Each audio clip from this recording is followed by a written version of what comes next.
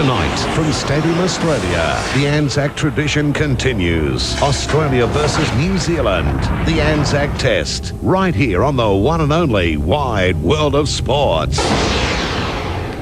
On this Good Friday, Homebush Bay in Sydney is a hive of activity. Of course, the Royal Easter Show in full swing. And at Stadium Australia, it is Test Match Rugby League with the Australian Kangaroos playing host to the New Zealand Kiwis. Hello and thanks for joining us for our coverage of our opening representative clash in the new millennium, a game that promises to be highly competitive and very physical. Been very little between Australia and New Zealand in recent times. In fact, last year, a three-test series went 2-1 the Australians' way, the biggest winning margin, a mere 6 points.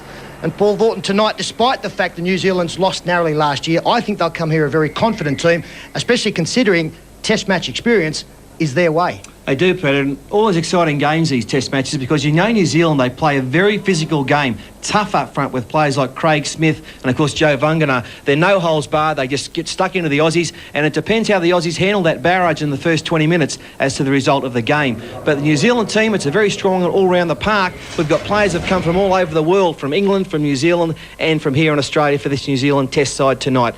Richie Barnett is the fullback and captain, Nigel Vungana and Leslie Vainikolo on the wings, Richie Blackmore and Henry Paul in the centres. Robbie Paul also has come out from Bradford to play in the 5/8 role. Stacey Jones, great halfback, he's there as well. Tyron Smith, Stephen Kearney, Matt Rua, they're from Melbourne. Craig Smith, Richie Swain and Joe Vungana, that's the front row. Tony Pulatua, Jason Lowry, David Kidwell from First Division at Parramatta, big step up for him, but we know we'll handle it. And Tessessa Lavia is also in the interchange bench. And Frank Endicott's flying out from Wigan as well for this game tonight, Pete. And another player who's flown out from England is this man, Henry Paul. Last year was a star in the number 9 jersey. Tonight we see him in the centre position. Well, he can play anywhere. He can play fullback, 5/8, halfback, and also in the forwards. He's a player of much skill, plenty of speed and power, strong defensively. They're currently saying he's the best player in the world, Pete. We'll see that tonight. I also saw him even today. He was playing for Bradford on a highlight package against Salford just last weekend. He was the man of the match. He scored a couple, set up 3 others. He's a man in the very best of form. There's no doubt Chris Anderson will have a look at his game and Robbie Paul's very closely.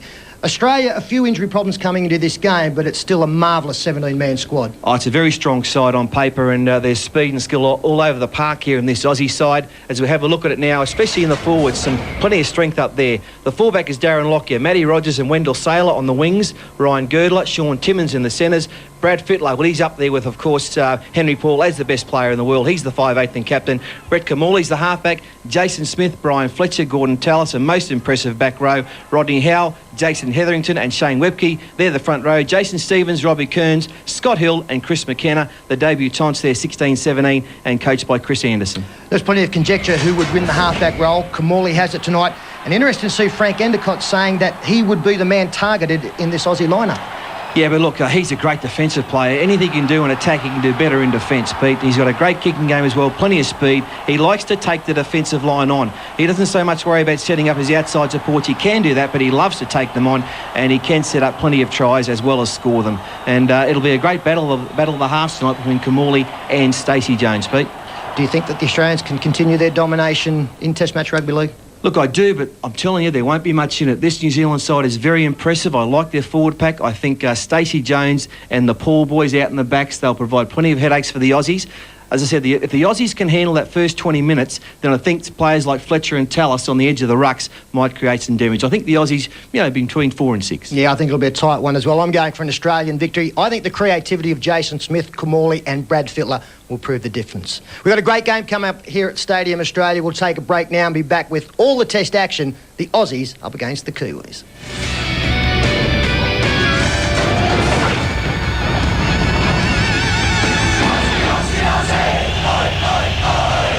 Magnificent view from the Goodyear blimp above Stadium Australia for the 83rd Test confrontation between Australia and New Zealand. Lovely day in Sydney, and it's turned into an equally enjoyable night, and I'm sure it's going to be a tremendous game of rugby league. There's the New Zealand dressing room boasting 15 players, I think it is, or 7 players I should say, that have played 15 tests or more. So it's a most experienced unit that Frank Endicott has around him this year. They went within 2 points of victory on their last meeting in the end of the Tri-Series last year. Here's the Australian room, and on the score of experience, only 2 of those players have played more than 10 test matches, they being, of course, Brad Fittler and Jason Smith. So the players have been given the instruction to come from the dressing sheds and move out onto the playing surface of Stadium Australia. The national anthems of both countries will be performed in just a few moments' time, and of course there has been already some respect paid here to the fallen of the wars that have preceded us.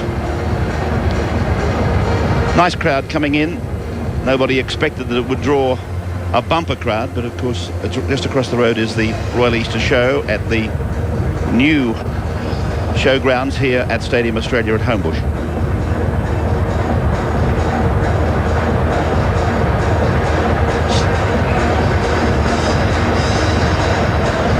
Test number 83, I am correct in telling you. Australia have won 58, New Zealand 23. There's been 1 test match drawn. The crowd waiting now as the players are about to take the field. Just the 1 withdrawal from the Australian side that has been well documented, that of Andrew Johns, who was chosen in the number 9 shirt, but he pulled out due to basically being unfit. There was a story doing the rounds that Andrew pulled out because he wasn't chosen in the number 7 shirt, but he has assured everybody that that was not the case. So they will do the Wembley walkout, the 2 teams. Brad Fittler at the head of the Australian side. I think this is his 15th captaincy of the green and gold. Richie Barnett, his Sydney Roosters teammate, has captained on 5 occasions. Many millions of dollars worth of rugby league players walking out onto this magnificent arena, something that of course Australia must be proud and will be, I'm sure, very proud come September. There's the trophy, the Anzac Test trophy.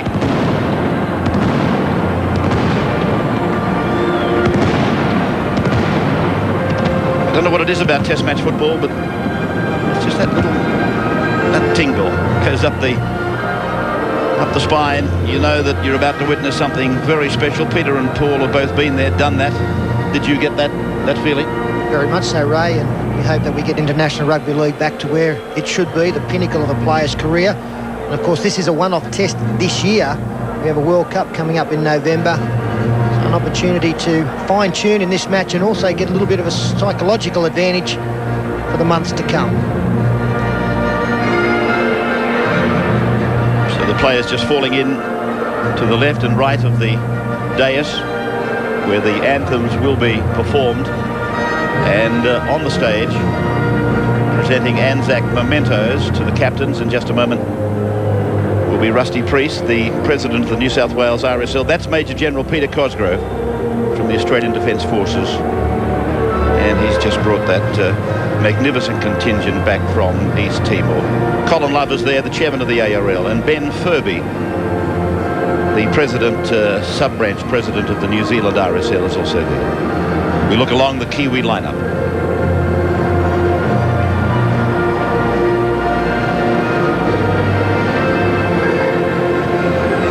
Nine's exclusive coverage of the Anzac Test match, and I hope you're having a happy Easter after day 1, and that you are joining us tonight and looking forward to this Test match as Rusty Priest and Colin Love exchange these Anzac mementos. And the New Zealand anthem, God Defend New Zealand, to be performed by the very popular New Zealand entertainer Lavi Mariner. That is coming up for you now. President of the New South Wales Return Services League, Mr. Ben Furby, President of the New Zealand Retired Services League sub-branch, and Major General Peter Cosgrove, Australian... Incidentally, if I don't get a chance, the Australian anthem will be performed by Sean Rennie, a graduate from the Talent Development Project here in Sydney. So God Defend New Zealand, Advance Australia Fair, and then the haka, all before kick-off.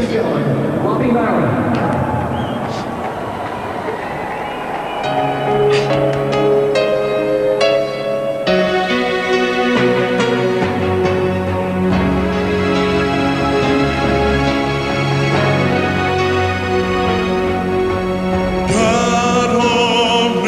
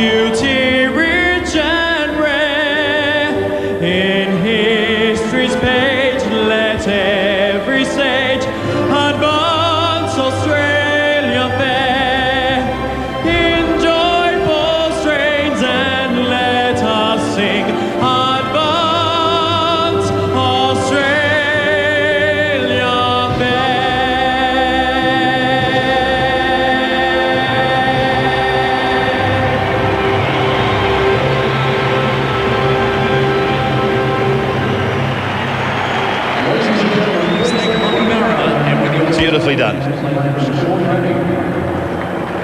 Sean Rennie, and before that, Lapi Mariner. So just now, for the dais to be removed, the New Zealand side will perform the haka, and that man, I would imagine, is Stephen Kearney, will lead them. Former New Zealand captain, Stephen, in fact, one of the youngest captains ever in international rugby league. I think he led the New Zealanders when he was 21 years of age. He'd only just played in an under-21 grand final, I think, with Western Suburbs, and the next season he captained New Zealand. He's given over that role, though, to Richie Barnett, who's playing back in the number 1 shirt for the Kiwis tonight. So the challenge of the haka for Brad Fittler and the 12 men around him at the moment.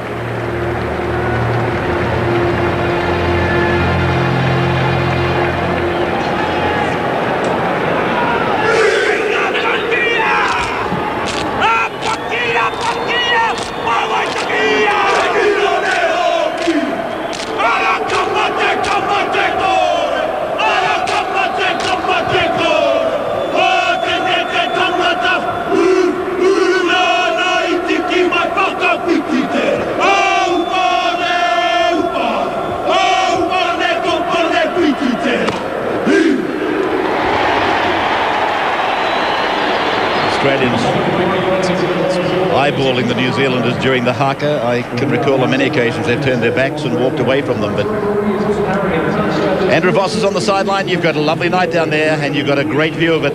Yeah, Ray, terrific battle coming up. We've already sung the praises of the Paul brothers. I really think the smallest man on the field, Stacey Jones, can start tonight, playing behind a top-quality forward pack, which he doesn't have the luxury of week to week in the NRL. 19 degrees the temperature. The breeze won't be a factor.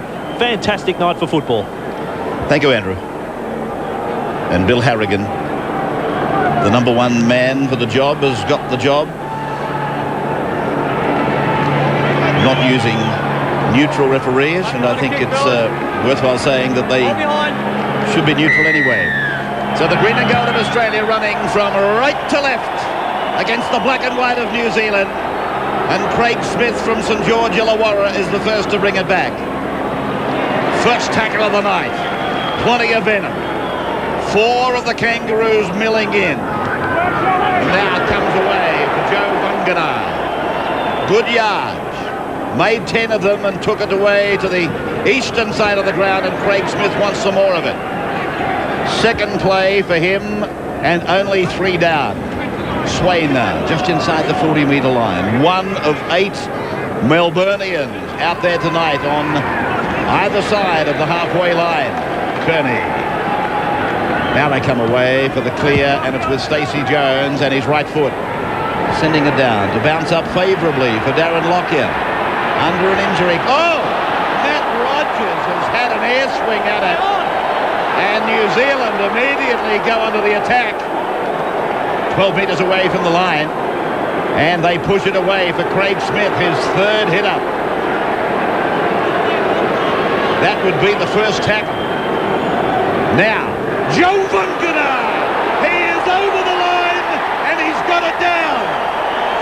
They will look at it via the video referee, but this big man has power to the line. He's a great prospect, Joe Vangana. He believes he scored. I think the only doubt is whether there's a double movement involved, but he had plenty of momentum going his way. He is tackled short of the line. Does he promote the football? Well, I don't know, Ray. Did he land on the line? Yeah. That's the only question I've got. I'd like to have a look at another angle. I'm sure that we will. I tend to think this might be okay. It looked like the ball was actually on the line before he promoted it. And, of course, it all came from a terrible mistake by the Australians in their own 15 minute. Well, no try. And a very quick decision on that one, wasn't it? Sure was. Double movement. And the penalty has been given. If he landed short of the line, there is no doubt that it was a double movement, and there is no doubt. That would appear from that angle that it definitely was a double movement. Chris Ward, the video referee tonight. Well, we've been getting a call for quicker decisions from the video referee. They don't come any quicker than that. 37 metres out from their own line following the penalty, and play number 1 is gone. This is tackle 2 for Webke. 40-metre line. Hetherington in the number 9 jumper. We have a specialist dummy half in the team tonight. Tallis now. 3 metres away from the halfway line. Look for Tallis tonight with the inside ball from Kamali and Fittler and Smith. Tallis will do plenty of that, I'm sure. Now the captain for New Zealand, Richie Barnett. Sydney Roosters player. And a good tactic from the Australians, kicking early in the tackle count, took New Zealand by surprise. Second tackle, good run from Kev Kellaway over the 20. Still going. Tremendous effort by the volcano from Canberra. Down the short side they come with Tyron Smith. Fittler got him beautifully, shoulder under the rib cage. Webke gave some assist, and Joe Vunganar gets it away for Matt Rua. Rua's put down on the halfway line, early minutes of the test match. And already great disappointment, both for Matt Rogers and for New Zealand's Joe Vunganar. Kearney to play it now. 7 metres into the Australian half. Jones puts a kick in. It's been kicked again. Came off Lockyer. That would not be a knock-on off Lockyer. And he did well to clean it up the fullback. And another let-off for the Australians. And that, if that ball goes past Darren Lockyer, New Zealand score. The rebound, it gave Paul a good play at it, and Darren Lockyer got his body in between the try line and the chaser as Webke winds up. Webke slammed down. Over the top by Craig Smith. Underneath was Matt Rua. Brian Fletcher almost through. Pulled down by Rua desperately. There was a support player there too. Now Kamali takes them ahead with Fittler. Then back for Kamali. He puts in a left foot kick. It goes down onto the 10-metre line. The bounce is interesting. New Zealand gets it. Nigel Vunganar. Yeah, classy kick there from Kamali, wasn't it? Left footer, he was under some pressure, but in the end, deep in their own quarter now, the Kiwis. Now we got Smith. Joe, hasn't he put his hand up? Craig Smith, joint captain at St George Illawarra. Already he leads the hit-ups by a country mile. They've opened up a gap, and it's a forward pass. Gee, are they looking hot? And that's the second time that they've looked to get Matt Rua on the fringe of the ruck with a little short pass, and again it was Vunganar involved. I thought that was okay. You look at the hands releasing the football, I thought they were going back. Oh, they're so disappointed, the Kiwis. That ball, for mine, definitely went backwards. Oh, that's no doubt about it. They put the ball through the hands of the forwards a couple of times. On that occasion, into a yawning gap, did Rua go, and he was away. So, another big disappointment for them. Now the Australians counter-punch. Wendell Saylor tried to hurdle across the Kiwi 5'8" Robbie Paul. Now Webke. He's been strong. Mind you, it's been all defence for Australia. Now they get a chance. Kamali for Fittler. Fittler's through! Fittler's over! Well, what a crazy game we've got here. Australia could have been on the end of a couple of tries against them. And here they are, the first team to score. They've had their backs to the wall. And how ironic is it that the man who misses the tackle is the big man, Joe Vunganar, who was denied at the other end only moments ago. Fittler all by himself, straight through. It is against the run of play to a certain extent. And what a big call, the forward pass from Vunganar to Matt Rua only moments ago. Yeah, Brad Fittler had a lot of support on the right-hand side. The defence was spreading out wide, and he sighted a tiny gap, a little feint, a little dummy, step, change of pace, and he got around the big prop. And too easy for Brad Fittler. Class act.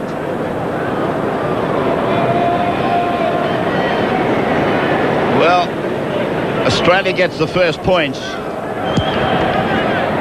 and they add to them. So it's 6-0. Matt Rogers converting the Brad Fittler try. We'll take our first break. Don't go away. We're back with more on the wide world of sports in just a moment. Using his own special kicking tee as we welcome you back. Restart. Viewers around the 9 network just rejoining us.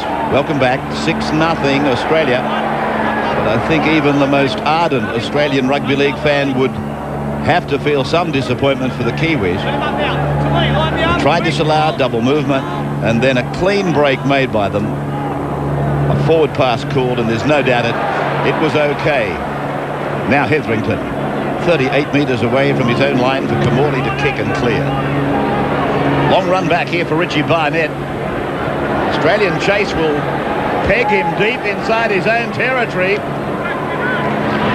7 Australian jumpers across the park waiting for him. Yeah, maybe Richie Barnett has underestimated the kicking game of Kamali. That's twice now he's had to turn and chase of 20, 30, 40 metres. Henry Paul. Nothing strange about seeing him go in looking for the ball and coming away from dummy half. Man of the match, I think he was, in the corresponding match last year, playing at dummy half. Now Joe Vangana. In a losing side, Ray. They're both very good players. You'd love to see them in the NRL. I'd love to see them playing for the Warriors, actually. Sailor. Now, New Zealand in defence come up with an unusual tactic. They actually play their halfback Stacey Jones as outside centre on the far side of the field. He's outside Henry Paul.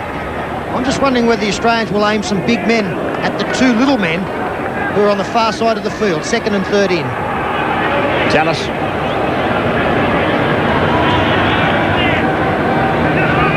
Webke again.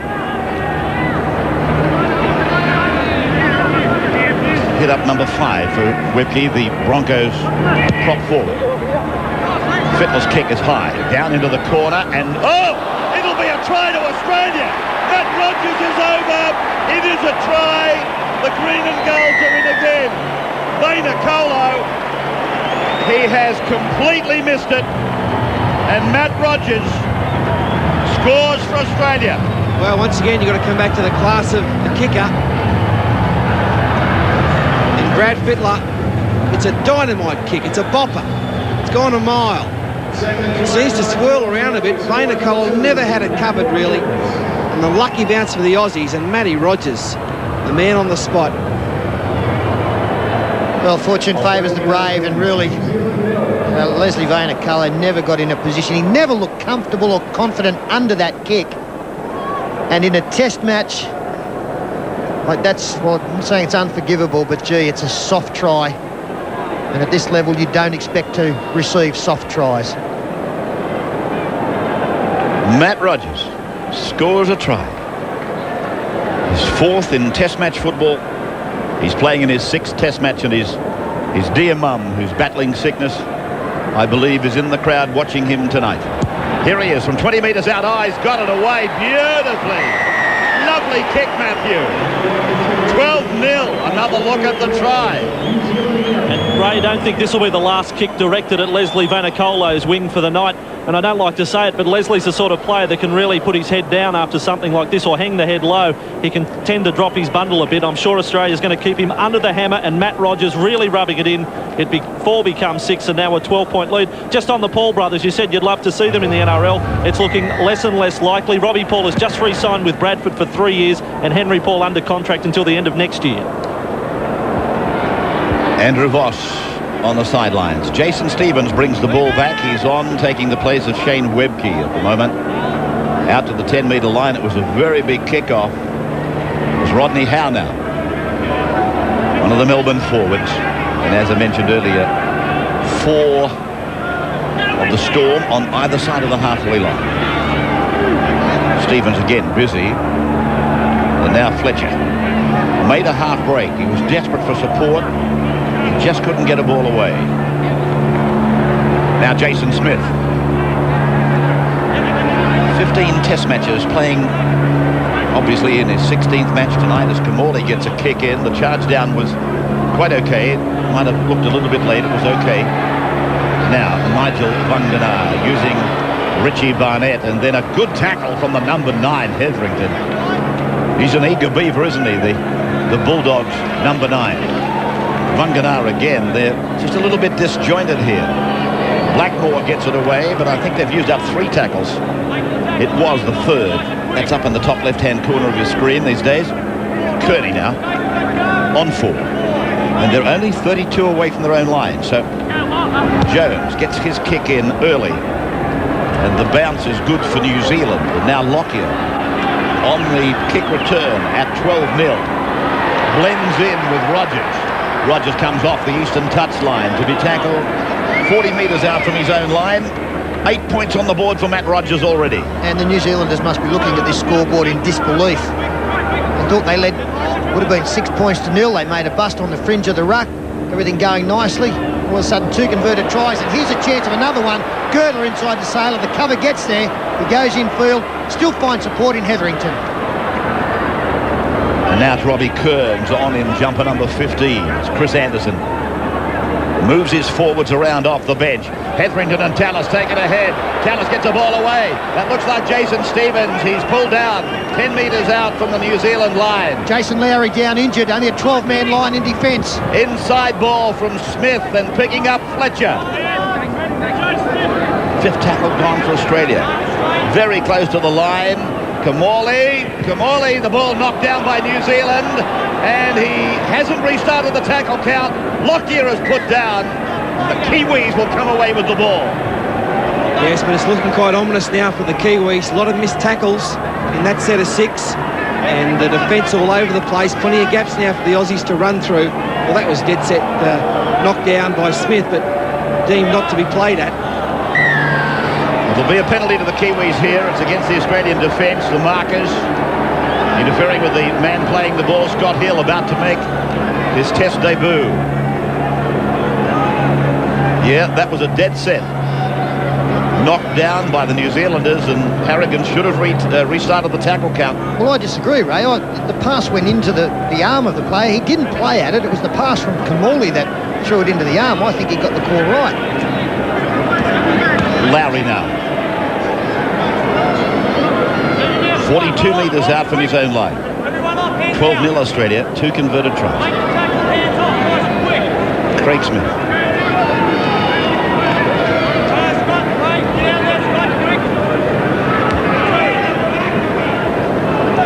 Now, it's with Robbie Paul underway. Richard Blackmore, one of the 3 Kiwis who were forced to play in their club teams on the weekend before coming down here to prepare. Henry Paul taken down. Got a late pass from Stephen Kearney. Richard Swain over the halfway line.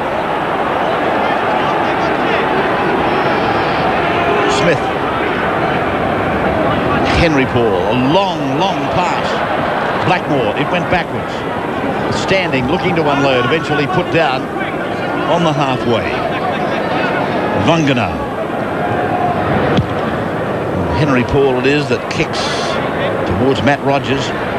Lockyer goes across to Hill. Lockyer's on his outside. Now he comes in. Crosses the 30-metre line. Runs into Tyron Smith. Lowry appears okay again. He was down when Australia last visited the try line. Kearns. 17 for Australia. Chris McKenna is about to come into the game. We've got a touch judge coming in. Just wondering whether it's the elbow being raised by the ball carrier in Robbie Kearns. I think he is the man being called out.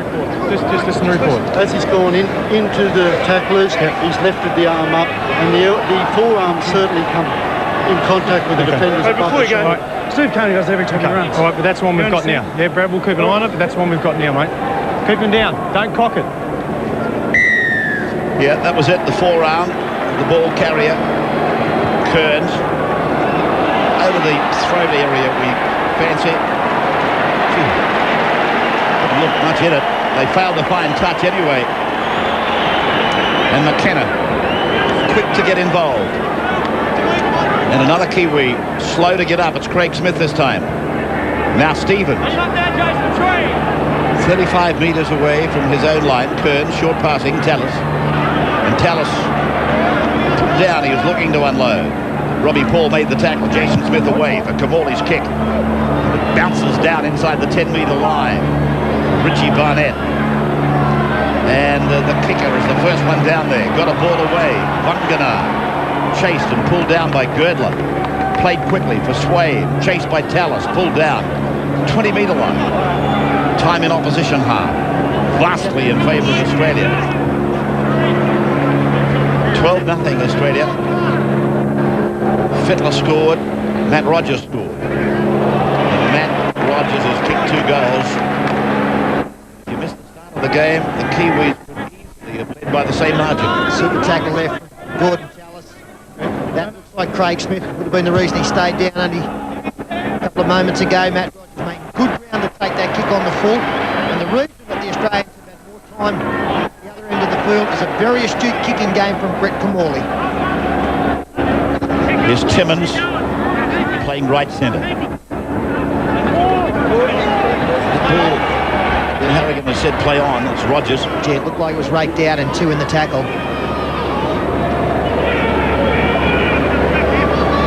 Now this is Scott Hill. Playing lock forward these days for the Melbourne team.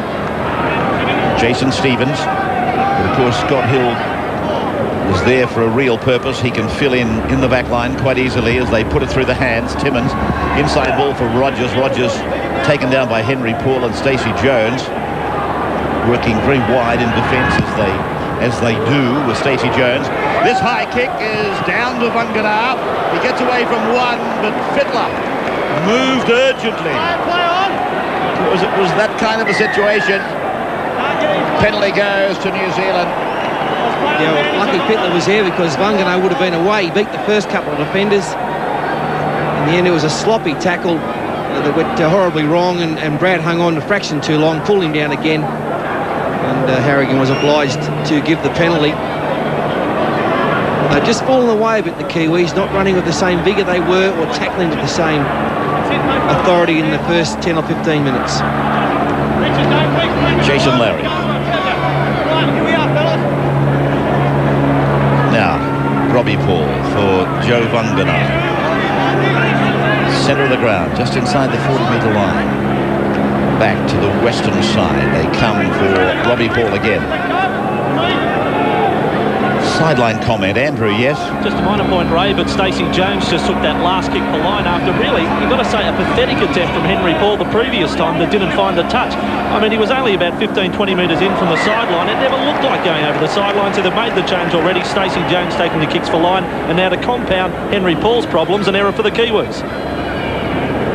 And he was entitled to catch that. He looked back. As if to say, gee, that was an ordinary pass, but he was entitled to catch that. Australia now. On the halfway line is Fittler. Rifles it out for good. Wendell Saylor, he's been frustrated in his attempts so far. I wonder how long they will be able to contain the blockbuster from the Broncos. Webke. Australia straining and struggling to get the ball to the 40-metre line. Stevens does that. Takes them just inside it, then gets forced back by vigorous Kiwi defence. Scott Hill now. Moves like a class act. Kamali running off his right. And then Kamali with a quick play the ball. There's trouble here for the Kiwis. Fittler hits the 10-metre line. Puts the ball in for Girdler. They'll score Australia. No! Fortuitously, the ball has come down for Barnett. Saylor's taken it off end, and it's a line dropout ordered. And Wendell is filthy that Bill Harrigan blew the whistle, what he believes, too early. Lovely work from the Melbourne connection of Hill and Kamali. Great tackle from Henry Paul. Quick play the ball. This was the end of the kick. It was put into the arms of Richie Barnett. Now Wendell Saylor grabs him. There is still momentum in the tackle. Why isn't that play on? Well, Bill Harrigan ruled that Barnett had grounded the football, and that's why the dropouts occurred. But looked on that there was a simple steal, one-on-one, and a try. So again, controversy in the test match between Australia and New Zealand as the green and golds go across to the right, and Scott Hill is there again, having a prominent debut. Etherington for Kamali. Kamali away for Timmins, and Timmins is 5 metres out from that corner. From Rogers and Kamali. And then for Hill, and very dangerous here, gets it away, and there's a try for the Aussies, scored by Chris McKenna. Chris McKenna, on debut, has scored for the Aussies. 16-0. Yes, talking about Scott Hill being very prominent in his time out there. Doesn't he look like a lovely footballer, the way he moves? He slices through so good close to the line, keeping the ball alive, popping it up for Chris McKenna. The two players making their debut combined for the Australians' third. Yeah, what a great night for both Scott Hill and Chris McKenna on debut, setting up the third try now for the Aussies. This is what every kid playing rugby league in Australia aspires to, wearing the green and gold, getting on for your first match in the Australian Test jumper and scoring a try, and Chris McKenna's done it. Well done, and the Kiwis, well, they've fallen apart already for mine, missing so many tackles. So Matt Rogers will take his personal tally to 10 for the Test match. Australia have got 3 tries on the board. There's the conversion. We take a break. Australia 18, New Zealand no score back, with more on the wide world of sports in just a moment. 3rd minute. Welcome back to those stations that have been in a break. And Rodney Howe takes it back to the 20-metre line. Of course, the Australians, like the New Zealanders, playing for World Cup positions. World Cup to be played in Great Britain during the month of November. Gordon Tallis in a rest period at the moment. This is Robbie Kearns. 18-0. It's Kamor wearing the number 7 proudly. Puts his kick down for Richie Barnett to be tackled just inside the 30-metre line.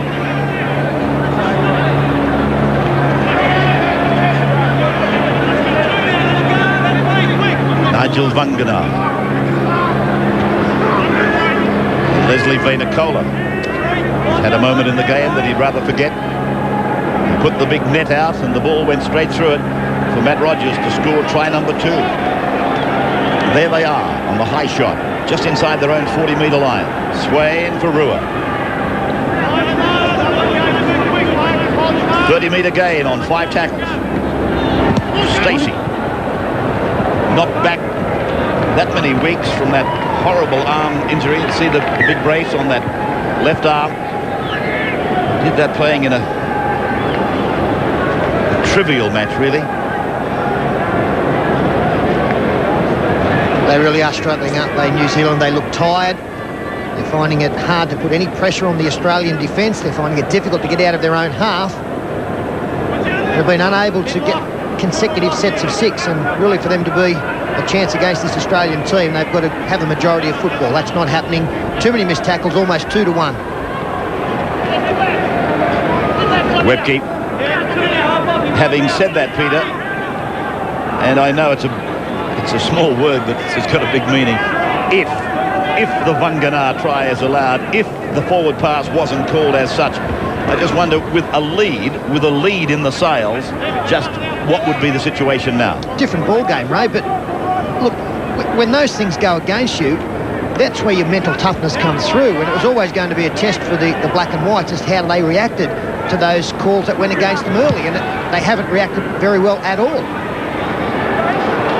Barnett. Yeah, I think when that forward pass was called against them, a few of the heads went down and they haven't risen. Vangana, the winger. Vainacola waits to take a run. Pushes away from Robbie Kearns. Takes on Brad Fittler.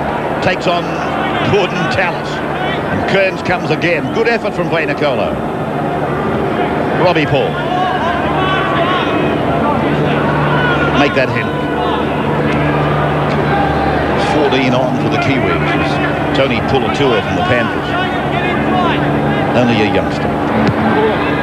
Swain getting his kick away from the dummy half of Saylor. Shows it to Lockyer before he takes off over towards Rogers. First tackle for Australia. 25 away from their own line. As Lockyer goes down the short side with Rogers. Rogers steps and comes back and gives it to Jason Smith. Jason gets away from Pulatua, then tries to break through, puts a pass out the back, and New Zealand have got the ball. Played by Tony Pulatua on the 40-metre line. Australia's into the ground. From Robbie Paul, picking up Matt Rua. Rua gets a pass away. Gordon Tallis turns the fence into attack. Girdler for Saylor. Sailor will be made to play the ball 43 metres out from his own line. 18-0, Australia. 3 converted tries against the Kiwis.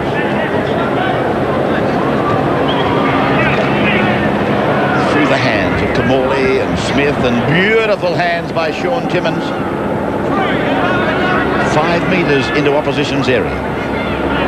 And they work the blind side again. Matt Rogers on Leslie Vainacola. And the problems continue for New Zealand. That's Robbie Paul leaving the field, went in for a shoulder charge. Came out second best as Kamali goes centre field, shows the ball, straightens. He's tackled midfield, 30 out on the last. He's really concussed. Robbie Paul, this kick, not a lot of pressure. Oh, Bungana's made a mistake. Wendell Sailor contests the ball. Bill Harrigan talks to his touch judge and wants to look at it. Well, has he got there in time, Wendell? He's doing a few low fives, so he might think he has, although he's looking up at the big screens. He's not sure. A simple take. How do you miss those? Both players diving for it. Sailor, Vungana, and Sailor gets there. Well, I think I just should reflect on a rule that if attack and defence go to force the ball and it appears to be simultaneous, a try will be awarded. In other words, the advantages go to the attacking side, and this looks almost simultaneous, maybe Sailor by a fingertip. I think he's got it, Pete. Yeah, I think he has. I think he misses it with the hands, and in the end it was the downward pressure from his body that will result in another 4-pointer. But that's just woeful. The 2 tries, both wingers, gift tries, absolute presence. As I pointed out, at this level, you just can't do it. The Sailor has struck. The Sailor man has put it down, and Gordon Tallis celebrates with his Broncos teammate. Well, look, they're doing everything right. Look, that's a speculator from Jason Smith. It's gone 40 metres, and really, you can't drop them. I know he was going backwards, but he had a mile of time. Look, he didn't take his eyes off the football. It just went past him. He missed it cold. And then Wendell, good on him. He followed it up, as all good wingers should, and he's been rewarded with a try. But the Australians doing everything right. From the touchline, and Rogers just hooking it away. We will take a break and then come back to Stadium Australia with the Australians 22-0 over the Kiwis. 22-0.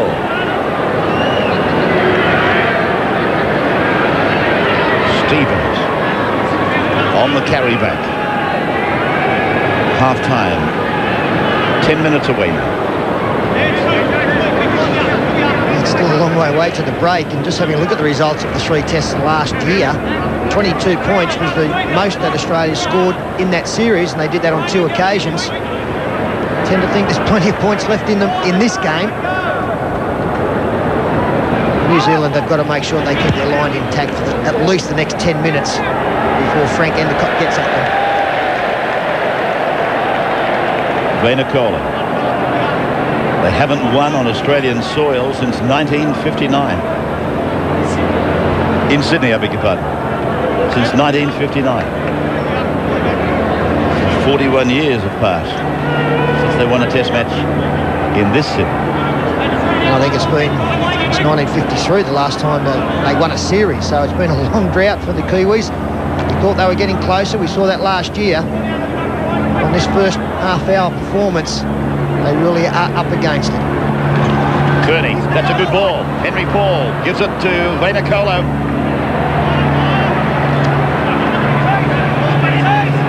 Good work through the hands over there from the Kiwis.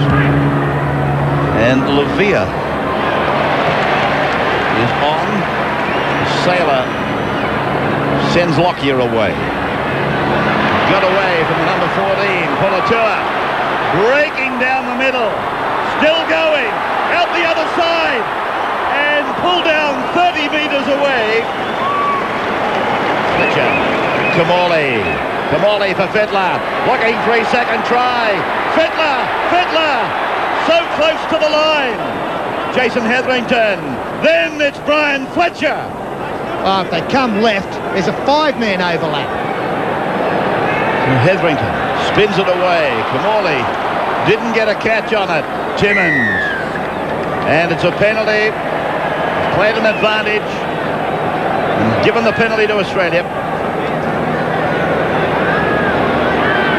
Well, Brad Fittler saying he was pointing at the post, but It's over the line for Jason Stevens, but he's lost it. Sorry, Peter. no, I was just saying Fittler was pointing at the post, but it wasn't for the kick. I think he was just telling Jason Stevens where to put the football down. Well, what a shame it wasn't a try on the end of that movement from Australia, because the run by Darren Lockyer deserved it. And also the follow-up from Brad Fittler. Excellent stuff there from the Australians, the way they're counter-attacking from these kicks. And once again, poor defence from the Kiwis. Pulatua for Stacey Jones, and then Henry Paul, catch and pass. Vainikolo on the eastern side of the ground, takes the Rogers tackle, uses Paul again on the outside.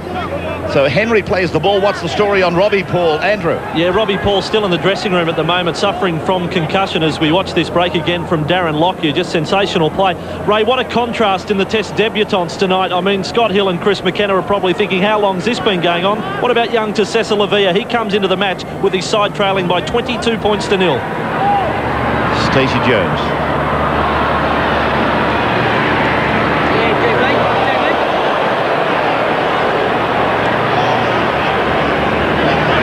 Well, I know they're a long way behind the New Zealanders, but they've got to go in with a mentality now that it is 0-all and start again.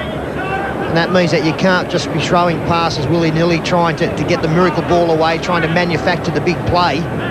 You've just got to start again and work away and hopefully chip away at this big lead as Kamali runs to the line. Sailor on the inside, good cover, coming across from Pulatua. Smith. And Nigel Vangana. Lavia.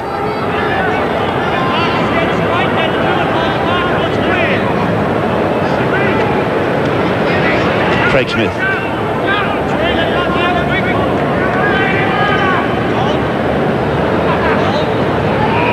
Again, Craig Smith is slow to rise. Their problems, as I said earlier, they're mounting minute by minute. Robbie Paul's in trouble. Craig Smith's in trouble. Richard Swain about to be made to play the ball just into the Australian half. Well, Craig Smith is still down, Ray, as Stacey Jones from dummy half finds a little bit of space in behind the line. Here comes Lockyer. Lockyer counter-punching as he did just a couple of minutes ago. Sean Timmins now.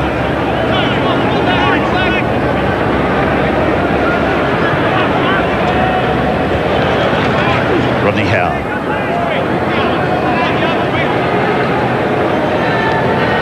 Under 5 minutes to the half-time break. Webke.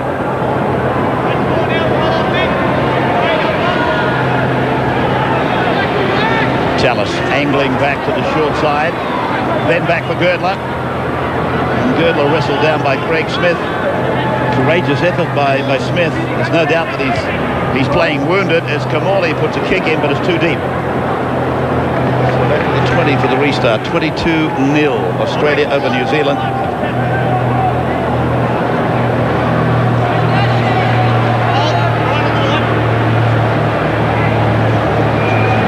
Kearney.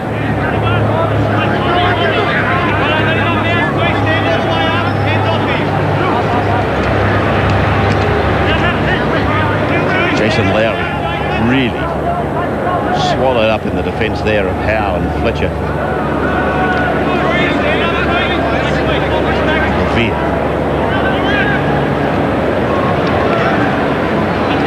Vangana. There's Craig back on the bench. Stacey Jones unloads to try and promote his captain. Barnett does that. He'll get a bounce, will he? No, he puts it on the boot again. Sailor goes across and cleans it up. Yeah, better play from the Kiwis. They've got to try something different at 22 block down. And Stacey Jones, he's really come alive the last 5 minutes, trying everything. And well supported by his captain there, but The Australians have done everything right. Their attack's been good. Their defence has been just terrific. They sprinted back into their defensive line as quick as they've come back up into it. It's been good stuff from the Aussies. It's good work by Matt Rogers to keep that ball in play, to keep it alive. But there's the knock-on eventually that will put a scrum down 40 metres away from the Australian line. Knock-on by Kamali. Rogers here, it's gone, and he gets a bat on it and keeps it in play. And then that.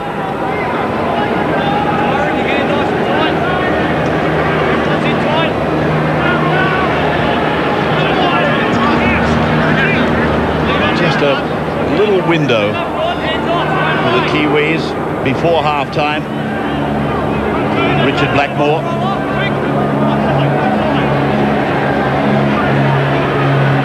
Lowry.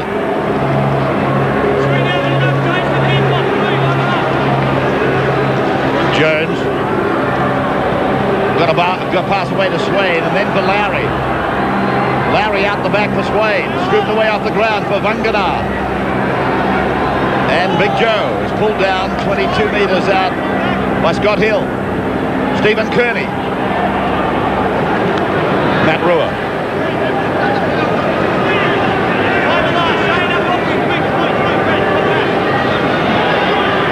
Jones puts a kick back, and here's Kearney. It's a chance, but Saylor's there again. Well, he's been magnificent, Wendell. Just cleaning up. Real opportunities for the Kiwis. Driving defence. Yeah, plan moved here. Kick for Stephen Kearney. It's pushed back by the Australians, Gordon Tallis, and Wendell Saylor, the right man in the right place.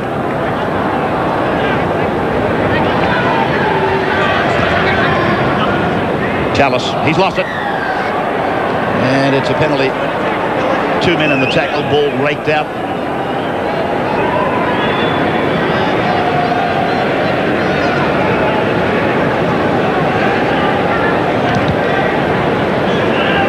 The Australians finding the line. Andrew on the sideline, yes? Yeah, just quickly, Ray, an interesting point. I just look off to my right. David Kidwell hasn't even had a stretch yet. It's interesting when the side has been really struggling in this first half that Frank Endicott has only used 3 of his replacements. David Kidwell still fresh, waiting for a start.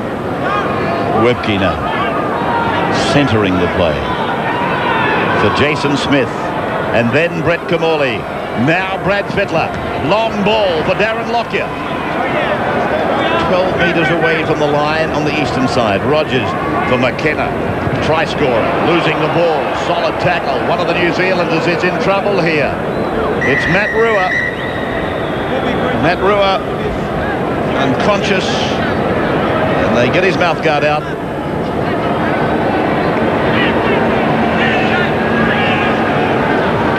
He's obviously gone in awkwardly.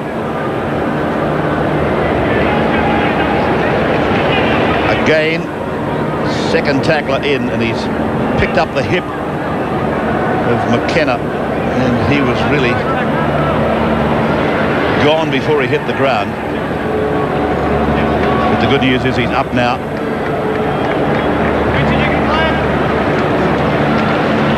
So they've really got some players in trouble now.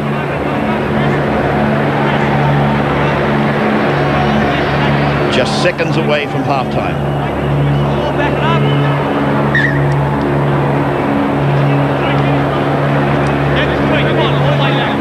Lowry. Barnett. That should be that play that's just starting now. Should be the last play of the first half. There's the hooter in the background. The ball with Rogers across the sideline. So Australia, a dominating first half of Test match football. 22 points to 0. He's been brilliant, Kamali. Fittler has peppered them, driven them crazy. 22 to 0. As we take a break, Peter Sterling and Paul Harrigan will come back and review the highlights from the first half on the wide world of sports.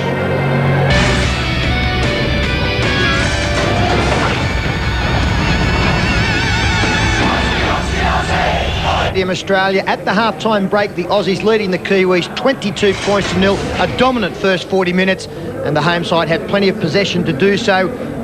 Good amount of football, 25 uses, but so too the Kiwis, 22 times they had the ball, couldn't break the Australian line with all of that footy. And you've got to say that their biggest problem, the missed tackles, 18 up against 9, 2-1, and they really have paid the penalty, most notably on the scoreboard. And joining us at half-time, former Australian representative Paul Harrigan. Not the kind of start we expected in this game. Everybody was saying the Kiwis would come out and be so strong the first 20 and 30 minutes. How have you seen it? Well, they were the first 10 or 15. They played really well and were unlucky with a couple of incidents. But to me, I know their preparations were poor because of the English connection coming over late, and I think that's affected them. It also looks that they've tried to get too many training sessions in, crammed in at one time, because they look a little bit leg weary after the 12 or the 15-minute mark. They really started to struggle with their fitness, I thought. It was so important for them to get the good start, and after only 2 minutes, it looked as though they'd got the dream start after a Matt Rogers mistake. Big Joe Vungana looked like he'd scored, but the video referee said no. Yeah, that's right. It was very close, and as you can see here, Big Joe absolutely storming onto the ball, wrestling 2 or 3 guys, and it was probably a fair call because the ball did touch first in the field of play, but I tell you what, his momentum did carry him over. I do think that the referee got it right because he does promote the football after it stops. You can see the movement. That shows it very clearly there. But unlucky, he had a pretty good game in the first 10 minutes. Unlucky with a couple of other passes that he done, which made clear breaks, which was pulled back. Well, speaking of one of those passes, he put Matt Rue away down on his own 20-metre line. It was called back. That was only 2 or 3 minutes later. In the next set of 6, we see Brad Fittler score a pretty soft try. Yeah, that's right. Unfortunately for Joe, he was involved with that because he did miss the tackle, come out of the line a little bit. You can see here Brett Kamali, who's had a great game, particularly with the kicking game, and Fittler too, but just sheer brilliance there and brushed off Big Joe Vagana. I've got to say the ground is a little bit wet, and Joe lost his footing there, and I think with a couple of other tries that's been happening tonight, the ball's also played its part with being dewy. Now, I don't know whether that was the case with Leslie Vainikale presenting the Australians with a gift 4-pointer. I must say that the Aussie kicking game has been first class. They've picked up a lot of ground, played good field position, but really at test level, you can't score tries like this. Now, you should be able to, but as I said, the grass is a bit slippery. I thought he lost his foot there a little bit, but another great kick. Well, actually, it was only a standing kick. It went straight down his throat. And as you can see here, it would have been caught in the end goal. Would have been a restart from the 22. But look, Matt Rogers, Johnny on the spot. He's had a fantastic game. But what's your thoughts on that? It should be caught. Yeah, and to make matters worse, he did convert that from a fairly wide angle as well. Now, I know how you would have felt making your test debut. It's a great time for you, amazing feeling. And I suppose to be involved in a try and score a try is just beyond your expectations, and we see both McKenna and Scott Hill put on the next one, the 2 debutants combining. Yeah, did Scotty Hill. He had a huge impact as soon as he came on the game, and this try was really superb. You can see a long pass there from Matt Rogers, Kamali straight out to Scott Hill, and he's just brilliant. He's breakthrough 2 tackles there, a nice late ball to Chris McKenna, and he's put it over, and as your boy said in the call, it's a great feeling. That was the Aussies' 3rd try, one more before the half-time break in the 29th minute. Again, a fairly standard kick put up, and unfortunately Nigel Vungana unable to defuse the bomb, and it would have been a restart from the 20-metre line. Wendell Saylor, who really has put himself in the right position, like he's preying on a mistake. Played a great game. He's cleaned up on every department too. He's played a great game, but Jason Smith was probably an average kick. It went straight into the end goal, and unfortunately he's just made a mess of it. Again, I don't want to pay too much about the wet and how dewy it is, but that ball was slippery. It was over his head, but should have been taken at test level. And Wendell Saylor, he's cleaned up everything today. He's been Johnny on the spot. Well, Paul Boyton has pointed out that the Australians have done everything right, and you've got to say that, if you're a player chasing through and that, you believe that Nigel is going to catch that football. He probably had no right to chase that hard, Wendell. Exactly. Yeah. Okay, what do the coaches say at halftime? I know Andrew Voss will get us a report, but especially Frank Endicott, what does he say at 22-0 down in a test? I think you said it in a nutshell when you spoke before about they've got to start again. It's hard mentally to say, just forget about the points, but somehow you've got to graft back into the game, and just as basic as completing just 5 sets in a row, and we'll build a base and we'll go from there, because I tell you, the big plays are not going to work, and you see them now in the dressing sheds. They look a little bit downhearted, a few heads down there, but they've just got to regroup. They have got jumpers on the back that means a lot to them, and I think they can turn it around a little bit, but Australia's playing too well. Yeah, I think the first 10 minutes are crucial time for the Kiwis in this second half. We'll take a break very shortly. 22-0 here at half-time, but firstly a reminder what's coming up on Channel 9's Wide World of Sports. Welcome back, everybody, to Stadium Australia, where the Australians are really carving the Kiwis up. It's 22 points to 0 in the Anzac Test match. As we come down to the tunnels, The aerial pictures, of course, over the stadium tonight, courtesy of the Goodyear blimp. Richie Barnett leading his team back out. They've got troubles on the scoreboard. They've got injury problems as well. I'm just not so sure how serious they are. Craig Smith a problem, Robbie Paul a problem, Matt Rua a problem. Wharton's got the top performers for the first half. Here they are. Well, for Australia, he could have had 17 top performers, but Brett Kamali has been absolutely brilliant out there tonight. He's run at will. His kicking game's been very good. Gordon Tallis, very strong in the forward, some bustling runs, some good offloads, and Darren Lockyer, safe as ever at the back. And a couple of those runs have been sensational, 40, 50-metre jobs. So plenty of top performers there for the Australian team. And the Kiwis, I found a couple who have tried pretty hard in the first half. Stacey Jones, he really came to life with about 15 minutes to go and started to run the football, and his kicking game was good. Stephen Kearney has tried extra hard tonight. And Matt Rua made that good bust early, was pulled back, but leads the tackle count there with 17 tackles for the Kiwis. Bill Harrigan just waiting to call time on them. There it is. The Kiwis, right to left, second half. And a very big job in front of them with 40 minutes of play remaining. Second play for the Australia, and Wendell Saylor it is, who'll play the ball just inside the 30-metre line. He was very good. He got a try in the first half, but his work cleaning up a couple of opportunities for the Kiwis was just as good as the try. Way now for Kamali and his kicking game. It's an Australian side that you really can't contain. It's no use saying, well, let's shut Fittler down. We've got Kamali as well. He kicks adroitly and as well as Fittler. Once you plug one of the holes, another one opens. That's basically the problem. Here's Vainikolo now. Ray, I was keen to see how those three players you mentioned, Jason Smith, Kamali and Fittler, fitted in to the attacking lineup and the balance that they were going to come up with. It's been perfect tonight. Nobody's dominated. They've all had plenty of the footy, as we see. A bust made by Pulatua. The first, he got support, but he can't find Robbie Paul.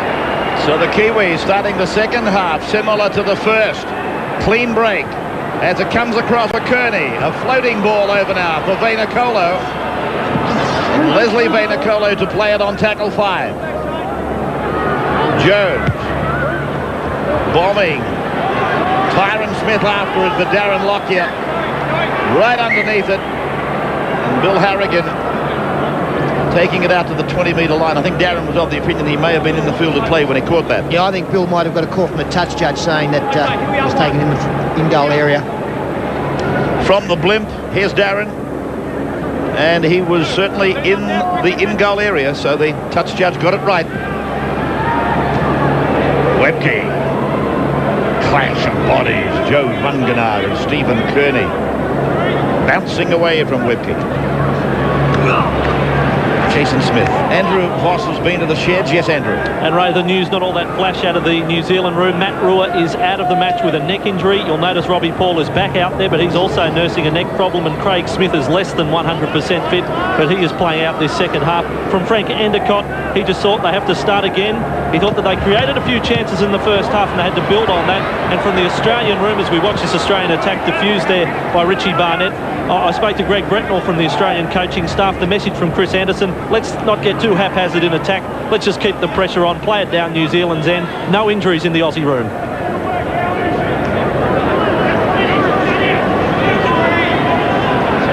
So the second tackle for the New Zealanders, just outside their 20-metre line. With Tyron Smith from the West Tigers. Kearney. He will be involved in a big match coming up in just over a week. Melbourne v Newcastle. Rogers. Tomorrow, incidentally, on the Wide World of Sports, you'll see that magnificent coverage that the boys always provide. Derby Doncaster Day, live from midday on the one and only tomorrow. $8 million day of racing. Televised by the Nine Network exclusively tomorrow. Now, Kamali. Support is coming. And away goes Gordon Tallis. Tallis scores. Try number 5. Australia 26-0. Kamali. He was through like a will-o'-the-wisp. And then Big Gordon joined in. And he got the big legs pumping. New Zealand might have made the first bust. But the telling one in the second half has come from Brett Kamali again, getting on the outside of Joe Vunganar, the little man, the speed man, up against the big forward. And Gordon Tallis, the raging bull on the inside, goes in under the black dot. Straightens up to commit Richie Barnett and finds the support. Well, he's picked his mark very well tonight, Brett Kamali.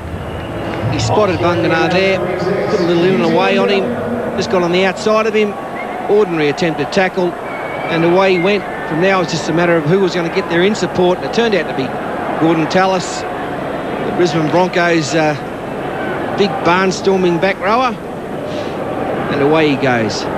On your Gordy, under the sticks. Ryan Girdler would be spitting chips, and I think he might be. Well, I'm having a conversation in the background. They're on good terms, having a nice time out there. Gordon's try has been converted. It is Australia 28, New Zealand no score, 6 minutes gone, second half. From Stadium Australia. National Line's coverage of the Test match, the Anzac Day Test match, which bears no similarity at all to last year's scoreboard. They were very competitive in 3 matches last year. There were only 6 points between them. That was the biggest margin in 3 Test matches last year. But now we've got 28-0 on the board, and David Middleton is starting to look for the biggest winning margin by an Australian side. 22-20 when they last met in the Tri-Nations final. 44-0 was the biggest margin for Australia over the Kiwis. Ray Nicola with it now. And I think that's under threat, Ray. I think with the mood that this Australian team are in and the ease that they are cracking the defensive line, could be anything. And here's Richard Swain picking up some good metres in the middle of the ruck.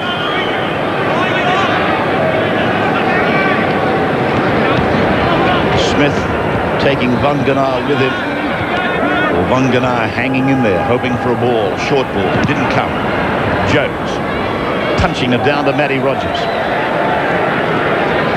Equalled his dad's point-scoring record for the Sharks against Newcastle on last Friday. He's translated that over to Test match football tonight with another bag of points, including a try. Rodney Howe! Melburnian on Melburnian, and Howe is down for the count. Rodney Howe sickened by a Stephen Kearney shoulder. I tell you what, Stephen Kearney's a little bit dusty out of it as well, as you can see. But what a shoulder charge. Rodney Howe straight to the deck. An almost delayed reaction with Stephen Kearney. Well, the Melbourne Storm coach happens to be the Australian coach. He might be saying, come on, boys, ease up. We're playing the Bulldogs here on Tuesday. This one's all over. All credit to Stephen Kearney. He hasn't given up at all.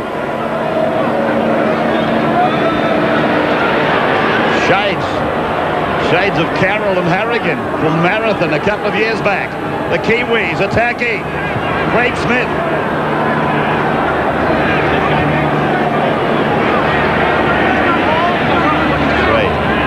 Smith.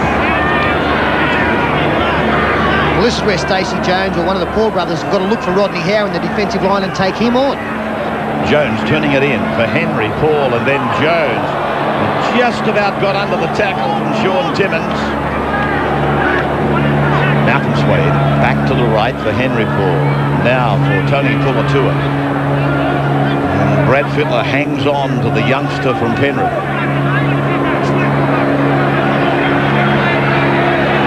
Swade running the short side. Sailor's there again. Well, he's like the office cleaner, isn't he? Wendell Sailor. Like the local Garbo. He's cleaning everything up back there, frustrating them. 28-0, and Sailor does his job again.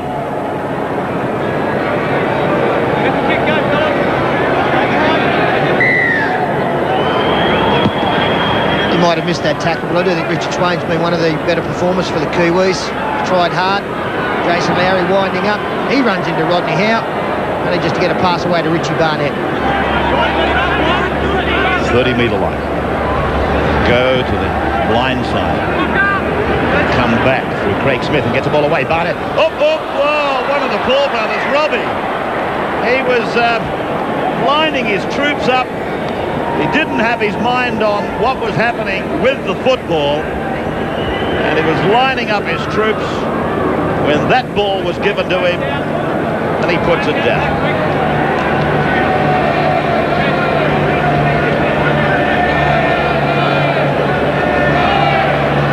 Timmins. Just outside his 30-metre line. Rogers dummy half. Jason Smith takes it up. Swain is there with Lowry. Hetherington looks for Fletcher. Fletcher ahead.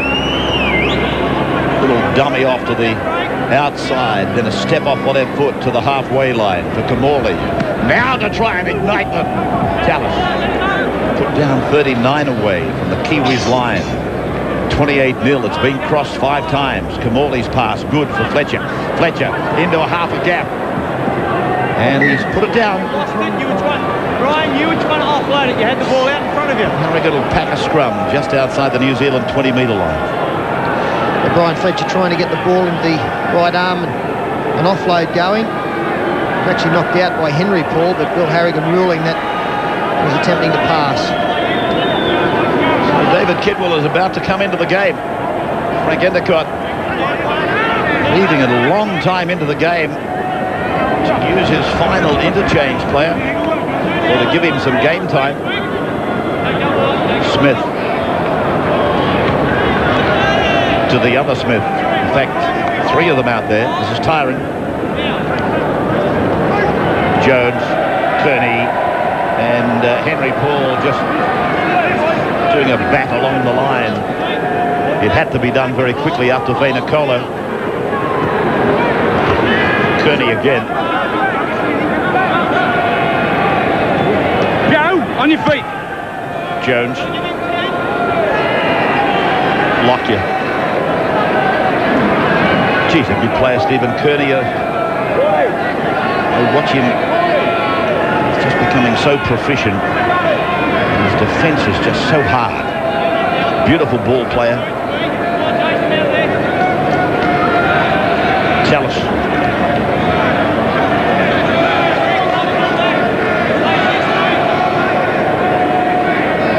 Stevens got it over the line. Bill Harrigan said no try. Hetherington for Kamali. Kamali to the 40-metre line, calling Fittler on the inside. Fittler's in traffic. Gets it away for Lockyer. Lockyer goes to the defensive line. Stevens takes it ahead inside the 30. Pops it back for Lockyer. Lockyer gets it away for Timmins. Timmins inside ball for Rogers now. He beats one, gets it back. Hetherington pumps it along the line. Now it's with Kamali. Kamali gets it away, and Brad Fittler knocks on. Great work by the Australians. They're running the Kiwis ragged. Some beautiful passing there. In particular from Darren Lockyer, the way he holds it up, selectively hits the man he wants. Craig Smith off to the blood bin again.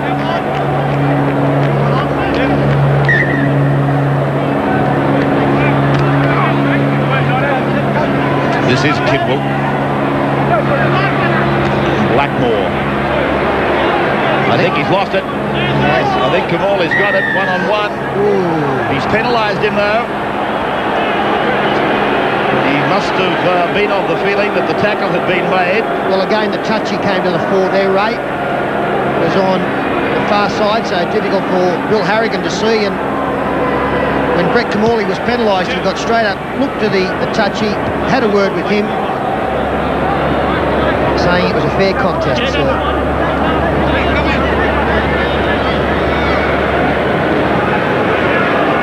Joe Vunganai.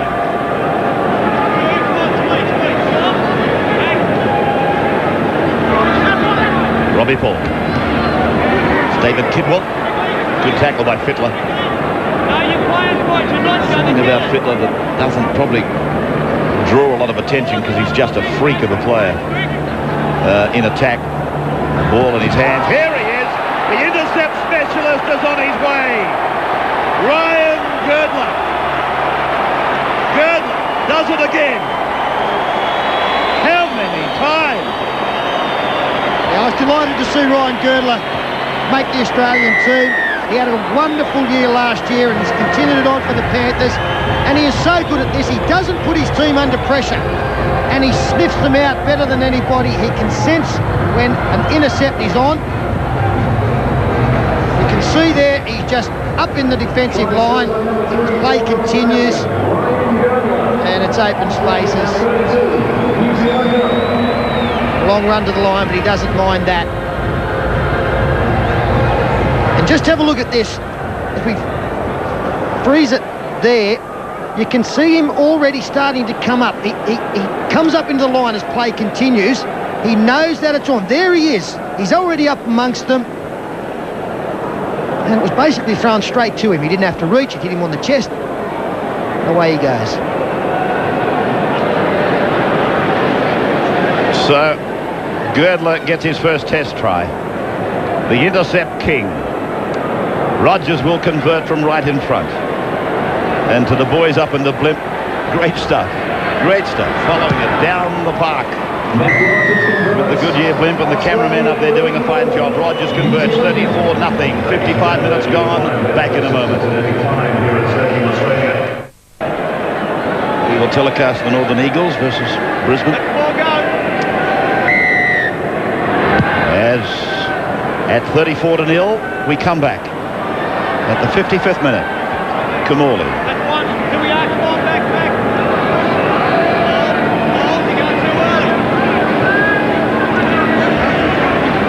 Kearns. Rodney Howe, they're just checking the state of his concussion. Stevens, how many fingers? What's your name? Where are we?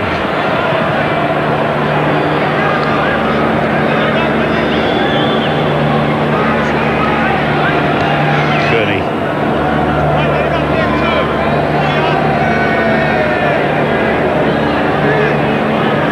Nicole.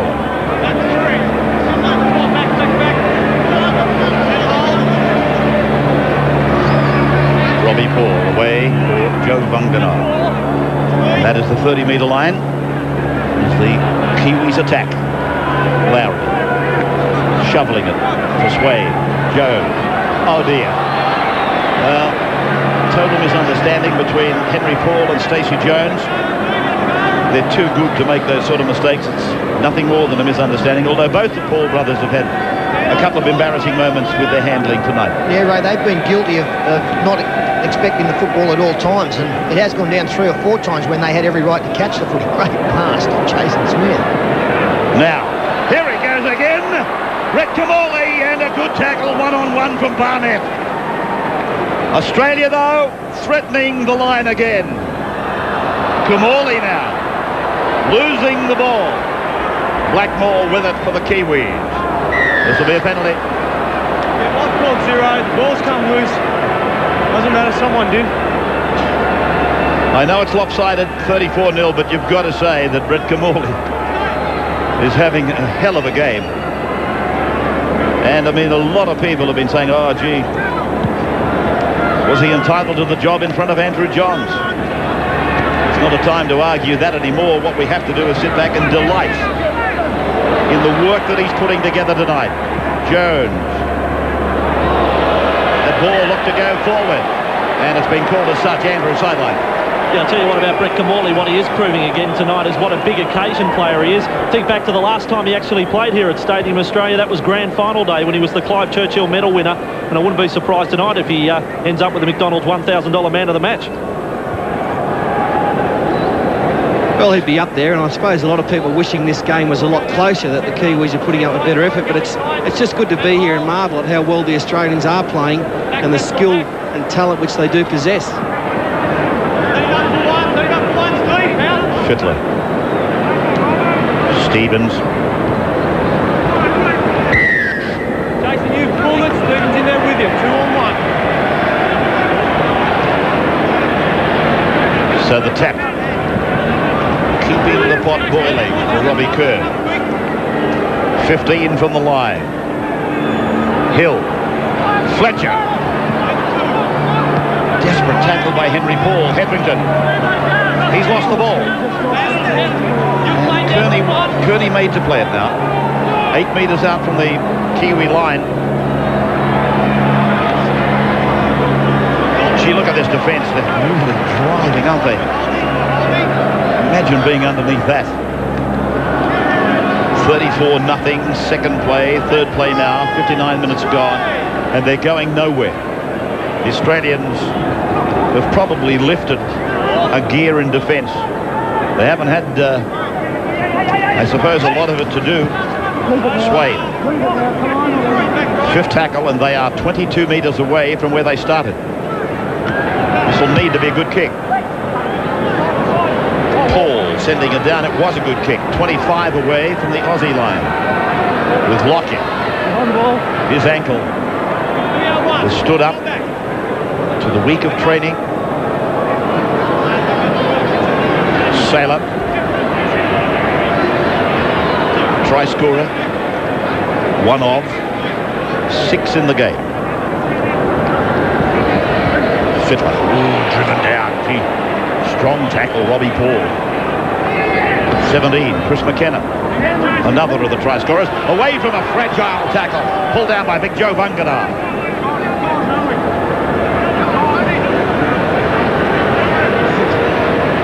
And Chris unable to continue. What's happened here is teaching at the... Oh my goodness. Oh my goodness.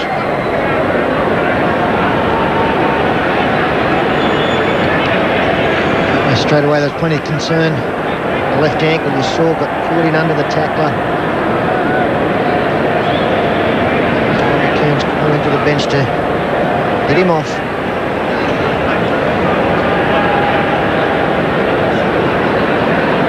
What a mixed bag he's had. Chris McKenna debuted for Australia. Scored a try. And that doesn't look very nice to me, although the fact that they're bringing him off like that might not be the worst news. 34-0 at the 61st minute. So the Sharks utility player, Chris McKenna, from the park. As the Australians take it just inside the 40-metre line. Kiwis end of the ground. Fittler a dummy half for a moment before Kamali has put in a skyscraper of a kick. Up they go, down they come. The Kiwis are with it. Lowry back for Blackmore. Just looking at the scoreboard, 34-0 reminds me that these two sides, you'd have to think were the favourites for the World Cup in November. Have a look at the gap between them. An inspection on the leg of McKenna. Yeah, Ray, in all fairness to the New Zealand side, it has been a less than ideal preparation for them. You know, they would have loved to have had their English connection out here and had a longer period of time with the players. And obviously come November, they'll be able to put in a lot more preparation, so I think that they'll be a far better side than what we've seen here tonight. So the last tackle. Jones, a little kick looking for the Paul brothers. They were there together. Unfortunately, there was a green and gold jumper there before them, belonging to Brad Fittler. Wendell Sailor. He will feature in the match next Friday night that we will televise from ANZ. Brisbane v Parramatta. One of Brisbane's bogey sides. Tallis. Very close to the sideline. I thought they might have gone on with it there, the Kiwis, and given a penalty. Kamali, Kearns, Hetherington, Kamali, kicking back into the in goal. Beautiful weight on it. Barnett. That's nice work. Vainikolo back into the field of play. Adventurous.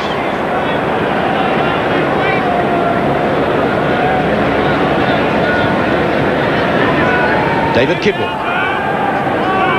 And the weight on that kick was lovely. He got it off the outside edge of the boot. A little bit of Ricky Stewart about it. Penalty has gone to the black and whites. Offside against Jason Stevens. As Jones finds the line on the western side.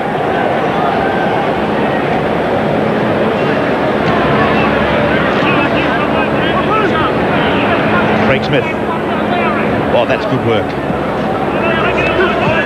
And then around the corner from Kidwell. Is it? Yeah, David Kidwell's pass going over the sideline. They're trying to generate something, even though the hopes are forlorn. Well, it's David Kidwell. He's trying something around the corner pass, hoping that Vaynerkola would be there, but the big fella had started to drift back inside. A lot of handling errors in the game tonight, but it's been pretty open, exciting rugby league, especially from the Aussies.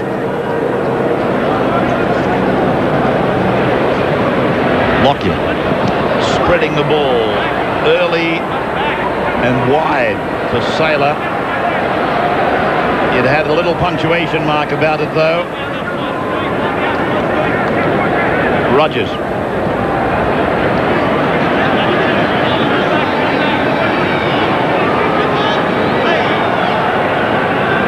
He's come away clutching at his thigh. Girdler losing it. And Nigel Vunganar will play it 30-metre line, his own end of the park, for Pulatua to make the 40-metre line. Been very good, Pulatua. Came into the game fairly late off the interchange bench, and he's been a real handful for the Australian defence every time he's touched the football. Probably Paul takes it inside the Australian half. Still looking for their first point. Stacey Jones will pass to David Kidwell, but he's met immediately by Matt Rogers and Sean Timmins. Callis coming in as the third tackler, cleaning everybody up. What's the story on Chris McKenna, Andrew? Well, the word from the Australian Dr. Roy Saunders is that Chris McKenna, first and foremost, he won't be back tonight. He's confident there's no fracture. At the best, it's only strained ligament, but at the worst, it could be torn ligament damage. But as I say, he will not be back tonight, Chris McKenna. The Paul brothers now, with Henry playing at 40 metres out on tackle 5. Jones goes back to the touchline before putting a kick in. And Lockyer was right underneath it, so it certainly wasn't a kick that bothered anybody. Lockyer through and away, back outside the 40-metre line, own end of the ground.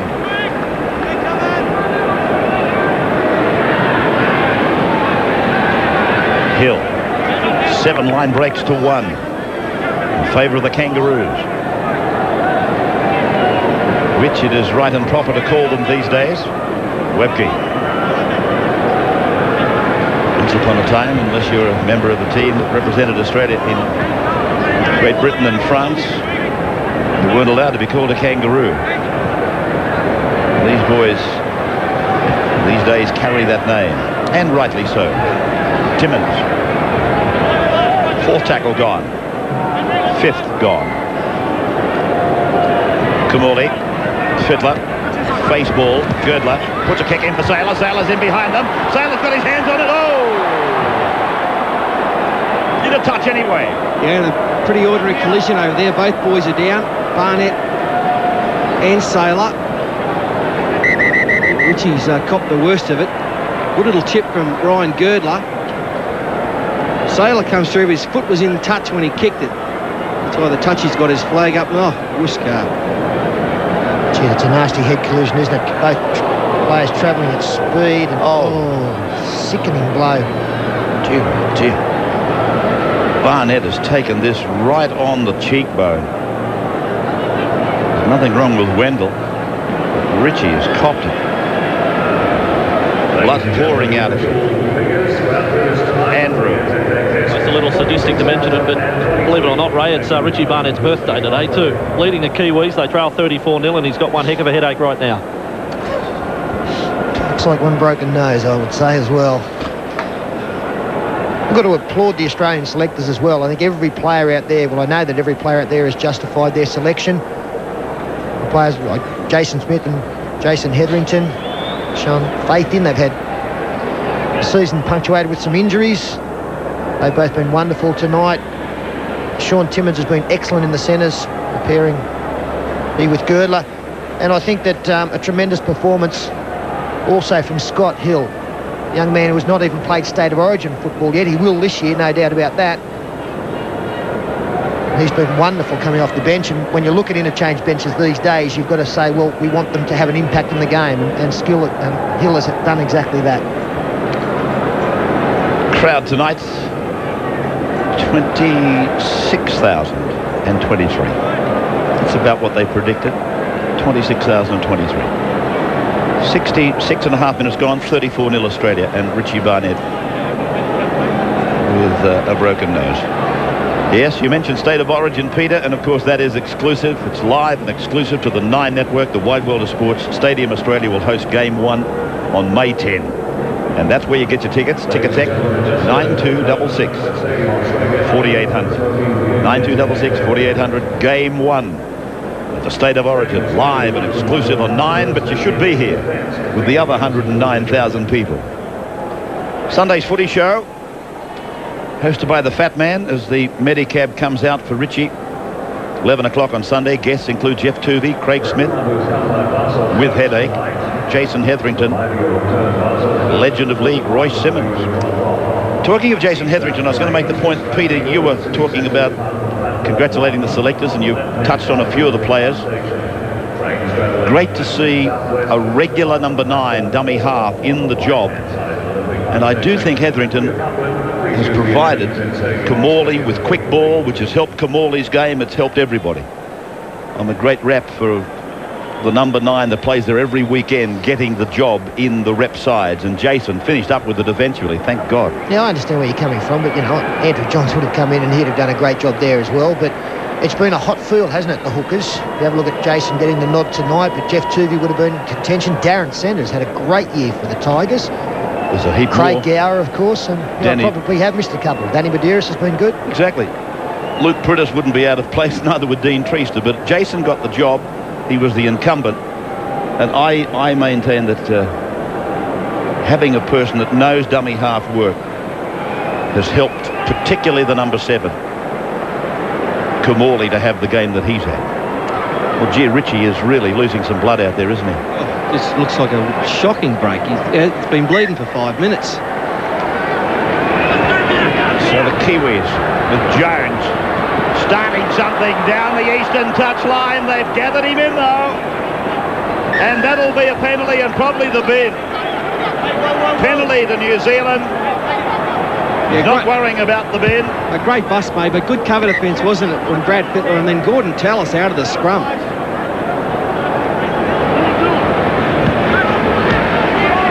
Tour.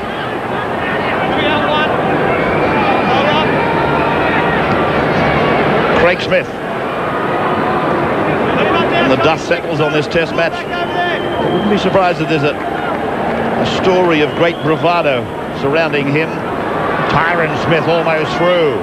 I fancy he's played this game with concussion and injury. Craig Smith I'm talking about. Now, Lavia's pass.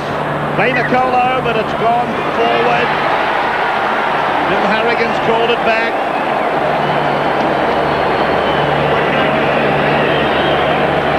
Just as Levy has taken over the ball playing role, he spins one out. Yeah, and it's knocked forward there by Robbie Paul. No luck at any stage of this match for the Kiwis.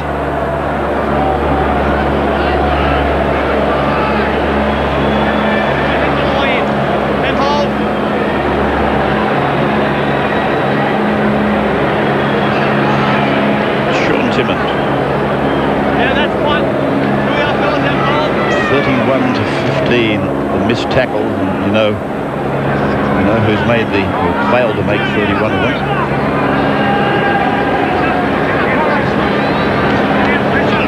Dropped off a lot of tackles, particularly first half.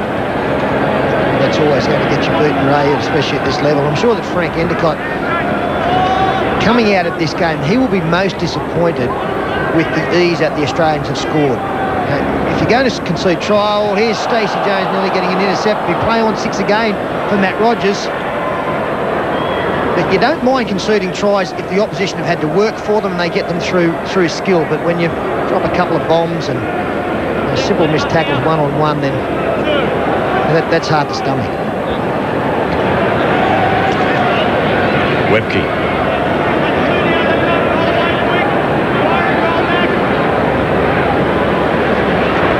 Chris Anderson is running with 4 forwards onto the bench. 2 of those forwards, though, you could utilise them easily. Scott Hill and Chris McKenna, but Stevens, Kearns, Webke, Howe combination. It's a juggernaut that just keeps coming at you. Typical of Melbourne, really. Sean Timmins, the line is inside. Oh, he's done a pirouette to nobody. Save the last waltz for me. And Sean Timmins hasn't got a partner. And he deserves a try too. He's played really well tonight. In both attack and defence, he's taken them on. And some good hands here through the back line by the Aussies. Good ball, that one. Good decoy as well by Jason Smith. And Timmins got through some tragic defence. And then the dummy, roundabout he goes, round the hurdy-gurdy. Lovely pirouette. Lovely. Good stuff. Yeah, just have a look at these attempted tackles from, firstly, Tony Pulatua. That's him coming and missing now. And then Stephen Kearney, who I've got to say has been absolutely outstanding in a beaten team tonight. And then the little see, the throws the dummy, Robbie Paul, well, he had 3 or 4 players coming at him. You can forgive him for that, I suppose, but he still would like to see him tackle somebody. And Sean Timmins swivels around to score, but all the lead-up was done. The Australians keeping the ball alive and eventually Timmins finding his way through. Lovely touch of ballerina there from Sean Timmins. Rogers converts. Where are we now? 40 points to 0, 71 minutes gone. Bossy from the blimp. Well, not quite from the blimp, but looking at the blimp shot, Sean Timmins is one player who tonight has really taken a giant stride towards booking a place in that World Cup squad at the end of the year. He's only playing his 3rd test tonight. The centre positions were one spot that was totally in the balance as of, well, 2 or 3 weeks ago. But Sean Timmins came with a rush and he's lived up to expectations tonight. Shallow kick-off from the Kiwis. Matt Rogers with 16 points now. He's 2 points away from equaling the record by an Australian against the Kiwis. So he's having a real run of records, isn't he? Matt Rogers, if he can get another couple of points. John McDonald, that's Crackers McDonald. I think he was the first Origin coach, wasn't he? He was back in 1980, yeah. Mick Cronin and Rod Wishart, all with 18 points. And here's a chance he might get to level it very soon, as the Aussies are on the attack. And 44-0 was the biggest winning margin, or 44 points is the biggest winning margin by an Australian team over New Zealand. So that's only 4 points away. Scott Hill, 22 metres away. Lockyer down the blind. Tallis coming back in, flopping it down. Kearns pushing it away. Hetherington on. Intercepted by Stephen Kearney. Kearney to the halfway. Kearney to the 40-metre line. Jones supports.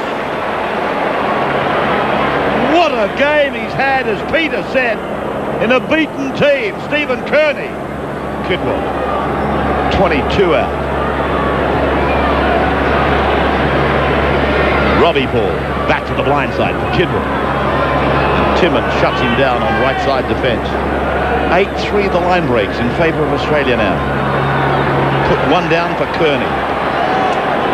Smith, they're close to the line. Look at that. Swain's pass long for Jones, shorter for Levere. 10-metre line. Still a chance. This is the last. Jones back. Tyron Smith getting underneath it! And he may have got it, has he not? No, it's with the Aussies. Well, a late rush here by the Kiwis. Kearney, of course. Craig Smith has also, he's tried his guts out tonight. And a little kick here, back towards the goal post. And taken by Jason Smith. We come back. Direct with Rogers. 40 metres out. Lockyer for Sailor. 4 points away from equaling the record. Tallis. Put down eventually by Blackmore. Now, Kamali Fittler. Fittler, he'll do it. He's there. 44-0. Kick to come for Rogers to equal and for Australia to break the record. And quite fitting that the Australian captain, Brad Fittler, gets the try. Extends that to the 44 points that we've been talking about. Matt Rogers from the restart, they defused the bomb, picked up plenty of metres, and then again a simple task for the Australian attacking play, getting on the outside of a defender. He frees it there, you can see the man on the inside, just too slow to come across. Fittler slides in between some defenders as play continues. David Kidwell couldn't put it with Fittler, and he carried the tackle of Robbie Paul over in the corner. 44-0. Brad Fittler scores his second try of the night. In 1991, Australia beat New Zealand 44-0 at the Sydney Football Stadium. Now Matt Rogers to equal the record for most points scored by an Australian against the Kiwis.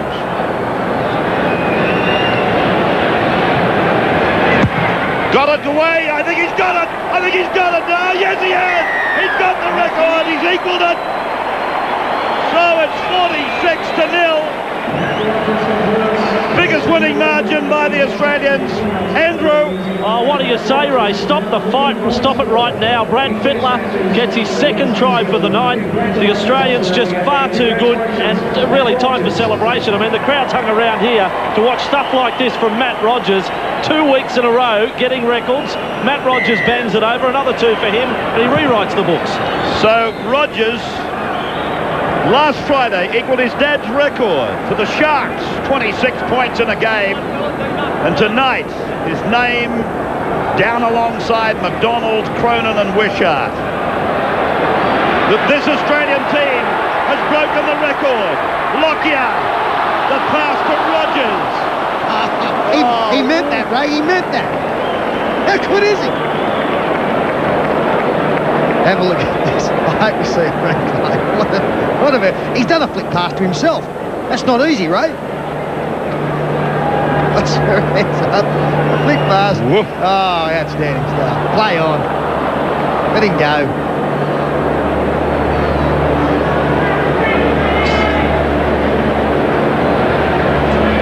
The things that he can do. A little show of congratulations from Leslie Nicola. Nice touch. Smith. To another Smith.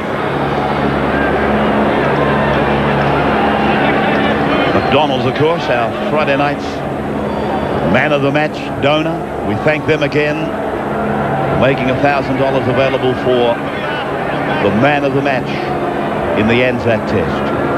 Jones, Vangana, inside ball, up the middle. Inside, 3 minutes to go.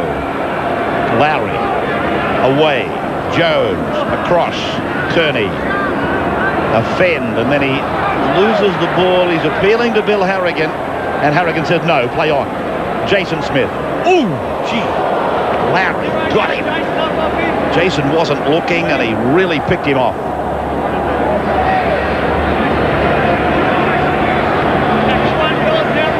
A lovely presentation before the game, reminding us of the fallen. As Scott Hill makes a break, Kamali's coming. Kamali's away. The chase is on. Kamali chased by Jones, gets the ball away. Rogers will score. Rogers is over. It came off his leg. No knock on. Rogers scores, and he takes those three names away from the record book. And I'll tell you what, he's got a long time to go in his career, and he'll break plenty of more records in that period of time. Unfortunately, such a simple bust once again from Scott Hill. Stephen Kearney didn't have the speed. He must be out on his feet. But just have a look at how Matt Rogers does not panic when that pass comes. He deliberately lets it hit his foot, puts it into the in-goal area and scores the try. A great effort for him to back up way on the inside anyway. But Scott Hill again creating, and beautiful finishing from Rogers, just keeping a cool head at all times. Wasn't it lovely how Brett Kamali just held that pass up right till the death? He knew he was going to get nailed. He held it up. Perfect pass. Although it hit the the knees of Matty Rogers, and he knows he's done something special here tonight. He's got his mum and dad in the crowd. They must be so proud of him. Well, I mentioned earlier that his mum has been battling ill health, Carol, and Matt dedicated last Friday night to his mum, and I'm sure he'll make a similar dedication tonight. This is for 24 points, most points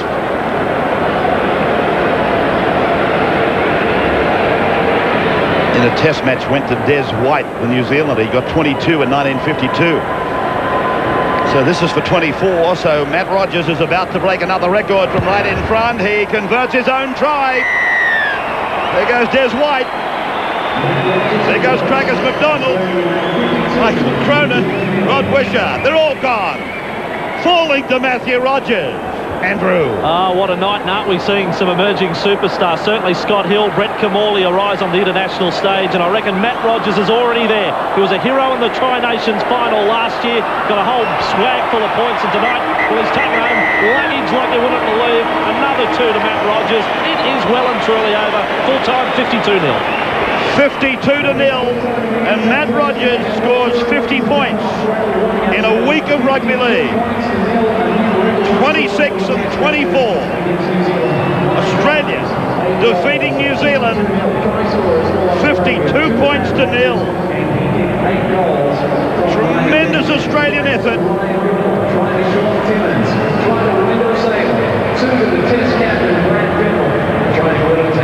Records falling all around us.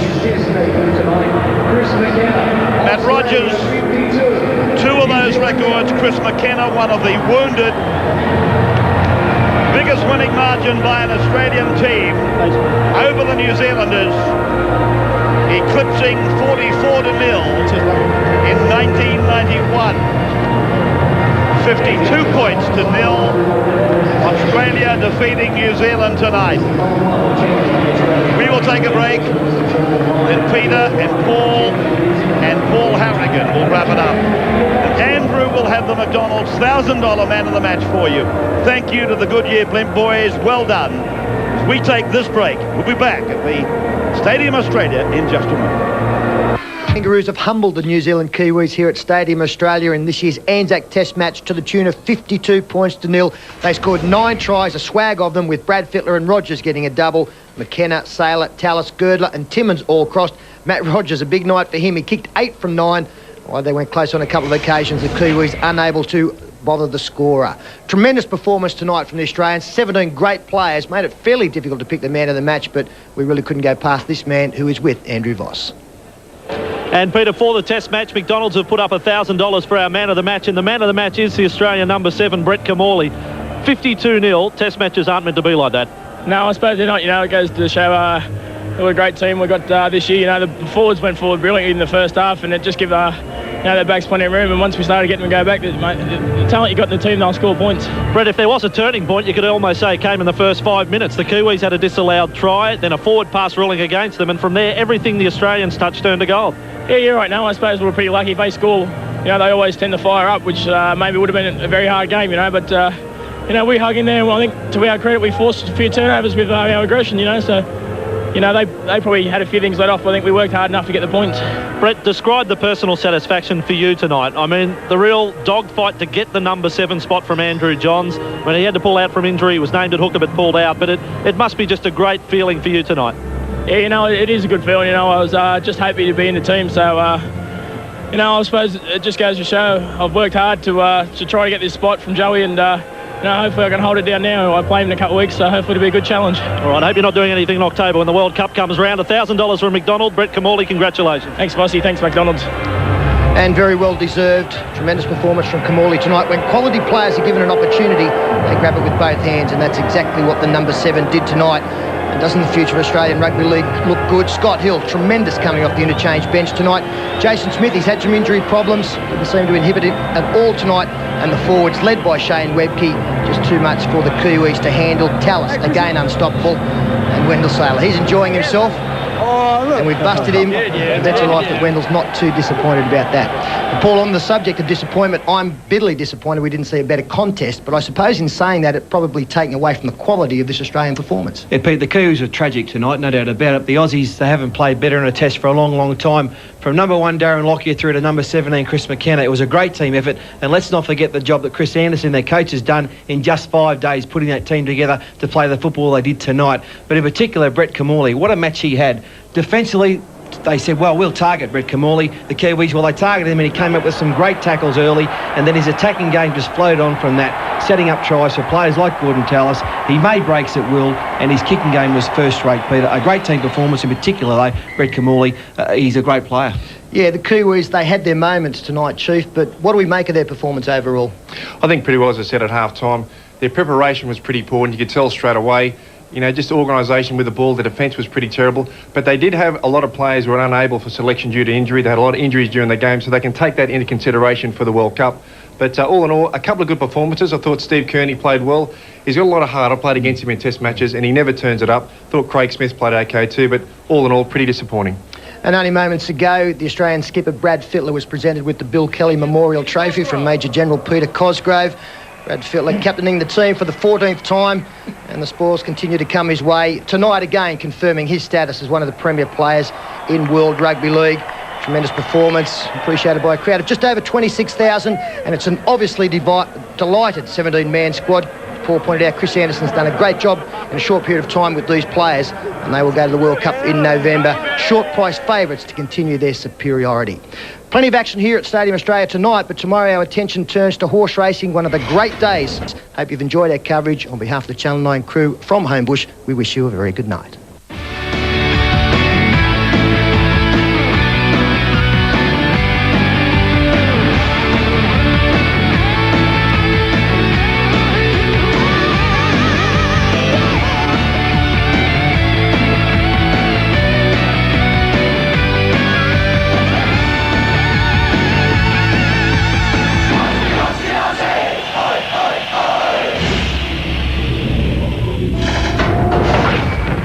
This has been another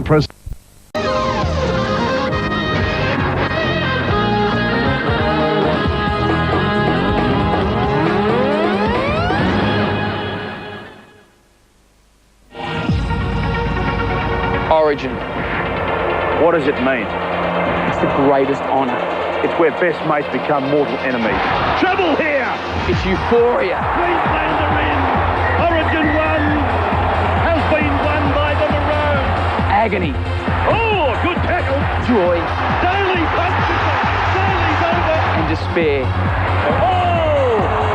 Greenhill has taken Harrigan high, and he has been sent off. It's where skill and courage endure the ultimate test. Baker gets it away. Here's the big fella. Gets the pass on. Time. Time. It's a miracle. Oh, yeah. What about that one? No. Unbelievable. When we think we know the outcome, it delivers the unexpected. The bounce is good for the Blues. McDougall gets it away. Rodney Howe joins in. Daly gives it away. McDougall will score. McDougall has gone in to score for the Blues. More work for Matt Sears. Boy, he's made a mistake. Icon, he'll score. The youngster. What a magic moment for Queensland. It's a battle of the mind, the body, and the spirit. Sensational stuff.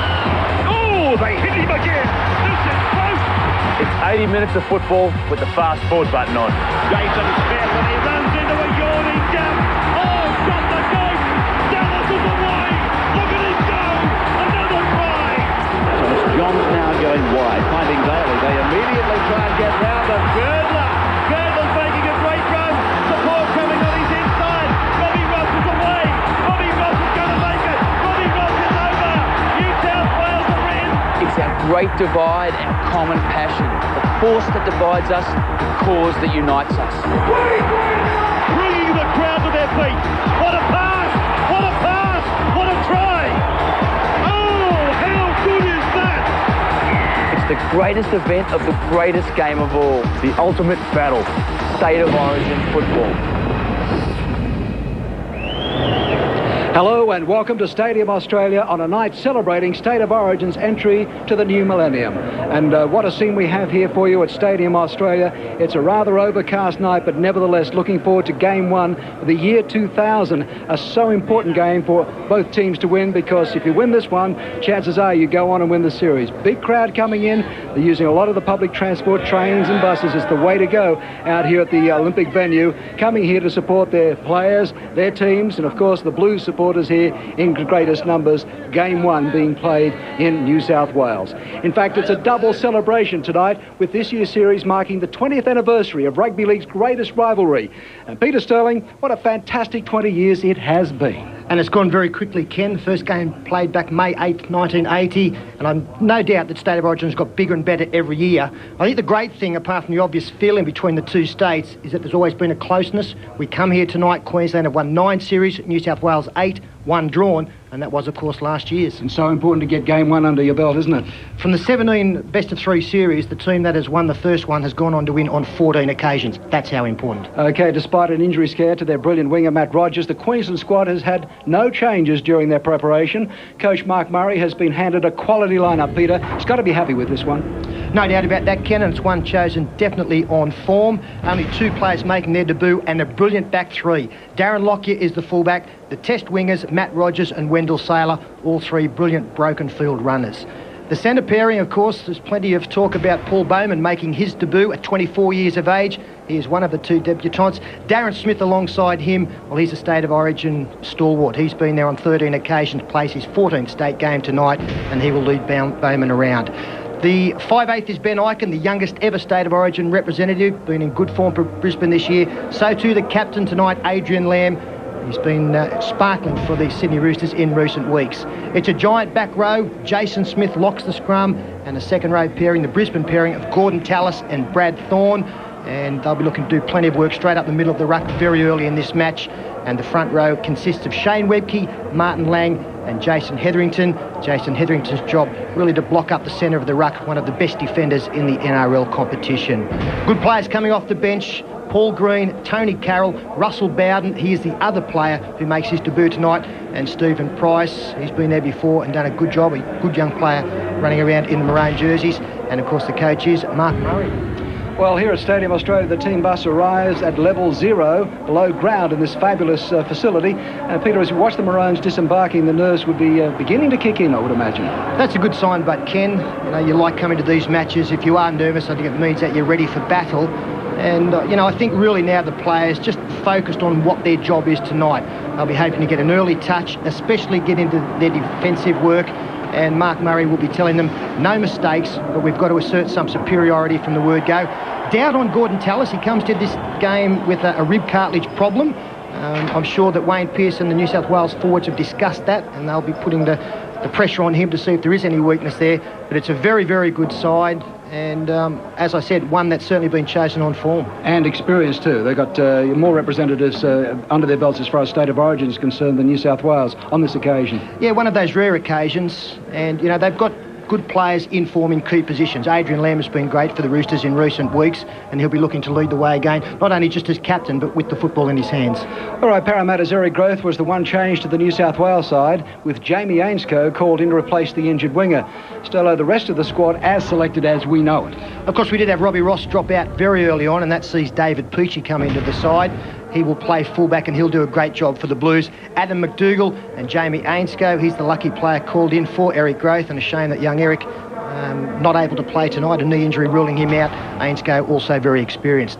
The centre pairing is the test pairing of Ryan Girdler and Sean Timmins. Sean Timmins, great utility value. He's a player that also could be used in the back row if Wayne Pearce was looking for a move in that area. Well, these 2 players in fantastic form. Brad Fittler captains the side tonight. He captains the Blues for the 9th time. And Brett Kamali, quite possibly the form player in the NRL competition, playing great football. A very mobile back row with Scott Hill starting in the 13 jersey, Brian Fletcher and Ben Kennedy. There is some talk that Wayne Pearce may make some changes. If there is to be changes to the starting lineup, it could be in that back row. And the front row sees Rodney Howe, partner Robbie Kearns, the Melbourne pairing, and Jeff Tuvey, very experienced in the blue jersey, and he'll be looking to make as many darts out of dummy half to turn the opposition around as much as possible. And a very experienced bench. We've got Terry Hill, David Furner, Michael Vella, last year's Rookie of the Year, and Jason Stevens coming off. So a very formidable outfit representing the Blues once again. And some of these players would have appeared here last year, but even the most experienced hands would be feeling the butterflies as they come off the Blues bus, and this is a big moment for them. Well, it's a great moment. All of the players aspire to play State of Origin. We see Dawn Fraser accompanying the players out on the bus. And I think that a lot of the players who were here last year or played in the series last year, now they'll remember that hollow feeling. They won a game, they drew a game, yet they got nothing for their endeavours, and they'll be looking to rectify that, as we've pointed out already. So important to get away to a good start to win the first game, and especially so when you're playing on your home turf. Peter, having been there, done it all, is State of Origin still a war of attrition when you consider all the changes that have come into rugby league in the last number of years? It's a war of many things, Ken, and most definitely attrition. Now, we're talking about unlimited interchange, I suppose, having such a dramatic effect on our game. But if you speak to the players who play State of Origin, they will say, look, 10, 15 minutes out there, it is the toughest 10 and 15 minutes of your life, the quickest. And look, they'll be utilised quite readily off the bench by Wayne Pearce, because you've just got to make sure that, you know, if players are feeling fatigue, get them out, get a fresh pair of legs on. The Blues are the favourite, but I guess that's the way Queensland like it, don't they? They love it that way. And as always, this is an even money bet, very closely. It's a close contest, these two sides. And I think very important the first 10 minutes, who can get away to a good start and set up a little bit of superiority. OK, after the break, two former victorious Origin coaches preview tonight's opener. Phil Gould and Paul Vaughton. Up next from Stadium Australia.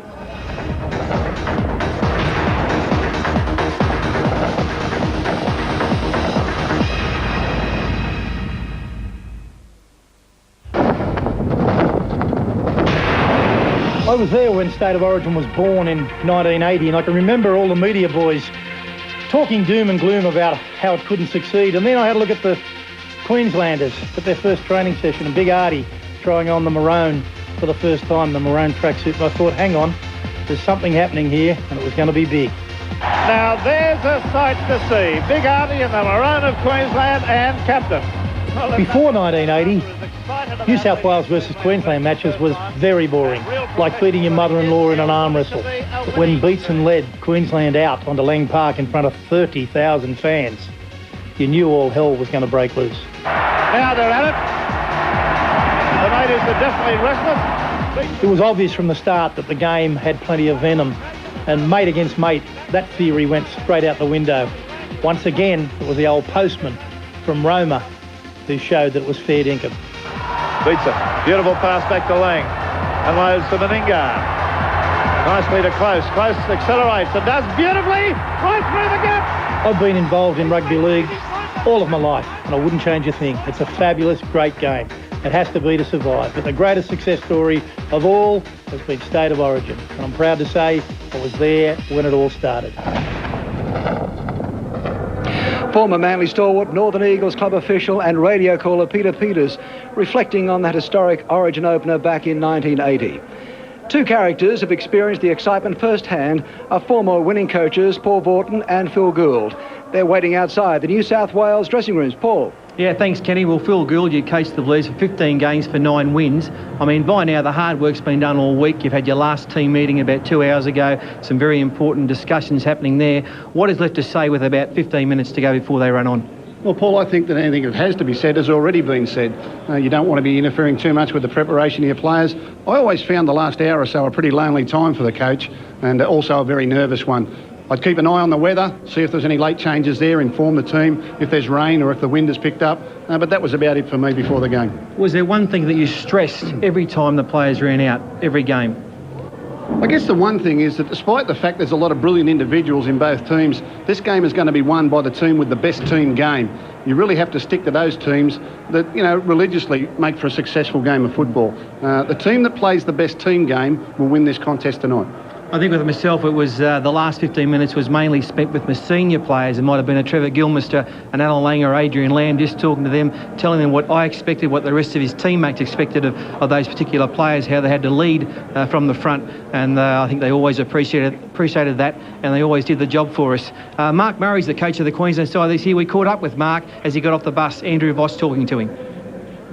Well, Mark, your 4th State of Origin as coach. Any different to the build-up to this one, to the previous 3 games last year? We've got a fairly set routine, Andrew, so things have been much the same. We've had a very good week and confident about the outcome. If Queensland is to win tonight, what will get the Maroons home? I think we've got some experience there, a good strong forward pack to base our go forward on, and also minimise their momentum with the football. And Brett Kellaway, he'll be the key in the game. And Mark, the coach's job, I guess, is basically done now, but what's the last words you'll say to the team tonight?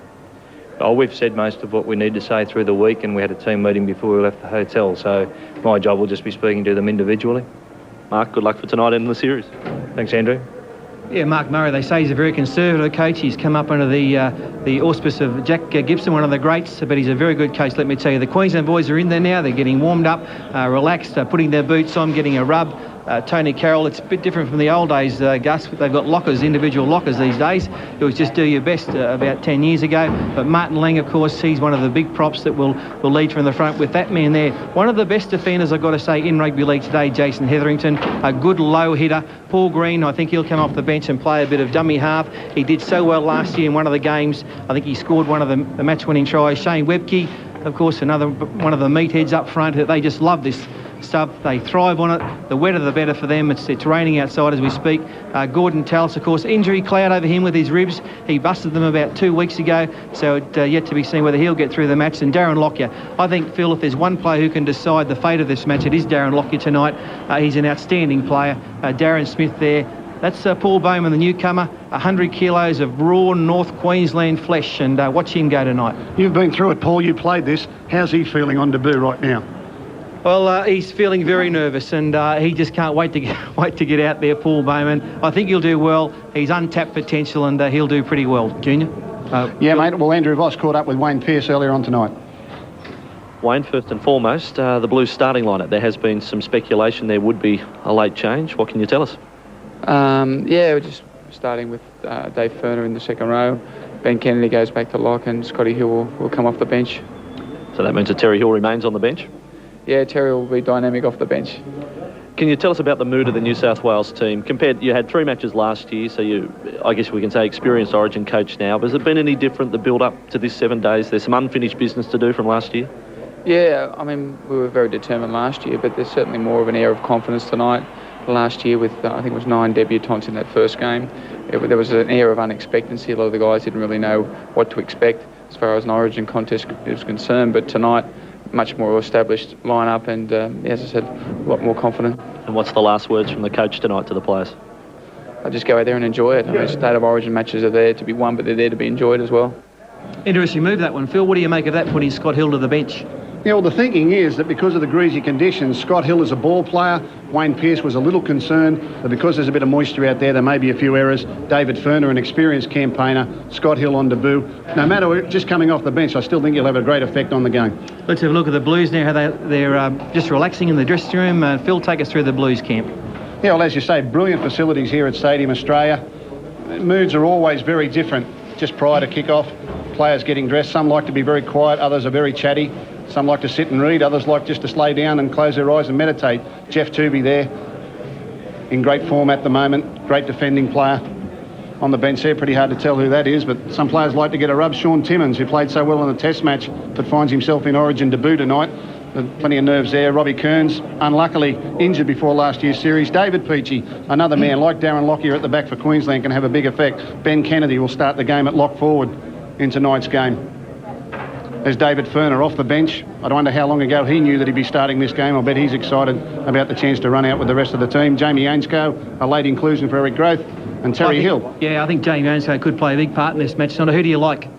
I like New South Wales, obviously. I think they've got a lot of footwork in their team, which will be good in these greasy conditions. Brett Kellaway in super form. He and Brad Fittler will be the difference tonight. All right, we'll take a break now. Come back with 2 of the tough men of Origin, Paul Harrigan and Mark Carroll.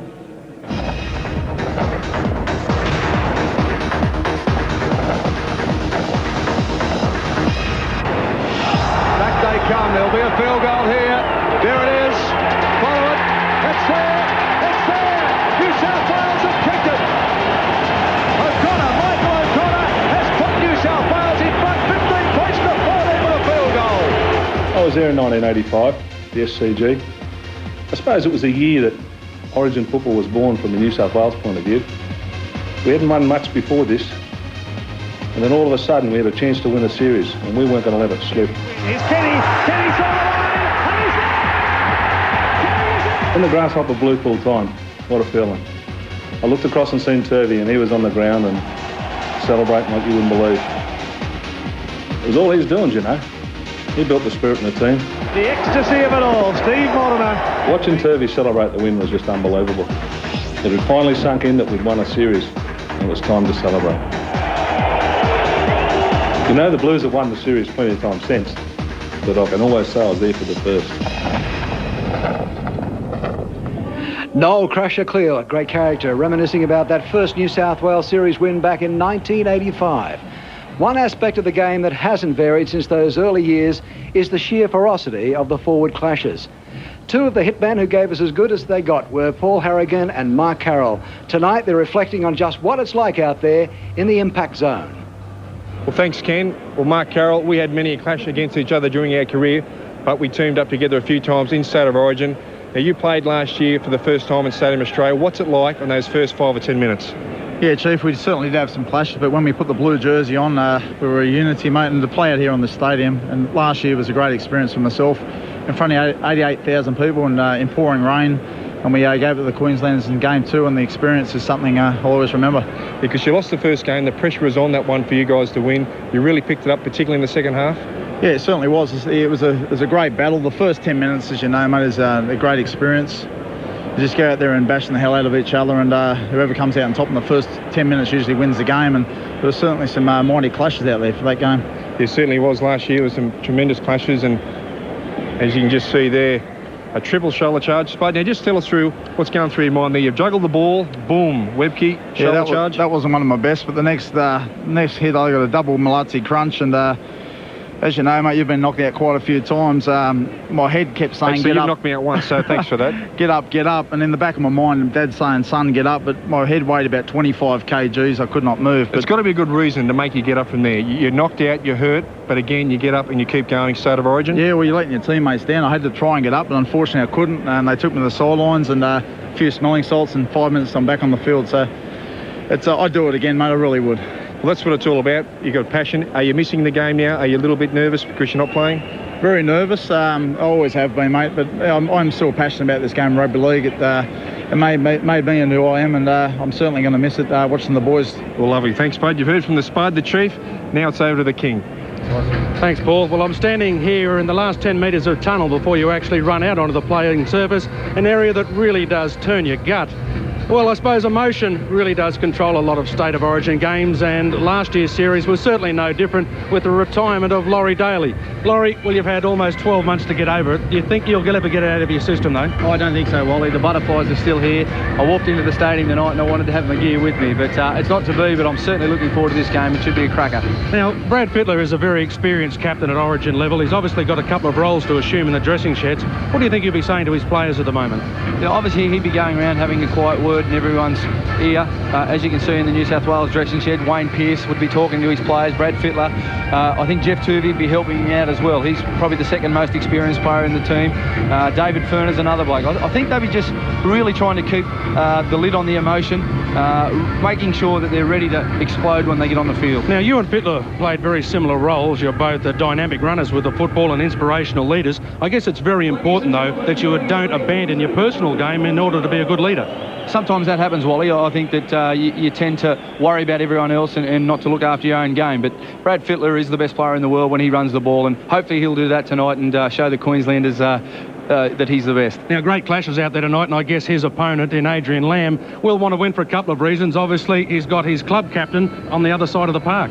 Yeah, exactly right. Well, obviously Adrian Lamb would be walking through, talking to his players, telling them how important this first game is. I think if you look through the series, whoever's won the first game has gone on and dominated most of the series. And as you can see, Adrian Lamb there, the nerves would be setting in, and I just can't wait for it to start. Yeah, the nerves are in the dressing room, and I'm sure that Adrian is going to be a great captain, certainly has led Queensland very well in the past. It'll be a wonderful, inspirational clash, I think, between two great captains out there. Ken, I believe it's going to be a personal battle as well. Good on you. Thank you, Wally. We're just minutes away from kick-off here at Stadium Australia. After the break, Wade Warren with all the action of the Harvey Norman State of Origin Series, Game 1, here on Wide World of Sports.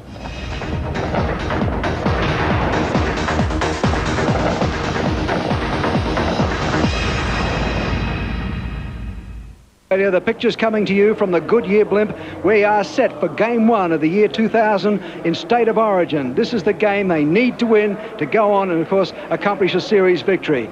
To give you all the action, the best caller in the business, here is Ray Warren. Thank you, Ken, and good evening, everybody. Joining the telecast now, some of you for the first time.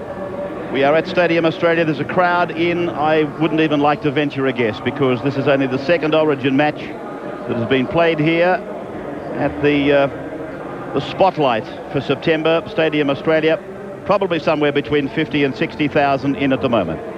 Let's have a look at the team cards again.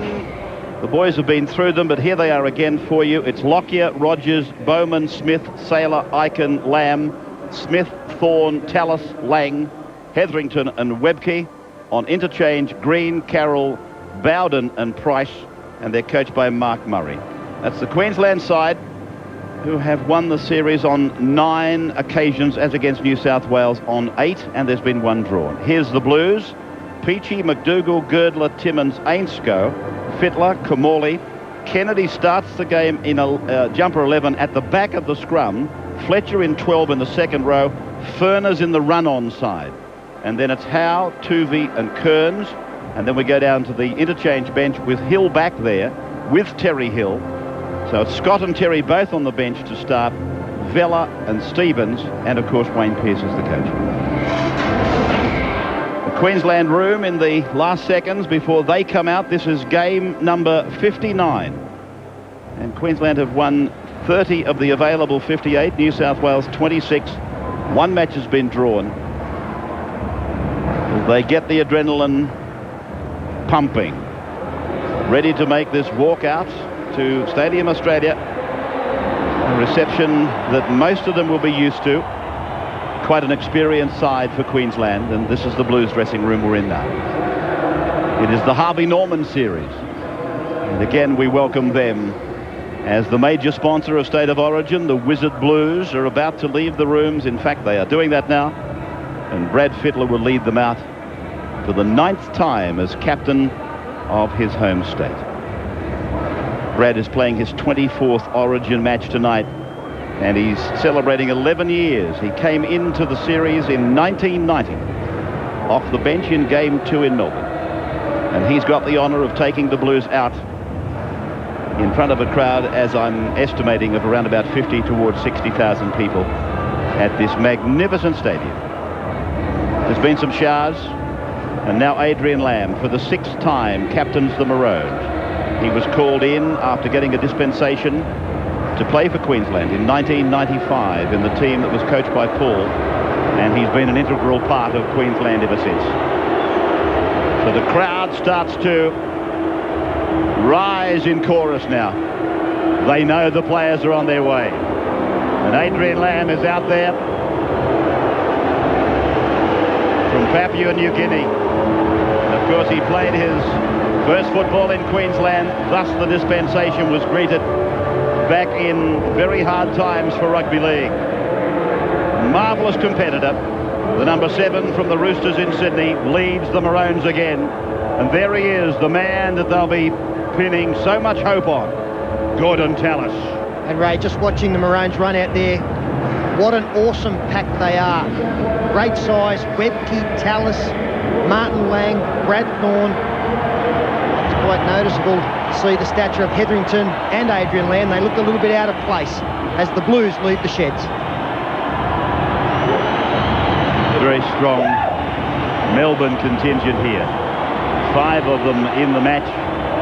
But of course, in the New South Wales side, Kamali, Hill, Howe, Kearns. Well, I do think a lot of the drive that the Blues are going to get tonight will come from the Melburnians. Stevens at the back. Fittler takes them out. 18 years of age he was when he came into the Origin series, as I said, back in 1990. Brad Fittler, regarded by most as the best footballer in the world today. Andrews on the sideline, just a few showers, but I guess pretty close to ideal rugby league conditions. Yeah, Ray, fairly much. The temperature's certainly okay. The breeze is no advantage for either side. I guess the bad news is if the weatherman is right, there is a forecast of a few more showers. Ray, how can you tip anything but a close contest tonight? The average winning margin for the opening game of the series over the past decade has been just 4 points. For mine tonight, it's the Blues to win, but I expect it to go down to the final 5 or 10. Andrew Voss on the sideline. He'll talk to Laurie Daly at halftime. We'll have comments during the match from Wally Lewis. Already you've been hearing from Paul Harrigan and Mark Carroll as we try to bring you various viewpoints. We are standing by for the national anthem, and to be performed tonight by Stephen Fisher-King. Stephen currently starring in the Really Useful Company's production of Cats, which is presently touring the length and breadth of Australia. Stand by now. The Australian national anthem with Stephen Fisher-King.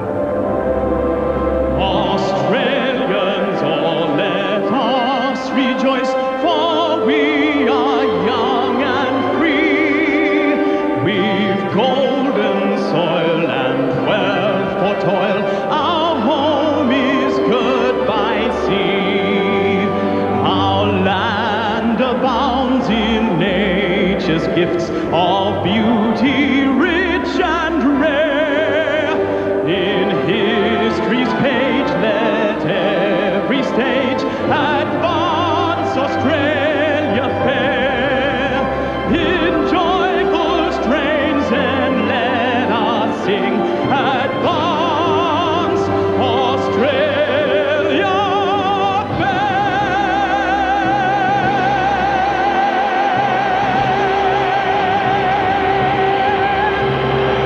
rendition of the anthem.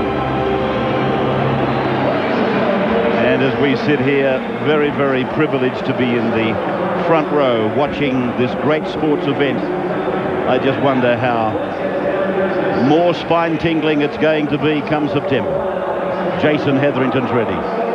Darren Lockyer's ready. The smoke is clearing. The dais is about to be removed.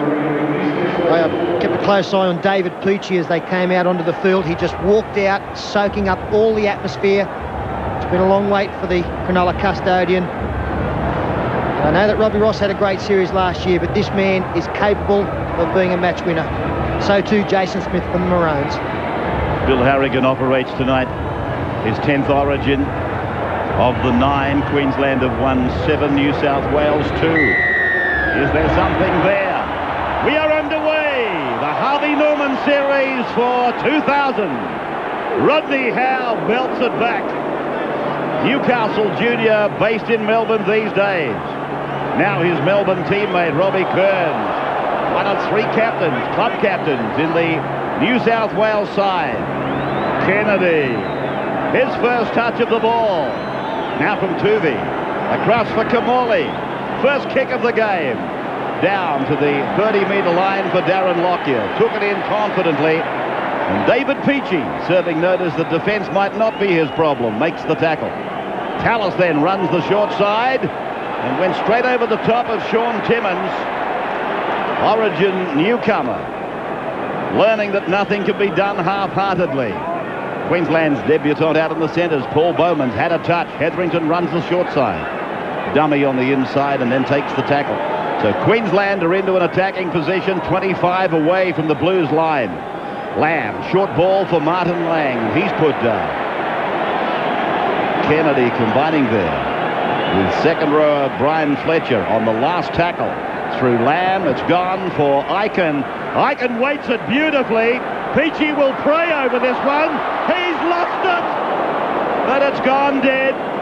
Oh dear, what a shaky start for the Cronulla fullback. Yeah, very dusty start there for the Blues, and David Peachey, he was waiting for the ball to just go another half a metre so he could put it in goal, but it didn't, it stopped. And the good Queensland chase, they just got out of trouble there, the Blues. Well, it doesn't come any closer than that as Lang brings the dropout back to the 30-metre line. Hetherington now at acting half, and they go to the right for Brad Thorne. The big Bronco put down, Australian representative. Hetherington to the right, long for Lamb. Equally for Jason Smith. Inside ball for Ben Aiken. Youngest player ever to play Origin football.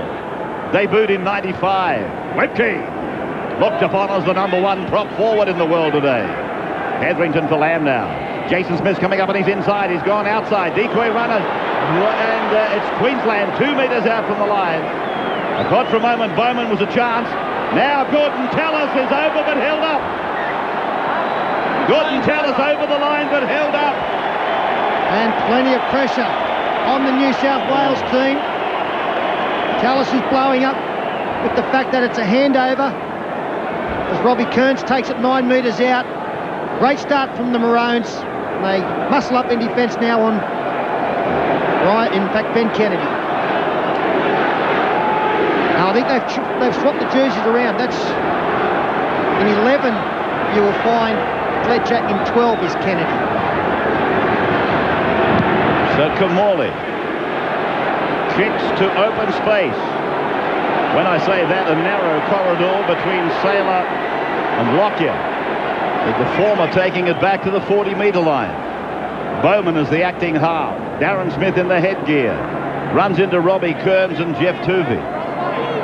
Just beyond their own 40-metre line. Queensland on the second play. Third play expiring now with Lang. Martin. Now Webke takes it to the halfway line. He's pulled out. Fittler coming in to help Robbie Kearns. His right arm heavily protected. Kearns, that is. Inside ball for Tallis. There'll be a lot of that tonight. Now Bowman, 24 years of age. The first Origin player from Proserpine. From the blimp, we look down on the Origin as it starts to unfold for the year 2000. David Peachey. That will do him the world of good. Oh, that's a marvellous take there from David Peachey. He didn't attack the last ball with much confidence, but he did that time. Beautiful take from Peachey. And already in this match, Gordon Tallis proving to be a handful for the Blues defence. He's touched the ball 3 times for a couple of massive, 15-metre hard-fought runs and a couple of offloads. He's going well. A bit of a problem for the New South Wales centre, Sean Timmins. He just received some attention out there, shortened up in play only a couple of moments ago as Girdler tries to beat his man on the outside. Nice tackle low from Aiken. All the ball with the Maroons early in this game. Fittler keeps it low and behind Rogers, and a good chase from the home team. Rogers now. 15 out from his own line. Maroons getting the penalty. First of the game. Inside the 10 was the ruling from Bill Harrigan as Saylor takes it towards the halfway line. Jason Smith, a little pass up for Martin Lang. So just into New South Wales area. Oh, Brett Thorne! Wallowed up in the defence of Kearns and Howe. Jason Smith now. Taken by Kearns. 40-metre line, Blues end. Lamb scheming. Now Tallis. He's into an opening. Pulled down by Ainscoe. Oh, the tiniest of knock-ons there from Gordon Tallis. Another great run from him. But isn't Adrian Lamb playing well?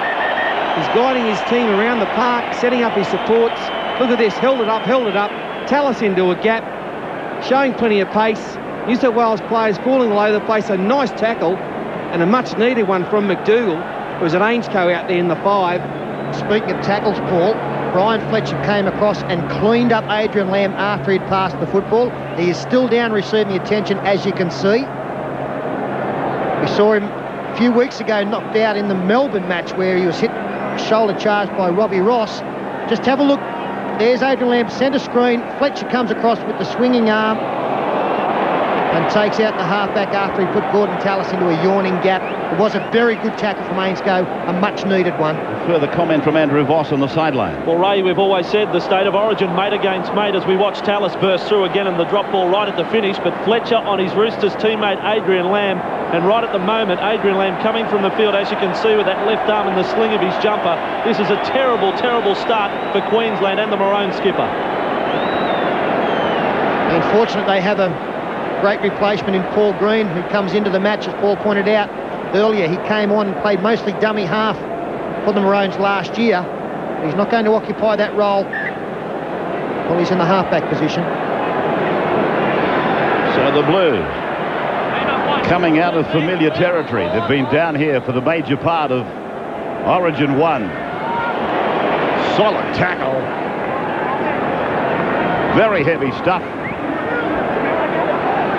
The Blues get it 35 out from their own line through Tuvey. Kearns has gone without it.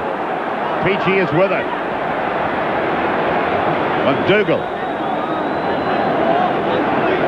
Queensland right up in their face. Now Howe again. Smith and Webke take him down. Thorne coming in over the top. Kamali.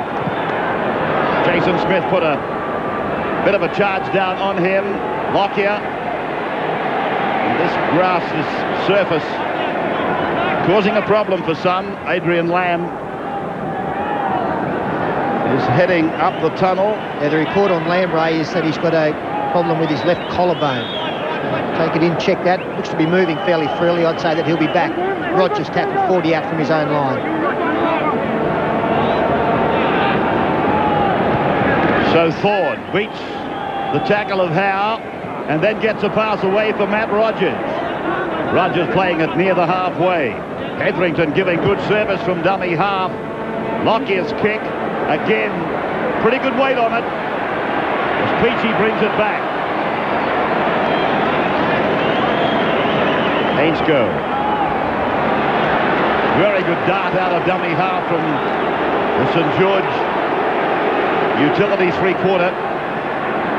Ben Kennedy now.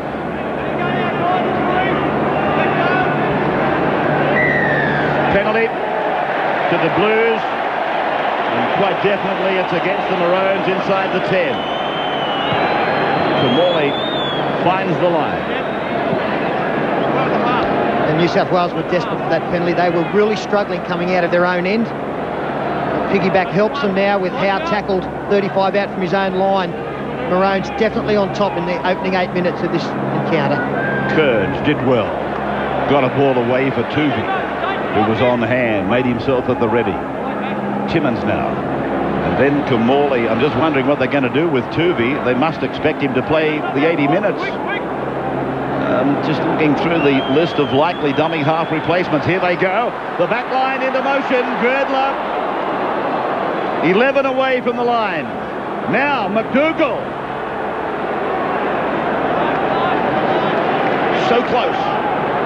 Their first real chance. And they get a penalty. Well, they've got Girdler in the side.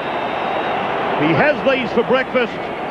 They'll take the 2 points. Yeah, 2 penalties in a row to the Blues. They should open their account here. But that was the first time in that set of 6 that the Blues had spun the ball or used the pill and got it out wide. They made 15 or 20 metres. Up until then, it just been bash and barge in the forwards. Whereas the Maroons, they have been prepared even early through the likes of Lamb and Eichen to go wide and Jason Smith out there. And they've made plenty of ground out there. That's a really disappointing penalty for Queensland. They've done so well to get through to the end of the set of 6. The Cardinals seem to give away a penalty on the last tackle. Thorne and Hetherington just too long on the player. And Girdler should get the first points of this night. Rain now coming down very heavily. 10 points in state of origin for Ryan Girdler. The super boot from Penrith. 20 in. Hits it. And flags are up. First points to the Blues. 2-0 over Queensland after 10 minutes. Back. And just as you were in that break, the restart came. It's New South Wales leading 2-0, but Bill Harrigan called this off the feet. And he got a call from the touch judge, Ray, and basically changed his decision. And there's no way Ben Kennedy touched that football. Now, a big call from the Maroons who win the scrum. Run around. Bowman takes so 2 Bowman defenders. Is in the centre of the ground. He's 12 metres out from the line. Sail up. There they are, 5 away. Hetherington goes back to the right. Paul Green. That's Stephen Price. Hetherington again. To the short side for Green. Smith. Back for Green. Now they bring Matt Rogers in from the right wing. Rogers is put down. Tuvey took a smack under the chin from the top of Rogers' head. Smith. Now Aiken. And he's lost the ball. It has travelled forward. And Harrigan will pack a scrum 12 metres away from the Blues line. Yeah, that was one of those bad calls you get in these types of games where if you're in the Blues defensive line, you've got to shore up and really work hard for that set of 6. They did that then, and in the end forced a mistake through Benny Aiken. Bit of rain happening now, and the ball's become very greasy. Interesting to see, Paul, to lessen the workload of Brett Camorley in defence. They're actually playing him at outside centres. Sean Timmins is coming in to play inside him. Just looking after the halfback to a certain degree. 12 minutes gone in Origin 1, and with special comments on the game, Wally Lewis. I think both teams had concerns the way they started. Neither coach would have been particularly happy. I thought the Blues' communication and defence was very poor. Not used to seeing jersey grabbing in State of Origin football. The Queenslanders on the other side of the fence, well, I thought their speed off the ground was terrible. Of course, we saw that lead to a penalty. Jason Hetherington a little bit too slow. 6 tackles again for New South Wales. They've got to make sure that they try and contain them as far as they can for Queensland to be able to try and mount some pressure. So Camorley will play the ball 40 metres away as the Blues launch another attacking raid. They've been few and far between for them, the opportunities. Played by Kearns. Tuvey coming right. Camorley firing it out for Ainscough. Ainscough goes back and takes on the defence of Thorne, 28 metres away from the Maroons line. It is 2-0, New South Wales leading at Stadium Australia. Fletcher with an arm free, unloading for Tuvey. Tuvey tried to scurry through a gap, and he plays it on tackle number 5. Camorley away for Fiddler. Fiddler for Girdler. Girdler's over. Girdler's in. He is going to take a look at it. Whether Girdler has grounded the ball will be the major question. I'm also a little bit concerned about the pass from Brad Fittler to Ryan Girdler as to whether it went forward. Quite sure whether Bill Harrigan has a problem with that. The Blues seem fairly confident. Congratulating going on number of players. The last tackle option, running the football. It goes to Fittler, catches it now from Camorley. Quick hands. I think the pass was okay, despite the fact it's thrown before the line and caught on the line. That's with the momentum of play. And Ryan Girdler into a big gap there. Ben Aiken had come in. And now we'll have another shot shortly as to see whether Ryan Girdler has got the football down. Some great hands there, weren't there, from both Camorley and Fittler. There's no problems there as far as getting the balls down. And this looks like it might be the first try, the first Origin of the year 2000. Ryan Girdler. He made the bust last year, which got them a try here. Inside ball to Robbie Ross on that occasion. Great ball from Fittler, cut-out pass, drew in the Queensland defence. Massive gap there for Ryan Girdler. He's got plenty of toe, but still had 3 players to get through. Just waiting for Chris Ward, the video referee, to make up his mind. Try or no try? Well, I think there's more conjecture over the pass, and it's no try. It is no try, it is a scrum. And it would appear as though that is the call, the forward pass, the problem. It was very quick hands from Brad Fittler, and when I saw it at proper speed, I did think to myself straight away, well, I might have gone forward. Well, Peter, we will be able to tell what ruling's been applied when we see who in fact has the loose head and feet. If he's held up in goal, it would come back and the Blues would have another chance. But if it's a travel forward ball, if it's a forward pass, it'll be the other way. Paul Green's got the football and he doesn't look like relinquishing it.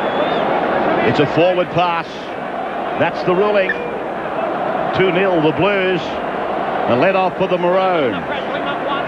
Defending their crown. What's the story on Adrian Lamb? Andrew Voss. Well, Ray, it's a double dose of good news for Queensland. The no try, and the news on Adrian Lamb is a lot brighter now. They've cleared him of any collarbone fracture. It's now a pinched nerve that they're manipulating. He's expected to return. Stephen Price will play the ball 20 metres away from his own line as Hetherington gives it to Saylor. Saylor is taken down by Fletcher and Kearns comes in, getting through a lot of work. Kearns, mind you, so has Rodney Howe, done a very good job. Now, Lockyer, centre of the ground, 30 metres away, tackled by Fittler. Hetherington away for Paul Green. He puts a kick in, and a chance for a regather. No, it's with the Blues. Oh, that's a great take there from Adam McDougall. When that ball went to ground off the rebound, there was 15,000 Queenslanders coming through on that football. Well, that ball went forward. Well, the pass has come forward off the fingertips of Scott Hill. No doubt about it. This was McDougall's clean-up work. Excellent stuff there by the Newcastle Knights. And this pass is deflected forward off the fingertips of Scott Hill. There can be no question about it. Queensland kicking on the first play. And McDougall It's an old chestnut. They're going to score. They have. Rogers. Matthew Rogers has scored. Well, Origin is in year number 20. And Bill Harrigan. I've seen him use it plenty of times. He points to the spot, Bill Harrigan. Great ploy from the Queensland team as Lamb comes to the sideline. It was helped by the fact that Adam McDougall slipped over in turning, and Matthew Rogers, well, he probably would have got there anyway. He's got great speed. From the scrum win, all the chasers on side. Ben Eichen, who we were critical of a couple of weeks back in club football, his kicking game. Tonight he's been spot on, and Matt Rogers knew exactly what was needed. Stayed behind the kicker. You saw Peachy tried to charge it down. There you see a couple of New South Wales players go down. One of them was McDougall. And gee, it's open spaces for the try scorer. Yeah, great tactics on a wet night, especially with the speed they've got out wide in Matt Rogers. Because on these wet, greasy pitches, the ball pulls up. Maybe on a dry pitch, that might have bounced right over the dead ball line, but it just sits up beautifully. And Matt Rogers, well, he wins the race by 10 metres.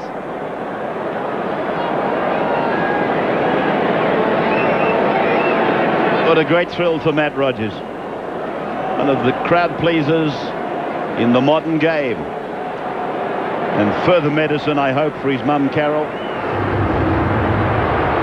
They've had a terrible run of luck, the Rogers family. As he tries to convert his own try, no goal. No goal. It is 4-2 after 18 minutes. Another look at it, Andrew. Well, Ray, it should come as no surprise to us to see Matt Rogers find himself on the scorers list early. He scored all the Maroons' points in the first two games from last year's series. And you think back to his most recent game at Stadium Australia, the Anzac Test, 24 points he scored on that night. 20 minutes in. The Harvey Norman State of Origin series finds Queensland leading in game one, 4-2. Hetherington doing well. Held by Kearns and Timmins. Lamb is back in. Tallis has proven so hard for New South Wales to contain, but they knew that coming into the game. Price down the short side. Tackled on the 40-metre line. Lamb across for Webke, taking it in mid-air before beating Howe, taken down by Tuvey and Kamali, two of the little blokes. Hetherington appeals and gets the ball away, as he does, to Lockyer to go to the left foot. And Adam McDougall is there, just outside his own 20-metre line. McDougall, taken by Price, steps out of it. And now is met by Smith and Smith, the brothers. The brothers pull him down, back on the 20-metre line. Girdler, try disallowed. That would still be ringing in his memory. Howe, 28 metres out from the New South Wales line. Now Kennedy. Tuvey. Running across to promote Robbie Kearns. Down the eastern side of the stadium. 4-2 Queensland. Fittler kicking in behind, but Rogers read it and was there waiting, and taken down by Girdler. Now away from Ben Eichen, finding Tony Carroll. Carroll off the bench for this Origin. We see more movement on the sidelines. Jason Stevens and Terry Hill looking to come into the fray. But it's fairly obvious that Queensland having a much easier time taking the ball out of their own danger end. You can see Wendell Saylor wrestling 10 metres. So now, Stephen Price. Just a couple of metres onto the blue side of halfway. Try scored by Matt Rogers. He failed to convert. And Peachy floating back. Comes off his own line. And is tackled out on the 20 by Bowman and by Tallis. Ainscough trying to get rid of Tallis. He does that eventually. Steps away from Webke. Held by Carroll underneath and coming over the top, Jason Smith. Good work by Ainscough. Just clearing that pressure zone. Fittler decides to have a go. Backs himself. Tackled 5 metres from the halfway line. Now for Kearns. Quick play the ball by Fittler, wasn't it? 43 metres away from the Queensland line. Played back for Jeff Tuvey. Now for Brett Kamali. He's looking for a regather. Oh, Lamb was there. Just in the nick of time. Nice work by Adrian Lamb. Saylor diving out front to take it in. Bad pass. Terry Hill on in 14. One member of that trio that made the tackle. Lang is taken down by Stevens. Cronulla on Cronulla. Bad play the ball. Martin Lang will maybe object. Looking at his face, it's a quizzical look at referee Bill Harrigan. It was the Shark front rower tackling the Shark front rower, and really it was all his own problem, Martin Lang.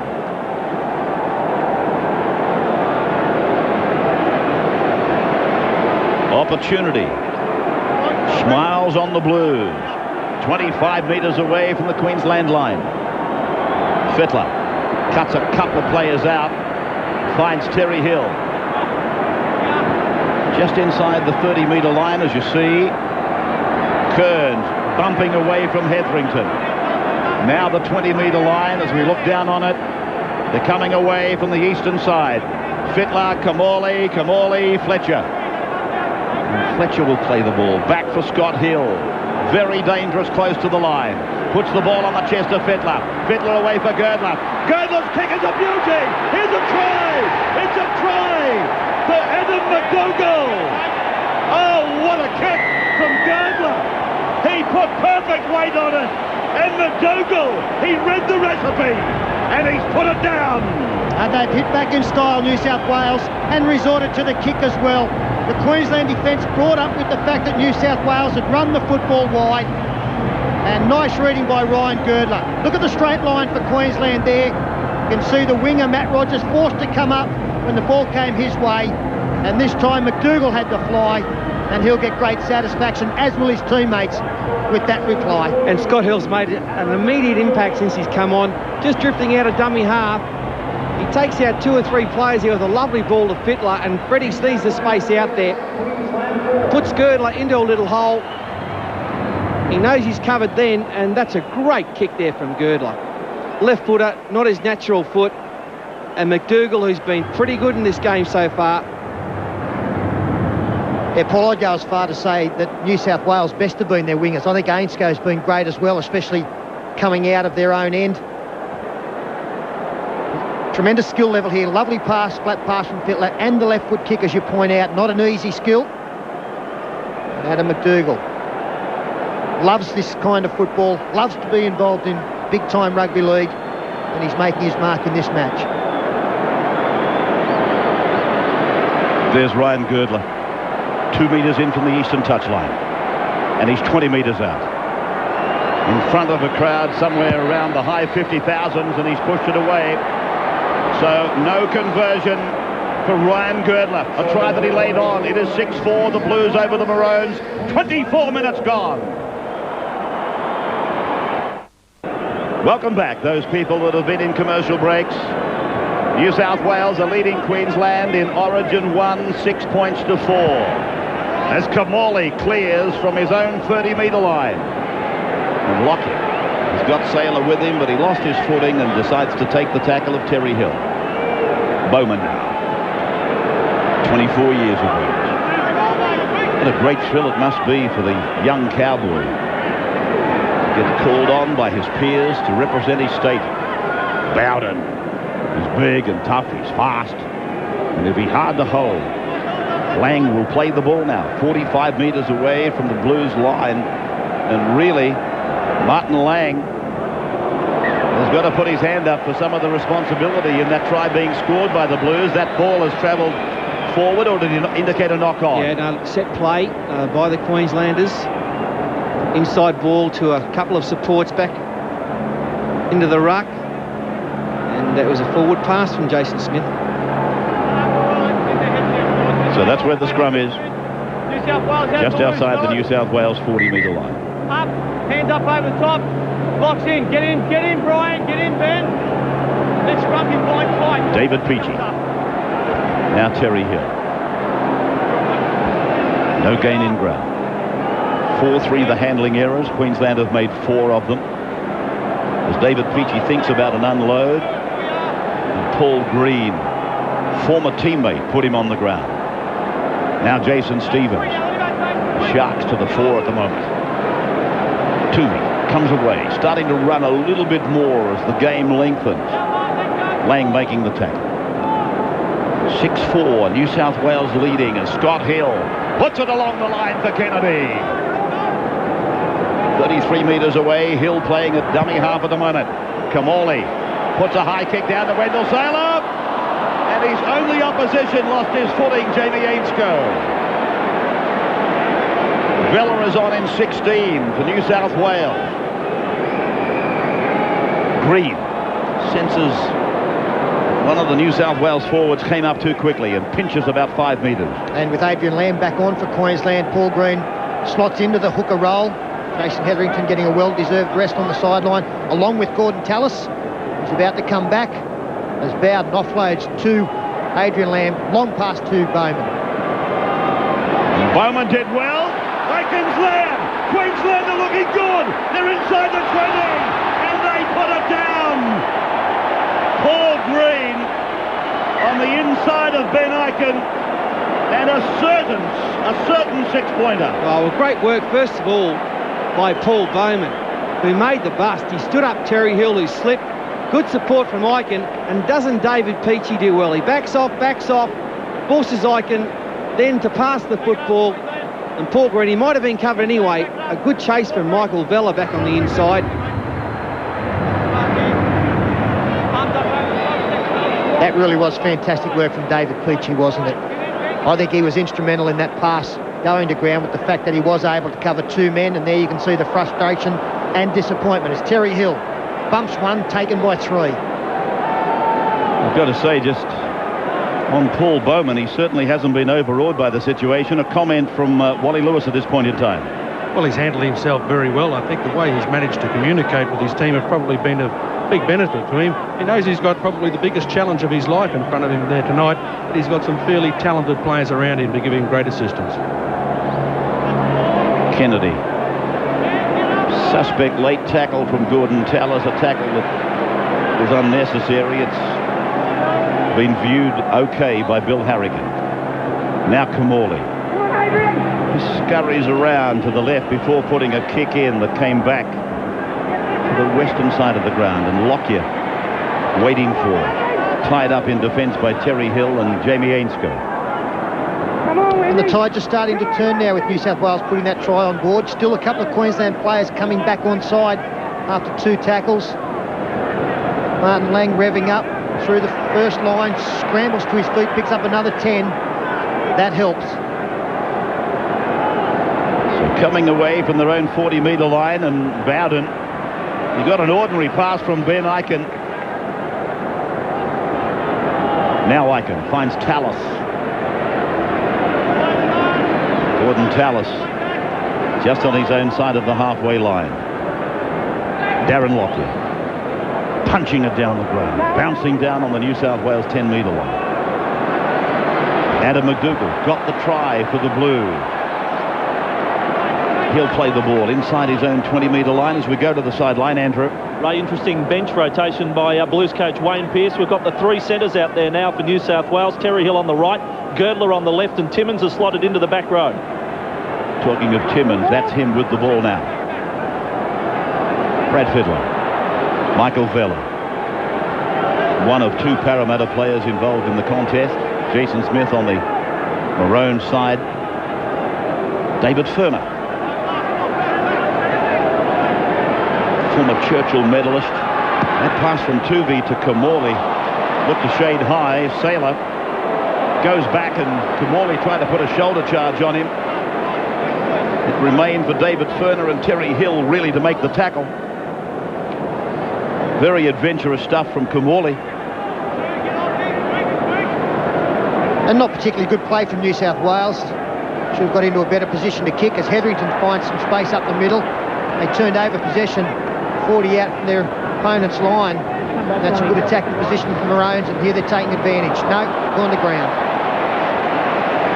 And how many times have they opened them up? And just poor handling has brought them undone. I've got to say, I think Queensland have looked a lot better with the football in their hands tonight. New South Wales haven't done much at all with the footy. There's a mistake by the Blues, and Queensland, Darren Smith's got it. Taken down by Michael Vella. 20 metres out from the line. Brad Thorne winds up. Sent Ryan Girdler away like a 10-pin. And we've got a New South Wales player down as Hetherington finds Tallis up the middle. 12-man defensive line. Sean Timmins, I think, is the man.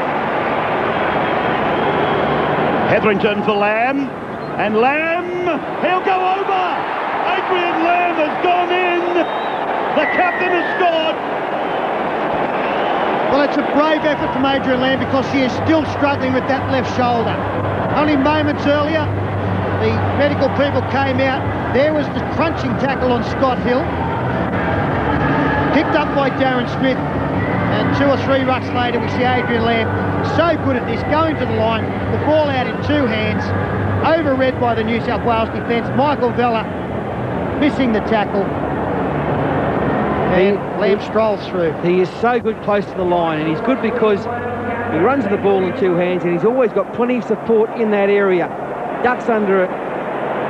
Some awful tackles there from the Blues, and he loves it. Yeah, I apologise to Michael Vella. In fact, it was Terry Hill who missed the tackle out wide. Furner beat for speed on the inside. Hill couldn't stop. So an elated Adrian Lamb in his 12th Origin match. Scores his 3rd career try in Origin football. Matt Rogers got their first try. He failed to convert that. Will he have better fortune? No. Again, he's offline. It is 8-6, Queensland leading New South Wales. Still the margin is 2. Yeah, doubt created in the mind of the defenders. Lamb running with the ball in 2 hands, although I'm sure that both Furner and Terry Hill would admit to being a little bit disappointed with their efforts there. Some may question where Peachy was. I had to point at Darren Lockyer previously when Queensland had that try scored by the grubber. I think the fullbacks now tend to stay way inside the play. They're always fearing the inside pass. The player who was down hurt for New South Wales was in fact Scott Hill, hurt in the tackle. Saw him lose the ball. There's another penalty going Queensland's way.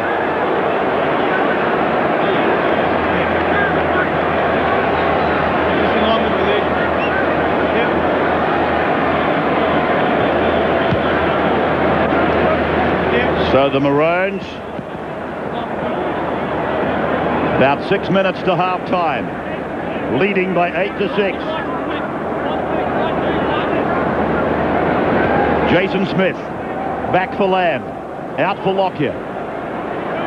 Taken down by Kamali. Eichel, Tallis.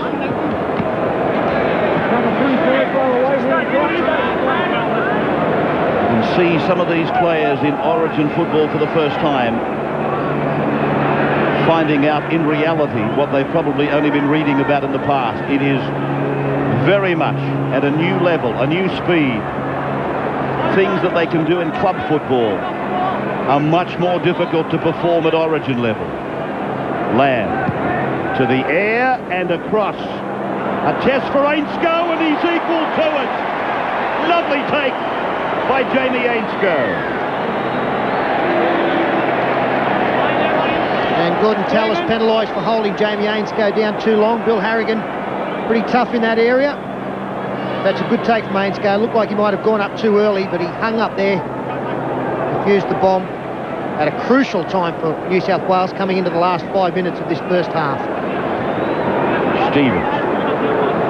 3-2 the penalties in favour of the home side. And will be the home side twice this year. Origin 2 to Suncorp Stadium a fortnight tonight. Timmins a little bit fortunate. Now a penalty again to the Blues. What's the story on Scott Hill, Andrew? Well, Ray, Scott Hill will return. He's just winded, but Jeff Tuvey made a little dart to the bench where Scott Hill is right now, just to get checked out by the doctor. Some concern that there may have been a facial fracture. What the doctor has told us is that Jeffrey will be off to the dentist tomorrow. There's a bit of cutting inside the mouth and also a chipped tooth. So here comes another chance for New South Wales. In front of half-time, Tuvey serving it up for Rodney Howe. There they are, 15 out, eastern side. Tuvey works the blind side. McDougall comes in, but the Queensland defence stands tall. 11 away. Tuvey's pass a shocker. Kearns pays the penalty for it. Keeps possession, though. No improvement. Using tackles. Bad pass. Oh, Jeffrey. 2 bad passes from dummy half in a row, putting enormous pressure on Kearns and then on Kamali.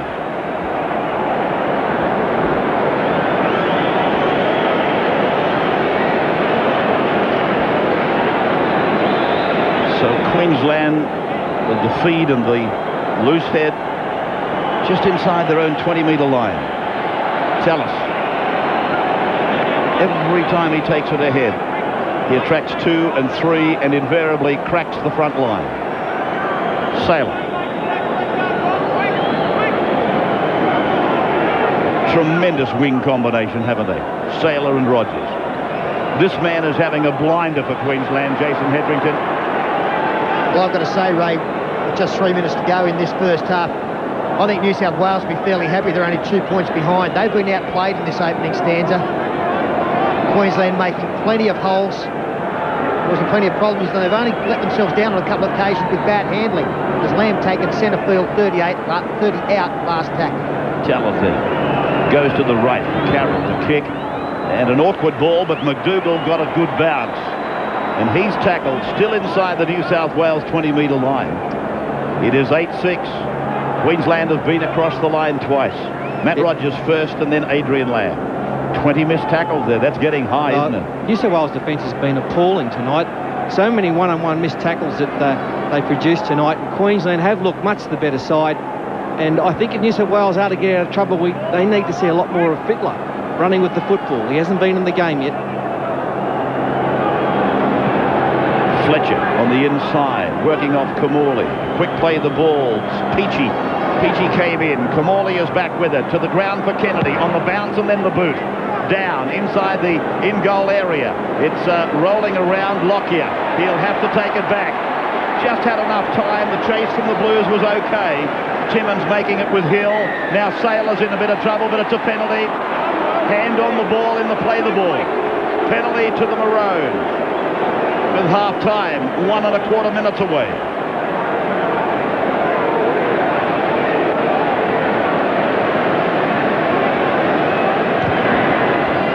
Lockyer. Quite happy to make certain of the kick.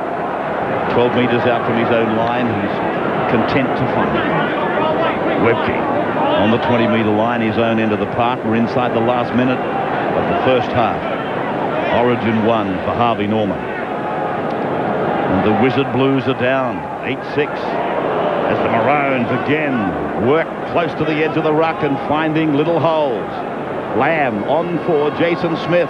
He beat Brad Fittler. All ends up as he stepped off his right foot. And it is Scott Hill who makes the tackle on the halfway line. Lamb finding Lockyer. Lockyer tried to dance through and Webke was on his inside. Hetherington at acting hard. A job that he's done very well. Icon's kick. It proved one of the destroyers in the first half. Well, Peachy's got one hell of a problem, but he's equal to it. That's a good get-out by David Peachy. McDougall. Kamali, the siren in the background. Hill coming down the right side. Puts the kick in. And Sailor's injured. Lockyer's okay, but Wendell's in trouble. That is half-time. with one of the game's superstars in trouble. Wendell Sailor colliding with Darren Lockyer. There was a nice movement from New South Wales. Then that collision, you can see Wendell taking the brunt of it. He's still down, receiving some attention. Lockyer coming across, couldn't pull out. Morley was chasing. Not the way Queensland would have liked to have finished that half after what's been a very, very good effort from them. Well, we'll take a break. We'll update you on the condition of Wendell Sailor in just a moment. When we come back, it's Queensland 8, New South Wales 6. And Ken Sutcliffe and Phil Gould, they'll take a look at the first half highlights. We're back in a moment. In the Harvey Norman State of Origin round 1, Queensland leading New South Wales 8 points to 6. Andrew Voss is on the sideline. What's the latest we have on Wendell Sailor, Andrew? Yeah, Ken, a lot of concern in the Maroons camp, as you saw right on half-time. Darren Lockyer's elbow coming into contact with Wendell Sailor's face. Now, he was unconscious for quite some time. This just moments ago, they brought him around, and basically it'll be up to the Queensland doctors to determine whether Wendell is in a state to return for the second 40 minutes. But he was very groggy. I guess the best news out of it all, Ken, is that he was able to get to his feet and go to the dressing room. But I don't think Wendell will remember too much about that first 40 minutes. He was in a bad way, looking very sick and sorry. So it could be bad news for Queensland and bad news for Wendell Sailor. As I say, I'm pretty sure it'll be up to the doctor. I mean, Wendell will want to return. There's no doubt about that. It's a State of Origin match, but the doctor might say, no, Wendell, the concussion was too severe. OK, thanks very much, Andrew. We wish Wendell the very best. He's been one of the better players in the first half. With me, Phil Gould. Phil, do the stats tell the story of what happened in the first 40? Well, I think there's one very damning statistic here for New South Wales. Forget about time in possession. Forget about the missed tackles are the ones that really tell the tale here. 25 missed tackles for the Blues up against 5 for Queensland. Now, in State of Origin football, that is terrible. And it's also causing them a lot of problems around the rucks, and as we've seen, a couple of soft tries. OK, well, we saw the disallowed try that we saw with Girdler, which was a bit of a shame because it did look as if it was on, but then we saw Queensland almost do a carbon copy of it when they scored their first try. Let's take a look at it now. Queensland kicking on the first play. And McDougall It's an old chestnut. They're going to score. They have. Rogers. Yeah, well, this is a coaching try. Wet conditions, first tackle off the scrum, everybody in a straight line. They knew the kick was on. The big play for New South Wales was the two players who collided and slipped in the greasy conditions, and Matt Rogers, an unimpeded run to the line. He got there with plenty of time to spare. Great kick by Ben Eichen. Off the toe of the ball, gets it to stop. Beautiful pinpoint accuracy in the in goal. And Matt Rogers, he'll look around in a minute. He can't believe he's got no one to contend with. Streaks ahead to score the first try of State of Origin #1. OK, well, this is the carbon copy. I mean, this is where the replica came in a few minutes later. New South Wales had been bits and pieces. You know, they weren't getting any cohesion, but all of a sudden they replied with this try, which got them back into the match. Very dangerous, close to the line. Puts the ball on the chest of Fittler. Fittler away for Girdler. Girdler's kick is a beauty. Here's a try. It's a try for Adam McDougall.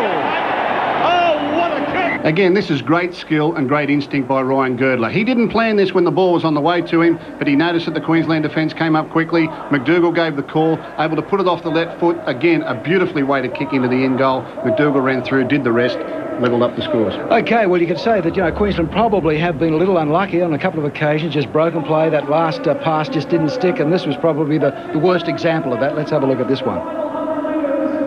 As Bowden offloads to Adrian Lamb, long pass to Bowman. Bowman did well. Aikens Lamb. Queensland are looking good. They're inside the 20, and they put it down. Paul Green. Yeah, whether or not Green would have got there, I don't know. There were plenty of Blues defenders coming across, but he had a long time to wait for that pass to come in field to make a meal of it like that. Ever since Terry Hill's come on the field, Adrian Lamb has been directing the Queensland attack straight at him. They didn't get the result there, but they did sometime later. Well, the little fella, you know, he had that shoulder injury in the first 10 minutes of the game. It looked as if he was going to be in a lot of trouble, but he comes back and he produces this. Adrian Lamb, again, directing the attack towards Terry Hill. Terry Hill has a terrible habit of sliding too quickly in defence and doesn't protect his inside man. Ferner had a lot of ground to make up there for a forward. Adrian Lamb threw the dummy, got on the inside of Terry Hill and slid across. As I said, ever since Terry Hill's been on the field, Adrian Lamb has been directing the Maroons straight at him. They've had good results down that side, and I expect more of that to come in the second half. Okay, in the second half, what have the Blues got to do? Well, I'm just devastated with their forward pack. There's no yardage there, there's no support for the ball carrier, and their defence around the rucks is absolutely terrible. They're just not in this game, Ken, even though they're only 2 points behind. But that can change quickly in the second half. Fittler and Kamali need to get their forwards going forward. Without that, they can't win the football game. For Queensland, it's business as usual. Well, you know, who's impressed you? I mean, there's a big question mark over Tallis earlier in the day because of that rib injury, but he's come through it okay, hasn't he? Any doubts about Gordon Tallis were dispelled in the first couple of minutes when he made a couple of charges and really took the Blues on by himself. They don't have to do much more than what they're doing. Very simple game plan. Your tip? Still the Blues, but I'm not so sure now. Got you, Phil. May is an enormous month here on Wide World of Sports, hitting the water at the Sydney International Aquatic Centre at 7 p.m. Saturday night, the Telstra 2000 Selection Trials. The first and last chance for our swimmers to make the Games team. 8 days and 7 nights of brilliant action live on 9. From mate versus mate in the pool, the drama continues in Rugby League with State of Origin Round 2 from Suncorp Stadium on Wednesday, May 24. Here at Stadium Australia, the action resumes in just a minute. The second half of Origin 1 next on Wide World of Sports. Welcome back live to Stadium Australia. State of Origin 1, the Harvey Norman series, and at half-time it is Queensland leading by 2 points. That has been the margin right throughout. First New South Wales, then Queensland, then New South Wales, and then back to Queensland. Been a very tiny margin between them as the Queenslanders prepare to leave the dressing rooms. Just looking down there, the number 5, Wendell Saylor, will go out with them, I would suggest. Probably of all the statistics that catch the eye is the one that when Queensland have led at half-time in Origin matches since 1980, New South Wales have won only once. In other words, they've only come from behind once in 20 years when behind at half-time. That was in Game 2 of 1993. It is obviously a huge problem for New South Wales. That's the situation they find themselves in tonight, trailing at the break. What a magnificent effort by Adrian Lamb as he runs through the cameras, taking his team back out. At one stage, it looked like he might have even broken a collarbone. It was a pinched nerve. The medics worked on him, got him back, and he has scored the try that has put them in front. Too many missed tackles for New South Wales, which is quite ironic when you consider that their coach is Wayne Pearce, one of the great defensive forwards of the modern era, revelled in State of Origin football.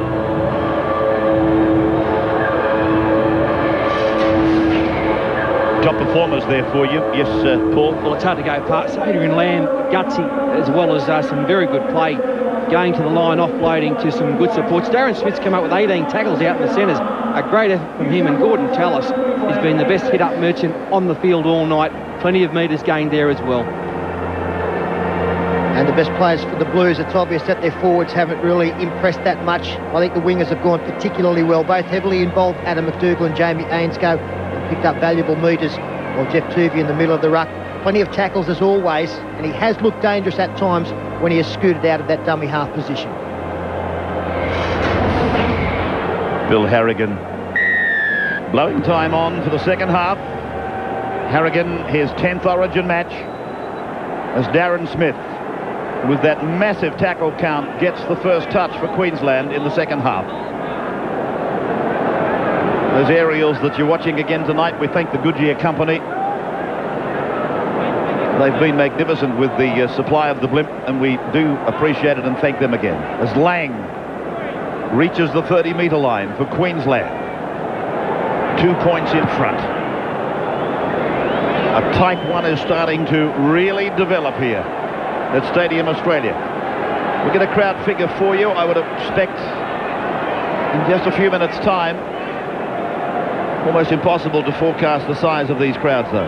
This is only the second Origin played at Stadium Australia, and the first drew a record Origin crowd of just over 88,000. McDougall got the try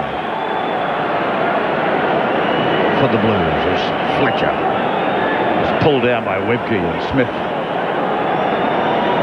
And the New South Wales side not going anywhere at the moment. Kamali puts his kick down the ground, but he couldn't have aimed it any more accurately had he have tried. For Lockyer to bring it back. Tackled now down on his 40-metre line. Little or no breeze to speak of, and the rain, though it fell heavily midway through the first half, it has now abated. As Jason Smith unloads a ball for Webke, and Webke crosses the halfway line. Doesn't do anything all that flash, Shane Webke, but my goodness, he's tough. And I guess when you tackle him, you know you've made a tackle. Lang plays it now as they go inside the Blues 40-metre line, and Icon is felled by Tuvey down low and Fletcher over the top. Now Lockyer. His kick high down towards David Peachey, and Peachey has McDougall with him. Thorne came in looking ominous, but he missed Peachey, and Ainscough comes away. Let's get into the sideline, Andrew. What were you able to find out at halftime? Well, first and foremost on Wendell Saylor, he is still in the dressing rooms, and the word from Chris Close, the Maroons manager, he said Wendell Saylor will not be back unless the doctor gives him the clearance. At this stage, that hasn't come. From Mark Murray, pretty happy with the first half. His main instructions, a bit more patience in attack and defensively to get off the line quicker. Now, Laurie Daly has been to the Blues room. Laurie, what's the story? Yeah, Wayne Pearce was quite happy with his side's first half performance, but he thought there was a couple of areas that they could work on. Obviously, the Queensland go forward, they were making too many yards in the middle of the ruck, and also the one-on-one tackles. He stressed that there was too many of them. He doesn't want his players also to ball watch the Queensland players, Jason Smith, Ben Ikin and Adrian Lamb, and he wants his forwards to win the ruck area, so it gives Fittler and Kamali a better chance to attack the edge. Laurie Daly there talking about the Blues. And as he did, there was a lovely clean-up by Matt Rogers. Darren Smith just inside the 40-metre line. Hetherington to the right for Lamb, and Lamb puts on a little bit of a scurry. And Brad Thorne, he makes a big run down the centre of the ground, reaches the 30, passes back into the middle. Hetherington, ever reliable, was there. And then a sloppy play the ball. Lamb for the corner. Lamb's over. Try number 2. Oh, the captain. He celebrates again. And so does the bench of Queensland. It is a one-man show at the moment, Adrian Lamb. He started the movement by putting big Brad Thorne into a gap again. He's putting it on a platter for his fellow players. Look at this. Beautiful skills. Thorne straight through the tackle of Fittler. In fact, at the end of this movement, it was a tremendous effort from Adam McDougall to stop Jason Hetherington, who was supporting on the inside. That's who Thorne finds. The long pass to Jason Hetherington. He comes back towards the sideline, and McDougall does a good job here to reach out and fell the hooker. But then we see from, 21 metres out, Adrian Lamb, he just strolls across. He scoots over, gets down low, dives across to get his second, and made it look oh so easy, as the good players do. This is absolutely unbelievable defence. Poor defence from the Blues. They watched him. They watched him running. No one wanted to tackle him. They're only a metre or so away from him, and no one wanted to go to Adrian Lamb and stop him running the football. And they paid the penalty. Well done, Adrian Lamb, the little Queensland captain. He's having a match, isn't he? And that's a perfect illustration of the most important player in the field is the man carrying the football, as Rogers puts the icing on, Ray. Yeah, it's been an unhappy night goal-kicking wise for Matt Rogers, but Adrian Lamb, what a night for him. He's done it very well, Ray. Poor selection from the Blues defence, electing to all go to the open side. No Blue defender on the blind side other than Brad Fittler, and he was still coming back on side. I thought the efforts, though, to try and move up and put pressure of the one defender that was slightly in attendance for New South Wales, probably even invited Lamb even more to run to that gap. Wonderful performance. He's got plenty of support players, and they're the men that are giving him the motivation to run with the football in two hands. Big hit on Webke from Howe. So the task is now so much harder for the Blues. They're trailing by 14-6. Realistically, Ray, that's closer to the scoreline that we should have had at half-time after the first 40 minutes. I don't think anybody would disagree with that. They were the better side by much more than 2 points. Jason Smith playing it now. And there seems to be a popular opinion here, talking to people at half-time, that Brad Fittler has to take the ball in his hands and run. That's easy to say, but Ray, but the only way you can be effective as a 5'8" or a running player at all is if the platform is being laid. And New South Wales are ordinary in the middle of the ruck. They are not getting a go forward from Howe, from Kearns, from Bella. Jason Stevens has been quite good. But like, they're being easily contained, and that's just making the job harder for Fittler. Perfect points, though, as guys have often relied on packs to build an attacking game. I knew that you and I, if we didn't have our forward packs running football and able to dominate the ruck up the middle, we were no chance of making much of an impression. Kearns. Offload for Tuvey. Quick hands from Tuvey. Quick hands from Fittler. Kamali heads off to the eastern side. Peachy comes back on the inside. Now Kamali. Timmins is on his outside. The kick is for Ainscough. Lockyer's back there. Lockyer beating Kamali. Running away from Kennedy. Loses the ball. A chance for New South Wales. Girdler. Girdler for number 2. Gets it back. McDougall. McDougall puts it over the line. The Blues are in. Well, fortune favours the brave. They kept persisting, and a good tackle on Darren Lockyer has given New South Wales the chance they needed. Wonderful work once again from Ryan Girdler. Nice play on the inside here. Once Lockyer loses the football after a strong hit. Nice play here from David Furner. He realises he's got to get it out there quickly. So did Brad Fittler. And Ryan Girdler, he just pins the ears back. He backs his ability. He goes for the corner. He realises that he can't get there himself. Fine tackle down low. I think it's Eichen. He had the presence of mind to keep the ball back in play. And McDougall gets his second. And New South Wales hit back against the run of play. Well, Lockyer looked so dangerous, didn't he? A wonderful tackle from Robbie Kearns, which forced the ball loose. The big prop, he'd beaten 3 already. And then the boys, they knew they had the space out there. Matter of putting it all together. And that's wonderful work from Ryan Girdler. Fittler played his part as well. And McDougall just finished it off. But be against the run of play. But in the big games, you can't afford to make the errors. And let's give Robbie Kearns a big pat on the back for that great hit on Lockyer. So McDougall gets the second try for New South Wales. How many drinks does he owe Ryan Girdler? Here's Girdler, 15 in, 20 out. Hit it nicely. You don't hit him any better than that. Girdler converts. 14-12, Queensland leading. If you want the biggest choice of used... And welcome back to Stadium Australia. Again, 2 points the margin. We can't get away from it, can we? Queensland 14, New South Wales 12. Second tackle gone for the Blues. Fittler off his left foot, running across and giving it to Brian Fletcher, the Sydney Roosters teammate. Gee, I thought that might have brought a penalty. Play allowed to go. Morley away. Oh, Ainscough taken down by Bowman. Gee, that was a good tackle by Bowman. Jolting the ball free. Webke plays it, and the Maroons attack again with Lang. Hetherington. Through from Lamb, out for Ford. Hetherington for Lamb, he jinks and goes back to the eastern side for Eichen. And Eichen is pulled down from behind by Fletcher and over the top by Kennedy. Jason Smith for Martin Lang, running into the shoulder of David Furner. Kennedy came over the top.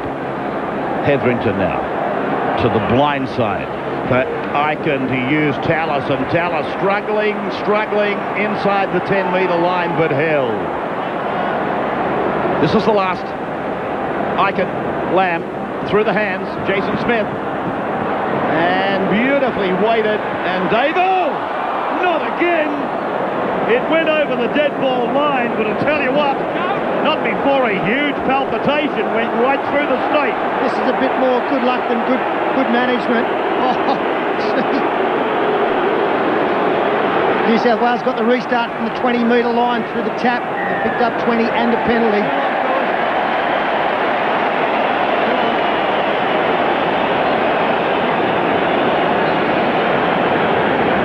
New South Wales a penalty. What's the latest on Sailor, Andrew? Well, as we suspected at half-time, I mean, Wendell's plenty determined to come back, but it's a bit of a holding pattern, really. The doctor hasn't given him a clearance to return, so it's the same situation. He's on the bench, but they won't let him get back out there.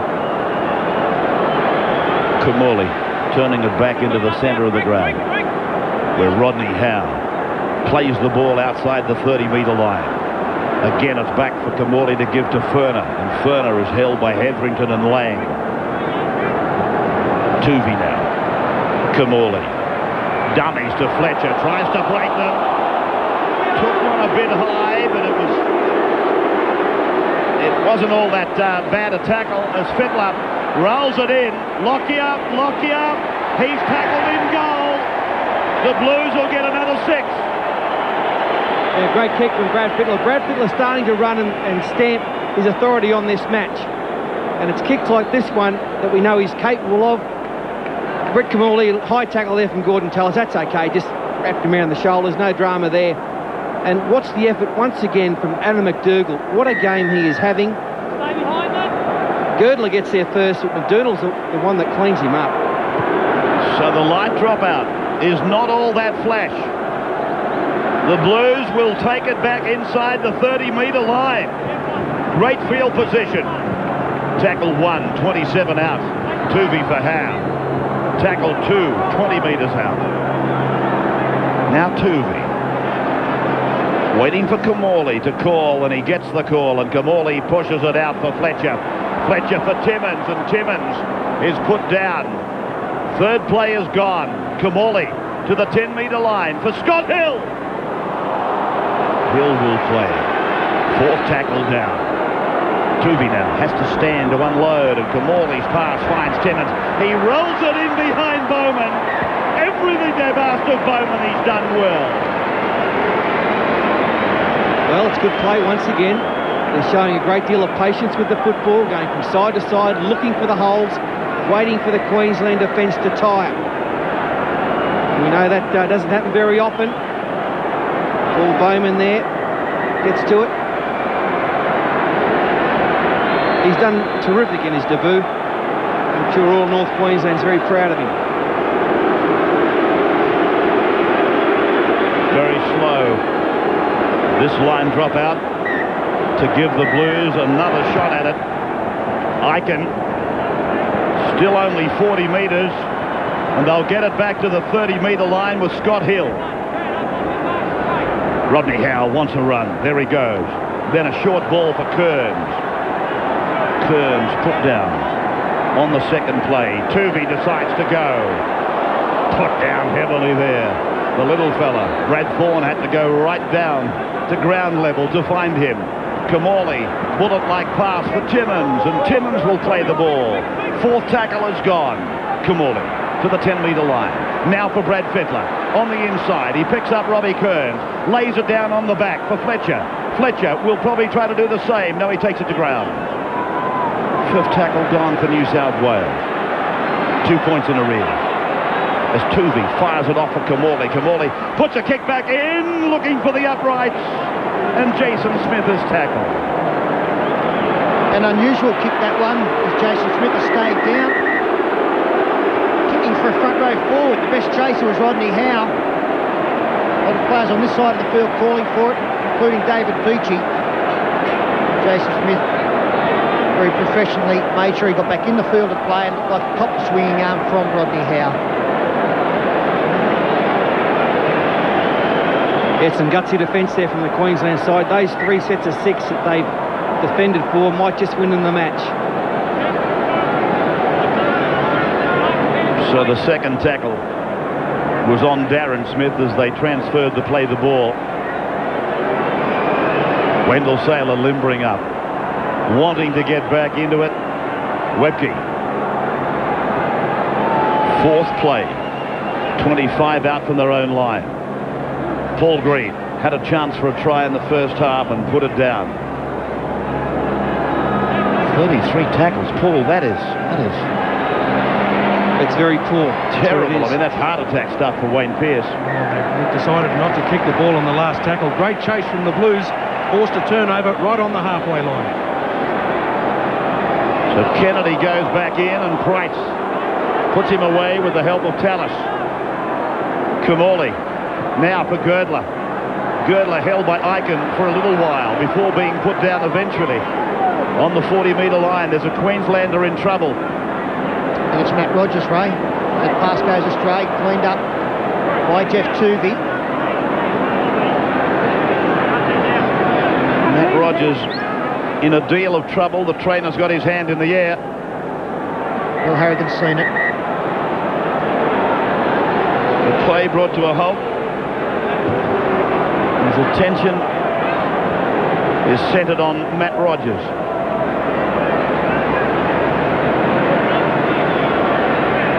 Sailor, as we pointed out, keen to come back into combat.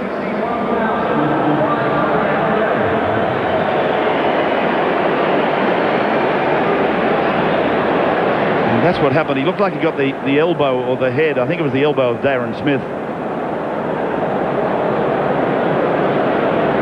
He just broadcast the official crowd. It's over 61,000, this crowd tonight.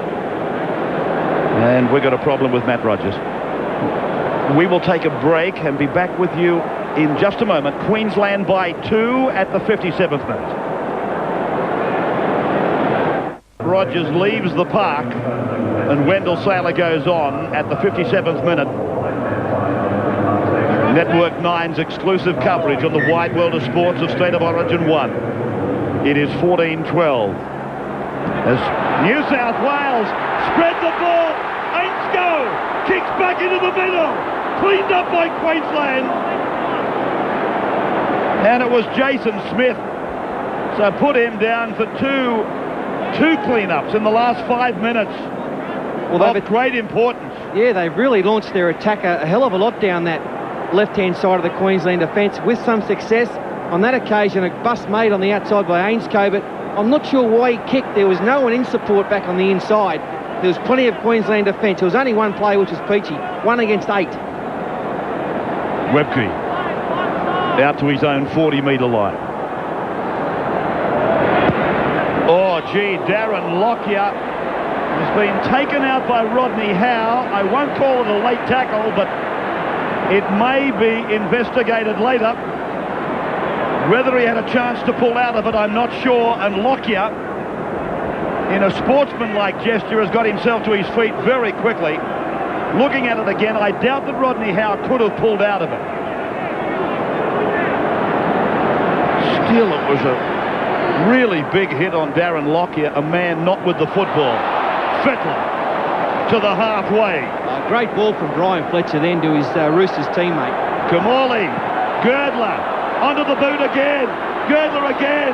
The ball goes over the sideline, and I think it might be off the Maroons. I think it might have taken Russell Bowden as it went across. Kamali was clean up as he passed as well. Their players putting their body on the line tonight. It will be that way.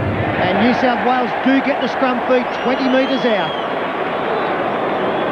What's the story? Well, let's have a look at this replay first. We'll just check the condition of Matt Rogers in a moment. Kamali taken out. Girdler gets that left foot onto the ball. Sailor turns around. Bowden played at the ball and was the last to touch it. So they got that ruling right.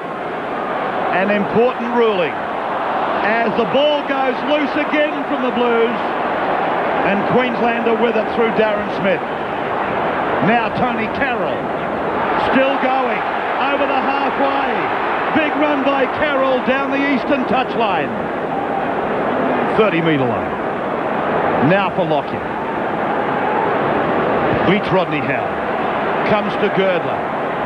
Girdler eventually puts him away. Penalty goes to Queensland. Right in front, 20 metres out. Well, he played a long advantage there, did Bill Harrigan. Had all the New South Wales players offside, most notably Ryan Girdler, because he ended up being the man penalised. But a poor passage of play. Peachy was hit as he was preparing to pass the football by Darren Smith. They got the ball, and then Tony Carroll went through David Peachy again and picked up a further 40 metres. We now see a chance for the Maroons to take further advantage of the boot of that man.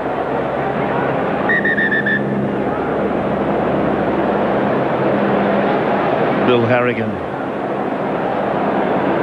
calling timeout.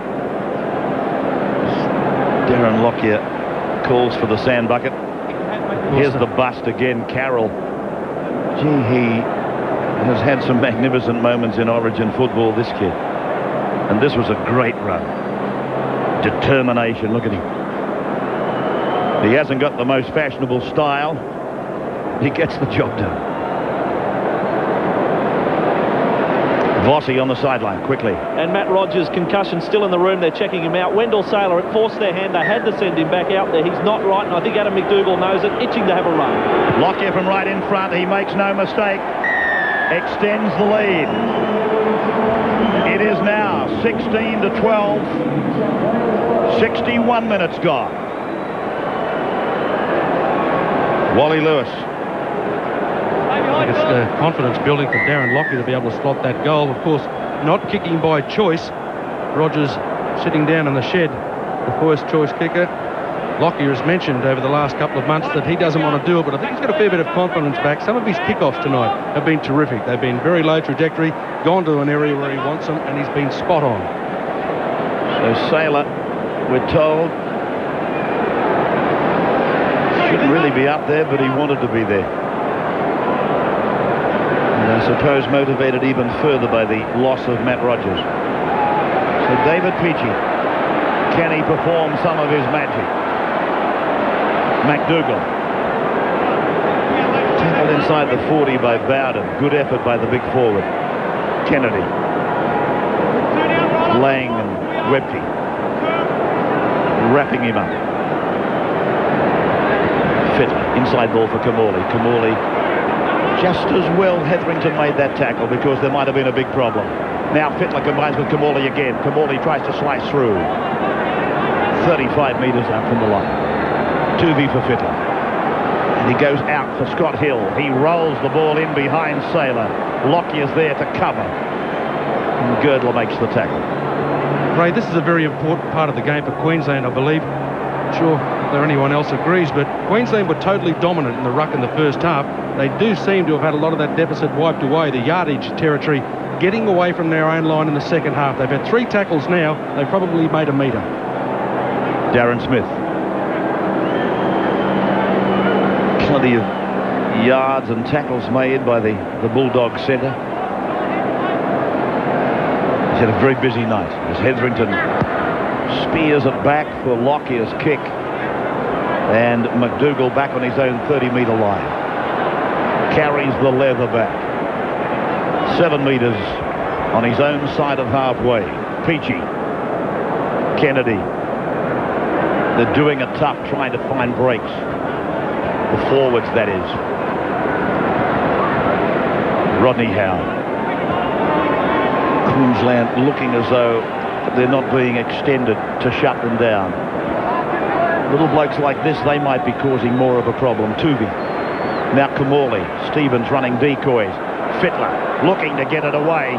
Stevens was there, and he's going down 15 out from the line. Jason Stevens. Good support there for Fittler. Fittler's with the ball now. He puts it in the air. Up they go. Down they come. The Blues have got it. Kamali unloads the ball out the back. Now McDougall. Well, tremendous effort by Wendell Saylor to shut him down. Yeah, great work from Wendell Saylor, and pretty good work from McDougall as well. There is no doubt Fittler and Kamali, they have risen in the last 15 minutes. And the New South Wales performance is going along with that. McDougall did his best, but Lockyer and Wendell combined to make sure they deny.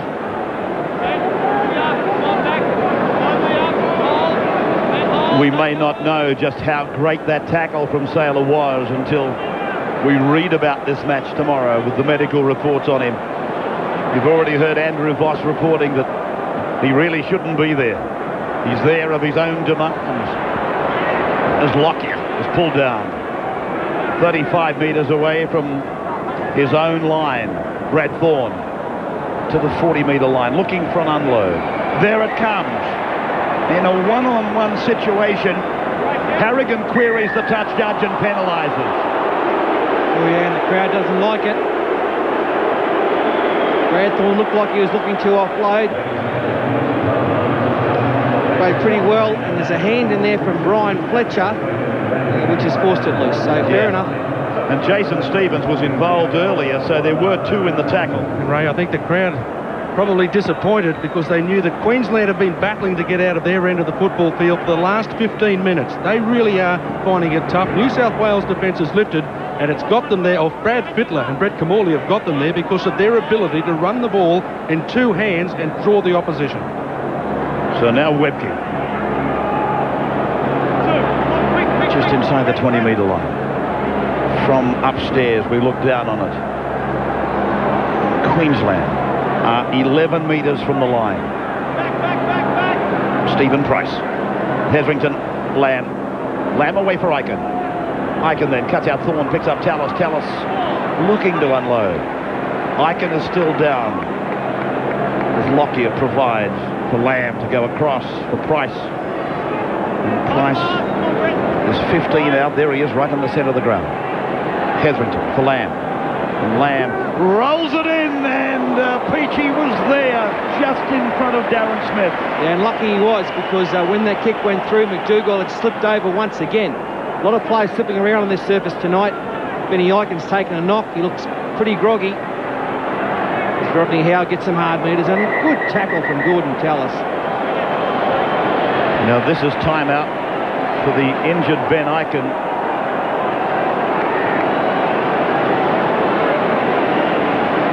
Third tackle has gone. We've got a bit over 14 minutes to go, and it's a very groggy Ben Aiken, as you can see, being taken off by the Queensland trainers, and Matt Rogers comes back into the game. Andrew Voss. It's become a bit like tag team wrestling for the Queenslanders, hasn't it? One off, one on. Matt Rogers has been given the clearance to return, so he resumes his position on the right wing. Wendell has shifted back to the left wing, where they've had a bit of troubles in their second half on that left side defence. But you'd have to say, looking at that picture, Ben Aiken, there'd be some doubts about him returning for the closing stages of this match. And it was there, the contact of David Ferner, I think it was, on Ben Aiken that caused the damage. The youngest player ever to play Origin, Ben Aiken, leaves the field for him in unsatisfactory circumstances. Green goes on. 4 points the margin. Still as tight as you would expect from Origin football. So that will mean, you would imagine, Paul Green going to 5'8". And I would think that New South Wales, if they get the chance, maybe would run some of their big back rowers at Paul Green, likes of Fletcher and Kennedy. Stevens playing it now. 30 metres out from his own line. Oh, Camorley. Camorley knocks on. And it's the turnover. Brett not happy. There might have been reason to blame Jeff Tuvey earlier, but that was catchable. Handling errors. 8-7 New South Wales making the greater amount of errors. I wonder whether New South Wales, through Brian Fletcher, has got us away with a very sneaky one here. Brad Thorne believes so. He's getting up to play the football. Fletcher, the man in attendance, and he knocked it out. Well, the look on Brad Thorne's face said it all. It was just a look of disbelief. You're joking. But it's happened now, and we go on. May have been disbelief, but I'm sure there's relief for Brett Camorley, of course. The man that tipped over that ball. I think Queensland have got to make sure that they don't let their defence around the ruck spread. Peachy's starting to hang around on everyone's hip at the moment. His support play, of course, as we all know, has been magnificent. A simple error, though, handing Queensland another opportunity. Terry Hill Terry Hill is saying it came off my knee and claiming there was no knock on. Here's the pass. Terry said it doesn't contact my hands or my arms, it comes off my leg. And gee, I think you'd have to agree that Terry Hill has a valid complaint.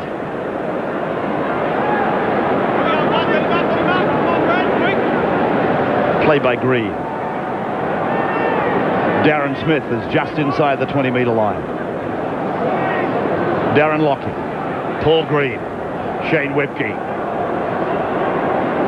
Stevens and Howe trying to stem the tide created by Webke.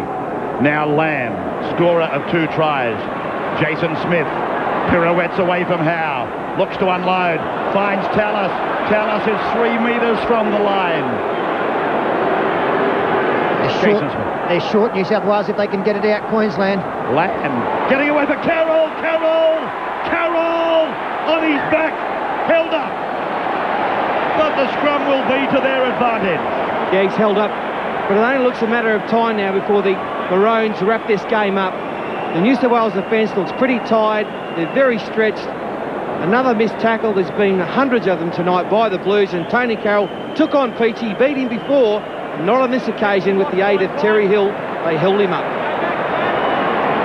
Here they come from the back of the scrum, and now, believe it or not, Shane Webke has got the football. Metre from the line. Smith behind Lamb. That will take some of the pressure off for the Blues. Lockyer pulled down by Tuvey. Now Hetherington. Terrible play the ball by Lockyer. Hetherington pulled down just outside that 10-metre line. Lockyer across for Lamb, and Lamb dances off the left foot. Puts it back on the inside for Saylor. Intercepted by Hill. The ball to ground. And it's with Kamali. He says play on. Kamali down the eastern touchline. Now for Jamie Ainscough. He's not held. Comes back. Looks for support. Finds Terry Hill, and Hill has tackled 40 out. Oh, he had to look left, Terry Hill. Had a 5-man overlap. I did think there was a New South Wales knock on at the other end, but not called as Scott Hill tackled. 38 out. Fitted. Inside for Hill. Back across for Kamali. Kamali for Furner. Furner for Hill. Scott Hill. Then a pass across for David Peachy. Peachy now for Ryan Girdler. Here comes a try, I think. Girdler. He's over. One got away, but not this one. Well, Ryan Girdler has beaten Darren Lockyer to score in the corner. But it all comes back to the other end of the field where New South Wales somehow came up with the ball. They took an intercept from Adrian Lamb. It was taken by Scott Hill. They throw a pass out wide that appears to be knocked on. You are off. Well, hang on, we've got Gordon Tallis being sent. Don't talk to me. Just go. He has been sent off. Sent off or sin bin? No, he's off. He's gone. He has been sent off. And all I could think is that he has abused the referee or one of the officials to a degree that has seen a sending off offence applied. Unbelievable. Well, it obviously has been foul language aimed at the referee, I would suggest to you. And Gordon Tallis has been sent off. I don't think he can sit there. No, he's not allowed to sit there. He'll have to go right into the dressing room. But it must go back to this. Maybe they think there was a knock on. As Peter, we're about to get into that tape. Here it is here. No doubt it came forward. It's unbelievable that's been missed. Well, the big point there, Adrian Lamb simply just stopped his chase, didn't bother, turned around to look, wait for the whistle. Unfortunately, it didn't sound. It's cost Queensland. And yeah, great ball for David Peachy, wasn't it, the fullback, who's had a pretty good game tonight. And Ryan Girdler's also been a star for the Blues. He beat Lockyer. He had support on back on the inside. Took it upon himself. That's the money ball, that one. He'll be a bigger star, Paul, if he can convert this try. Darren Lockyer will believe that he should have made this tackle, and the conditions were against him. He was sliding. And here comes Girdler, maybe the match winner. It's on its way, just out to the left. It is 16 all. 9 minutes to go. Andrew Voss. Well, this is remarkable, the story on Gordon Tallis. He has just given Bill Harrigan, I guess, the mother of all gobfuls. And what we're told is that Gordon just refused to go. I mean, I don't know how many times he had to be told to get off, but he becomes only the second player in Origin history to be set off in a match. And of course, this try from Ryan Girdler sets us up to a similar situation as last year, and it was Matt Rogers, 6 minutes from full time, who broke the deadlock with a field goal in game 1 last year. Well, and there again is the situation with Harrigan sending Gordon Tallis off. Hang on, Bossy, did we see Bill Harrigan put up 10 fingers then? Yeah, that's what I think happened first of all. He was going to give him 10 in the sin bin. Gordon has then given him another, I guess, expletive, if you like, and then Bill Harrigan said, no, you're off for good. I guess in the point of this match, the text of this match, the context of this match rather, it doesn't make any difference because there's only 9 minutes remaining.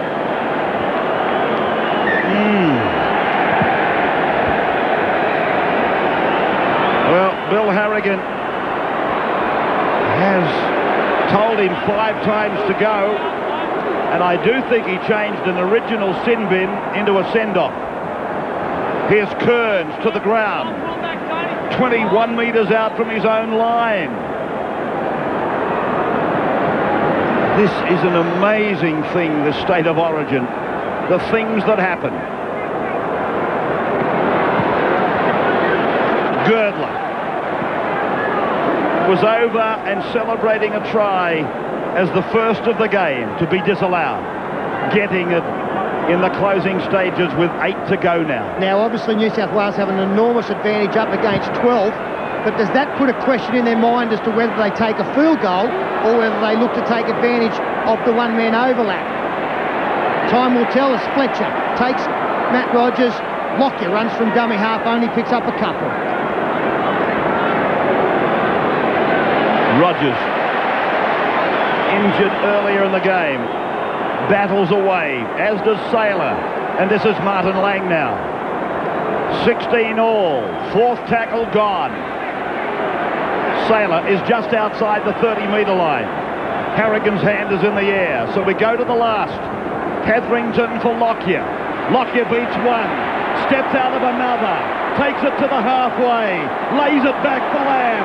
Lamb puts the kick in. Now New South Wales go back to cover. It is McDougall. Tackled just inside his own 20-metre line. You will see in the next 7 minutes some of the most desperate football you've ever seen, as both teams strive to gain some ascendancy. And it might come down to that 1 point. Stevens. Yeah, sit back and enjoy this last 7 minutes. This is what State of Origin should and is about. Guys out there dead on their feet. They will rise. They will find something deep. Whoever can dig the deepest will take this one out as Kamali takes the ball. Loses it. Adrian Lang cleans up. That's a turning point. Bowman. How many turning points have there been? It's a very long and winding road, this one. State of Origin 1. 16 points all. Well, Paul, one man short. Let's put it back the other way. The Queensland look for a field goal. Bowden away for Hetherington to give and Thorne to take it up. I think as soon as possible, and what that does, 17-16, gives them the strength to go on for the last 5 minutes with 12 men. And we would imagine that no, here comes Rogers coming in behind the ruck area. He wants the football. And here it goes. It's gone to Lamb. Lamb puts the kick in. And it's out to the right. It'll come back for a 20-metre optional for the Blues. And Matt Rogers just said to Adrian Lamb, look, I was on the other side ready to go. Well, Adrian Lamb hit that one reasonably well under pressure. Stevens. 16-16. The biggest margin between them was when Queensland led 14-6. But for the most part, there's been 2 points between them, and now they've drawn level. They're in the home straight, and they're going nose for nose. As Fittler, the pass is picked up. No, it's not. I thought Lamb had it, and he's ruled 6 to go. A look of bemusement on the face of Saylor. Jerry Hill. 5 from the halfway. Tuvey, a dummy half scoot. Inside ball, Hill. Then Kamali, now Fittler. Inside again for Rodney Howe. Back on the inside for Kamali. To the 40-metre line, Kennedy. Kennedy for Fittler. Fittler gets it away for Scott Hill. It's on the ground. Ben Kennedy picks it up. Touched again, Ray. 6 more. So New South Wales with a fresh set. A 23 out from the line. It's Kearns. And Kearns runs into Jason Smith and is put away. Tuvey now. Kamali inside for Fittler. Fittler looking for Tuvey. Finds Tuvey. Tuvey goes out for Howe. Howe flops the ball over. It's New South Wales for the corner. They're over. It's David Peachey. Peachey scores. He points to the spot. Try. Good on you. 76th minute. Good on you, David Peachey, in your first Origin match. But beautiful interplay from the Blues. They've grown in confidence with the good piece of luck they had earlier. And the pass here, well, it could have been a try at the other end of the field. I think it's Rodney Howe who throws it. Fittler goes back on the inside. He gets 2 defenders involved. He passes off to Jeff Tuvey. Jeff Tuvey finds Rodney Howe. He goes across field, and as we freeze it there, just have a look at this man, Wendell Saylor. He can see the pass coming across as play continues. He tries desperately to pluck it out of the air, just misses it. In fact, he might have got his fingertips to it. And then the pass from Timmins, is it, or Ainscough, I think, might have thrown the last pass onto David Peachey. But this is the money ball here. Well, there were a few of them. Fittler's offload was great. This was pinpoint. He did get a touch. Yeah, Jamie Ainscough, the man out there to give the ball to David Peachey. Backs up terrifically, but Brad Fittler and Brett Kamali, they're the people who have inspired this Blues team. The bench goes up. They've had a great last half hour, those 2 players. Well, what a kick for Ryan Girdler to convert David Peachey's try. 4 minutes from time. Girdler from the sideline. On its way and across the face of the uprights. No addition to the scoreboard. 4 points the margin. 2 minutes to go. Another look at it. Ray on alongside a very excited former New South Wales captain, Laurie Daly. I mean, what about Origin football? Laurie just keeps throwing up the great finishes, way back to Mark McGaw in '87, scoring them to death. I'm not prepared to say Queensland aren't out of it yet, but what a try for Peachey. Kennedy getting a great bounce. It totally wrong-footed the Queenslanders, chasing down on a shallow restart. Sorry, Laurie. That's all right, guys. Very exciting, but that's what State of Origin football's all about. You really have to go for 80 minutes. There's a minute and a half to go. I don't think you can write Queensland off just yet.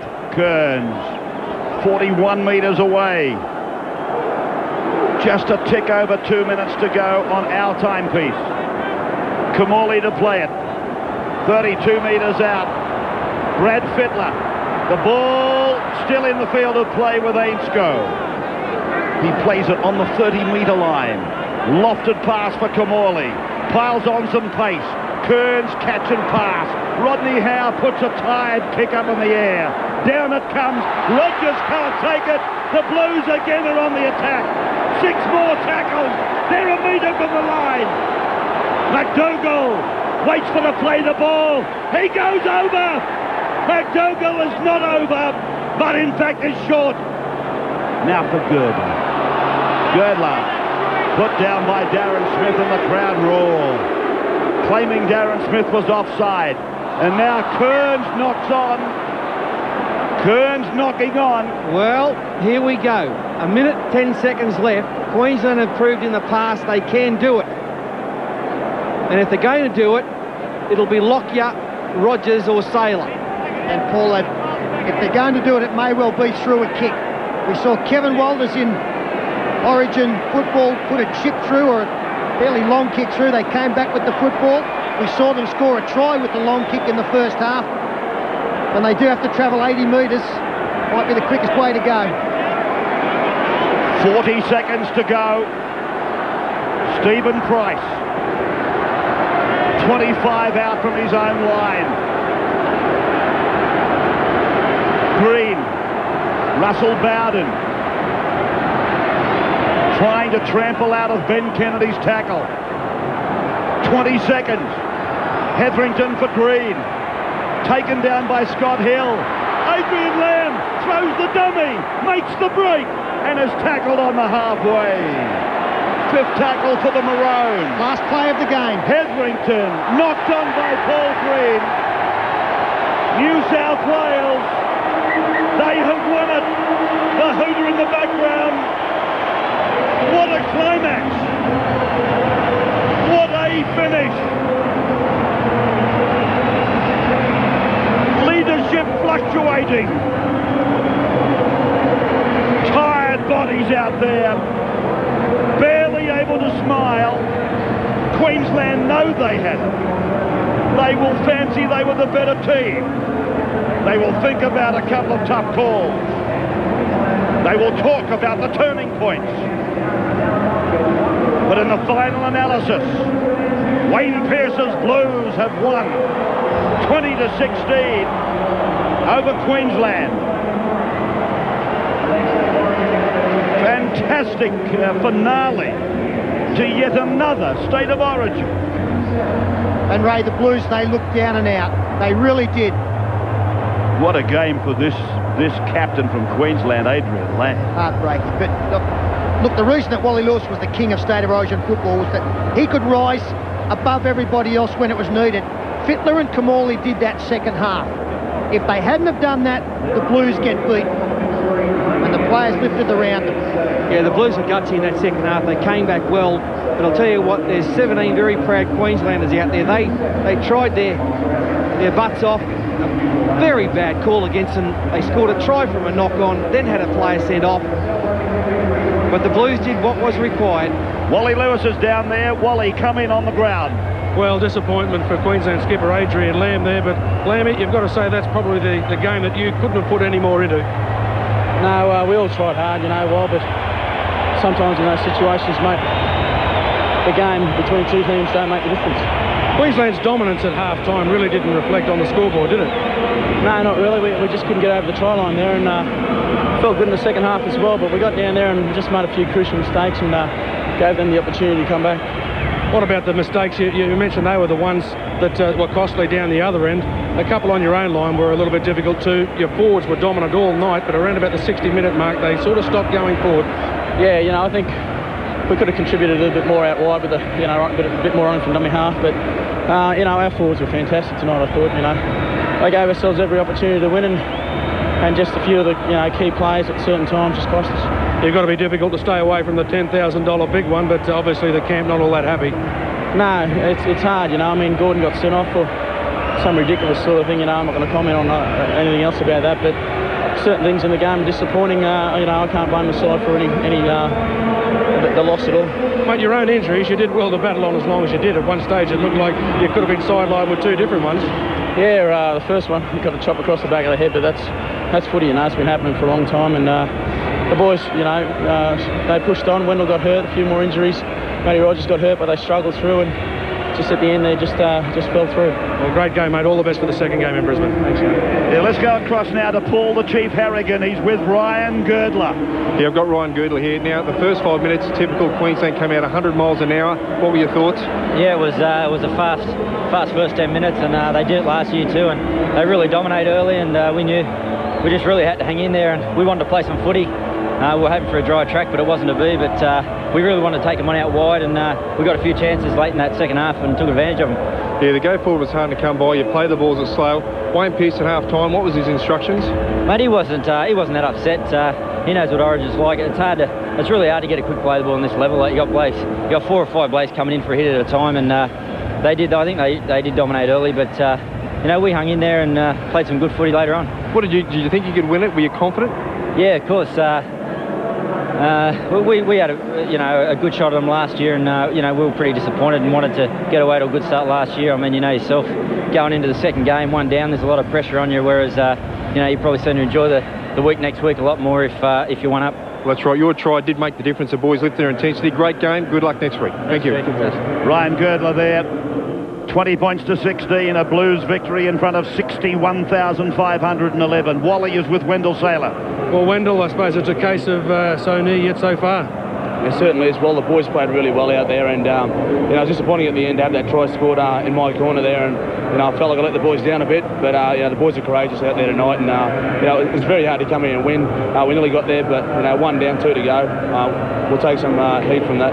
You said you're just disappointed about the way it finished. It was putting up there, the ball was sitting on a shelf almost for you to have a go at. It must have been a tough decision to make. Yeah, it was. I just sort of knew I had one player down, and I knew there was a couple of players outside me, and I just felt like, you know, I had sort of nothing to lose. But you know, when the ball went up, I thought I could get a grab on it, and you know, I think it just went over the fingers, and I turned around, Peaches in the corner, and it's disappointing, and disappointing that the try scored, you know, to lose the game.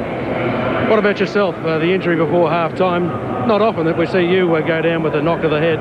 No, it's just probably a bad thing to say, but I said to the boys I've never been knocked out in a game of rugby league, and you know, probably jinxed myself a bit. And you know, when the doc said, "Oh, can you get up?" and I tried to get up, and you just can't. So I know how them boxers feel now, but you know, doc didn't want me to come back out, but you just had to get back out in Origin, and I just appreciated playing with those guys, and hopefully you know, I can get back in game 2 and play well for them. Well, mate, welcome to the KO Club, and good luck with the second match in Brisbane. Thanks, Will. Appreciate it. Wendell Saylor, Wally Lewis. Brian Fletcher is now with Paul Harrigan. Yeah, I've got Brian Fletcher here. I've got to ask you first, the first 10 minutes, was it tough for you? Mate, yeah, Chief, you know how it is. The first 10 minutes was pretty frantic. Actually, didn't let up the whole game. So the second half, tell me your thoughts. Fittler, Kamali are keeping control of the ship. They're nice and calm, directing you around. Did you just want to complete your sets of 6, or do you think you have to try and get some attack there? Mate, Freddie was talking the whole game, saying that Origins go down to the wire, and you know, he was pretty spot on there. Basically what you said, just complete the sets and wait for an error. I mean, we made a few errors, and luckily they made a few, we capitalised on them. Do you think it was when Wendell Saylor got knocked out, but also Tallis with 5 or 10 minutes to go, off the field, it must have lifted with 12 men? Yeah, I didn't actually know until about a minute after he got sent off, but I didn't really think about it, and I don't think the rest of the boys did either. Well, it's a terrific win. It was important, the fact that, you know, you got to win your first game. It's always hard when you lose your first one, but particularly playing at home must be a relief to get the first one out the road. Yeah, I mean, you got to take full advantage of your home ground advantage, and if we can get a 2-0 next 2 weeks, it'll be unreal. Well, you played great. All the best next time. There you go, guys. Brian Fletcher. Thanks, Chief. Yes, thank you, Paul Harrigan and Wally Lewis on the ground. There we are looking down on Stadium Australia as people make their exit. As I said, 61,500 people here. Gordon Tallis, only the second player in Origin history to be sent off tonight 9 minutes from the end. And to Goodyear, thank you for the shots from the blimp. We say goodnight to them. We'll be back on the other side of the break with our VB $2,000 Man of the Match for State of Origin 1. And some outstanding performances with the man of the match. Here is Andrew Voss. And $2,000 man of the match for State of Origin number 1. And the checkers going the way of the Blues winger Adam McDougall. Finish at the State of Origin match. Yeah, that's what State of Origin football is.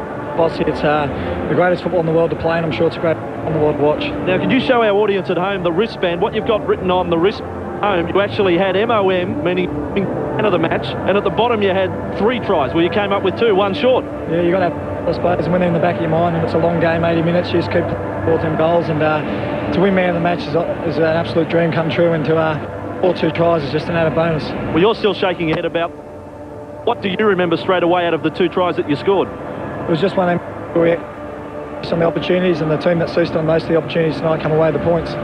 Instructions at half-time, I mean, it was always going to be 80 minutes, play out the 80 minutes. Even when you hit the front with 2 to go, you're thinking, gee, the Maroons, they're not dead yet. No, well, they're probably the best players in the world out there tonight, and you can't just drop your guard for 1 second. If you do, you'll have to pay the penalty, and we just wanted to control the ball. The conditions weren't exactly great, and we did that and got away the points in the end. All right, Adam, congratulations on the win and on your performance, and $2,000, the VB Man of the Match. Thanks a lot, Bossy. Thanks, Channel 9, and thanks, VB. It's great. Thanks a lot. Okay, well, we apologise. We had a bit of a tape problem there, but nevertheless, a worthy winner, Adam McDougall, and I've got Peter and Paul with me. Your comments on the match and, of course, that performance there. Yeah, I thought Adam McDougall was outstanding because when the team weren't going well, he was still excelling. He got our award just in front of the likes of Kamali, Fittler, and Robbie Kearns, fantastic up front. But Adam McDougall, apart from his 2 tries, I thought he was heavily involved, especially when things weren't going well for the Blues. Okay, well... I'm very disappointed, Queensland, I've got to say. I thought we were the better side of the night. Not denying denying that New South Wales played a really gutsy second half and came back well, but there's been a couple of calls in this game which have dead set gone against us and cost us the match, the Queenslanders. Okay, well, the try that really did seal it, Ryan Girdler had a wow of a game. I mean, he just tried so very, very hard and was strong for this particular try. We might just talk over it and Well, this is the lead up to it, Ken, and that's what we're talking about, the dud call. Like, there's absolutely no doubt there was a knock-on from the New South Wales. Yeah, well, we'll take the first one. And you've got to say that, you know, if it is called, then all of a sudden Queensland are on the attack and maybe in a position to kick a field goal or score the try. As it's turned out, within a couple of moments, we see Ryan Girdler get across in the corner, and in that movement also, we see Gordon Tallis leaving the field for the last 9 minutes of the game. We originally believed that he was given 10 minutes in the sin bin, but it turned into a send-off when he refused to leave. Well, let's just take a look at the send-off. And he was told repeatedly by referee Harrigan, stop it, I don't want you to go any further. He wouldn't stop. He kept on abusing Harrigan. Harrigan's justified his sending off by saying, I couldn't let it go on any further. I had to send him off.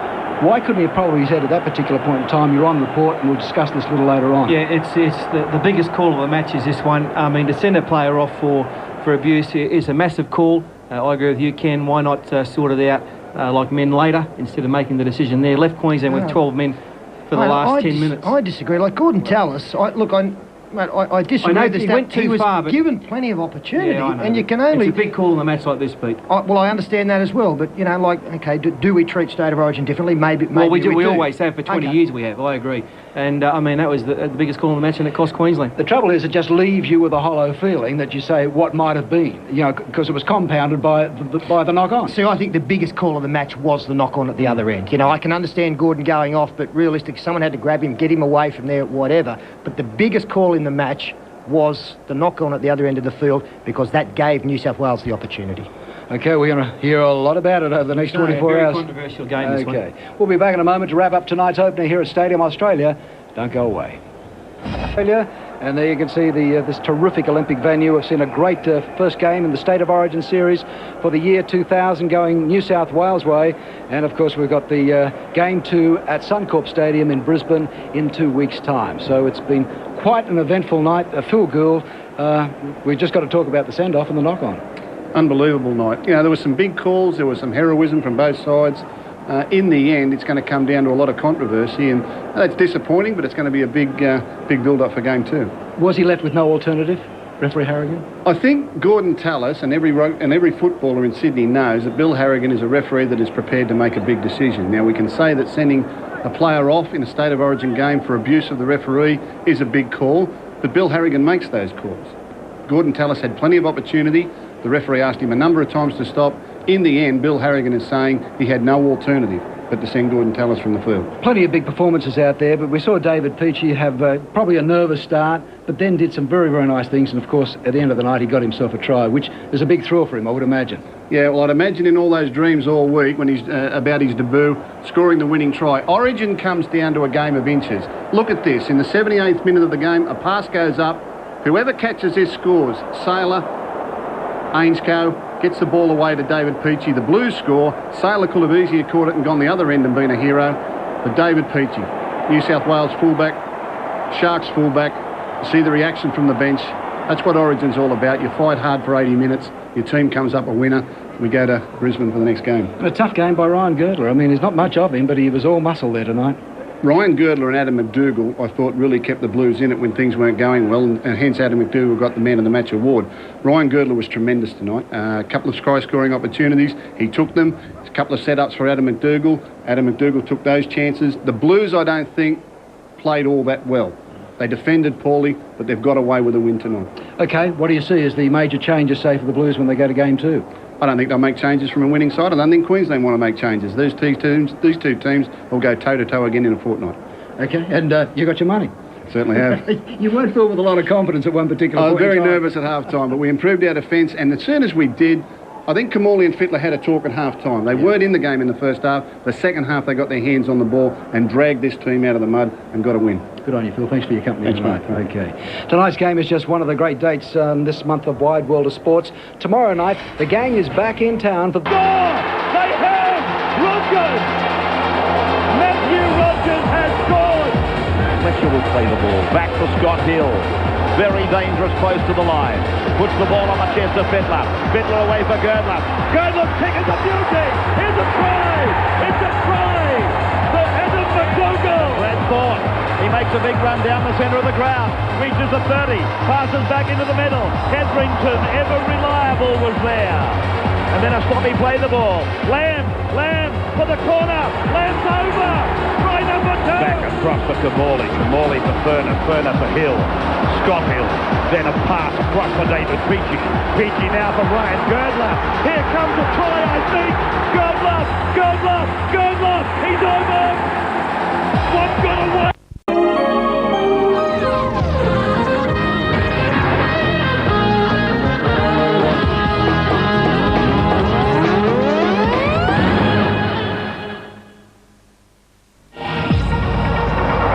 Origin. What does it mean? It's the greatest honour. It's where best mates become mortal enemies. Trouble here! It's euphoria. Here comes a try, I think. Girdler. He's over. Agony. And joy. Adrian Lamb has gone in. And despair. Don't talk to me. Just go. He has been sent off. It's where skill and courage endure the ultimate test. Queensland are looking good. They're inside the 20. And they put it down. A test for Ainscoe and he's equal to it. Now McDougall. When we think we know the outcome, it delivers the unexpected. Very dangerous, close to the line. Puts the ball on the chest of Fittler. Fittler away for Girdler. Girdler's kick is a beauty. Here's a try. It's a try. Getting away for Carroll on his back. Held up. Lamb for the corner. Lamb's over. Try number 2. Oh, the captain. He celebrates again. It's a battle of the mind, the body, and the spirit. Sensational stuff. Oh, they hit him again. This is close. It's 80 minutes of football with the fast forward button on. Kicking on the first play. They're going to score. They have. Rogers. Fittler looking for Tooby. Finds Tooby. Tooby goes out for Howe. Howe flops the ball over. It's New South Wales for the corner. They're over. He points to the spot. Try. What a climax. What a finish. It's our great divide and common passion. The force that divides us, the cause that unites us. Bringing the crowd to their feet. What a pass. What a try. Oh, how good is that? It's the greatest event of the greatest game of all. The ultimate battle. State of Origin football. Hello and welcome to Suncorp Metway Stadium in Brisbane for Game 2 of State of Origin for the year 2000. Big crowd in. In fact, this game was sold out around about 3 weeks ago. That's how hardy they are. It's been raining for most of the day here in Brisbane. It's you've got to love your football to get here tonight, and they really do love it. They want to see their team square it up and go to Sydney in a fortnight's time for Game 3. 2 members of our commentary team who've played their part in the 20-year history of Origin are Paul Vorton and Peter Sterling. Rain most of the day. How does that change everything? It'll make it the handling will be very difficult out there. But look, Lang Park is a sand-based game, a sand-based ground, and the feeding will be not too bad. I think the kicking comes into it more so tonight, Ken, and if anything, that might give an advantage to the Blues. So you've got to play good field position. What about the hostilities from the first game, the washover from that? I mean, there's a lot of people up here who are really filthy on Harrigan, the referee. Yeah, we've been here for a day, and so they're still hating Bill Harrigan, let me tell you. And it's all over, of course, this alleged knock-on. Everyone, all and sundry, thought it was a knock-on. Everyone who was at the ground, everyone watching at home on television, it was a knock-on, no doubt about it. Bill Harrigan missed it, or didn't want to call it, one of those two. And from there, I mean, a matter of a few tackles later, New South Wales did score a try. And that was the problem, wasn't it, Paul? It was actually a double bunger. We see from this movement, New South Wales scoring out wide at a crucial time. And unfortunately for the Queensland team, Gordon Tallis reacted in a pretty ordinary manner, abused the referee, and there you can see Bill Harrigan's reaction. And we got rid of all the expletives for obvious reasons because it's only 7:30 at night, but Bill Harrigan was quite adamant he had to go. Well, Gordon lost it, didn't he? He's acknowledged that. He went later that night to apologise to Bill Harrigan. Bill Harrigan wouldn't tolerate what was being said to him. and in the end he had to go. And the very next day, of course, when the Maroons arrived back in Queensland, here's what greeted them.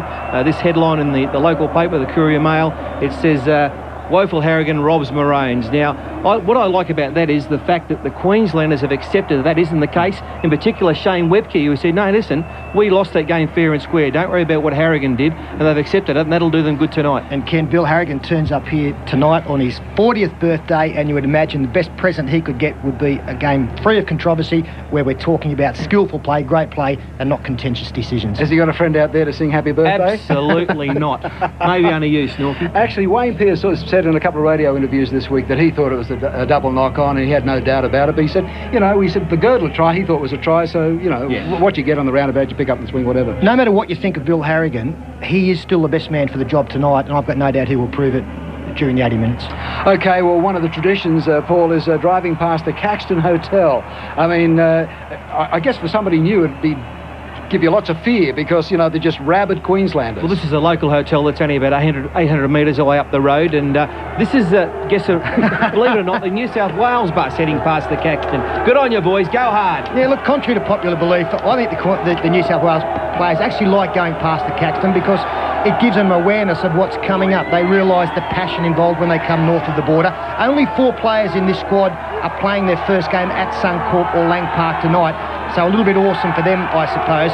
But I just think it's a reaffirmation of just what this State of Origin concept is all about. Have a look at them, Pete. You've got to love them. The mighty Maroon supporters, and there's the Maroons bus. Chris Close, of course, a great manager of this Queensland side, leading the way in the bus. And it's great to be on that bus and just know that you're heading out in an hour or so to play for all those people wearing that proud maroon jumper, and it's just a fantastic feeling to be in that bus right now. I must say, Paul, we came to the ground about 40 minutes ago. It is the biggest crowd outside the Caxton Hotel I've seen for 10 years. Oh, they're 30 deep. And you've got to remember there's probably 4 or 5 other hotels in that same street, so it does build up into a very, very noisy crowd. And they'll have a couple of beers there and just drift down about 800 metres to the ground and fill up this ground to what should be a capacity crowd here tonight for what promised to be a very entertaining match despite the weather. Yeah, I mean, you must have just loved playing in front of this crowd. I mean, this ground has just got such wonderful atmosphere. You're so close to it. You really pick up the vibe, don't you? I certainly believe this is the greatest ground to play rugby league on in the world. I've played a lot of grounds around the world. This is the best. They used to have these wooden, you'd run through the tunnel, out over these wooden thingos, onto the turf, and it was just the best feeling. When they roared for you, it was this spine-tingling stuff. And I've seen New South Wales players looked at them across that halfway line with the whites of their eyes going, what am I doing here? It's just fantastic. Mate, he's easily pleased. He likes wooden fingers. So that's why he likes the ground.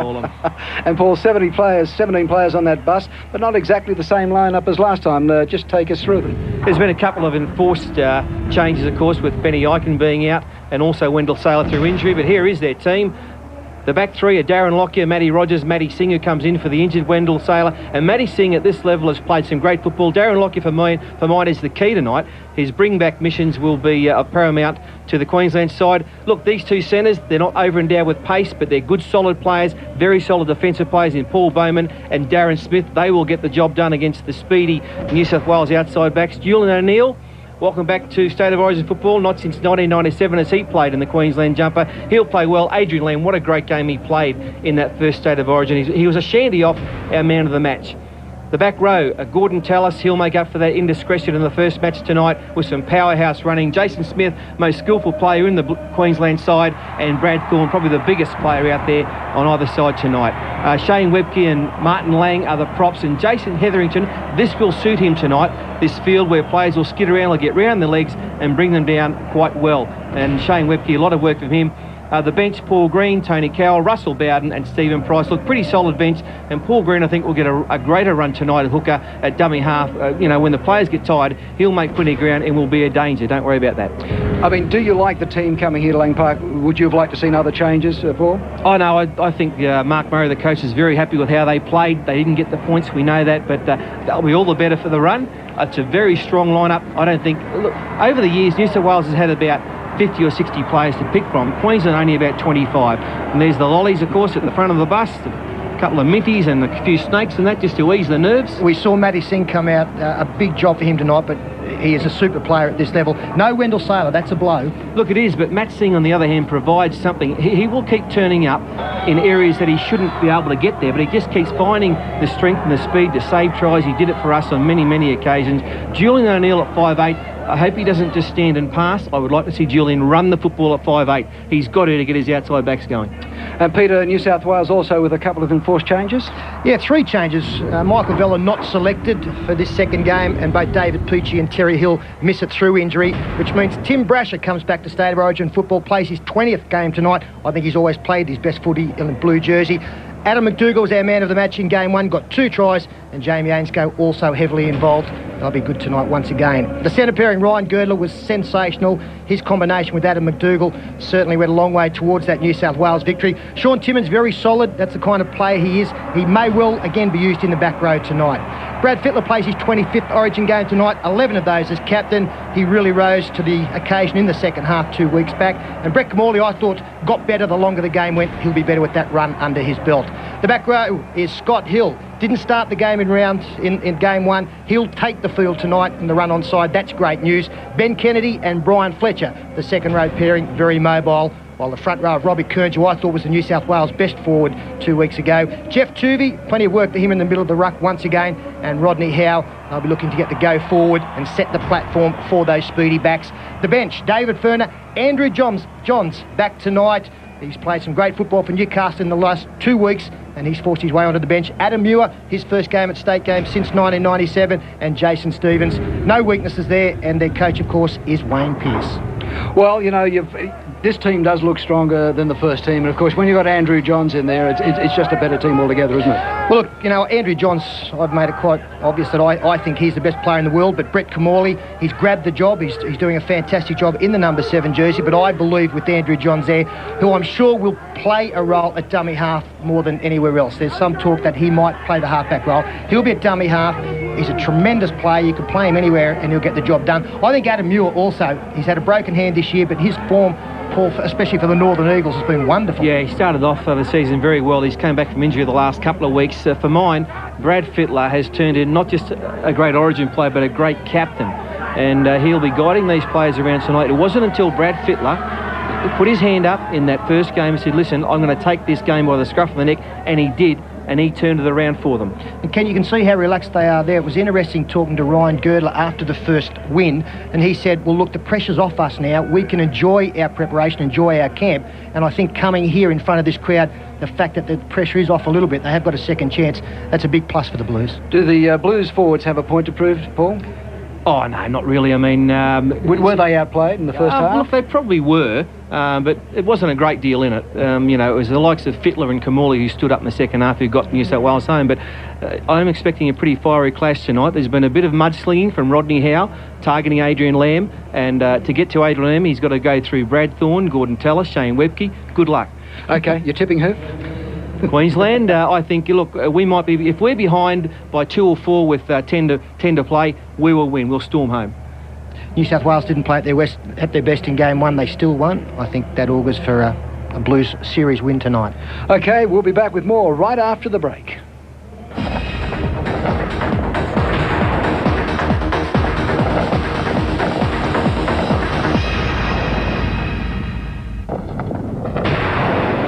I was there game 2, 1988 Lang Park, the night Mick Stone, Sid Bing the King. The Blues really tearing into this. It's defence already in from Queensland. The game had been a pretty torrid affair. New South Wales were leading 6-4 at the time. Phil Daly and Greg Kinescu started blue. And the referee says some of the crowd are not happy. There's a bit of a stink going on in the back line. So Stone gives Daly and Kinescu some time off to think about it. Well, the King jumps in, the full theatrical bit. Crowds right in, urging him on, of course. Stone then makes probably the craziest or the gutsiest call I've ever seen. He gives the King 5 in the bin. The crowd absolutely berserk. Cans coming everywhere, from everywhere. We couldn't believe it. The crowd couldn't believe it. Stone stands firm, makes the decision, says, you're out of here for 5. You know, the end result, though, Queensland won the game. Yeah, 20 years of blood, sweat and tears, and one of the biggest moments in State of Origin football. It's a game man who sends King Wally from the field here at Lang Park. It's fantastic. I was standing about 5 metres away. The cans were raining down. Next day, he's in the paper saying, "I'd feared for my life." Oh, please. He's standing there drinking them. No, look, Wally Lewis, he had this charisma about him, and he could change the course of a game. I don't know whether he did in that instance, but sensational play. He was never too far away from the problems, though. There was a bit of something happening while he was there. He started Good or most bad. of them, yeah. Started and finished most of them. OK, one of the great legends of the game as far as Queensland is concerned, and Australia for that matter, Mal Meninga. Andrew Voss caught up with him. Well, Mal, you were there for Game 1 back in 1980. How time flies.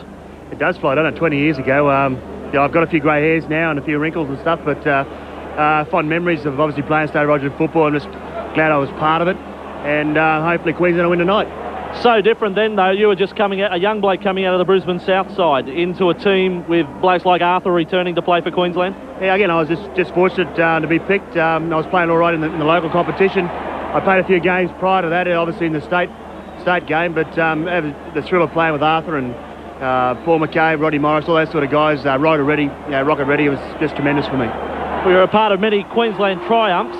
What is the favourite Origin moment for Mal Meninga? Well, hopefully tonight, but I think probably 89 for me. I think we won the series 3-0, and I just come back off a broken arm. It was just a huge thrill for me to be back in Origin, but to get a clean sweep that year, we played very good rugby league, and for me it was probably my best year in Origin football. And you would have played most of that Origin football, of course, with a King Wally Lewis. What about the impact he's had? He was Origin, there's no doubt, particularly Queensland. He's a player they love up here and the hate down in New South Wales, and he certainly was the standout player in Origin football, which was obviously the best rugby league player in the world, so it was a privilege to play with him.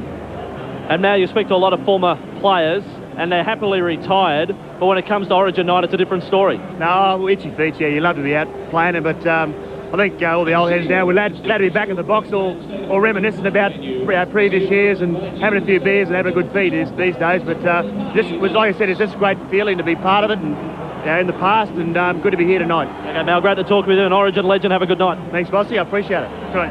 And the legend gets larger as the evening goes on, doesn't it? Well, I was lucky enough to make the bench of that Origin Legends side, and let me tell you, I'm deeply honoured to be involved with players like Lewis and Meninga and Miles and that. It's a great honour, and they are the greatest, let me tell you. And just on Wally Lewis, Ken, with all due respect to the likes of Alan Langner and Laurie Daly and Brad Fittler, there's no doubt Lewis is the best player we've ever seen at Origin level. Outstanding. Well done. OK, we'll be back right after the break here for State of Origin 2 at Lang Park.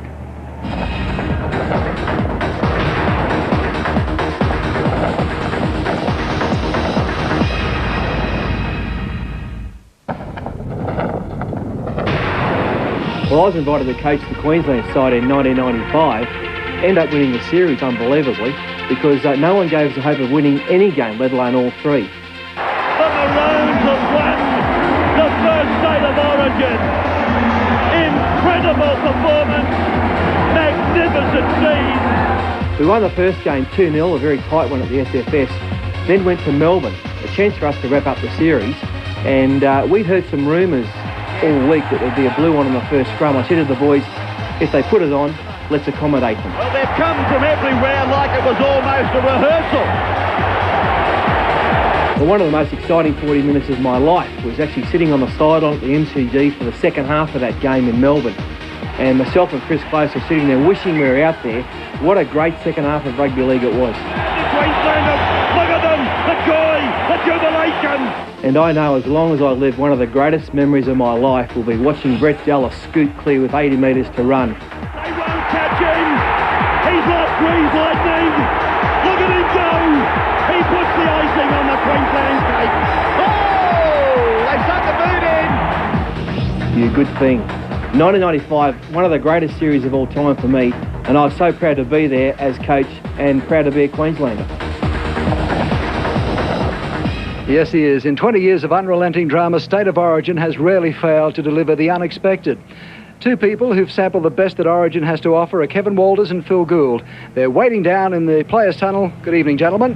Yeah, good evening, Ken. Tremendous air of anticipation down here. We're only 5 minutes away from kick-off. We're currently outside the Queensland dressing room, but a man that knows plenty about what goes on inside the dressing room joins us tonight. Kevin Walters, welcome. Hey, g'day Phil, how are you? Mate, you're here on Origin night, you're not playing. How does it feel? I'm still very nervous, I must admit, but I was behind these doors here, I'd be a lot more. The worst thing about Origin week is the build-up, and then tonight it becomes very exciting for the players. Yeah, it certainly does. This vision here of Kevin Walters playing State of Origin football. It seems every time we come up here recently we get a wet night. Do you put that on for the locals? How will it affect the game? No, I think it'll be a forwards-dominated match again tonight, and those with the team with the best kicking game will win. I think Queensland have got the longer kicking game in Julian O'Neill, and hopefully that should get us home. What about Julian O'Neill, mate? Back into Origin after a long layoff, how will he go? Yeah, I think he'll be fine. He's a much better player now than when he first represented several years back. He's got to run the ball, though. I agree with what Paddy said earlier. For Queensland to win, Julian's got to run the ball. I think either way you look at it, it's going to be a tremendous game. Earlier tonight, the Channel 9 cameras went through the Queensland dressing room. Kevin Walters, you've been there many times. Take us through us. Yeah, as I said earlier, very nervous. Here you see the players quite relaxed. They realise the enormous task that faces them when they run out in front of this massive crowd here tonight. But it is a good feeling now you've been selected. Gordon Tallis we see there, I think he's the man for the night as well. There was some doubt about his ribs, but I think he'll be fine. Yeah, Kevin, were you a player that liked to talk a lot in the dressing rooms, or do you prefer it to be very quiet? Well, I like it to be a quiet place. I think not too much should be said. I think it's all been said at training through the week. You like to get in the dressing room and just go through your mind what's going to happen when you run out and take yourself through the game. Does the coach have much to say in this period before the game? Just a little bit, just the few simple things of the game. The first 5 minutes is the most important part of the Origin match. Once you get through that, things start happening. Well, speaking of the coach, Mark Murray, earlier tonight he caught up with Andrew Voss. Mark, how would you describe the mood of the Queensland players going into this match, needing to win to square the series? We understand the position we're in, and I'm very pleased with the mood they've arrived with. They're ready to play. It's been thrown about many times since game one that New South Wales perhaps weren't the better side, yet still got the cash. What about the rate of improvement in the Queensland side? Yeah, we've got some improvement both defensively and offensively, and I'm sure they'll improve also, which means it'll be a great game. Big pressure on the kicking games again tonight. Again, we've had a lot of rain, slippery surface, and you bring in a player like Julian O'Neill coming into the side? Yeah, well, Jules has got a kicking game, so that'll be handy for us. They're always paramount, the kicking games in these competitions, whether it's raining or dry, but even more so when it's wet. So I think we're well equipped there. And can I ask you a question as a former Queensland halfback coming here playing at Lang Park Suncorp Stadium? Does it make that enormous difference within yourself knowing that there's 35, 40,000 Queenslanders out there? Well, certainly our guys love playing here, and I'm sure New South Wales would prefer to be in Sydney. All right, Mark, how confident tonight? We've got to win. We will win. We've got to win. Thanks for your time. Thank you. Yeah, very determined words there from Mark Murray. Kevin, you played under Mark in last year's series. How did you find him at the representative level? Very, very good, Phil. I think Queensland's best performance under Mark Murray, who has been the first game this year. They like to play an expansive game down in Sydney, and let's hope, although it is wet conditions, let's hope they can throw the ball around a little bit. Yeah, well, we shared it around tonight. The Channel 9 cameras went into the New South Wales room with Wayne Pearce and the boys. And as we see the vision here, players on the table getting a rub. Were you a player that liked a rub before the game, Kevin? No, not really. My muscles weren't big enough. The rubbers couldn't find my muscles. But there's a player there, Andrew Johns. I think he'll have a dominant effect on the game tonight. I've always wanted to be inside a New South Wales dressing room myself, actually. Yeah, you'd like to know what goes on in there. Yeah. Actually, two divisions there. There's Jeff Tooby. Jeff Tooby is a player that likes to be quiet, but close to kick-off does get up and do a fair bit of talking. Sean Timmins, who had a tremendous game in State of Origin #1. We go across there to Brian Fletcher. I saw Brian Fletcher getting treatment to an injury before this game. Adam McDougall, man of the match in game 1. Phil, do you think it affects the New South Wales players coming up here? They're away from home. Lang Park in the old days was a menace for New South Wales players to come to. Do they enjoy coming here? I think they look forward to it. I think this is where State of Origin's at its best. David Furner there off the bench. He started game #1, but he's going to start from the bench this week. And the man I guess most people see as under pressure is Brett Camorley. With Andrew Johns on the bench, that'll be difficult for him tonight, but he'll cope with that. Brad Fittler, the captain, I spoke to him this afternoon, had an air of confidence about him, and Andrew Voss earlier tonight spoke with their coach Wayne Pearce. Wayne, first and foremost, any late changes? No, as per program, might sort of surprise a few people, I think. Wayne, the much talked about crackdown on the play of the ball. You met with Bill Harrigan. What came out of that? Well, Bill's going to police it along the lines of a common sense approach. If players make a genuine attempt to touch the ball with their foot in the play the ball area, no problems. From a coach's point of view, I mean, New South Wales didn't play all that well in the first game. What's the rate of improvement? What room is there? Yeah, we certainly have room for improvement, and I believe that we've got a side that's a little bit more determined than the first game. We probably weren't in the right, not in the right, but as focused as Queensland in that first game, and we'll know in the early exchanges whether or not we're improving in that area. Now, what can you tell us about your use of the interchange tonight? I mean, Andrew Johns is there on the bench. Will he be used exclusively as a hooker replacement? Well, he'll certainly get plenty of time at dummy half, but depending on how the rest of the game unfolds injury-wise, he could get a run somewhere else, or if fatigue affects Brett Kimmorley, he may even get a run there, so we'll just keep our options open. Okay, Wayne, last word within yourself. How confident? I'm quietly confident. I think we've had a pretty good preparation, and I like to think we can take the trophy home to New South Wales after this game. Yeah, Wayne Pearce is more than quietly confident, I can tell you. Kevy, you're going to tip Queensland where they win the game? I will. I think they'll win in the forwards, and I think Darren Lockyer at the back. I think he's a bit quiet in the first game. Look for a big game from him in the second one. Yeah, well, I'm going to tip the Blues on the back of Kimmorley and Fittler. Kenny, back to you. Thank you, Phil. Thanks, Kev. We're just minutes away from kick-off. Harvey Norman State of Origin Game 2 coming your way right after the break.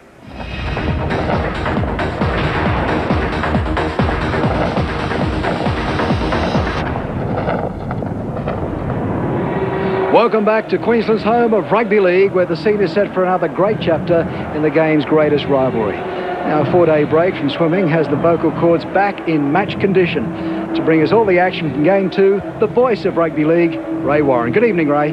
Thank you, Ken. Good evening to you, and good evening, everybody, right around Australia, and of course across in Europe and in England, and then New Zealand, right across, and even up in Delhi. We'll talk about you later.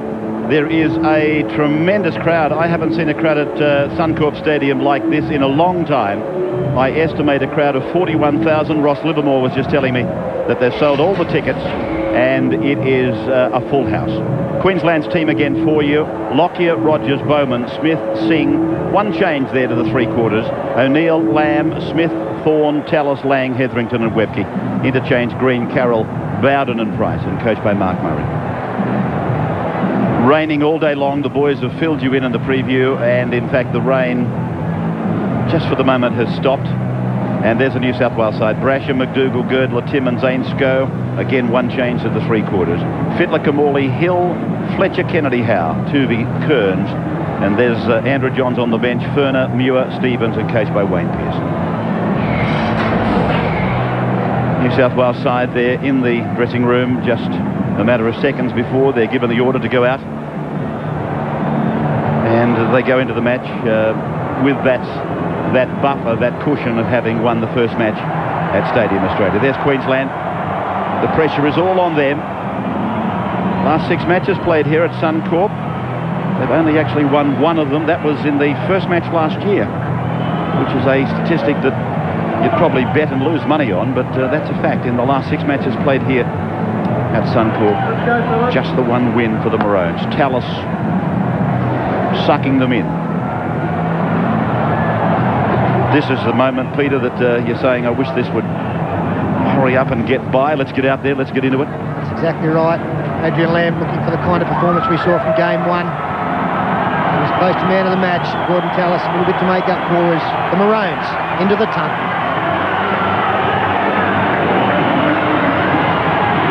Darren Smith, eldest player in the team, as Adrian Lamb leads them out for the 7th time as captain. Scorer of 4 tries in Origin football, Adrian Lamb. He's the highest scorer of tries on both sides of the halfway line tonight. Magnificent game in Game 1. Many people had him as man of the match. And there he is, the number 7, who came into Origin football back in 1995 during the war. And he's been retained after getting that dispensation ever since. He's playing 13th Origin tonight. Jason Hetherington, he'll be digging deep. Doesn't know how to turn in a bad day's work. As Brad Fittler takes them out, the Blues. 25 Origins for Brad tonight. And 10 times as the skipper. I wonder what he's written on the wrist tonight. Adam McDougall I'm talking about. The Blues are out there. Many of them for the first time experiencing the roar of the Suncorp Stadium crowd. And here's Bill Harrigan.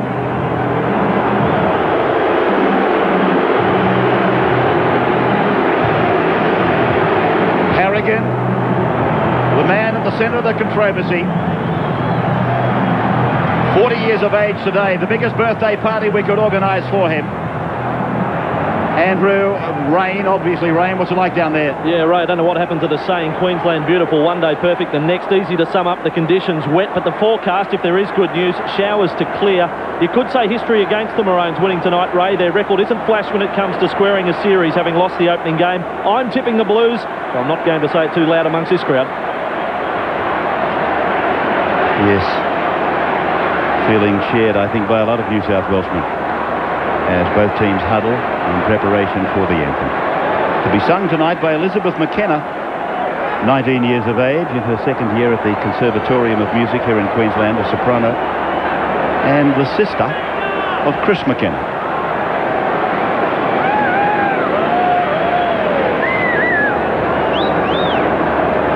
Tremendous night in front of us here, and as I said, a bumper crowd. The streets of Brisbane have been alive with Origin talk, and looking at the crowd here tonight, looking down the ground from behind, it is just a fantastic rugby league arena, one of the best in the world. Here is Elizabeth McKenna now. Origin 2.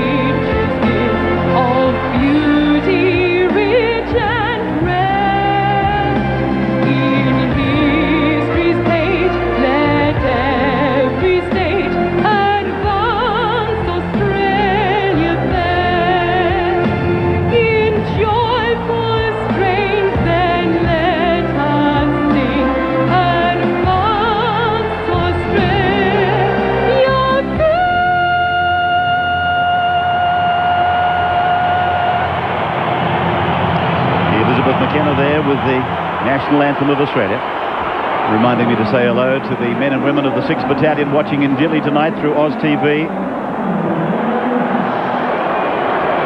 and through Europe and the UK and New Zealand on Sky Sports. Hello to you people over in England and right down through Europe, over in WA watching on Win TV, and of course you're watching, I know, up in Alice Springs as well. It's really become something of an international event, hasn't it? Julian O'Neill, welcome back. That's on everybody's lips, I feel. He's been down the road, he's on his way back, and I personally hope he has a great game. He's wearing the number 6 for Queensland, the most famous of them all. Good luck. Brad Ford. Just waiting for the dais and rostrum to be cleared from the ground. Bill Harrigan referees his 11th Origin match tonight. He breaks the record of David Manson. David refereed 10 of these matches during the 90s. Bill tonight breaks the record at 11. Time on. Origin 2 for Harvey Norman is underway in front of a full house at Suncorp. And it's Rodney Howe who brings it back to take the first tackle. And a 3-man tackle it was too. Robbie Kearns, his Melbourne teammate, takes it out just inside the 20-metre line. Blues into the ground. And another Melburnian, Scott Hill, to the 30-metre line. Now Tooby scampers away to link up with Kennedy on the right of the ground. Kennedy to play the ball back for Tooby again to work on the short side. Delivers for Timmins out there on the right side centre for Timmins. He plays it back for Tooby. They look for Kamali. Kamali spins it across the line. It's gone off the hands forward from Fittler. And Bill Harrigan will play the turnover, 40-metre line, Blues into the park, a chance for Queensland. Well, I can't believe that the Blues would run the football the first set of 6 inside their own territory. In the wet, it's just not done. And a penalty here going against New South Wales, so an opportunity for Matt Rogers to put first points, and it comes from a New South Wales mistake. Poor play on the last tackle, it was never on. Yeah, that was a chance they took, they really didn't have to. So early in the match, maybe in dry weather, certainly, but Wet weather like this so early in the match when players are still cool. And they'll pay the penalty. Matt Rogers, one of the best goal kickers in the game today. It's a relatively simple one for him. And Robbie Kearns was penalised there for not marking up straight as marker. Rogers there. 20 in, 30 out. Not wasting much time with it. Hits it, gets it away well, it's there. First points are there. 2-0 in favour of the Maroons. The Blues make a mistake.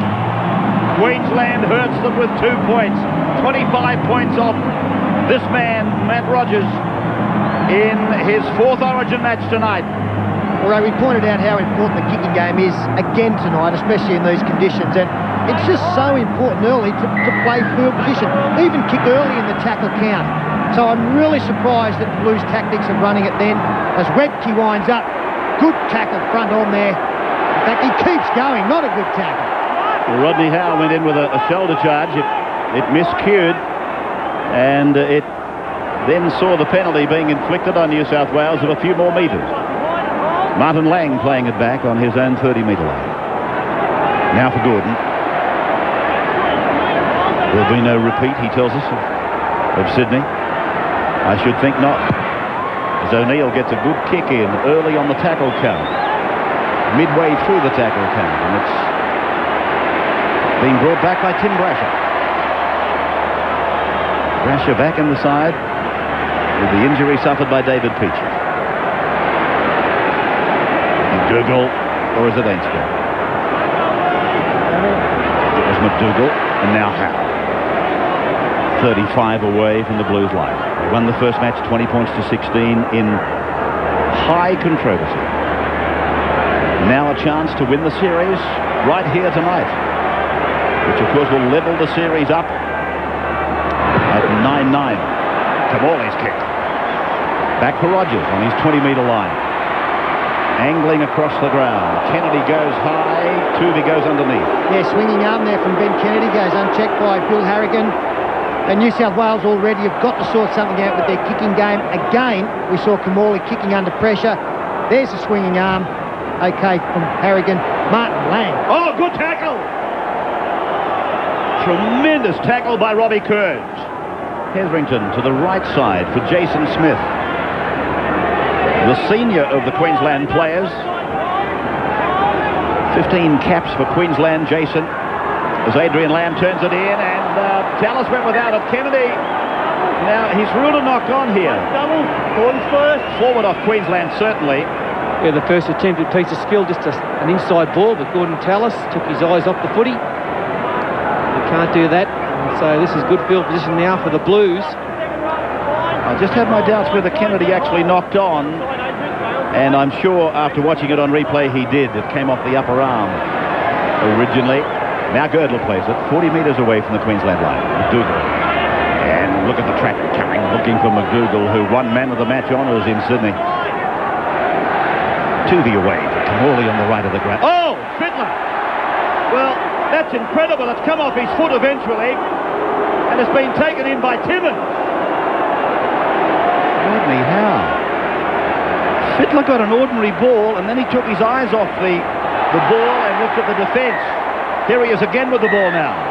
Lamb hangs on. Flick passes for Ainscough, but Harrigan has called it back. On the back for a knock-on. Some big defence out there causing these errors. Gordon Tallis, the chest heavily padded to protect some ribs. Brad Fittler once again looking at Tallis coming through at him. Yet the ball still came off his foot, and a beautiful catch there from Timmins. Oh, there's nothing Freddie can't do. Queensland there. With the lock forward, Jason Smith under that tackle. Heavy work from his opposite number, Scott Hill. Maroons coming away from their 40-metre line with Brad forward. Penalty. It's against the Blues. Hanging around in there too long. Kennedy penalised.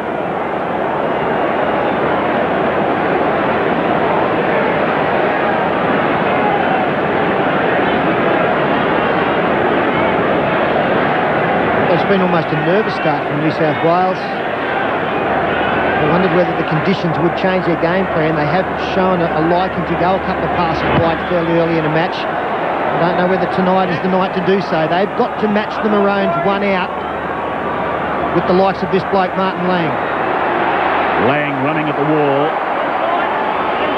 Almost breaking it down.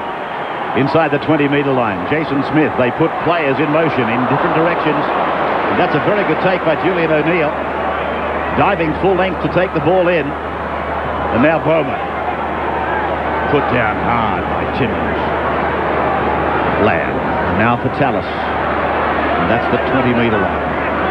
Running towards the southern end of Suncorp is Hetherington to the 10-metre line. Jeff Tuvey still down hurt after trying to take Tallis head on.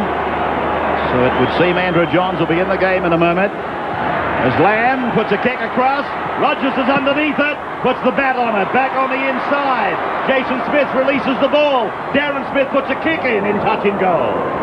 20-metre restart. Optional to the Blues. Tuvey coming off. He's come off the side of the boot a little bit and went too close to the sideline. Very well read on the inside there by Brett Kamali, who claimed Jason Smith as he caught it. There you can see Tuvey leaving. A ready-made replacement with Andrew Johns slotting into the dummy half role right now. So the Blues bring it away from their own 30-metre line. Special comments from Wally Lewis. Well, Queensland, I think, have got to try and make sure that they take advantage of some of the New South Wales nervousness. An attempted 40-20. There's going to be plenty of that during the game. Queensland have got to make sure that they take measures to be able to ensure their security around this area of the field. I think one thing, as Peter Stirling mentioned, the great thing is looking at Andrew Johns. His involvement of the game, I think, has had most people talking about this Origin match all week. Lang, almost to the halfway line. What a start from Martin Lang. He's been unstoppable. So Johns is out there. Tuvey will get a report from the sidelines on him in just a moment. There's Lamb again. Puts it down deep onto McDougall's wing. McDougall guarding the western touchline.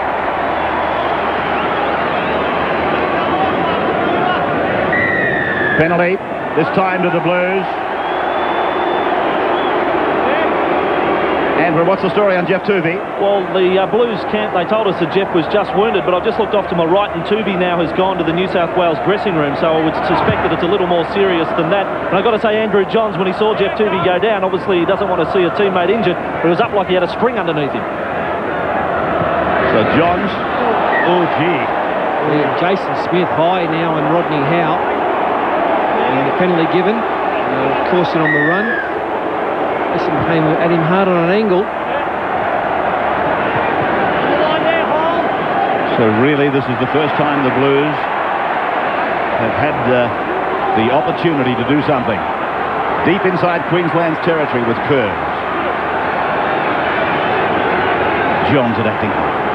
Kamali across for Kennedy to go back, and he's put down hard. Brad Thorne and Stephen Price. Johns away again for Kamali, puts a kick in the back, and Lockyer was there waiting for it like a wicket keeper. Now Matt Singh into the side to replace Wendell Sam. That's a pretty easy releasing of the pressure there. They've come 50 metres through two penalties and then really gave the ball up on the fourth tackle, but they get it back. Tallis, ball knocked out. Was the tackle by Andrew Johns on Gordon Tallis that has presented this chance to the Blues. Kennedy will play it.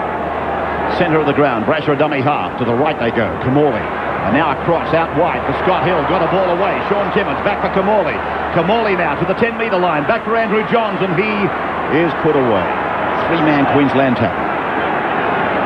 Brasher waiting. Slow play the ball. Kamali. Now for Fittler. Cuts out the centre. Finds the winger. McDougall bounces off the centre. And McDougall's 2 metres away from the Maroons line.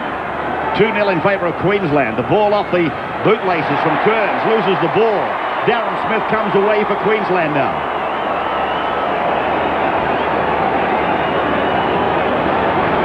Penalty at the second minute to Matt Rogers. And this loose rolling ball, gee, it gave New South Wales a little opportunity. Adrian Lamb shutting it down. Bowman had more than a satisfactory start to his Origin career back in Sydney a fortnight ago. Played by Stephen Price, and Matt Singh, a dummy half run, a settler, which yields 11 metres of ground. Hetherington now waiting for the call.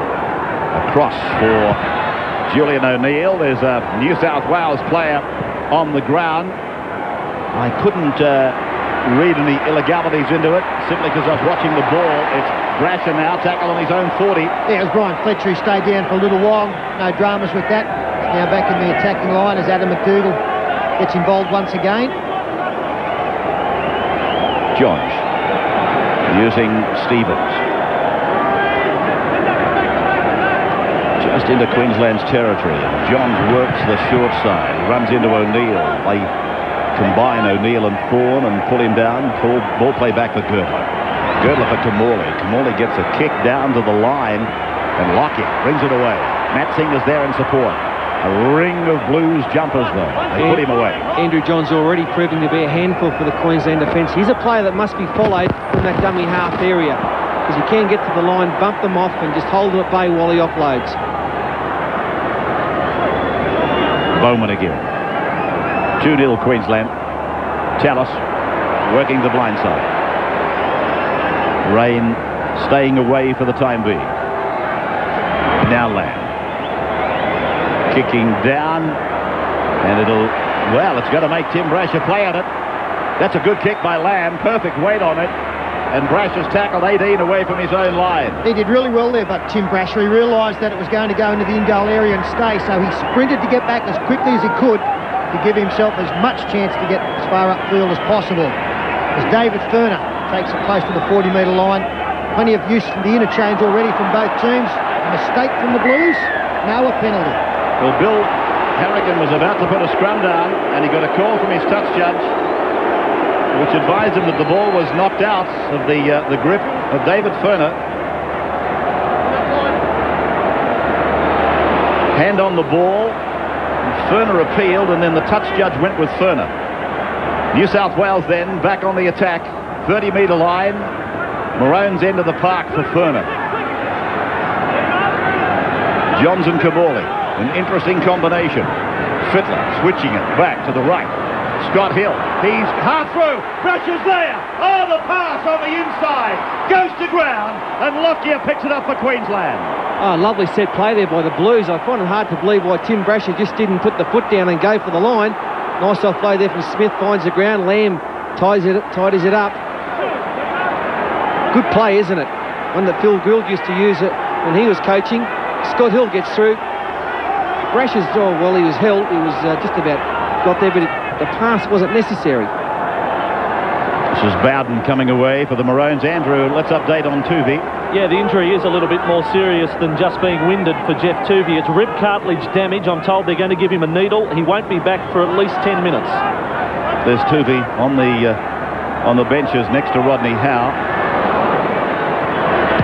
So Lockyer in traffic puts a kick down to the New South Wales in goal. And that should go dead, yes. Previous kick from Adrian Lamb was perfect. And that one was looking good from Darren Lockyer. Brasher, time to smile. A smile of relief. He's got his job done. So far, so good. Stevens plays it. Now Furner.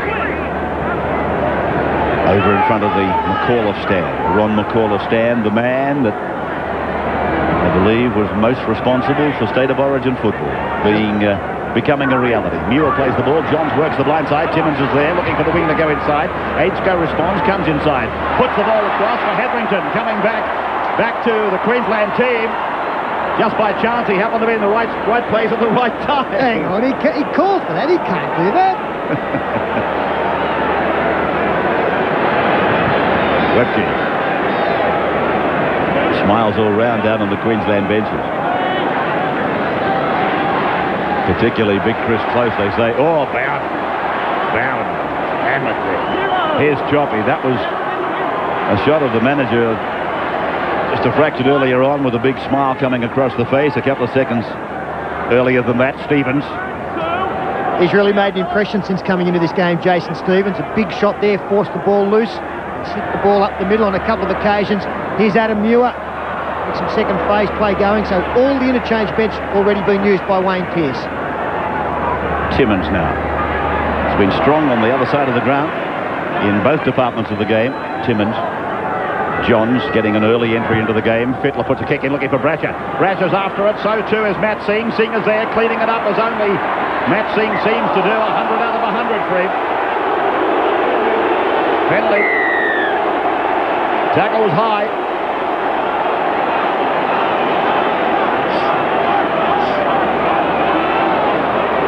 Matching the foot.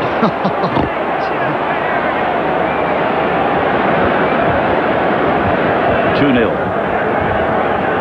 First points in the game off the boot of Matt Rogers inside the 2-minute mark. Origin 2. Ray, I think Queensland have got to be prepared to grind a bit over these next couple of sets of six that they have. They haven't got to try for anything special in this sex, except not to turn over possession. They've got to get a good kicking chase game going, and then put pressure on the New South Wales attack. Comments from Wally Lewis. Martin Lang takes the ball back towards the play the ball area, and that tackle was from his Cronulla teammate Jason Stevens. It was a beauty. Now Carroll is in the game for the Maroons, and just about lost that ball. Got it back in. Well done, Tony Carroll. Darren Lockyer, left-footed kick, low, down, perfectly weighted for Brasher. Comes away from his 10, and is tackled just inside 20. Jason Smith leading the defence with Lockyer, the kicker. McDougall, geez, you want to watch that knee. Julian O'Neill's in a bit of trouble. McDougall looked to intentionally lift the knee as he came to the defender. How? And he's copped it right in the ribs. There's Julian O'Neill, and in all sorts of trouble as he comes back into the defensive line. Kamali straightens and through. Kamali to the 20-metre line. Here's Adam Muir. Muir loses the ball. Oh, yeah. Big tackle there from Matty Rogers has saved a try.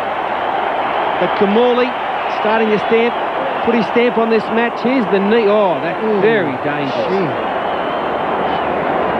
Oh, but no doubt that'll be looked at in the next few days.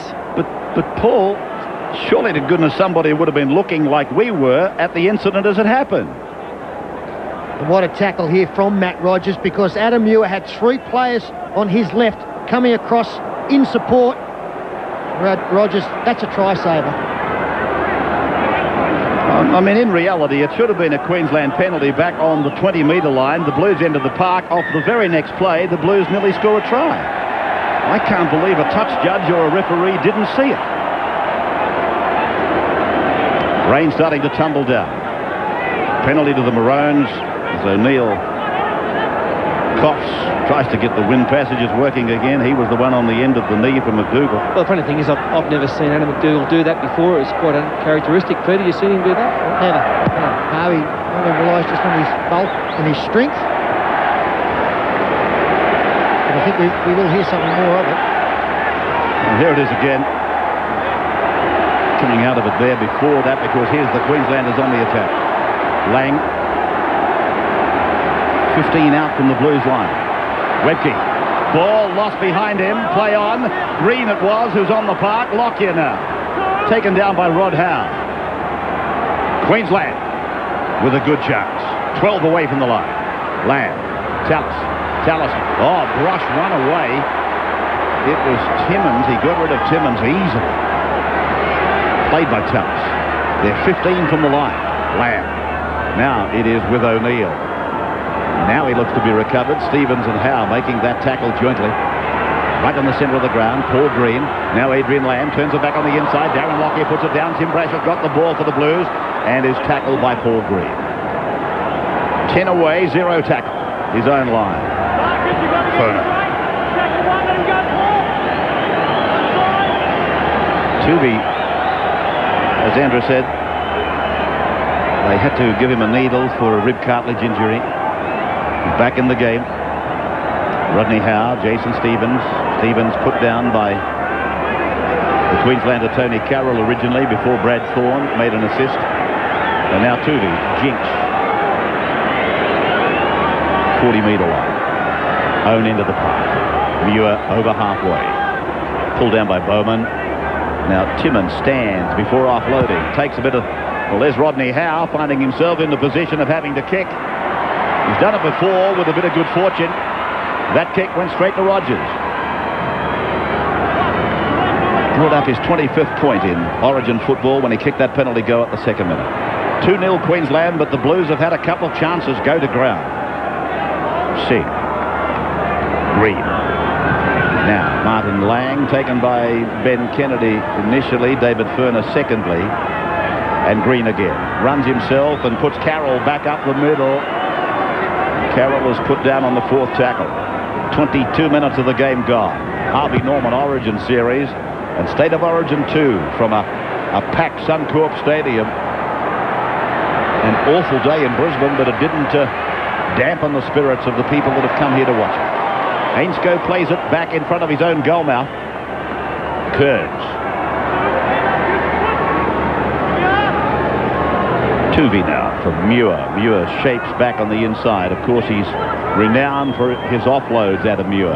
Maybe not the best of nights for him to operate the way he likes to. No, he must be very selective tonight, Ray. Adam Muir can be a big plus with the right ball, but he's got to make sure there's no mistakes in his passing game as Kamali is wrapped up now on the last tackle. They don't want Howe kicking again. It'll go to Fittler. Fittler puts the big right foot to it. Lockyer carries it back. Carries the leather. Back up the park. Rogers is held on the 30-metre line. Chance to offload and opts against that. Not tackle. A chance to go again. Now he's put down just inside the 40-metre line. Now Green puts a dummy on Kearns. And Kearns has to come from behind to pull him down. So Rogers waited a dummy half before giving it to Lamb, and Lamb away for Bowman. Bowman did well, had to lean forward to take it in. A ball that no doubt now is very greasy, very hard to handle. Oh, gee, Rodney Howe, be careful. Bill Harrigan saw it, pointed to the shoulder, but the Queenslanders are concerned for Martin Lang. Just a flying arm from Rodney Howe. Carroll. Fifth tackle gone against the Maroons. Lamb tries to dummy away from Fittler, turns it back for Green on the bounce. Green puts a grubbing kick down towards Brasher, then leads the defence. He's the only one there. Here comes another one now. And the Blues coming out of that corner via McDougall. Queensland just dropped off that play there. He had little support, Paul Green. And it's allowed New South Wales to get out to the 20-metre line. And beyond it now with Kearns. And the game at the moment, Ray, being played between the 20-metre lines. Both sides finding it hard to maintain pressure as New South Wales keep it alive. Here's a chance. Yeah, Stevens operating up the middle, the big fella, but he's pulled down. 3 metres from the halfway line. Fitted from dummy half. Gets away from one tackler, gives it to Kamali. Kamali stands, looking around, looking for somebody to run. And Tuvey knocks on. There's a knock on, a scrum will be taken. We will take a break.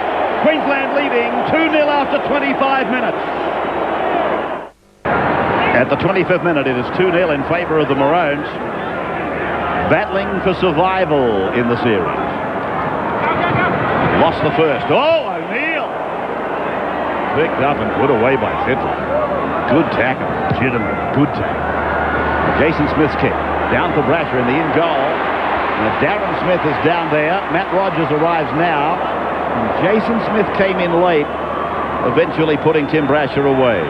McDougall then trying to break through. His winger, his opposite number, clings on.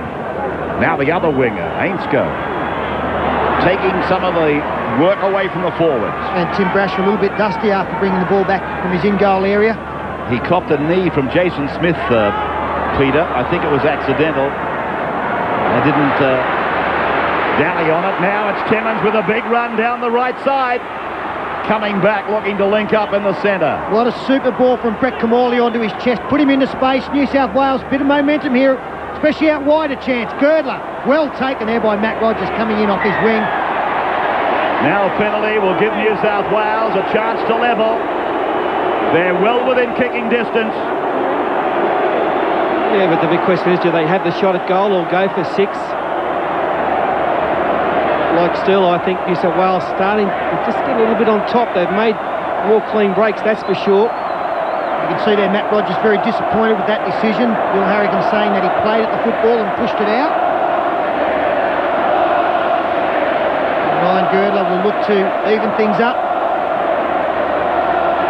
That's a great ball from the number 7. Look at that, right onto Sean Timmins' chest. And he looked up and just had fresh air in front of him. Paul Bowman couldn't get to him. Matty Singh came over. And Brett Kamali's the man. He has really picked up a gear like he did down in Sydney. He's starting to create some half breaks himself. And his passing game's really come good. Matt Rogers has produced some wonderful tackling in this match. Well, I find that really hard to understand that penalty. I thought it was one-on-one when Rogers raked it out. Well, it was. That's a tough call against the home side. Here's Girdler. Girdler's kick. Not coming around as he would have liked. Lockyer then. Counter-punching for Queensland. Matt Singh scurries away from dummy half. The Blues then on their bicycle, backpedaling. Now Harrigan gives a penalty to the Maroons. Matt Singh interfered with, trying to play the ball. And that call came from the touch judge. Harrigan was looking elsewhere when the ball went loose. The touch here said, well, I don't think that there was any deliberate ploy there from Muir to knock the ball out. He was just going around to get into the marker position. Well, that's one that has beaten the touch judge on the far side of the ground. I couldn't see that it got any assistance from Brad Fittler originally, and I couldn't see a hand on the ball. Price now. Hetherington, Adrian Lamb, Russell Bowden. Bowden takes a heavy tackle. Oh, gee, there's been some corkers out there tonight. That was Brian Fletcher. Now Lamb switches from right to left. They go back to the short side. As wide as it may be. O'Neill, Lockyer, basketball. Tallis, Hetherington. Hetherington gets it inside the 30-metre line. Jeff Tuvey and Brian Fletcher pulling him down. Played back for Gordon Tallis, and then away for Adrian Lamb, and then he cuts out Brad Thorne. He picks up Jason Smith, and he swivels away from Robbie Kearns. He's got about 12 metres to go. Pulled down by Brasher and Jeff Tuvey. But Queensland are on the attack. Hetherington, Lamb puts a grubbing kick in. Lockyer! Oh, Brasher came across like an eagle. That's why Tim Brasher is such a great player at Origin level. He's Mr. Perfect as far as getting in a position is concerned. Once again, a situation where Lockyer was streaming through for the football, but Brasher read it so well and got there first. Tell you what the big play was, Paul, was the fact that he made the tackle on Jason Smith only moments earlier and had to cover a lot of extra ground that he wouldn't normally have had to if he hadn't been involved in that defence. A juggle from O'Neill, taken 30 out. Great save by Brasher there. Good attack by Queensland. Lamb and Lockyer putting it together.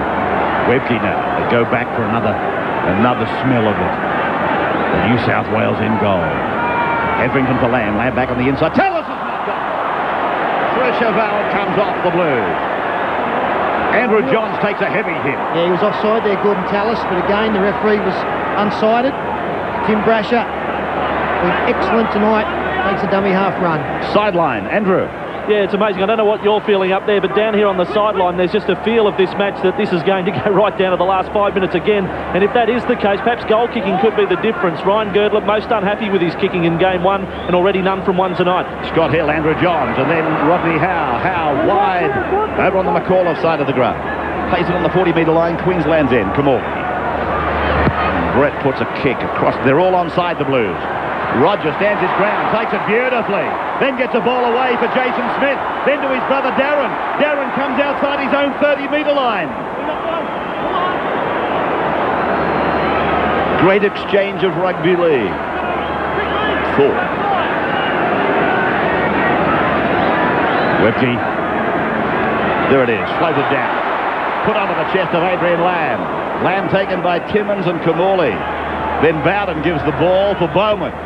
Bowman again taken by Timmins. Timmins is having a tremendous game. He really has been strong in both departments, as I said earlier. Then it comes from Julian O'Neill, away for Darren Smith. Darren gets out of one. Chance to unload, does that. Matt Rogers hit with a bombardment of defence. sword. Jason Smith again. Now for Darren Lockyer. Steps, beats one, beats two, gets the pass back for Jason. Smith that is. He puts the ball high. There's a good chase from Queensland. They might get the ball back. Loose on the ground and a penalty to Queensland. Well, they will take the kick at goal, you would have to think. Well, he's saying that the Queensland chasers were taken out by the Blues. I had a question mark as to whether they were onside for a start from the Jason Smith kick. I think Wayne Pearce will have a bigger question mark as to why nobody tried to get underneath it and catch it on the full, and it was probably that man on screen before Sean Timmins in Jamie Ainscough who was in the best position to do so. The ball's coming down, he's looking at the Queensland players, had to attack the football. And there you can see Russell Bowden is the man handled by Sean Timmins. Yes, that is the reason for the penalty. The man not in possession, tackled. And it is Russell Bowden who's coming into shot. And there is the breach. Bowden not given a fair opportunity to contest the football. And so Rogers from the other side of the ground to where he kicked the only penalty of the game so far, the only point of the game. Here he is, 20 in, hits it, oh, yes! It's there though, 2 more points to Queensland. As we take another break, we're back in a moment, 4-0 the Maroons. Back to Suncorp, Queensland leading 4-0, but look at this. That was the restart 10 seconds ago, and the scrum was only just 4. So we are back live. A scrum win for New South Wales, 10 metres from the line. Fittler taken down by Darren Smith. Queensland knows they have to defend very strongly now. That is an unforgivable blemish. Knocking on from the restart.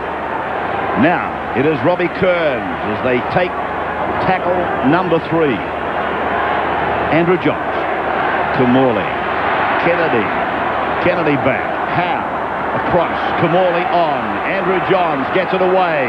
And the defence from Queensland equal. Bowman the tackler on Furner. Johns for Kamali. Puts in a little kick. Well covered by Lockyer. Well, gee, they're strange little kicks tonight from Brett Kamali.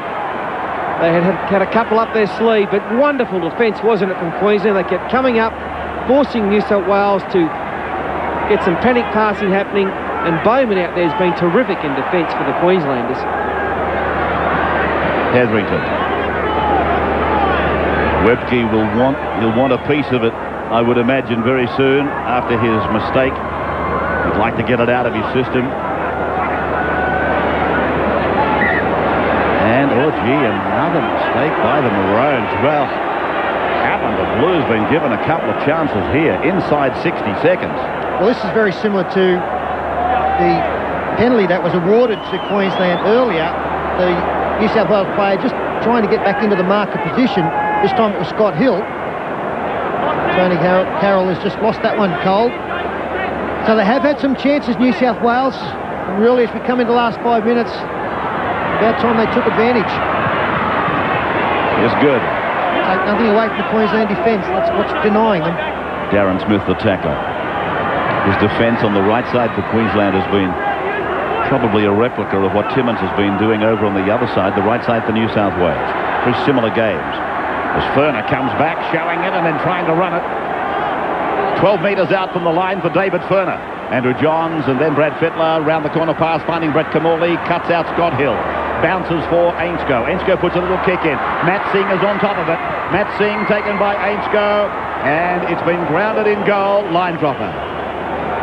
The Blues will get another shot. Well, the boys are kick happy out there wide for New South Wales. They're trailing 4-0. That wasn't a bad one though from Ainscough. He can rubber and chase. He's done it plenty of times for his beloved Dragons. On occasion they got the good result. Not a try, but the next best thing. It was very lucky for Queensland there. Matty Singh, I'm sure, was attempting just to slide to the ground, get Ainscough over the top and take off to try and get back in the field of play. He had Lockyer in support. Fortunately, the ball over the line. This will tell. Queensland's strength will really be tested. Around about 20 tackles now they've had on their own line. Fittler's involvement is going to be a real feature. So the drop kick from Julian O'Neill in these conditions is a beautiful kick. Superb kick. Howe taken down by Price. 30-metre line. 3 minutes to the break. Stevens taken by Jason Smith, and then Martin Lang diving on the top of the pile. For Andrew Johns to go away, and Hetherington takes him. It was given by Scott Hill. Back for Rodney Howe. Howe comes to Lang and Hetherington. 6 again, Ray. The pass from Johns was touched by the Queensland defence. Johns again. Brian Fletcher running straight over the top of Stephen Price, who hangs on. Johns gets the ball away. Fittler's pass, and Scott Hill from Brasher now. And Ainscough, he realises there's no space down there. Andrew Johns taken by Darren Smith. He has been superb in defence. Stevens cut down by Hetherington and by Lang. Now it's the Maroons on the back foot. Kamali, out it goes for Scott Hill. The ball to ground. It's kicked away by Darren Lockyer, and the Blues are with the ball. But referee Harrigan is saying that it was propelled forward. Well, the Queensland defence, how good is it? New South Wales had looked like they were going to score about 5 times in this first half. Again here, a quick ball needed, and Hill gets smashed by Matty Singh, coming in off his wing. Ball goes forward. Well, I don't know about the ball going forward there. I agree. Heroic defence from Queensland. Darren Smith has just been unbelievable tonight. Adrian Lamb came up with a try-saver as well. But I still believe that ball was raked out by Matt Singh. Yeah, I agree, Peter, and I'm not sure whether you agree on the point, but I think New South Wales are trying to score this try too quickly. They've had overlaps on a couple of rucks in a row there, and they're just not prepared to sit back and wait. They're trying to overrun the pass. Queensland, though, they'd be breathing a little bit easier. Just under 2 minutes to go in the half. So the Maroons, with Lady Luck smiling on them. There is nowhere in the world that ball from Scott Hill was a knock-on. Price now. Adrian Lamb. Beyond the 30-metre line, his own into the ground. I don't think I've ever seen a better defensive effort from two centres together than what we're seeing tonight from the Queensland pairing of Bowman and Darren Smith, especially under pressure. They've had to make some tough decisions tonight, and invariably it's been the right one. It's O'Neill. It's a good kick away. McDougall back with Brasher. McDougall picking it up.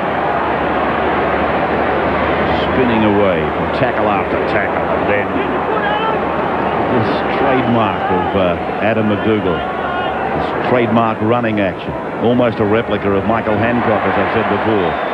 Refusing to go down. Brasher plays it now. Brian Fletcher. Beautiful pass for Girdler. Girdler is cut down. 5 metres his own side of the halfway. Then from Kearns to Fittler. Fittler across it goes for Kamali. Tallis came up quickly, made the tackle with Price's help. Brasher then for Scott Hill. Scott Hill cuts out Adam Muir, finds Sean Timmins. Timmins comes back in. Adrian Lamb is underneath all of that, making the original tackle. 40-metre line, Queensland's end, and it's Scott Hill getting it away for Robbie Kearns. Kearns gets it around the corner. Stevens bats it back, taken by Lamb for Queensland. So that'll be the last chance the Blues will get prior to half-time. Rogers takes the last play. Hooter in the background. First half of football highlighted by the defence of both sides, particularly Queensland. It is 4-0 at the break. I'm just looking at a Queenslander down injured at the moment. The trainer's trying to lift him up. It is Jason Smith, and it is a right leg problem. We'll check that during the break. Tell you more about that in just a moment. It is 4-0 Queensland. 2 goals off the boot of Matt Rogers. We take a break. Jason is armchaired from the ground. That will be a terrible blow to them if he can't come back. We'll come back, though, shortly with highlights from the first half with Ken Sutcliffe and Phil Gould. This is State of Origin 2.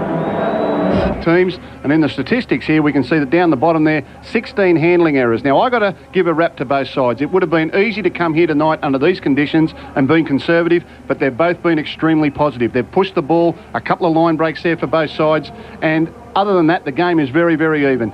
The scoreboard comes down to a couple of penalties and a bit of pressure that Queensland were able to put on. Are they playing smart though when you look at the conditions? No, probably not. But both sides have come with the attitude they need to win the game. They're not going to sit back and just try not to lose the game. And I think that's, Queensland at some stage are going to have to say to themselves, geez, if we lose this, we're out of the series. They may have to get a little bit conservative in the second half and rely on a good kick and chase game. Well, plenty of incidents, no tries in the first half, but let's take a look. This is Freddie Fittler showing another aspect of his great football. To the away, Kamali on the right of the ground. Oh, Fittler!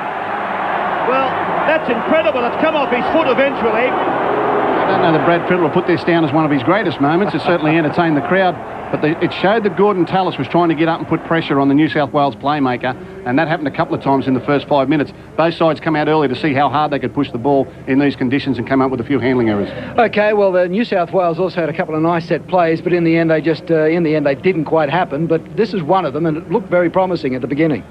Fittler switching it back to the right. Scott Hill, he's hard through, Brasher's there, oh the pass on the inside, goes to ground, and Lockyer picks it up for Queensland.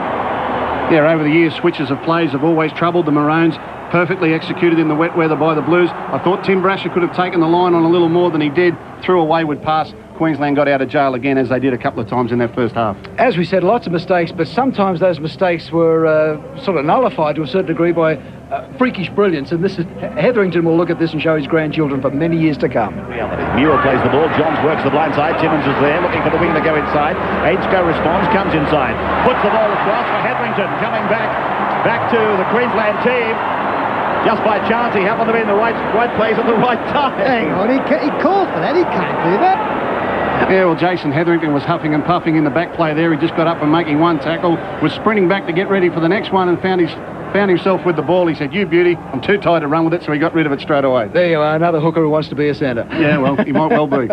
Okay, an incident that certainly had the boys talking in the commentary position, and that was Adam McDougall. Let's take a look at this, and it was a knee when Julian O'Neill came in to tackle him.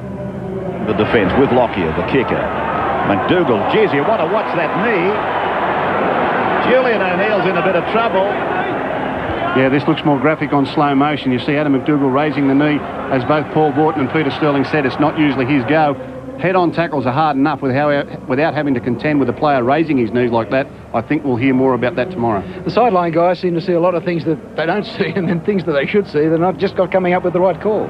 No, but it is difficult for everyone concerned tonight, and I guess everyone's feeling the heat out of that first game where a couple of errors went missed and it cost one side the game. So they're probably erring on the side of conservatism tonight, the linesman and the referee. Okay, well, we're looking for Kamali to do something special, and on a couple of occasions, once again, it has looked promising. O'Neill, and in all sorts of trouble as he comes back into the defensive line. Kamali straightens and through. Kamali to the 20-metre line. Here's Adam Muir. Muir loses the ball. Oh, yeah. Big tackle there from Matty Rogers has saved a try. Yeah, this is a steppy halfback's delight. He saw two tired forwards in front of him, Borden and Webke, and an absolute try saver by Matty Rogers. I think the two Queensland wingers and their fullback have been superb tonight, under a lot of pressure with short kicks and line breaks, and they've covered up extra well. They've saved Queensland's tail a few times. And the setters have done a pretty good job too, haven't they? I mean, there's been a fair bit of work for them. Yeah, they've been racing up and putting a lot of pressure on the opposition when they're outnumbered. New South Wales have made some good breaks, some great opportunities, haven't finished one off yet, but I think this second half is going to be an absolute cracker. And what a good man Tim Brasher is under pressure. Take a look at this. Hetherington, Lamb puts a grubbing kick in. Lockyer! Oh, Brasher came across like an eagle. Great state of origin experience, Tim Brasher. He made the previous tackle on Jason Smith, who'd made a break, and he knows that he can't rest. He's got to be back where he should be. Lamb said he's at the play the ball, I'll kick. Brasher said, I'll accommodate you. He got back. He saved the Blues. How do you see it unfolding in the second half? Well, I see the pressure on Queensland because they have to win to maintain the series. New South Wales, I think they'll still try to push the ball, put some pressure on them. Queensland, they've got to play the game at the other end of the field. The Blues have had too much ball in good attacking field position. That's wearing out the Queensland forwards. They've got to dominate possession to win this game. And Andrew Johns' role in this? Yeah, well, he got an early start because of the injury to Jeff Tuvey. I don't know that he's a hooker, but he's certainly causing some trouble in there, and it's adding a little bit to the variety around the rucks for New South Wales. I think they're going the better, which is contrary to the first game in Origin Series, where Queensland were going the better in the first half. It'll be a very interesting second half to see how this unfolds. Referee Bill Harrigan just let them play. Okay. It's a big week for all rugby league fans. Tomorrow night, we invite the gang around to your place for the Thursday edition of the Footy Show, when they'll be delivering a full review of tonight's game. And make sure you catch the Sunday edition for all the news on the weekend's round on NRL action. So check your local guides on that. And Phil Gould, as he said, he's still going for the Blues. Oh, yeah. Not going to jump off now. Okay, we'll be back right after the break with Ray Warren and the second half of State of Origin Game 2.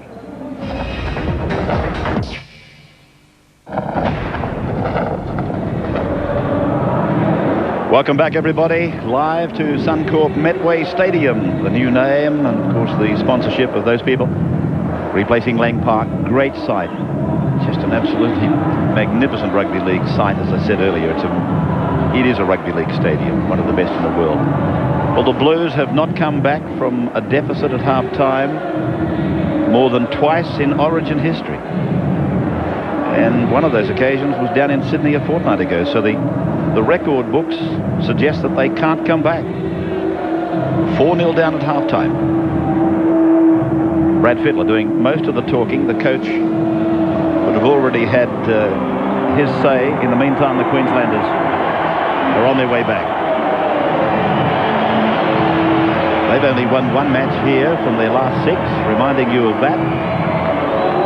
But at the end of the day, New South Wales had so many chances in that first half, and it was just superb defence. Lamb played a part in that. Darren Smith, I thought, was to the fore. Matt Rogers.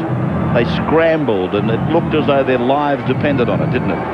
As they snuffed out New South Wales' try-scoring movements. They weren't just breaks, they were try-scoring opportunities. Rogers has been great. 2 from 2 for him. Girdler missed with his only kick at goal. In fact, his Origin record reads at 7 from 14, Girdler. He's only got a 50% ratio. Ryan at Origin level.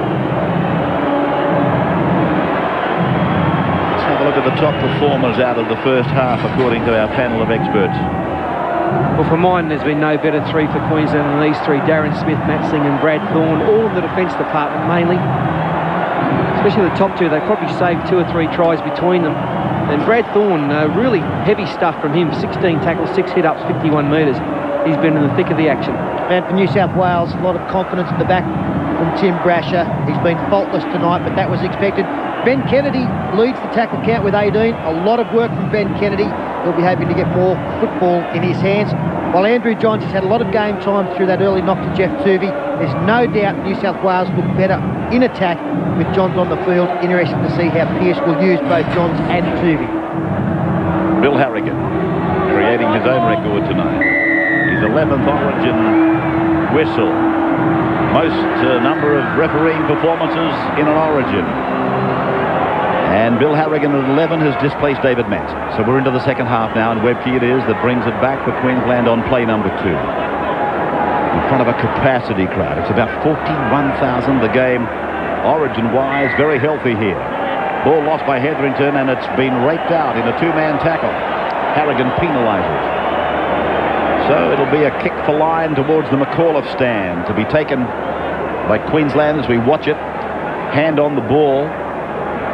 Tuvey was the underneath tackler and Kearns on the top. So they find the line. Early seconds. Second half of State of Origin 2, and Thorne takes it ahead, and just a tendency to lift his leg a little bit. Now he goes down the blind side to the 20-metre line. Biggest player on the park. Lang taken by Howe, taken by Fletcher, and by Tuvey. 15 away from the line. Hetherington, a couple of paces out before giving it to Lamb. Lamb dummied to Webke, gave it to O'Neill. O'Neill away for Tallis, and Tallis standing and trying to stampede over the top of them. He plays it 10 metres away from the line.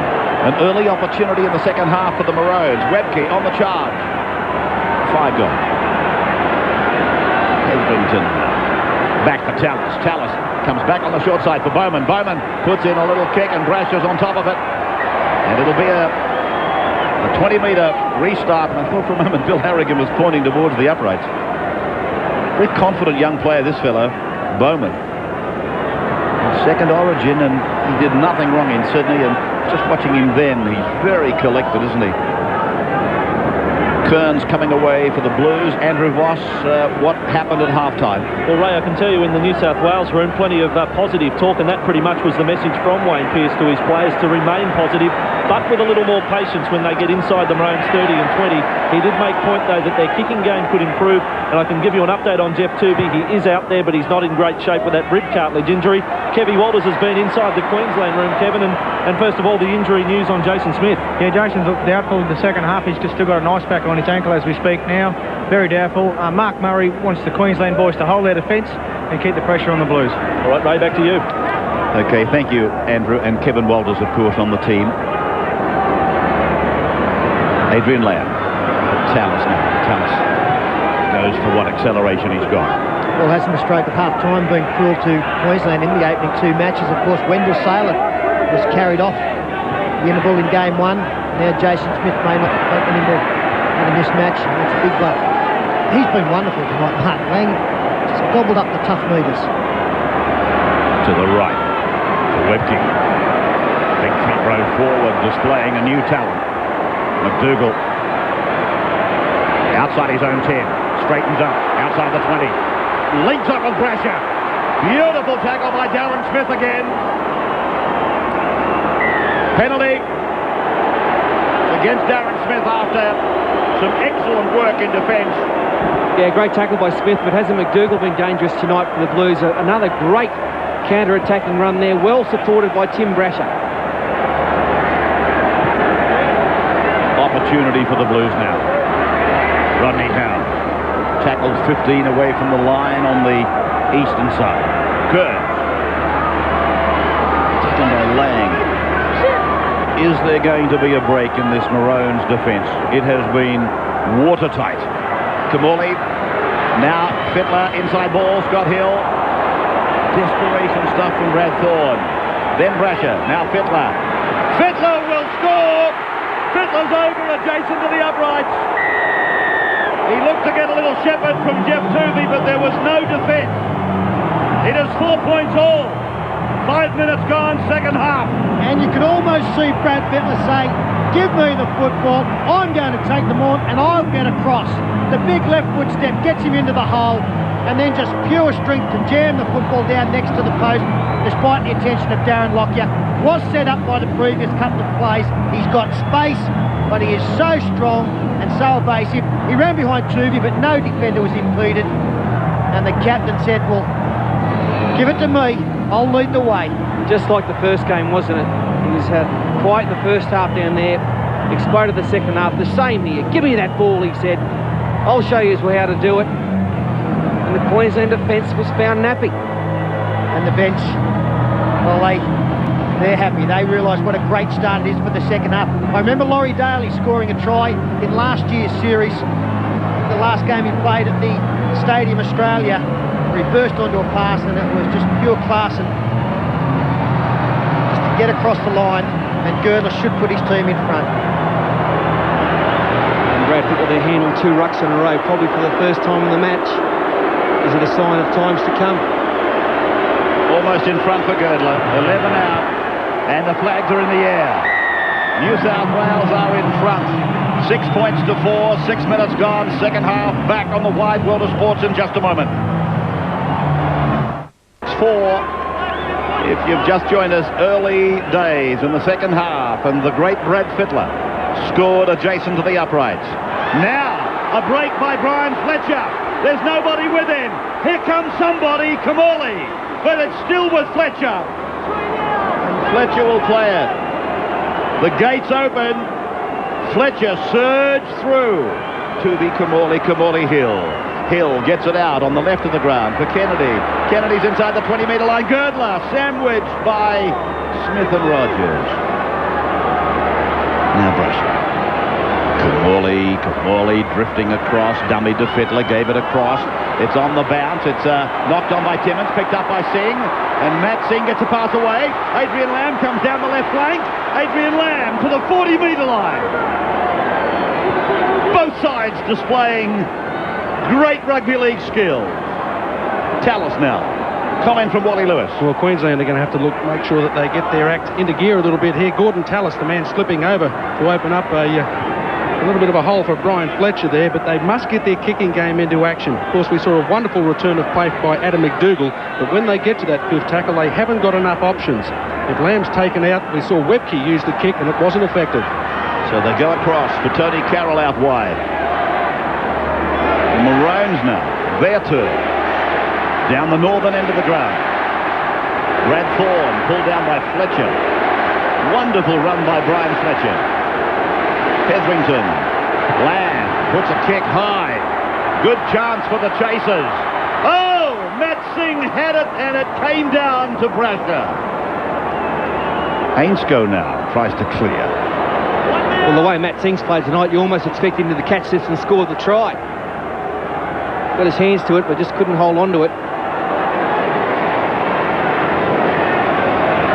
So Tooby scurries out to the 20-metre line for Robbie Kearns to take it beyond there. Plays it back for the number 9, and then Brian Fletcher again. Out the back for Brasher, leaving the 30-metre line behind him. Ray, just an observation, seen a couple of players miss the ball with their foot tonight. There was another one from Brasher. Kearns 2 tackles earlier. Pete, there's been about 35 of them. But it's good to see that rule out the window for tonight at least. Darren Smith handled there by Brad Fittler and Ben Kennedy, made to play the ball. 38 metres out from his own line. Carroll piled into the ground. Fletcher and Tooby combining. The Blues in front by 2. 6-4. Try to Fittler. 5 minutes into the second half. Webke to the halfway. Survival uppermost in the minds of the Queenslanders now. Lose this, they lose the series. Stephen Price. Bowman. Lamb. Runners coming up on the inside. Matt Singh. Gordon Tallis. Tallis. He's away. The rampaging ball is over. Gordon Tallis has scored. They are back in front at 8 points to 6. Matt Singh, he's some kind of a genius. He does this level of football. He's made the bust, and Gordon Tallis has scored. He does feature in some big plays, doesn't he, Matt Singh? The inside ball, and it's just a simple missed tackle, and then Gordon Tallis stretches out of the attempted tackle from Sean Timmins, I think it was. So 2 or 3 misses in a row has seen the Maroons fight back, and Adam McDougall just cleaned up there after Gordon scores the try. Rodney Howe misses the crucial tackle. Although you've got to say this one coming across from Sean Timmins could have been a try saver as well. There's many great players that have missed a rampaging Gordon Tallis. And Adrian Lamb, good to see him run the football to the line. Hasn't done much of that tonight, but one of the few occasions he has, he sets up a Queensland try, and they're back in front, the boys. A little left swinging arm there from Gordon Tallis, collected with McDougall's head. Well, the kick is successful. 10-6 Queensland over New South Wales. And you talk about your inspirational players, and you look to a bloke like Gordon Tallis. I tell you what, the program that the people buy here at Lang Park Suncorp Stadium tonight, the form guide about Gordon Tallis said, a rampaging player who is one of the most dynamic forwards in the game and will be the greatest danger to the Blues. Well, how true that is. Great start to the second half. Fittler. A try for the Blues after 5 minutes. And then Queensland answered after 10. 2 of the game's real superstars, Fittler and Tallis. Webke. Oh, gee. You can feel that in the grandstands from Howe. Hetherington for Bowman. Bowman beats Timmins. Kamali wrestles and sprains to put him down with the help of Muir. Hetherington to the right for Lamb. Lamb for Bowden. Bowden's lost it. Tooby's got it. Quick spread of the ball to the left, and they would have had numbers there, the Blues. Now they're going there, but Stevens takes it up the middle. Yeah, it's important there for Queensland to have a good consolidating set of 6. Well, they might have just taken 2 or 3 and kicked, but Fittler up the middle now. They've given the Blues a chance straight away. That's where they are, 10 metres away from the line. Tuvey away for Kamali. Kamali dummies to Hill. Then he runs around the back of Muir. No, Shepherd says Harrigan play on. Kamali playing it back for Timmins. Timmins has a go himself, and Timmins uses up a tackle. Fourth is gone. Kamali through for Scott Hill. Out it goes. Rifle to Howe. Puts a kick in. Urgency for Queensland. Darren Smith was about to dive on it, and Julian O'Neill has kicked it from under his mouth, really. Watch this. Well, all the profs that produced their kicking games tonight, Howe on a couple of occasions, Webke. Smart play from Rodney Howe. Rogers has come in, nullified any chance he had to pass the football. There was an overlap with 3 out wide, and Howe just drifted one into the in-goal area. Nice play from him.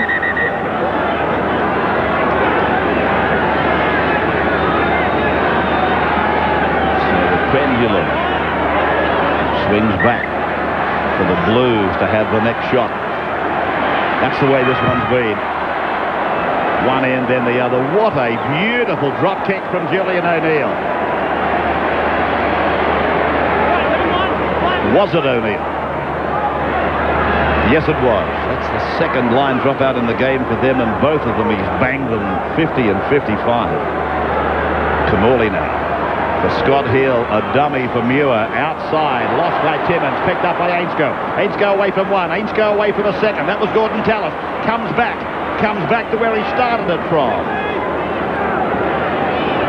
Play back for Scott Hill again. Then Adam Muir. Muir bumps away from Hetherington. Comes at him again, beats him again. Now it's away for Howe. Howe on for Fittler. Fittler taken by O'Neill. Gets it back for Stevens. Stevens taken by Bowden. Gets over the top of him. Gets it back to Tuvey. Tuvey away for Kamali. Kamali kicks in behind the winger on the left. It's Matt Singh. Singh comes away. He beats Brasher. He runs outside the 20-metre line. He's still going. He's outside the 30. Oh, that is beautiful stuff. That is champagne rugby league. How good is he, Matt Singh? He's an absolute star at Origin level.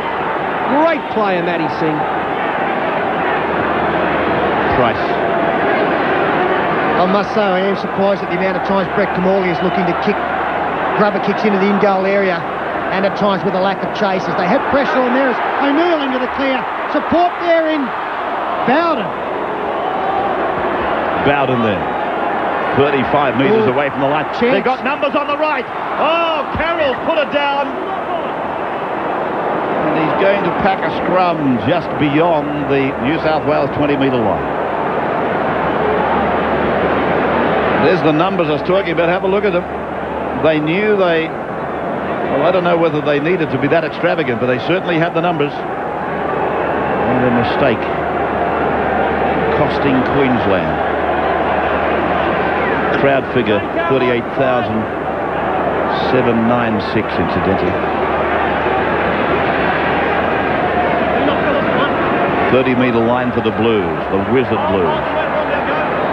Doing it tough at the moment. They're 4 points in arrears on a greasy pitch. Timmins. Brasher. Muir. Oh! Was there a hand in between? Lifting. Not according to Bill Harrigan. Stevens. Probably wasn't what you might call a spear tackle anyway, although it did look a bit dangerous to me. Now Johns floats it away. Girdler had to go back. The impetus came out of the attack. Girdler's pass was questionable. McDougall puts a kick in. Now, up from the deep comes Lockyer. As soon as Andrew Johns comes into the game, things open up for New South Wales. I'm a little bit surprised it took 15 minutes. A dart out of dummy half, and all of a sudden the defence was sucked in, drawn in, and a chance appeared. Well covered up here by Lockyer again. 57th minute of State of Origin 2 at Suncorp Stadium. 10-6 in favour of the Maroons. As Lamb makes the break, lost his footing and pulled down by Scott Hill from behind. Halfway line as Lockyer kicks on the final play. McDougall comes across from the eastern side, and Paul Green is there with Darren Smith to clean him up. Ainscough his job to get it away. 6-4 the line breaks. New South Wales the better of that. They haven't been able to convert though. David Furner back into the game. This is Jason Stevens with it now.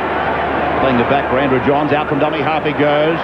And chances his arm as he gets it away to Girdler. Girdler's over the halfway line. Only just before being tackled by Carroll and Smith. And then from Johns for Kamali. Kamali away for Fittler. Fittler puts a kick in. And it's a big one off the right foot. And well placed. It's going down into the in goal, and it makes it. It makes it. Yeah, they won't mind that though, the Blues. They can get their defence set now. Brad Fittler's started the second half well, but the mind still needs to get in closer to the ruck and take charge. Get his supports running off, and the more he runs, the better for the Blues. The Queenslanders, though, they're just hanging in there. They're in front, leading by 4. They've had some great performers. Paul Bowman's been one of them. 40-metre line for Bowman. His own end. Green, 14, teammate of Bowman. They've done well, the Cowboys. 4 of the minute. Wally Lewis. While the Queenslanders are trying to get out of the field position they are, I think it could be a better idea for them to clear it on earlier tackles. Tim Brasher stands only 2 or 3 metres behind the line for the first 3 or 4 tackles. A good kick and chase can probably pin the Blues. Green looking around, then running the blind. Oh! Hello! Muir with a beauty on Paul Green. The little pilot was in mid-air. Brasher. Look at this. Watch this. And Muir, he's got him right on the point of the shoulder and driven the little fella. Johns now for Kamali. This is Furner. And the Raider gets it away for Johns, who spirals it out for Girdler. And Girdler got over the top of O'Neill. He's tackled by Darren Smith with the help of Matt Rogers. Then Andrew Johns for Adam McDougall. The Nova Castrians working. 5 metres their side of halfway. Johns again. Fittler. And looking for Fletcher, he's Sydney Roosters' teammate on the inside. Played quickly back for Johns. Johns goes up the middle. Cuts out Kamali. Gives it away for Adam Muir. Muir away for Furner. Furner inside ball for Timmins. Timmins kick. Oh, he'll score! Oh, this is rapid fire! You won't see that again for a long, long time. I can't believe it. I cannot believe what I've seen. Oh, what a great try there. A super option on the last tackle. And again, it was Andrew Johns sensing that there was a chance. A nice select pass to Adam Muir, who gets a beauty almost off the ground. And as we freeze it here, you can see that the inside play unfolding is going to be back inside. The defence coming across, there's a lack over here as play continues. So the right option is taken here by David Furner. On to Timmins, he realises it's the last. He kicks, it hits the outstretched hand, bounces back into his. And what a way to put your team back in front. That is just freakish, isn't it, from Sean Timmins? Darren Lockyer just put a duke out to try and nab the ball, knocked it down, and Timmins on the charge, on the chase, got the ball back, no one in front of him.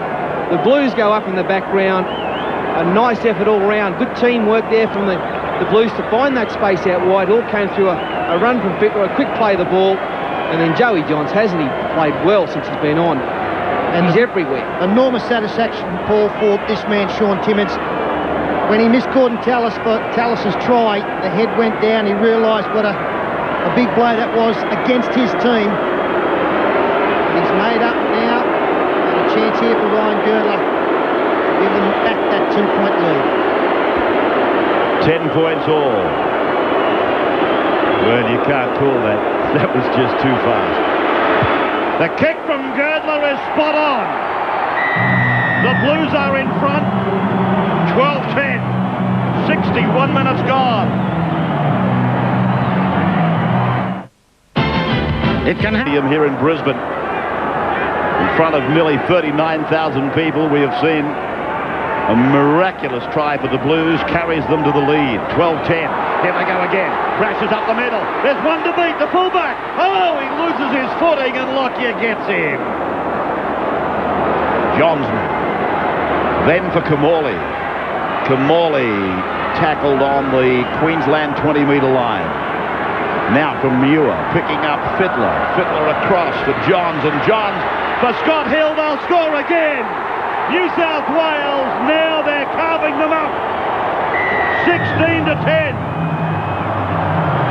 And the despondent faces on the Queensland bench. Great stuff again from New South Wales. You're seeing them at their best. They had opportunities first half. Second half, they had taken advantage. It was started by Fletcher. Beautiful offload to Tim Brasher. He had Andrew Johns in support. I think he took the right option. I think Johns would have been covered. But then have a look at this next pass. We freeze it there. This man is going to catch it, and he's going to hit this man here on the outside of his defender. And as play continues, just have a look at the quality of that pass. Not good reading by the centre. No, in fact, it was Adrian Lamb, I'm sorry, allowing Scott Hill on the outside, but he did have numbers coming at him. Yeah, the Queenslanders have missed 25 tackles in this second half, and that's not cutting the mustard. That's why they're behind on the scoreboard now, and not very well read at all. Lammy just raced up, trying to cut off the play, and the pass beat him. And the pass, not surprisingly, again from Andrew Johns. Scott Hill, what a moment in his career. Spent the greater portion of last year out with that shoulder injury. It cost him a berth in the grand final. And during his recuperation, somebody belted him over the head with an iron bar or something. And here he is back scoring a try at Origin level. One of those rare players who played Test football before Origin, and what a big kick here for Ryan Girdler. His team leads by a converted try. What a buffer 8 points would be. Girdler, 10 in 20.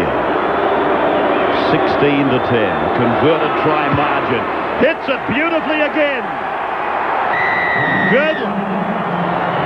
Another 2 points. 18 to 10 now. Another look at the try. Andrew. And Ray, by gee, these last 5 minutes has made a few of these Queenslanders spill some of their 4X. And I've got to tell you, the players who are really having a big impact tonight are the 3 players who weren't there in State of Origin. Number 1, Andrew Johns, Tim Brasher, even Adam Muir. They're playing a big role in this Blues' success up to this point. I can give you an update too on Sean Timmins, who was replaced straight after scoring his try. He has a twisted knee and he may not be back. Brasher on the way back. Wally Lewis. Well, Queensland having a real problem. New South Wales confidence very evident at the moment, the way that they're managing to tip it around. They're dictating terms to the Queenslanders at the moment. The speed, the way that the game's being played has been completely controlled by Johns. He's doing it perfectly from the ruck.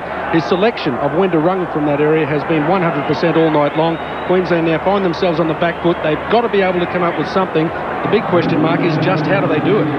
Here's Johns again. Standing, offloading, fending, Kearns, Kamali, Muir, and Muir stands. He gets rid of it. Furner's there, doing a good job, David Furner, and gets a ball back on the inside. Here's Joey Johns again. Gets the ball back to Kennedy. Kennedy's got support. They'll go in again. Furner, David Furner has scored again. The Queenslanders on the bench. Their head goes down. New South Wales have put 3 tries on the board in a matter of minutes. Well, Ray, I've got to say, even if you're a Queensland supporter, you've got to be impressed by what you've just seen. Sit back and enjoy one of the best Origin tries. You will have the delight of watching. It's just beautiful stuff from New South Wales. I hope someone will count the amount of passes that it's run. That's just great into play there. Don't forget, it's a wet night here, difficult handling conditions, and we've got players supporting, backing up. Offload there to Andrew Johns. Second time he's touched the football. Ben Kennedy coming up to get involved. There he is now, strides towards the line. And David Furner, that's his second touch as well, dives over in the corner. Just beautiful to watch. Great rugby league. This is it at its best. Well, New South Wales probably have the best player in the world in their team tonight. That is Andrew Johns, no doubt about it. And he's made a hell of a difference to this side. You've got the skill level of Fittler and Kamali tossing Andrew Johns, and it's just unbelievable what's happening out there. The strength of the man, he has been everywhere. He's thrown passes, he's backed up, he's made tackles, he's just a genius. Sets up this one beautifully, and David Furner, head on the back for David too.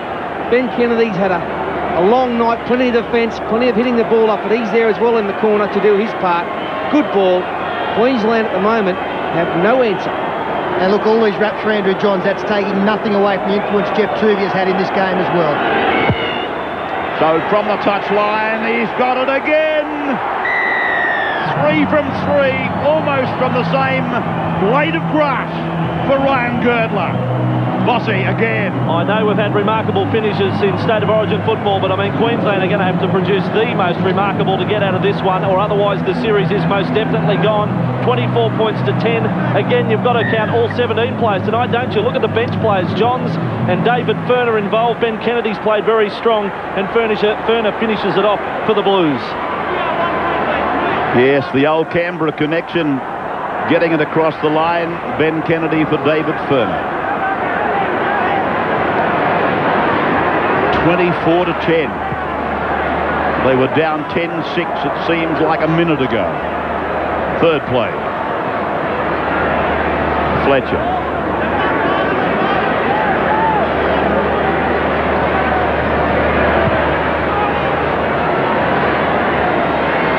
Lockyer.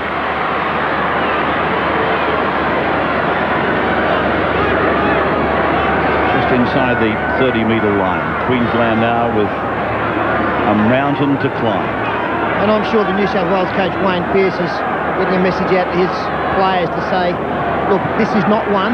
You know what the opposition are like. They will keep coming until the 80th minute. It's a good lead. Don't go into your shell. But make sure you don't take unnecessary risks and give them an opportunity to get back into the game. Adrian Lamb finding Tony Carroll. Well, it might be premature, but New South Wales only twice ever have come from a half-time deficit to win at the Origin level. And they did it on one of those occasions back in Sydney, as I told you at half-time, and now it looks like they've done it again. 24 to 10, it's a huge lead in these conditions. Well, Joey Johns, Jason Stevens, Ben Kennedy, they know the enormity of what he's done. In his year, I talked about Scott Hill injury. It has not been a friendly partner for Andrew Johns either, has it? Kamali. That number 7 on Kamali's back. I mean, there's been no punctuation to his game tonight. Johns has just slotted in the number 9 position. And Kamali has benefited. Tuvi's back on now. 24 to 10. 3 tries, they came rapid fire, and it started with a rapid fire try that you could hardly describe. Scored by Sean Timmins as Kamali finds the line. Willie, yes, at the T-bar from the 10-metre line. And good tactics there from Brett Kamali. The clock is now the friend of New South Wales, and they're quite happy to see the ball out of play. The seconds continue to tick down. That gives less opportunity for Queensland to get back into this game, and also they want to play it at this end of the field. If you're talking about Queensland getting into the game, it's going to be very difficult. The look on the faces of most of the players getting back there, you would expect down by 14 points that you'd be racing back, trying to make sure that you gave yourself every second that you could. Not too many of the guys were running back then. I think they've realised that it's a pretty tough ask for the rest of the match. O'Neill tackled on his own 20-metre line. Andrew Voss, a comment off the sideline. Just a slight dampener for the Blues. An update on Sean Timmins. They do fear some medial ligament damage, so he won't be back tonight, and I guess that puts him in doubt for Game 3 of the series. Yes, and it's not going to help St George Illawarra either, as we make the final run down the straight for the premiership, as Lamb gets it out and wide for Lockyer, running onto it, but also running onto the tackle of Scott Hill. Lamb again kicking for Rogers. Rogers might get the bounce here. No, it's bounced onward for Brasher. Brasher has just slotted back into Origin football, Paul Horton, as though he's never been away from it. Look, he's one of the Origin greats for mine, for New South Wales. Every game he's ever played for the Blues, he's done something special in that match. He's done a couple of special things again tonight.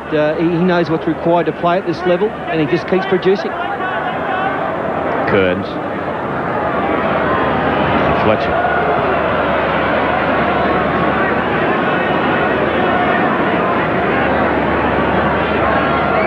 Kamali. He's kicking for Brasher. Brasher's after it. Brasher has got it. So the last tackle is with us now. Kamali now, inside the 30, up to the 20. Draws the defence, gets the ball away. Flick pass inside from Girdle to McDougall. McDougall gets the ball back. That's Kennedy. Kennedy So close, Turner. So close, and he would have deserved the try with his performance tonight as well, Ben Kennedy. But the Queenslanders, they look down and out, struggling now, deep in their own corner. Adam McDougall, another great performance. Well, Martin Lang over there in defence covering. What a game Martin Lang's had for the Queenslanders. He can hold his head up, that's for sure. So they come off their own line, and Tallis wrestle down. The confidence is so high now with New South Wales. They're not feeling the fatigue at all. Hetherington.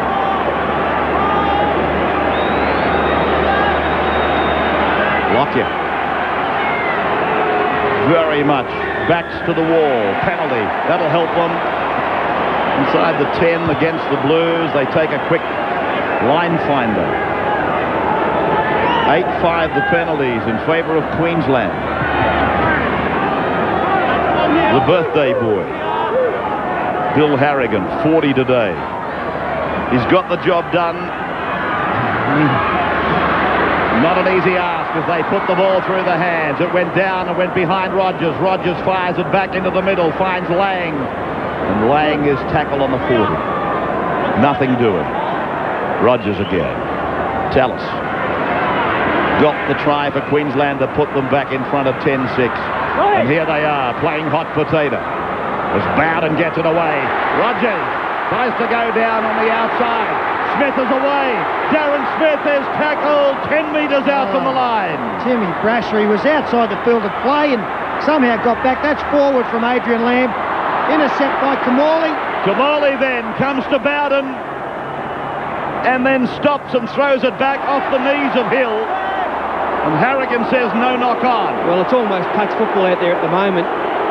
Did you see that tackle from Tim Brasher? That was unbelievable.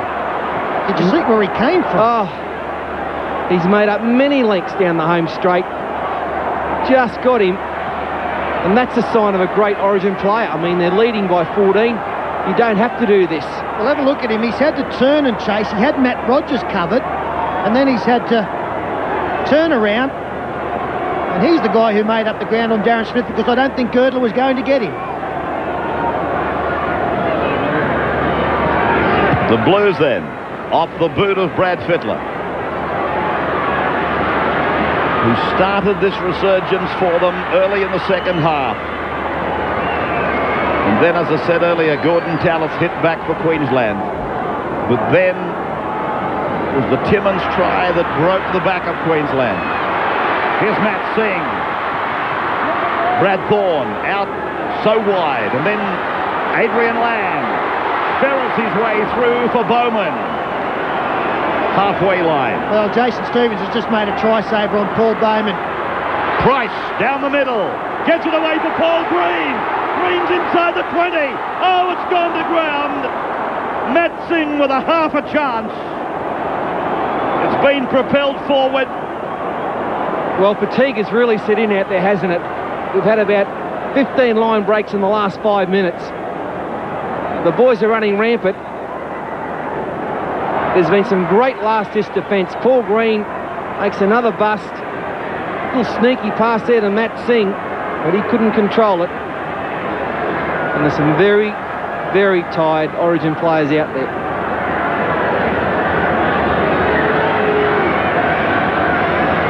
Well, there's been calls in the past that maybe some Origin games have got a little bit dour. But I think everybody has got their money's worth tonight. As I said, even a Queensland supporter has got to say that this match has had absolutely everything. The open attacking display from both teams has just been a breath of fresh air. But Johns prepares to come back. Ferner loses the ball. It's play on for the Maroons.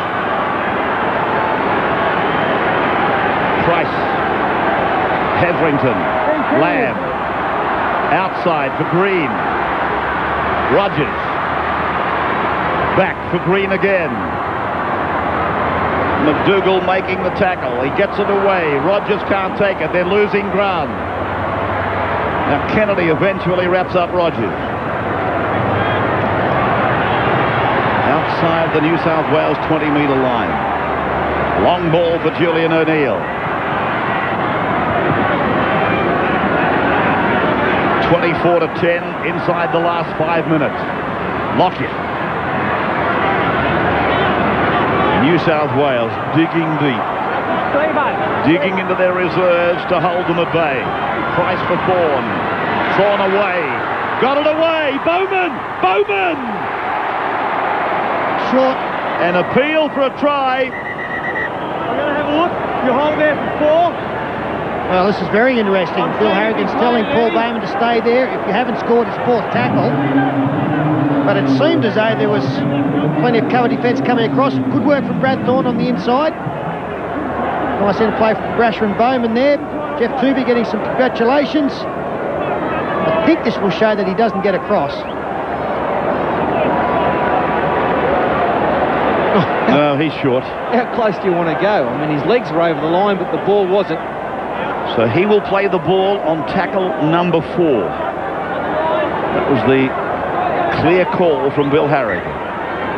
Brad Thorne a dummy half. A long pass, bouncing for Green. Now Green notices them come up quick on the outside, puts a grubber back on the inside, and Brasher cleans it up. It'll be line drop out time.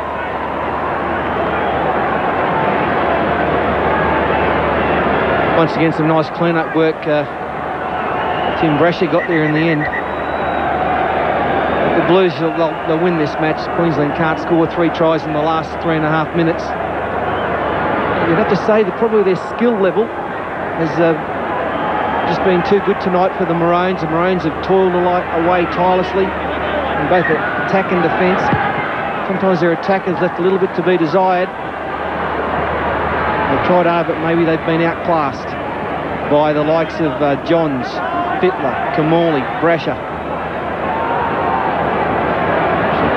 Queensland with Green delivering wide for O'Neill to give for Lamb, and then Thorne puts it down under the tackle of Kamali, and the ball to be played by Fletcher. So Robbie Kearns, 30 metres out from his own line. We have got 3.5 minutes of time to go. Gee, I tell you what, this fellow's been very good, Adam Muir. He's lost the ball, so I'll put the hex on him, but to continue with that, talk about players who have been plagued with injury. He's had a long time out of the game. He's had a very short preparation for Origin football, and he's been grand tonight. Right, just looking at the Maroons too, Adrian Lamb, he is playing as good a football as I've seen. Million intercept from Kamali. Lamb has been sensational. In a beaten side tonight, he's been one of the star performers again. And a couple of weeks back, when Paul Bowman's name was read out by selectors, there might have been plenty of rugby league people saying, Paul who? Well, he has got a career in front of him at this level. He has not looked out of place. Some other good players for the Maroons. Darren Smith in the centres, 25 tackles, a great effort. Jason Hetherington, the hooker, 34 tackles as Smith makes half a bust. And Martin Lean, 26 tackles and 16 hit-ups. Lockyer back towards the centre for Lamb, and Lamb is just slotted there by Howe and Kearns, Melbourne front rows. Hetherington now, gritting the teeth determinedly, even though it's 24-10 and the game is gone. Let's carry it on. Let's take it right to the line. Price. They'll come back in a fortnight, Queensland, and try to avoid the whitewash. Lamb, Green, intercepted. There he is again. The intercept king. McDougall down the sideline. He has got Darren Smith to beat. Lockyer's still there. McDougall looks for Girdler. Girdler will score. Girdler's in to score. The Girdler and McDougall show. And a pretty fitting way to finish too, isn't it? They kept New South Wales in the game in game 1, their combination. And you've just seen some great work from them again. Ryan Girdler, you just don't throw the ball near him when he's coming up in defence. Paul Green makes a mistake. He frees it there. Look how far Girdler has come up. He's up in the line of Queensland, and basically they put it on a platter for him as play continues. Nice control there. He got McDougall on the fly, who juggles the football. Darren Smith really the sole chaser, along with Lockyer at the end. And then just Adam McDougall bamboozling Darren Smith. And Ryan Girdler, some nifty little footwork at the end. Great finish. Well, this will go down as Queensland's biggest ever defeat. Previously, it's been 18-2 and 26-10.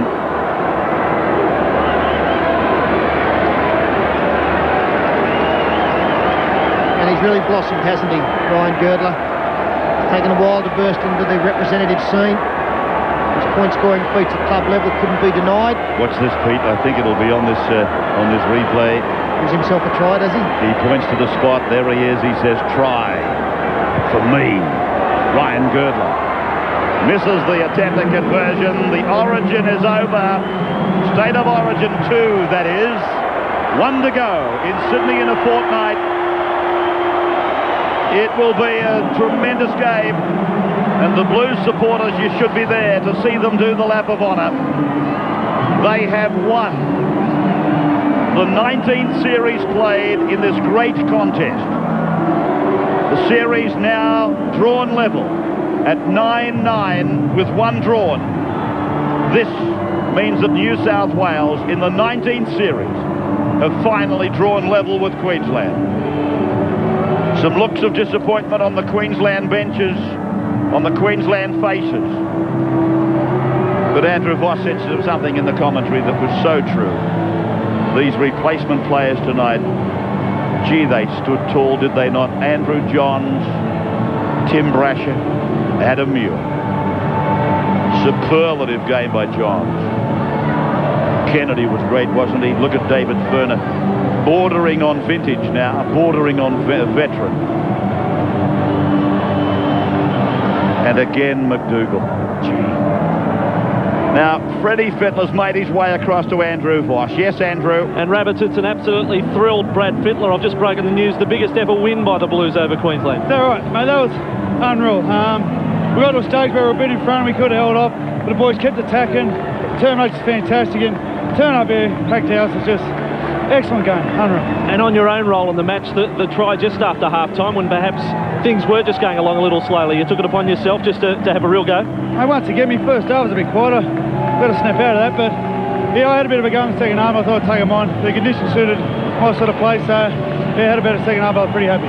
Any Origin Series winner's great, but to do it right here, even better? I want to swear, but mate, it was enormous. It was fantastic. Going past the Caxton, they were going mental. All these crowds, they just made it such a special moment. I'm sure all the boys remember it for a long time. Brad Fittler, well done. Thank you. Well, Adrian, a little bit of disappointment, obviously, with the Queensland guys. The 28-10 scoreline, probably the guys wouldn't believe that that scoreline was a true reflection of the game, I guess. Yeah, it blew out at the end there, and you know, it's just our defence dropped off in the second half, and they got a few offloads, mate, and just ran away with it in the end. Looked like there was plenty of spirit back on board with the Queensland team. Gordon Tallis scoring in that second half. Queensland looked to have a little bit of an advantage, but it wasn't to be. 3 tries in under 10 minutes. Yeah, we did it in the first game as well, and it's just a problem, I guess, that we're going to have to try and fix for the third one. But just at vital times, we dropped too many balls, and, you know, a few loose passes, and they capitalised on it and took their opportunities. Well, all the best for game 3. Thanks, Mike. And now Andrew Johns, I guess you could say the super sub tonight, probably more game time than you expected. Yeah, a little bit, but Junior said during the week that he's going to use me in twos, a lot, and get us out of dummy half, and it'll probably work tonight. The feeling at half-time, I mean, it was only 4-0, and at no point in the game did you fall any more than 4 behind. You never let them get away. Yeah, we just had to be patient. We knew we had a lot of football in us. We just had to get down there and play a bit of football, and the skill prevailed, and it didn't, It was a great win. And all the bench players tonight certainly did their bit. An old Newcastle teammate of yours, Adam Muir, went fine as well. Yeah, mate, he played well, and struggled with a bit of combination there again. It's a pleasure to play with him. I'll let you go join your teammates. Andrew, well done. Well, Shane, disappointment for the Queensland guys. You probably felt that you matched them in the forwards for at least that first 40 minutes. Yeah, it's like we're going all right, but it so often happens in these games, they get a little bit of momentum in that, and it's very hard to pull them up. Fairly handy to have a bloke like Andrew Johns come in and control the speed of the game around their ruck as well for them. It certainly is. It didn't seem to get any slower as the game went on. They, as soon as one of the blokes got tired, Andrew Johns had come on and he's all over the place, and we certainly struggled in the middle of the ruck. A big loss for Queensland. Jason Smith really copped that big problem prior to half-time, a blow to the Queensland pack. Yeah, you can't underestimate what they did, actually, because he's such a great defender and a really good talker out there as well. So we lost a bit of experience, but it wasn't what cost us the game. We certainly played poorly in that second half, and we paid the price for it. Off to Sydney to settle there. We'll get stuck in on. Okay, Wally Lewis and Andrew Voss doing the job out in the middle of the ground after New South Wales has wrapped up State of Origin series for this year, 28 points to 10. We'll do it again in a fortnight's time, as I said, and they'll do the lap of honour. So get yourself a ticket to Stadium Australia and welcome the Blues home. After the break, all the highlights of State of Origin 2 and our VB Man of the Match. That's coming up. Don't go away.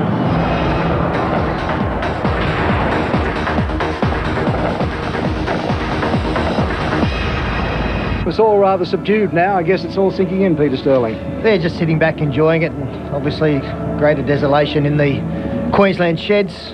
They put up a brave effort, but I do think the writing was on the board at half-time. You know, they had some chances, New South Wales. A lot of times at State of Origin level, the chances that you miss come back to haunt you. That wasn't the case for the Blues tonight. Well, a lot of freakish things in this game, wasn't there? I mean, it was just amazing, some of the things that happened. Yeah, some of the great tries, especially in the second half. As we see the try scores there, Fittler, Timmins, Hill, Ferner and Girdler. He had a great night with a boot, Ryan Girdler. A couple from out wide, 4 from 5. And for Queensland, Tallis got their sole try, and Matty Rogers a good night, 3 from 3. Well, you often pointed to it, you know, in the preview that, you know, Andrew Johns, just what he might be able to do if he gets on and what sort of impact. I mean, it was just amazing, wasn't it? Well, look, you could play Andrew Johns at fullback or in the front row and he'd still have an impact in the game. Tonight, the choice was to play a dummy half, which was the right one, with Brett Kamali playing well at half, and he just took the options at the right time. He ran when the defence was going backwards, and he selected the right player to pass to. So it was no surprise that a lot of the tries, and we did see 5 second half tries from New South Wales, involved Andrew Johns on a number of occasions. Okay, plenty of contenders out there for the $2,000 VB Man of the Match award. Andrew Voss is with the winner. And Ken, the $2,000 VB Man of the Match. It's a welcome back to State of Origin football, Tim Brasher. It was only 1998 that you played your last game, but it must feel like a lifetime to you. It certainly does. It's very hard to sit at home and watch the Origins, but, you know, it's great to be back. Your own game tonight, first half safe, second half probably dynamic. Yeah, it was one of those things. The first half, as you know, it's always very tough. The first half of State of Origin, we kind of filled each other out. The second half started to open up a bit, and our guys had a lot of skill. It's great to play with a bunch of blokes like these guys. Well, you're in the veteran class when it comes to State of Origin. I said to Brad Fittler, it makes it even sweeter to come here and win. The same with you? Come on, boss, I'm only 21, mate. It does, certainly does. I love the crowd here. It's probably the best place to play State of Origin. The crowd's so close, they're so vocal, and they're all against you. And Wayne Pearce as coach tonight, his first Origin Series win as well, so special for a lot of guys. Yeah, it certainly is. It's great to have Junior as a coach. Haven't had him as coach for 4 years as well, so you know, all in all, it's a great night. Okay, last question, Tim. How important then the clean sweep? Very important. You know, we did it a couple of years ago, and it felt so great, and all the boys are focused on that now. We'll have a good celebration tonight, and then ready for the next one. Well, Tim, fantastic effort tonight. Welcome back to Origin football. $2,000 is the VB Man of the Match. I'd like to thank VB and Channel 9. Thanks very much. Good on him, I guess. David Peachy must be sitting at home saying, you know, you're out of one team because of injury, and then a guy comes back and just has a howler. Tim Brasher was absolutely outstanding tonight. You know, when he left Balmain and went to sort of south and then to North Queensland, it was like he was lost in the wilderness. But he's been playing pretty well in an improving North Queensland side the last month. He got his chance tonight, and, you know, we all knew he wouldn't let them down, and he was their best player. Okay, let's take a look at the Timmins try. You can talk me through this one and tell me that it was organised or wasn't. This is amazing. Well, Joey Johns, of course, once again started it all, and then, I mean, the rest of the players did their jobs. And Sean Timmins, he also played very well tonight in both attack and defence. Now, that's a little speculator by him. That's the luck of the game. That's what the football can do to you. And the Queensland defence, in the end, just couldn't get there in time. But Sean Timmins, he tried to create some own luck, made his own luck, and got there. It sort of was the cue to sort of say, OK, let's get on a roll now. We've got them on the back foot. Let's get into it. And Scott Hill scored the next try. And, gee, you know, he's a terrific player too, obviously played well. That injury is a bit of a worry, though. Yeah, tonight New South Wales, they celebrated the attacking side of rugby league. And now, again, just have a look at this ball from Andrew Johns. And that's gone like a bullet, 15 metres, straight onto the chest of Scott Hill. He'd got on the outside of Adrian Lamb. And, yeah, at that stage, New South Wales were really on a roll. OK, well, the try that had us all mesmerised, I mean, it was just one of the best you'll see in State of Origin. It was the miracle try all those years ago, but this is up there, isn't it? It was incredible. Andrew Johns, once again, he starts it. You watch him. He gets tackled here. He's down on the ground.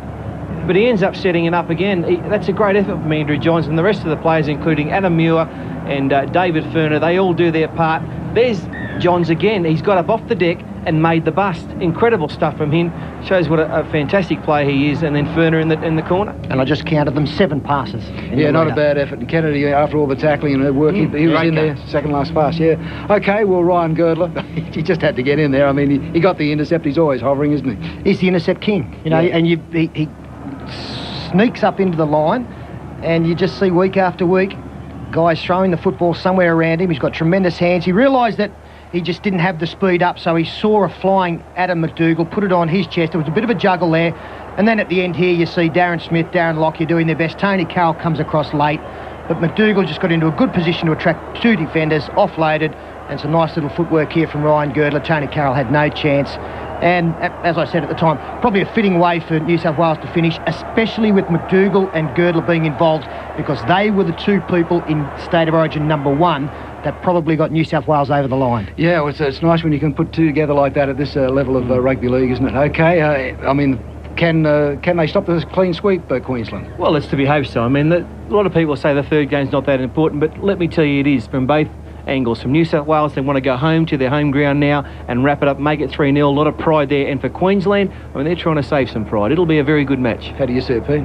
Look, they won't approach it any different to whether it was game 1 or game 2. You know, the result is of no consequence now. They just want to go out there and win the game of State of Origin. You only got 3 chances every year.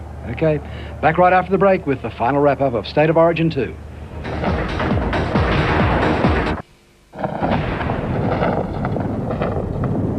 Well, back at State of Origin game 2, I got to say, that was just one of those games, Phil Gill, where you saw all the skills of rugby league. Ken, a thoroughly enjoyable game of football and just what rugby league needed at this time.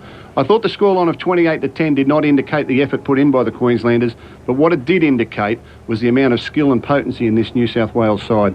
Now, in the modern-day game, you've got 2 tremendous halves in Tuvey and Kamali, who led them around the paddock. Over the top of them came 2 great halves in Fittler and Johns, and it was just too much for the Queenslanders. Great service to their outside backs and a fitting win. Tremendous display. How do you see game 3 going then? State of Origin, every game stands up on its own. Look, I know from experience when you win the first 2 games, you don't get to do your victory lap until after game 3. Now, it's a pretty sour taste in your mouth if you do that victory lap after a loss. So New South Wales will be pumped up. Queensland, there's plenty of pride at stake there. You know, State of Origin is just an event. It will be a super game of football, and with the pressure off both sides, we should see even a higher skill level. Well, thanks very much, Phil, for your contribution tonight. You're back to winner, and maybe the Blues will get up again in game 3. Yeah, good on you, mate. OK, if you haven't had enough football, we've got plenty coming your way here on Wide World of Sports. Don't forget the footy show tomorrow night. Fittler's over adjacent to the upright. He looks to get a little shepherd from Jeff Tuvey, but there was no defence. Played quickly back for Johns. Johns goes up the middle, cuts out Kamali, gives it away for Adam Muir. Muir away for Ferner. Ferner inside ball for Timmins. Timmins kick. Oh, he'll score! Oh, this is rapid fire!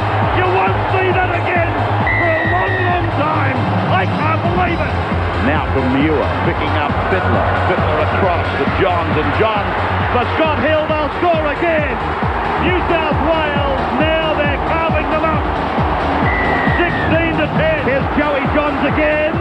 Gets the ball back to Kennedy. Kennedy's got support. They'll go in again. Ferner, David Ferner has scored again. Intercepted, there he is again. The intercept king. McDougall down the sideline. He has got Darren Smith to beat. Lockyer's still there. McDougall looks for Girdler. Girdler will score. Girdler's in to score. The Girdler and McDougall show. This has been another presentation from 9.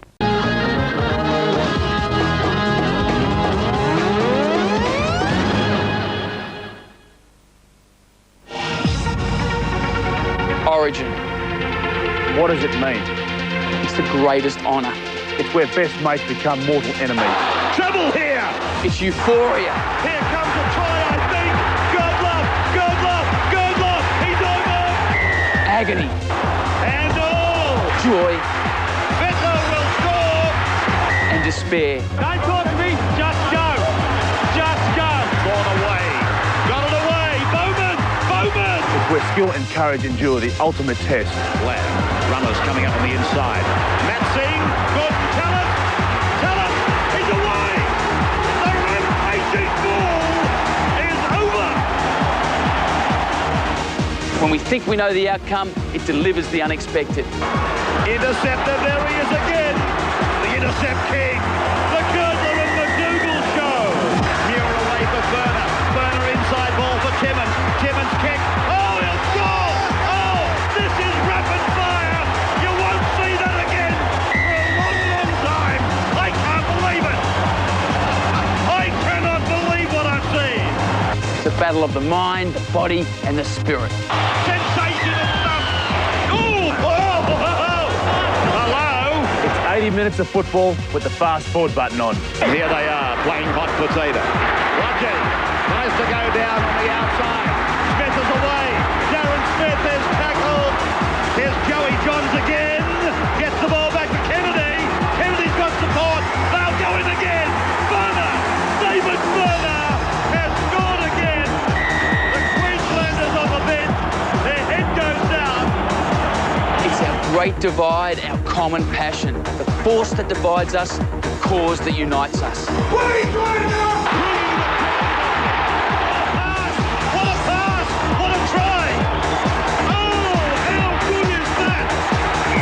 The greatest event of the greatest game of all. The ultimate battle. State of Origin football. Hello and welcome to Stadium Australia and Game 3 in the Harvey Norman State of Origin series. It's a frosty night in Sydney, but a good crowd in. Can New South Wales make it a clean sweep? Queensland certainly don't want that to happen. And as we said, it's a terrific atmosphere and we've got some terrific football coming your way.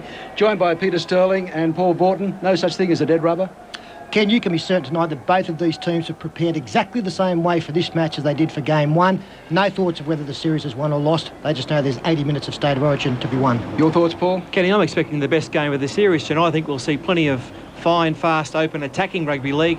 New South Wales, look, they want to come here in front of their home crowd and their family and friends and really win this 3-0. Queensland, I mean, in these players in years to come, when looking back on their State of Origin experience, they don't want to see 3-0 against them. They'll be trying their best, let me tell you. OK, let's go back to Game 1, and this is the one I guess you can say got away from Queensland. They certainly feel as that's the way.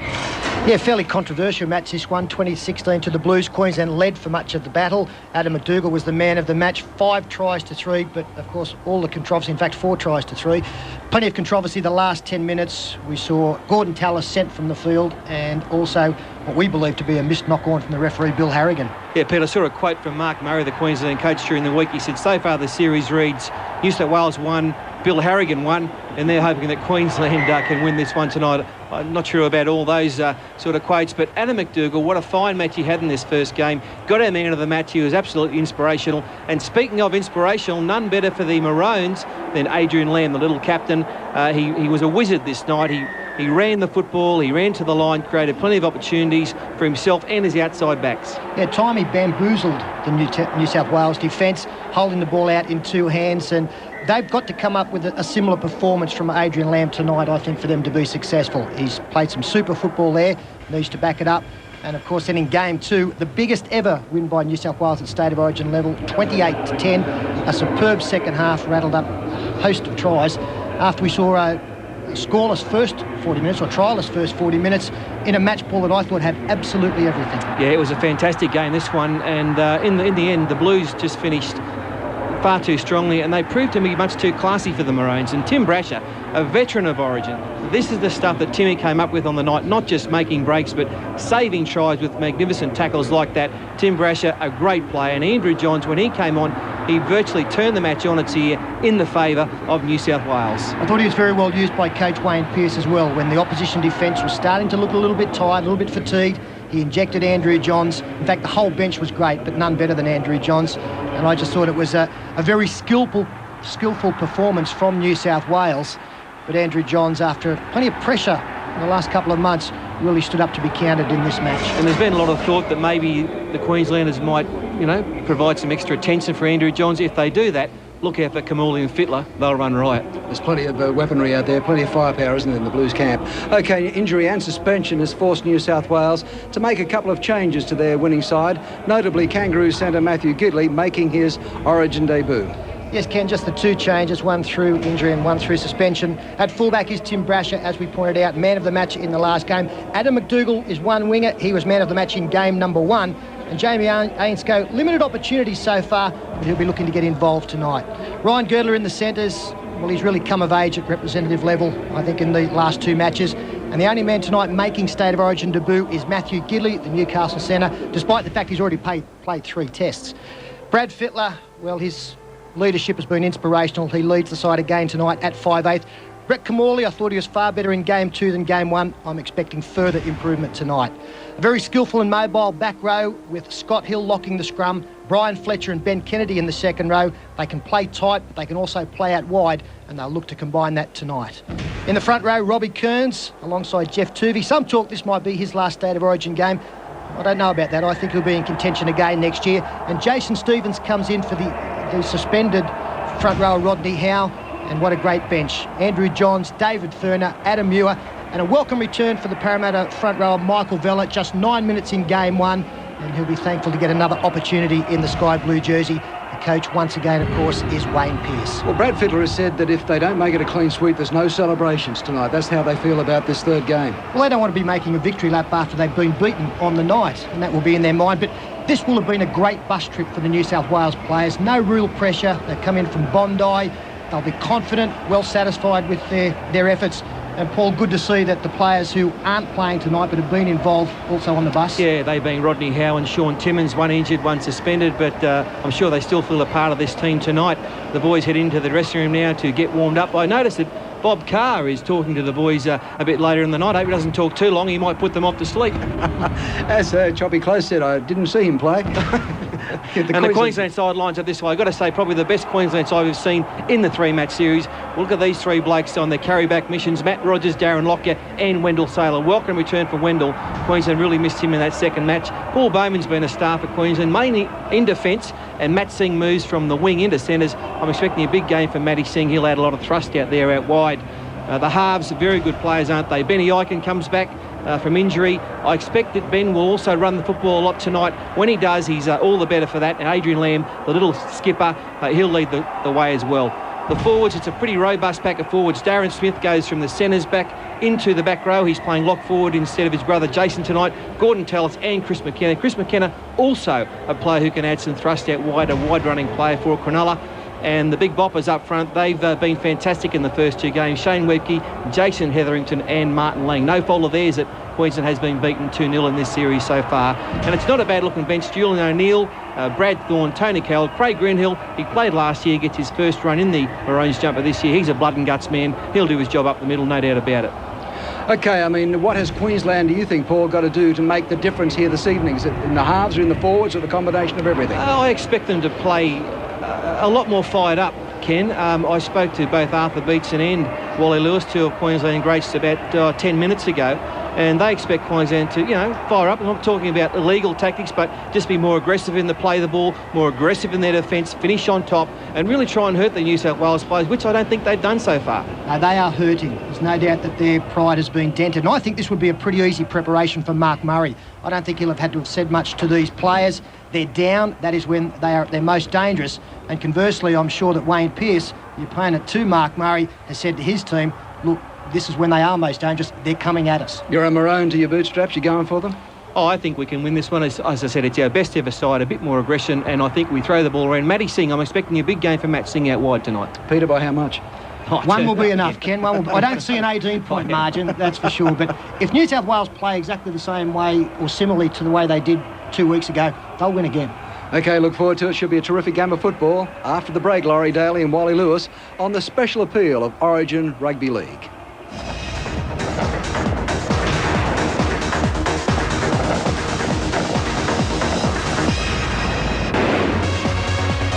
I was there for the first Origin game at the Olympic Stadium last year, and I've played in some great grounds, Lang Park being one of those, in front of those mad Queenslanders, but to run out in front of 88,000 people, your home crowd, it was a great experience. Oh, Spud Carroll coming back.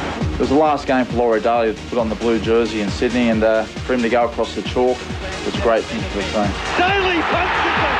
Daly's over. That is a try. Laurie Daly scores a representative try on farewell in front of the Sydney crowd.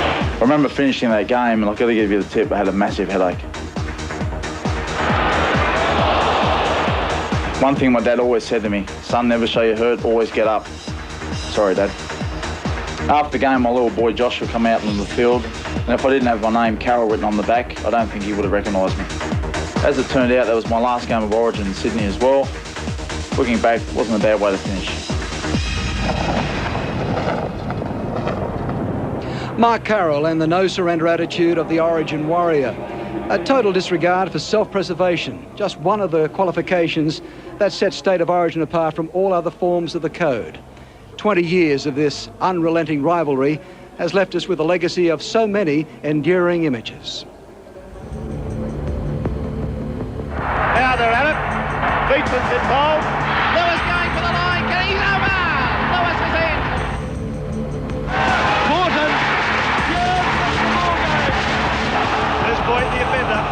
Scott underneath it, takes it well. This is Price. Chance for New South Wales. And Johnston's in.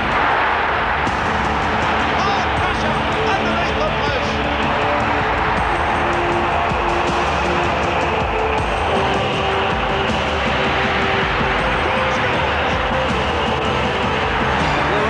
Lewis, a little chip.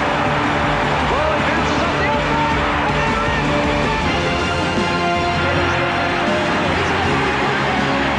That's the ball game. It's on to Lewis. Lewis on the bars. A little.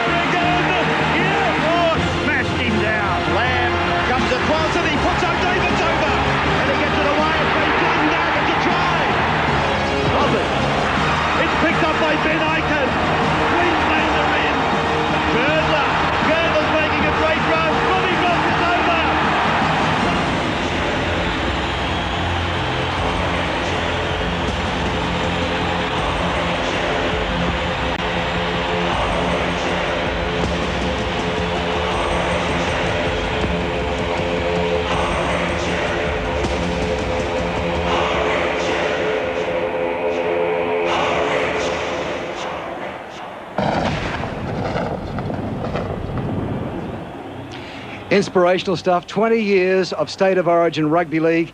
And I can say I honestly really enjoyed that one. And I enjoyed, obviously, watching two guys who were beside me, Wally Lewis and Laurie Daly. When you see all those pictures, Wally, and very much you're part of the legend of State of Origin, how do you feel about the game and the series? Well, very proud to be a part of it and being associated with a sport like that. I suppose you're never ever going to be able to express exactly how you felt, the emotions that were on board whenever you took the field, especially for me being part of the very first game. You came in on the tail end of Wally's career, and you told me earlier on tonight that you used to get so sick of seeing Wally get man of the match. Oh, exactly right. As a kid growing up in Junee, I used to watch the State of Origins around at my brother-in-law's house, and every time Queensland would win, Wally would get man of the match, and I couldn't understand why. And I used to go, why? Brett Kenny used to play well, but now that I've been out, not out of the game, but got to play the game and got to know the insides and outsides of it, you just know exactly why he got him. He was an inspirational leader and the best player that's ever played. Tell me, when Ron McAuliffe, you know, he was one of the instigators of State of Origin Rugby League, so many myths, so many folklore stories about the man. When he decided he wanted State of Origin, what did he say to you about being a Queenslander? Well, basically, he wanted to save rugby league in Queensland. He knew that we had to have a State of Origin rugby league game to be any chance of beating New South Wales. The boss called us into a meeting. He already had all the bosses inside his office for that nice friendly glass of port, but he walked into the room, shook Arthur Beetson by the hand, and then went round and shook everybody else by the hand, nodded at them, and turned round, looked at them collectively as a group and said, the destiny of Queensland's rugby league future is in your hands. Nodded like the proud senator and walked out. We all got goosebumps and at the same time probably felt an extra sense of responsibility. When did State of Origin Rugby League sink in for you? I mean, as far as the Blues, there was always this story about the Maroons had the spirit and New South Wales didn't. Yeah, well, I actually played in the 89 series, and that was my first throw into State of Origin. We played the Queensland side, which were dominant. They had Wally and Meningas and the Mileses, and I don't think we were really ready for that at that stage. There was a lot of young guys picked in that team, but I think 92 when Gus Gould come on board, I can always remember one of the things he said to us was, we've got to do everything better than what Queensland are doing. So if we're training, we've got to make sure we're doing it better. If we're having a drink, we'll do that better as well. So he's a good coach? Oh, he's a great coach, Gus, and I think his record speaks for itself. Well, is the magic still there, the intensity still there? I mean, what do you see amongst the players today when you see so much has changed in the last number of years? Yeah, I get a little bit disappointed when I speak to a lot of the general public and they ask me the same question. It's not the same State of Origin game anymore, is it? And I simply answer to them, well, you go down to the dressing rooms, you ask the players how they're feeling about it all, ask them if they feel like they've let themselves down or how proud they feel, whether they win or lose the football game. It's still the same great game it was. And you, Laurie, feel the same way? Oh, exactly right. I mean, I'd love to be out there tonight running around, but obviously I'm not. But I'll just sit back here and enjoy it because I know two teams are going to go for it. It's amazing. You two guys are still pretty after all those games. Huh? What happened? Keep telling the stories like that. When we return, Phil Gould and Ricky Stewart analyse what's at stake in Game 3 of the Harvey Norman State of Origin series. Don't go away.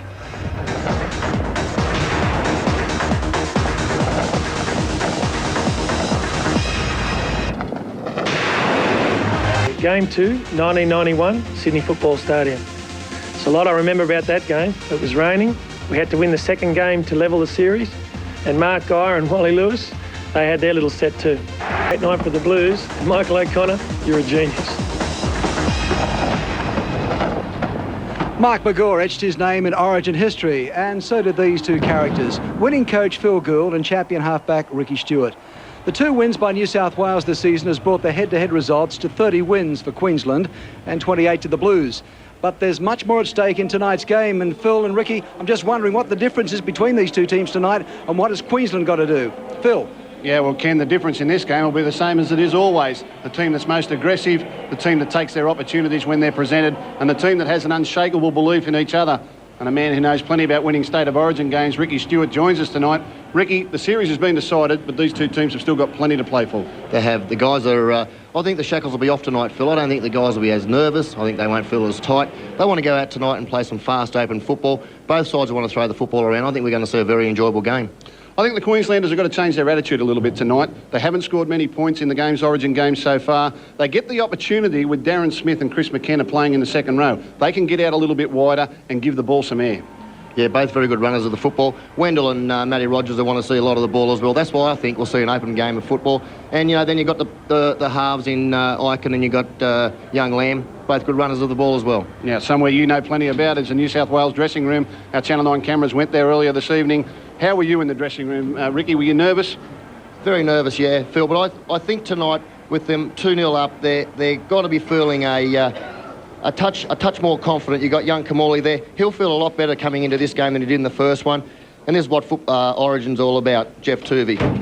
Plenty of experience there for him. I think that the 3 halves, Tuvey, Kamali and Johns, had a tremendous effect on Game 1. How do Queensland combat that in tonight's game? Well, Kamali will be a lot more used to the speed of the football, the intensity of the football now, coming into the third match.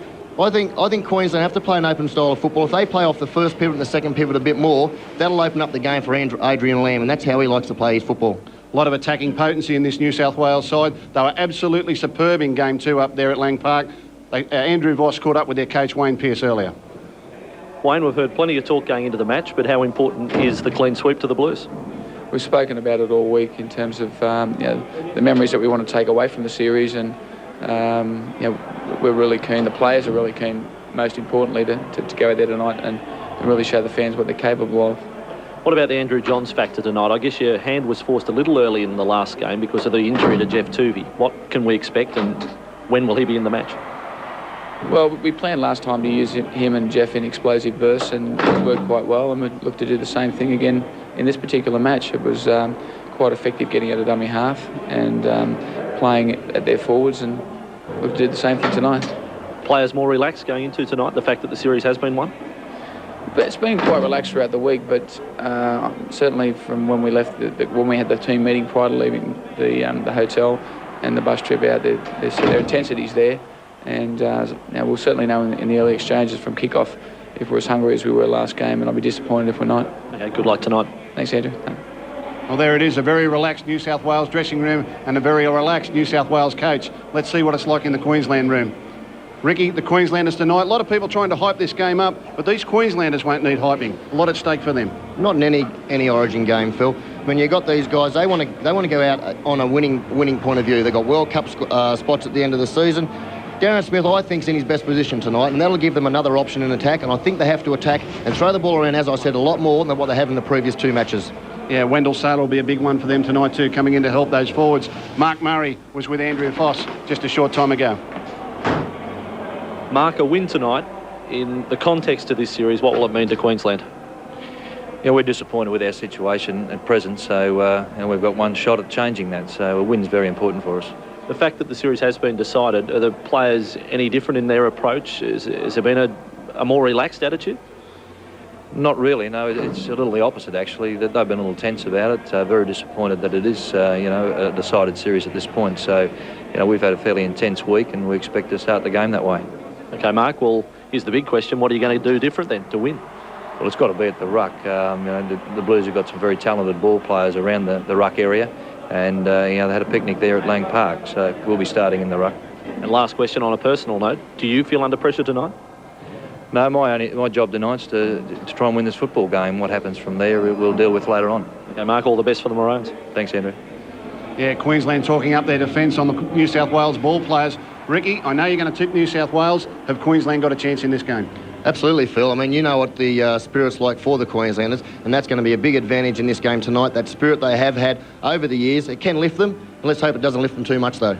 Ken, things are much more relaxed down here tonight, but still very exciting. Back to you.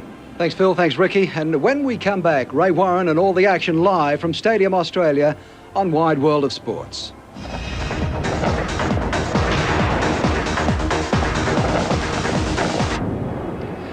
Welcome back to Stadium Australia, where we are just minutes away from kick-off to State of Origin Game 3. To bring us all the action, the voice of rugby league, the one and only Ray Warren. Good evening, Ray. Ken, good evening to you, and hello everybody. Welcome now through network stations right around Australia and of course around the world, taking this rugby league coverage of an historic match. It's the end of 20 years of State of Origin football and game number 60. There's the Queensland side for tonight. You've had it once, here it is again.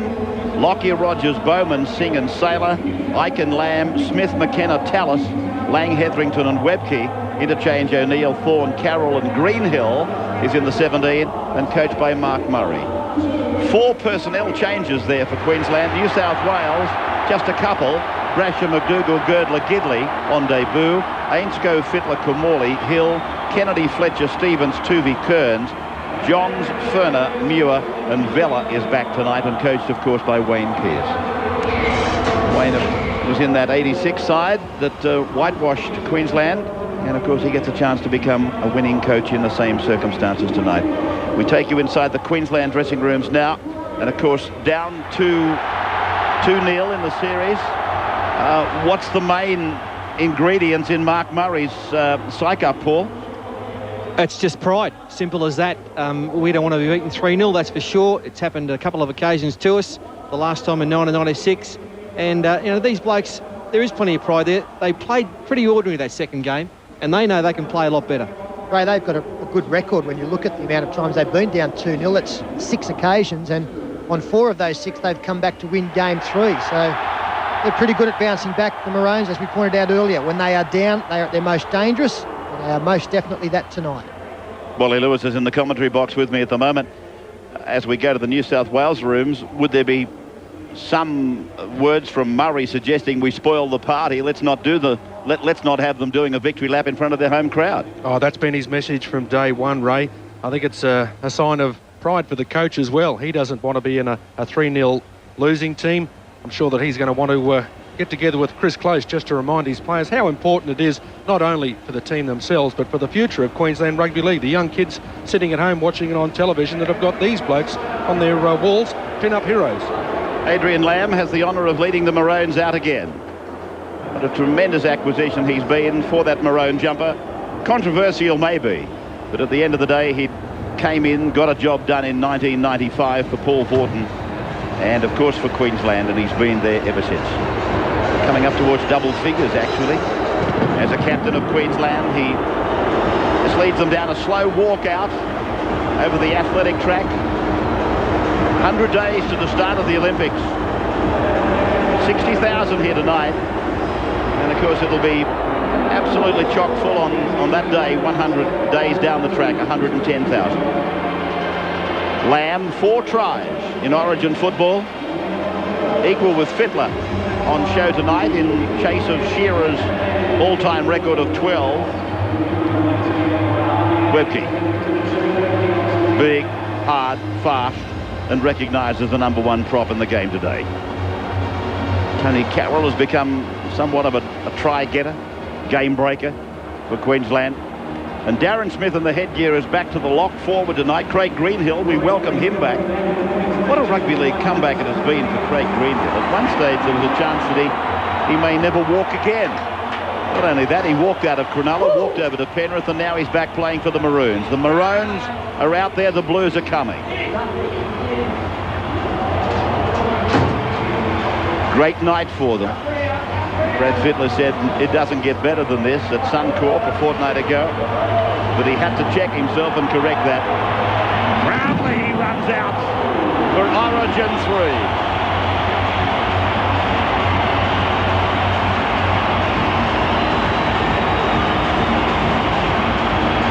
Smoke clearing from the fireworks display. To the in 9. Bill Harrigan referees his 12th match tonight. Ben Eichen is back for Queensland. A lot of personnel, or should I say positional changes. There's the debutant. And Andrew on the sideline. Your weather. It's okay tonight. It certainly is. It's great to have a dry night for Origin, isn't it? No chance of rain. I can tell you, though, this Stadium Australia playing surface still a little slippery.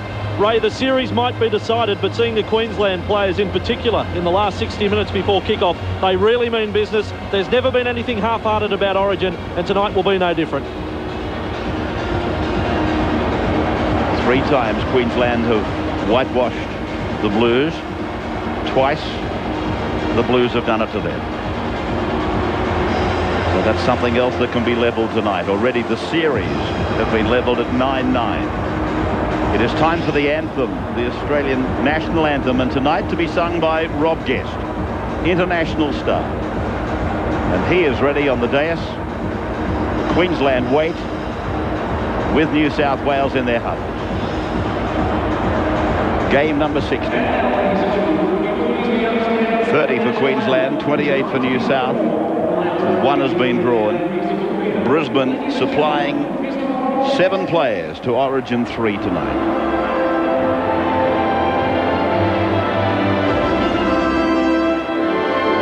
Lovely winter's night in Sydney town, the harbour city, the Olympic city. This is Origin 3 coming your way on the 9 network. Australians, all let us rejoice, for we are young and free, with golden soil and wealth for toil. Our home is girt by a sea. Our land abounds with nature's gifts, our beauty rich and rare. In history's page, let every stage advance Australia fair. With joyful strains, then let us sing, advance Australia fair.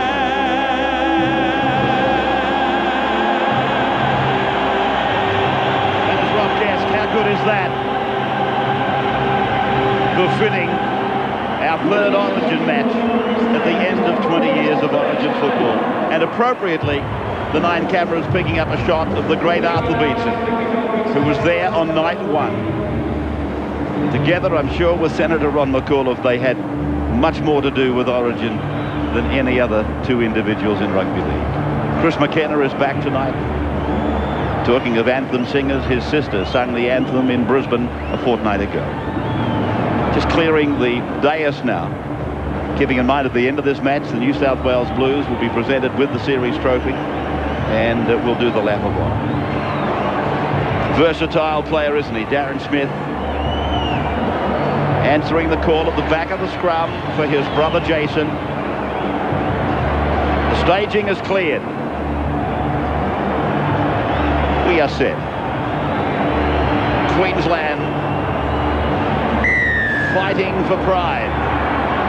They start from right to left, and Brian Fletcher is the first of the Blues to bring it back, and he's met by a 3-man tackle from Queensland just outside the 20-metre line, 10 metres in from touch, western side. Stevens and the run-on side, and they say welcome. Just inside the 30-metre line, second play for the Blues, for Kearns now. Leading hit-up man. Third play gone, Tuvi goes blind. Over the 40, scurries away. Nice run by the Eagles captain.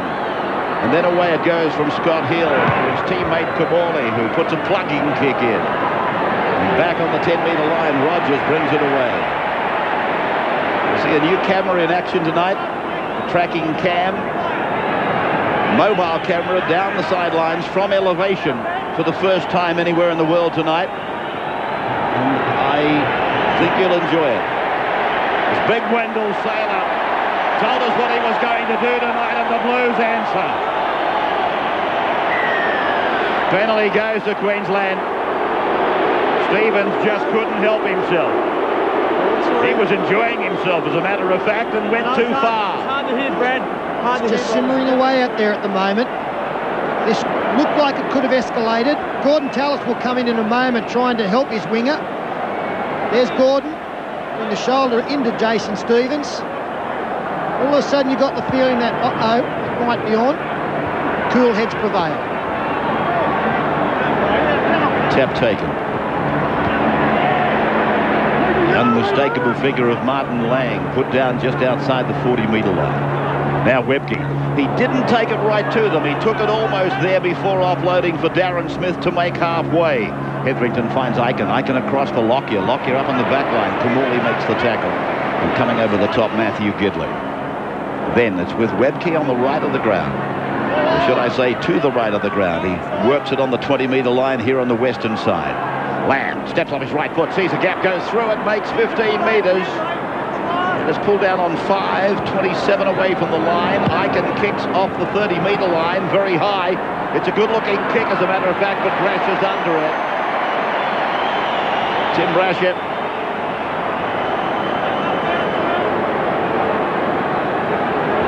The great game he had in Queensland a fortnight ago on recall to Origin duty. Didn't let anybody down, and has started the same way tonight as Harrigan blows the whistle for the second time in the game very early. That wouldn't be pleasing Bill Harrigan. He likes to keep them to a minimum. Twice in the first 3 minutes he's had to blow the whistle. It's 1-1 penalties. And I do think we'll see New South Wales go wide shortly. Last year they scored the quickest ever try after 42 seconds adopting that tactic. I don't think we're too far away from seeing a few passes thrown in the Blues. Kearns now, after Stevens had played. A couple of metres on the Queensland side of halfway from Tuvi. It's across for Kennedy. Kennedy had a great series, Ben Kennedy. I was reading a story about him. He still has doubts about his achievements in rugby league.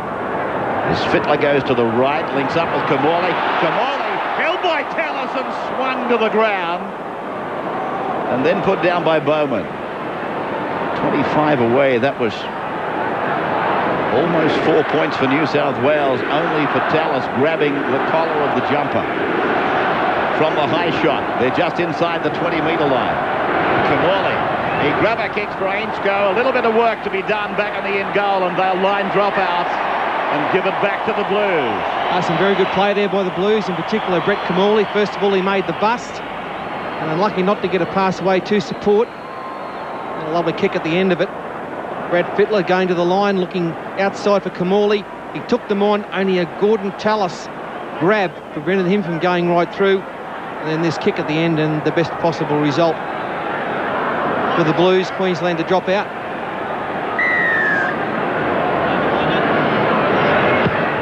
So Lockyer driving at 45 metres to be marked by Scott Hill, who sends Robbie Kearns back 31 metres away from the Queensland line. Tooby then for Stevens. Stevens running at his Cronulla teammate Martin Lang, eventually put down by another shark in Chris McKenna. Webke had a part of it, so did Hetherington. Kamali turns it in. Fittler comes back to the right. Scott Hill floats it, bounces beautifully for Ainscough. Jamie is tackled just inside the 20-metre line. Queensland's end, no score, early minutes, Origin 3 at the stadium. Fletcher, he will play the ball now, 15 away from right in front of the uprights. Queensland's end, and real pressure now for the Queenslanders. Kamali, rehearsed play, didn't have to look, he knew Fittler was there. Now Kamali kicks across, crashes underneath it. Up they go, Rogers bats it down, lost it, got it back again, and it is a penalty to Queensland. Yeah, the Blues offside in front of Kamali, not back to 10 metres.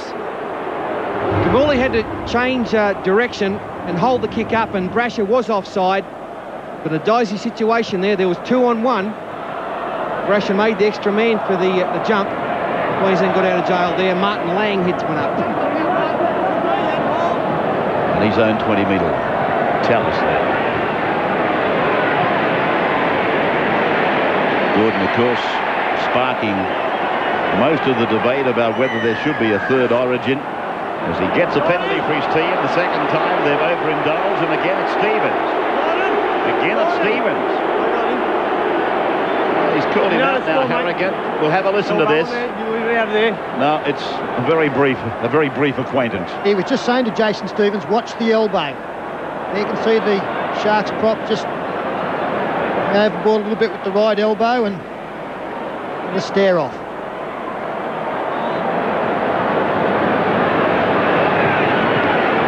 Webke to the halfway line, just beyond it. Played back to Hetherington. And Kennedy's really come out of it limping. He's lost the use of one of the legs at the moment. He's trying to get some power back in it as Lockyer gives it to Hetherington, to Webke. And Webke looks back and puts the ball on the ground, rugby fashion. Again it goes to ground. What's Bill going to do here? He gives it back to them. Queensland with the ball, 6 more tackles. Kennedy off, David Ferner into the action as Hetherington out of dummy half to the 30. Fletcher over the top of Kearns, and there's Kennedy. Darren Smith then, a run from dummy half. Nothing doing with the backs, nothing doing with the playmakers, and forced to take it himself. Hetherington for Tallis. Tallis to the 20-metre line, and Hill was there. He was able to get it away, and then Hetherington gives it to Lamb. Lamb inside for Rogers. Rogers a weaving run, and getting it away before it goes to ground. Away from Hetherington out to Lockyer. Lockyer dummies on the outside. Gives it back on the inside for McKenna. McKenna gets it away. Queensland showing their hand. Pass at all times. It's away to Rogers. Rogers is put down eventually. Bounces up for a quick play of the ball. And plays it back for Darren Smith. Then it's away for Gordon Tallis. And Tallis trying to get the arm free to keep it alive. Close to the line, though. From Lamb. Then for Eichen. Eichen 3 metres out from the line. The bottom of the uprights you can see. Hetherington will make it. Short. Heavens above, he seems certain to get there. Oh, how close do you want to go? Give him a go, Ravi. Hetherington will make it. He got pulled up. Some great defence from the Blues. Scott Hill was the man. Have a look at this tackle. It is a great tackle. No chance of stopping Jason Hetherington, the little bulldog. Good football from both sides there. The Maroons keeping the ball alive as Ferner takes it across field and gets poleaxed. Just outside their own 20-metre line. Stevens. So both sides have launched attacks deep inside the 20-metre line. New South Wales bombing and giving a penalty, and Queensland just dropping a couple of centimetres short for Hetherington.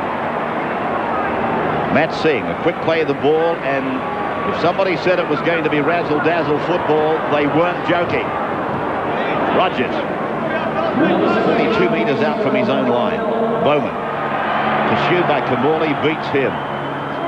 Furner goes across to make the tackle with Fletcher, and they're almost to the halfway. They've crossed it now. Thorne is on. Into the game for the first time at the 9th minute.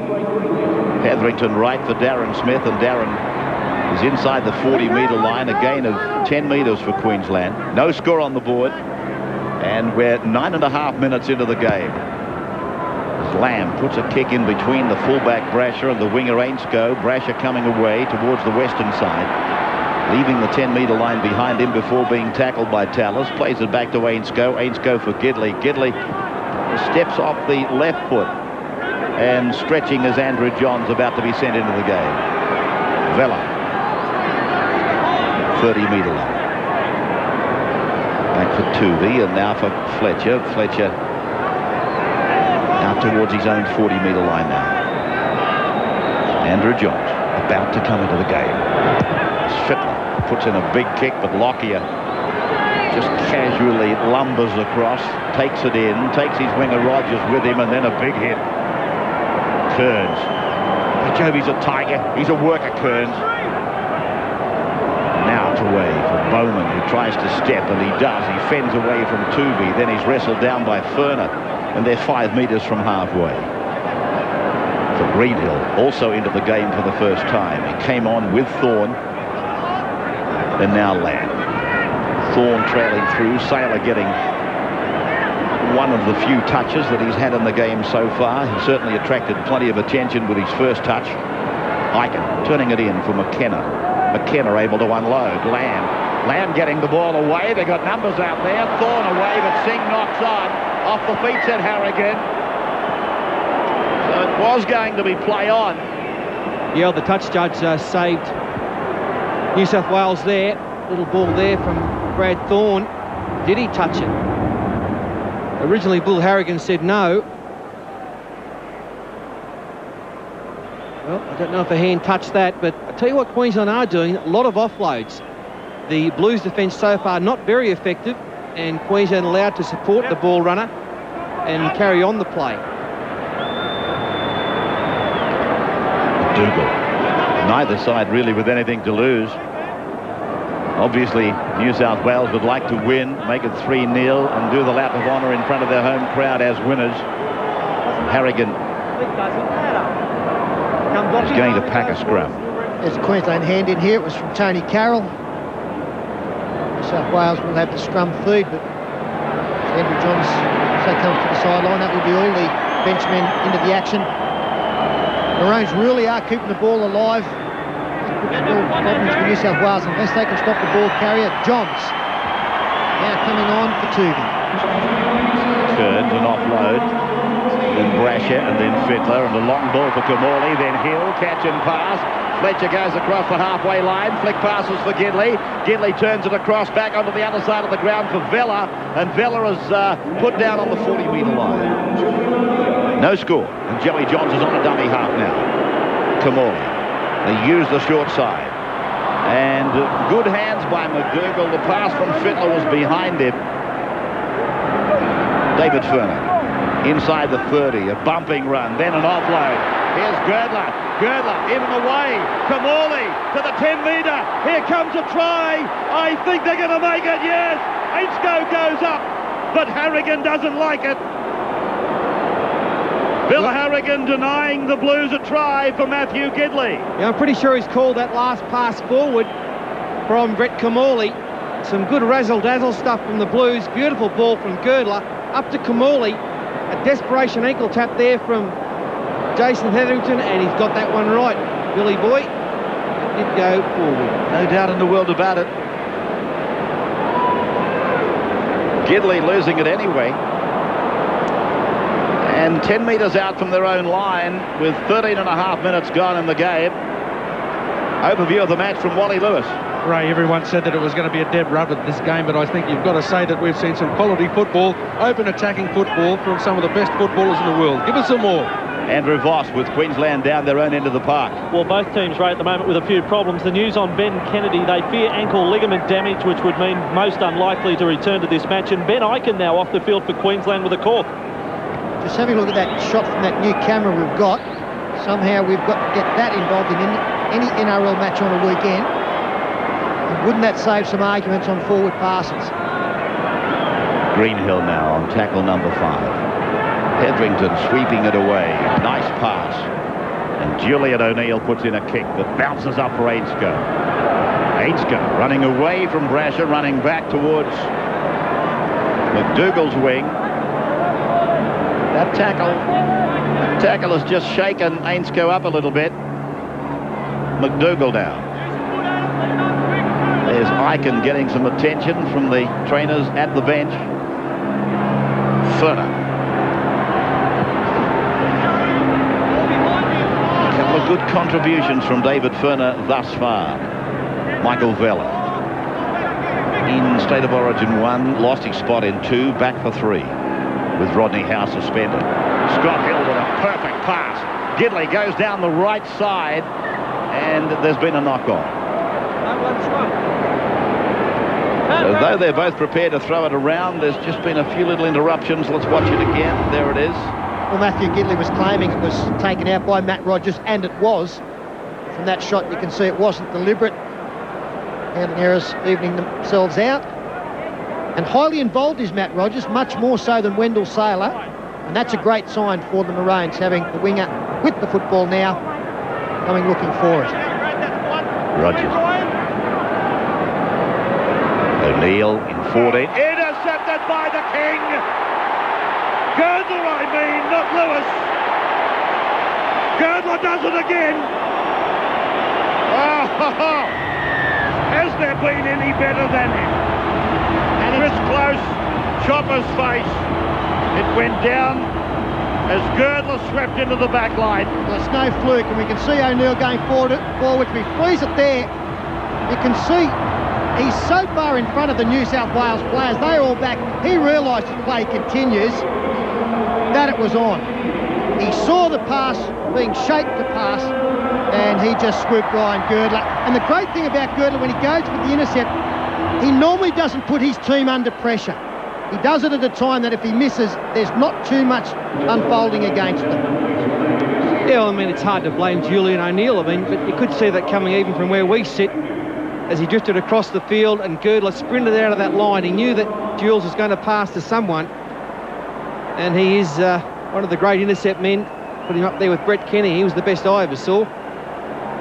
Well, you could see him lurking, as you mentioned, Paul, in that area. To me, it could also be a little bit of a bonus for Queensland. Noted players of intercept passes can be drawn into it. A lot of times you could just see Wendell Saylor in that movement, got in behind him. You've got to try and throw a couple of dummy passes, put him in 2 minds every time he comes up in that defensive line. It can be a real bonus for Queensland if they can control the football. That's his 34th Origin point, Ryan Girdler. This will be 36. Maminga, the greatest point scorer of all time, 161. These fellas are just babes in the woods at the moment. Girdler hits it. 36 Origin points for Ryan Girdler, 6-0 New South Wales. We'll take our first break, be back in a moment. 6-0. A converted try for Ryan Girdler. It was entirely Girdler's try, his conversion, his intercept. Muir.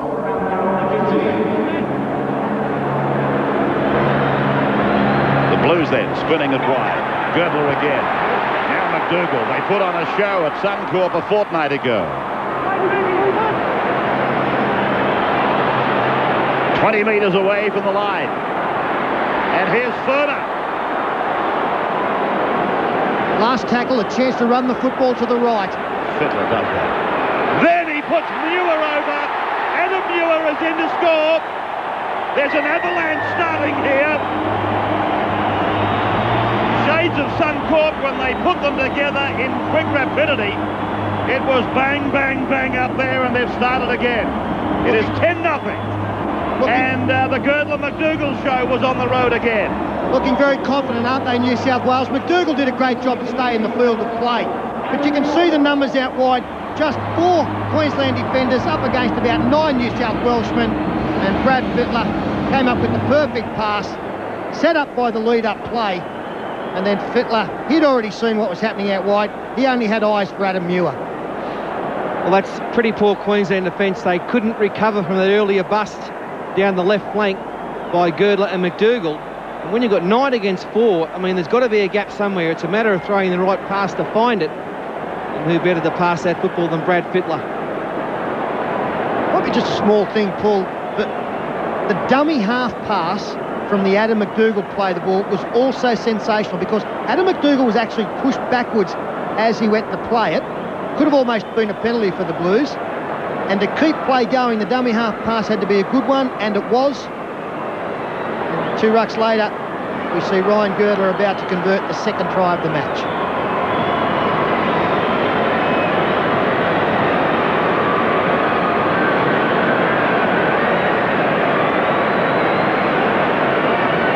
Girdler, a try and the conversion already. Now to convert Muir's try, which he does. 12-0 the score, the Blues over the Maroons.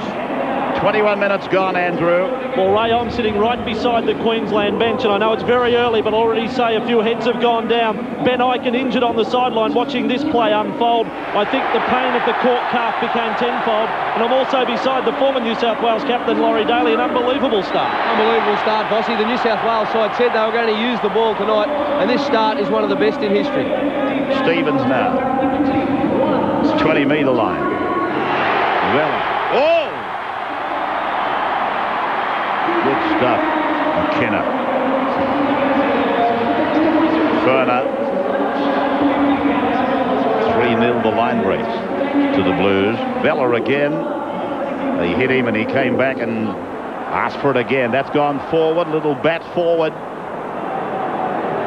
Will Harrigan will place a scrum just outside the 30-metre line. I think the most impressive part about the Blues' play throughout the series, Ray, shouldn't be too many worried faces on their bench, I can tell you, the way that they're controlling the football, but it's been the way that they manage to put even more pressure on Queensland immediately after scoring. Their confidence level soars, players get in position. On that occasion, Queensland were hopelessly outnumbered, only a mistake saved them. Girdler up there smothering Darren Lockyer. They really have to be the next team to score, don't they, the Maroons? Confidence level would disintegrate completely if they have another one put on them. Lang playing it just outside the 30-metre line. Darren Smith. They were unloading in just about every tackle earlier in the night. They've had to do a bit of defending since then, and that might have dropped off a fraction. McKenna now. That's where they are, just outside the 20-metre line. The Blues now called upon to defend as Lockyer puts a left-footed bomb up. It's a good kick. Ainsco's riding shotgun for Brasher. Hey, this may well be looked at. Yes, Bill Harrigan's going to the video referee here. Now, Ainsco, he didn't have to get involved, but he did. He rode as cover for Brasher, and I'm not sure that Brasher has touched down. I think it's a try, Ray. Brasher, he fumbled it once, he went chasing after it, and before he could ground it, I think Matty Rogers puts a hand on it, forces it. Or does he force it? Well, he forces it, but did he knock it forward first? Interesting one for the video referee tonight. Here's Brasher's involvement. Let's watch it. And then Matt Rogers. I'm happy with it. I saw a similar one Friday night at Parramatta Stadium. Young Pat Richards, the winger. He was very similar to that one from Matt Rogers. Looks confident, doesn't he? The young shark. That first angle we had on it, it put a little hesitation into our thoughts. The second one looked more conclusive. So what's it going to be? Red or green? It's green. Queensland have struck back. They've come back with the man that can really find some points. Yeah, that was nice. It all came from a Blues mistake, a drop ball, a good set of 6 by the Maroons, and a massive kick there from Darren Lockyer. The height was the thing. It allowed the Maroons plenty of time to get through on it, put some pressure on Tim Brasher. He doesn't drop many, Tim Brasher. That was a surprise, and then the ball just got away from him. Well done, Matty Rogers. It was that same shot again I was referring to. It still casts a little doubt on it. But Rogers, 20 out, 9 in, hits it beautifully. 2 further points to the Queensland cause. 12-6 New South Wales, 24 minutes gone. Nice shout, fellas. Macca, what do you want? Train Associated Brewer, Sydney. As we welcome you back, wherever you're watching Origin 3, New South Wales leading by 6. 3 converted tries. Girdler and Muir for the Blues. Girdler with 2 conversions. Rogers for the Maroons with a conversion as Tallis' tackle. 40 metres out from his own line. And then for Lamb, and Lamb across for Webke. He didn't get the ball away. In fact, he took the tackle of Adam Muir. Now they go back for the kick from O'Neill. Julian's kick coming down to a standstill for Brasher on the 20-metre line. Then Tallis says, don't muck around with him, put him down. Bangs him into the turf. Gidley played for Australia last year, but he's on debut in Origin colours for the first on this occasion tonight. It's been done before, of course. 80 tackles Queensland, 69 the Blues. Muir with a short ball for Furner. 42 out from the Queensland line. They'd be buoyed by that try. As I said just prior to it, a matter of 60 seconds prior, they had to be the next to score. 5th tackle, 43 metres gain. Muir. Then for Kamali, and he goes very, very high towards the eastern side. That came off the boot, and Lockyer realises there's work to be done, and that's what he does. And then he loses the ball. The Blues claim a try, and Harrigan has gone to the video referee again. Well, all the chases are onside, there's no doubt about that. It has come off the boot of Adam McDougall. Darren Lockyer has taken the football and had it jolted out from the kicker, Brett Kamali. And you've got to think that the other chasers from New South Wales have crossed for their 3rd. That's onside for mine when the kick goes up now. No dramas. Adam McDougall comes through. Doesn't touch it with his hand. Drop kicks it into the in-goal area. Now Lockyer cleans up. Kamali hits him. It pops out. It is not grounded. That is a try. Well, was it grounded? I don't think it's touched the ground. I think it's popped out. Gee, I think it might have been grounded. I've got to go one out here. I think when he's tackled and the ball's under his wing, there's got to be a chance that part of the ball has actually hit the turf. I'll tell you what, Darren Lockyer, from his reaction, he doesn't think I it was understand grounded. that. I understand what you're saying, Pete, and you've gone with the majority. I just thought there might have been a chance that it was grounded. Obviously, it's not. It's a try to New South Wales, and who got it? Girdler. Girdler gets his 2nd try. It is 16-6. Well, it's great work from the Blues, and it just goes to show that every bomb doesn't have to go right into a corner in the in-goal area to be successful. This one came down to, 15 metres out. Great work from McDougall. Knew he couldn't catch it, so he towed it through, and the follow-up by Kamali, a strong hit, wasn't it, for a halfback? And Girdler as well. Anyone could have scored it, but the hit was the one, right over the top, right around the shoulders. Nothing illegal about it. I think the only reason it wasn't grounded, Ray, was actually the arm of Darren Lockyer stopped it from touching the ground. So here's another look at it, and I'm just reminded that Girdler, in scoring that try, has equalled the record for the most points in a series at 32. He's equalled it, but he's got this kick, and there's the ball coming away from that situation that Peter was referring to.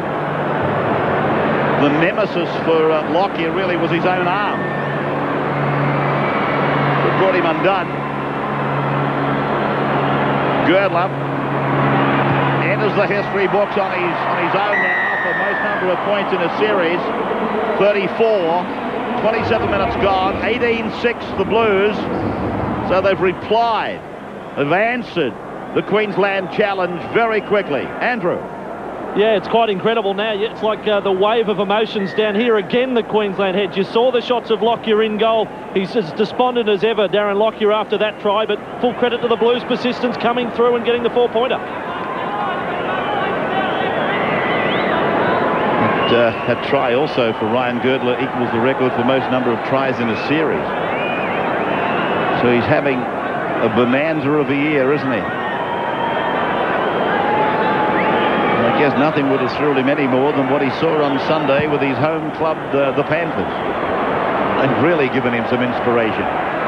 Now Lockyer. The last time I saw him in an embarrassment like that was over in New Zealand. I think when he was on his test debut over there. Sailor for Singh. And if memory serves me correctly, it led to a night that he'd rather forget about. 56%, 44% time in possession in favour of the Blues. Webke met by the shoulder of Muir, and then he wraps the big right arm around him and throws him to the ground. O'Neill passing along the line for Tallis, and every time Gordon gets the ball, it's almost magnetic. He attracts the Blues to him. Lang goes up. Fletcher went in badly. And Fletcher comes away ringing at his right arm. Charged down by Ferner, taken in by Lockyer. 6 more tackles, says referee Bill Harrigan, in his 12th Origin game. Sailor. Halfway line. Tony Carroll stepping around Stevens and then taken down by Fletcher. Played back to Hetherington, now for Lamb. Lamb to the 40-metre line. Now Tallis running out wide, running so strongly.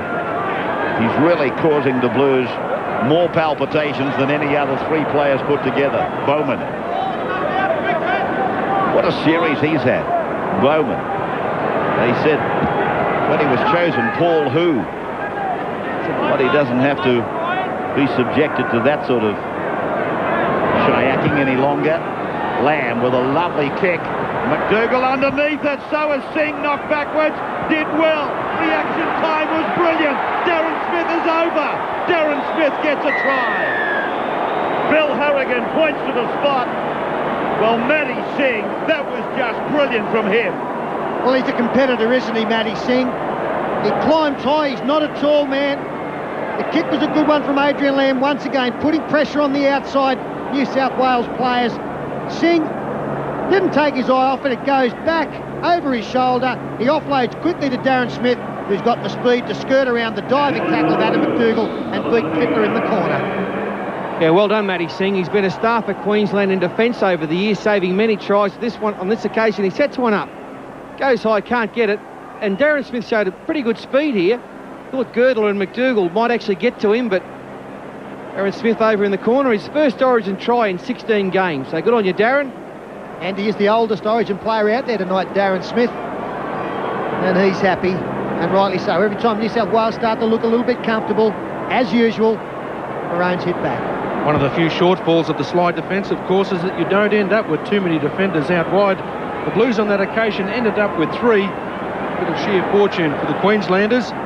Got them home, and was sorely needed because there wasn't a lot of confidence left in the tank. The many faces of Jobby Close. Got a few chins and a couple of faces to match him, hasn't he? Here's Rogers from the sideline. Thrust away. 18 to 10. The Wizard Blues over the 4X Queenslanders. Andrew. And Ray, Ricky Stewart said before the match tonight he was looking for Darren Smith to play a more roving role tonight, left and right side of the field. Ricky, he's delivered the goods. Well, see, I don't believe it. I was just having a bit of a joke with him. 5 to 10 seconds before he's got the ball there. He's got from this side of the field to the other side in no amount of time. I mean, unbelievable. Laurie and I couldn't believe that this was Smithy going in after we were just having a joke with him on the sideline here. Unbelievable. You're a super coach, Ricky. Thank you. Bill Harrigan turning a blind eye to a couple of the New South Wales chasers. Not a couple, several of them across the halfway line. Prior to kick-off. Sailor coming in closer to the ruck. And straining his way out 25 metres from his own line before Vella put an end to it. That's the tracking cam with Hetherington. Now he's put down. Just picked up that forward pass beautifully earlier. It was exemplified brilliantly. Queensland's 14 is O'Neill. Been no luck in this series for Ben Eichen, has there? Brad Thorne. Kick for Lockyer. But for O'Neill, I should say. Whoops. Girdler's with it now. McDougall starting to build up a great Great friendship out there. Wherever one is, the other one's rubbing shoulders. They know they can make opportunities for one another. That's a lovely confidence that these players should have too, of course. Left side centre, left side winger. Gidley does it beautifully with Darren Albert up at Newcastle. Tony Carroll back on the bench. A rather forlorn bench at the moment, but inspired, I would hope, by a couple of tries. I mean, they've been able to answer. Kamali on the inside for Kearns, I do believe, and then Johns pushing it along, rifling it out with Kamali after Fittler. Kamali inside the 40-metre line, 5 gone. What will they do? Midfield bomb it. Andrew Johns, yes he does. Came off the outside edge, and the jump, and the Queensland with it was Rogers. Well, I thought that should have been a penalty to Matt Rogers. I don't think Jamie Ainscough was contesting the football, and he tackled him in mid-air. Bella comes up with a tackle. That doesn't show whether his feet were off the ground. They have the football anyway with Hetherington. Holder charge missed by Johns, offloads to Lamb. Then Locke. 45 out from his own line. 18-10 the score. 3 tries to 2. As Brad Thorne puts the big right hand in the face of a would-be tackler before succumbing to Scott Hill. And then for O'Neill, and again it's Scott Hill trying to put some charge-down pressure on the Queensland kickers. McDougall, Brasher on his left, just ducked in behind Girdler. There was no obstruction. The only defence man was Singh, and he made the tackle eventually. Ainscough, just beyond the 20-metre line. 3 tries to 2 then. 8 points the gap. Fletcher. 34th minute. The Harvey Norman series coming to its end tonight. 20th time. 6 again, says referee Bill Harrigan. Been great supporters, haven't they, of Origin football, Harvey Norman. And of course, the respective sponsors of the teams, Wizard and 4X. Vella put away. 40 metres out from his own line. Pretty obvious this match is getting to the half-time break. Everything has just slowed down a little bit. And I assume at half-time, Ray, a decision will be made on Ben Kennedy, who is sitting on the bench at the moment, but has not been back since leaving the field injured. That would make it just a little bit tougher for the Blues, playing the rest of the game with a squad of 16. It's Fittler, first receiver, left foot step, well read there by Chris McKenna. Kamali, little chip, he's looking for Brasher. Brasher got shouldered out of it. I don't know about intentionally. Bill Harrigan said it was. And he's given a penalty to the Blues. Well, a little set play there. Tim Brasher charging onto that Kamali kick. Obviously talked about it. It was on. And the decision now, what to do. Take a shot for goal. Make it 20-10 or have a go for 6. The game has got into just a bit of a lull at the moment. Well, he did move into his way, Darren Smith, only slightly, but he can't do that. The decision's been taken to kick for goal as we watch another shot of it. And that head-on shot really backed up Harrigan's decision. Darren Smith, though he didn't move far, he did move into the way of Tim Brasher, the chaser. Tallis comes off. I hope they're not booing him, because I tell you what, he's had a very strong game and a great series, and he's a wonderful player. He's nearly taking over the mantle of Wally Lewis south of the border, isn't he? Yes, he is. Got a bit to go there. Look at the boos. Girdler's got this for 16 points in a game, Pete. The record is held by Mike O'Connor at 18 in 1985. This is for 16 for Girdler. Got it.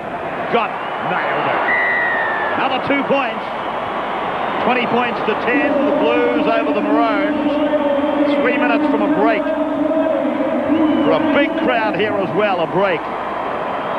Look at them. Great stadium, 60,000 on 5 floors over there on the eastern side. Same structure here where we are on the western. And down to my right, the southern stand has got capacity occupation on the top deck. Kearns. Only got 9 minutes in Origin 1. He's getting plenty more tonight, Ray. Again, Wayne Pearce is using his bench very intelligently. Both this man, David Furner, and Adam Muir have been wonderful tonight. Probably the least amount of time has actually been for the dummy half. With the football now, Andrew Johns. Knock on. Knock on by Gurdon.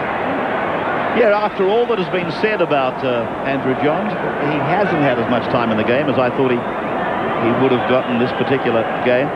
Girdler knocking on, doesn't matter where you're facing. The fact is it was propelled towards his opponent's dead ball line. And very fortunate for Queensland that Girdler did knock on. They've got real problems in their right side defence. Every time the Blues throw it to their left, Queensland are in trouble. So the Maroons. Good take, wasn't it? Good take by Julian O'Neill. Now, Greenhill. Gee, Kearns. He's led the way so often in defence. Hard stuff I'm talking about. Not second and third in there. He's up there leading, showing. Hetherington for Lamb. He's got Rogers on his inside, but the big men shut him down. And Adrian will play it 20 metres out right in the centre of the ground. Converted try here for Queensland will send us to the break with a very interesting scoreboard. McKenna flicking. Hetherington waiting. Now promoting. Inside the 20-metre line, 5 tackles gone. Lockie is off to the left and trailing through with Lamb. Lamb goes for Bowman. Bowman could not get it down. They applaud, but he'd been held up long enough to deny, according to Harrigan. Yeah, good run from Paul Bowman. We're into that hole nicely. Had some doubts on the pass, but the defence was equal to the task. No, the pass is fine. 10 metres to go. There's 2-3 there. And who's the man who holds up? Joey Johns, I think, is it? It is indeed. It is indeed, yeah. He's just everywhere, Joey Johns, since he has come on. Held up long enough. Well, the other question I suppose a lot of people are saying is, how long is long enough? I think Bill Harrigan got it right, that it is a discretionary thing and that it just confuses some of the punters some of the time.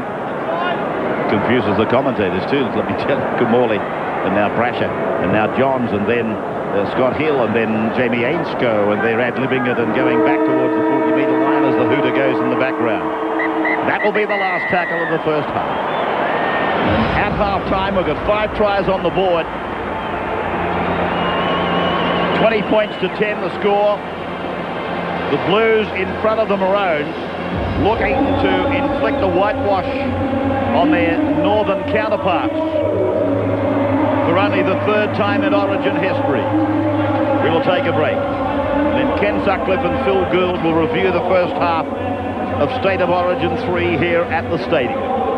Don't touch your dial. Don't you dare touch your dial. We'll be back in just a moment.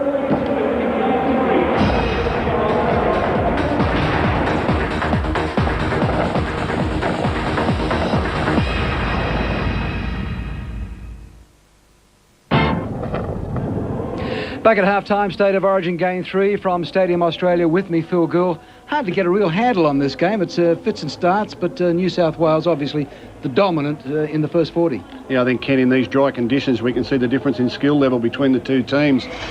We'll have a look at the statistics. They don't show you what the skill level is. Looks fairly even there, but anyone watching this game can see that New South Wales has far more potency in attack.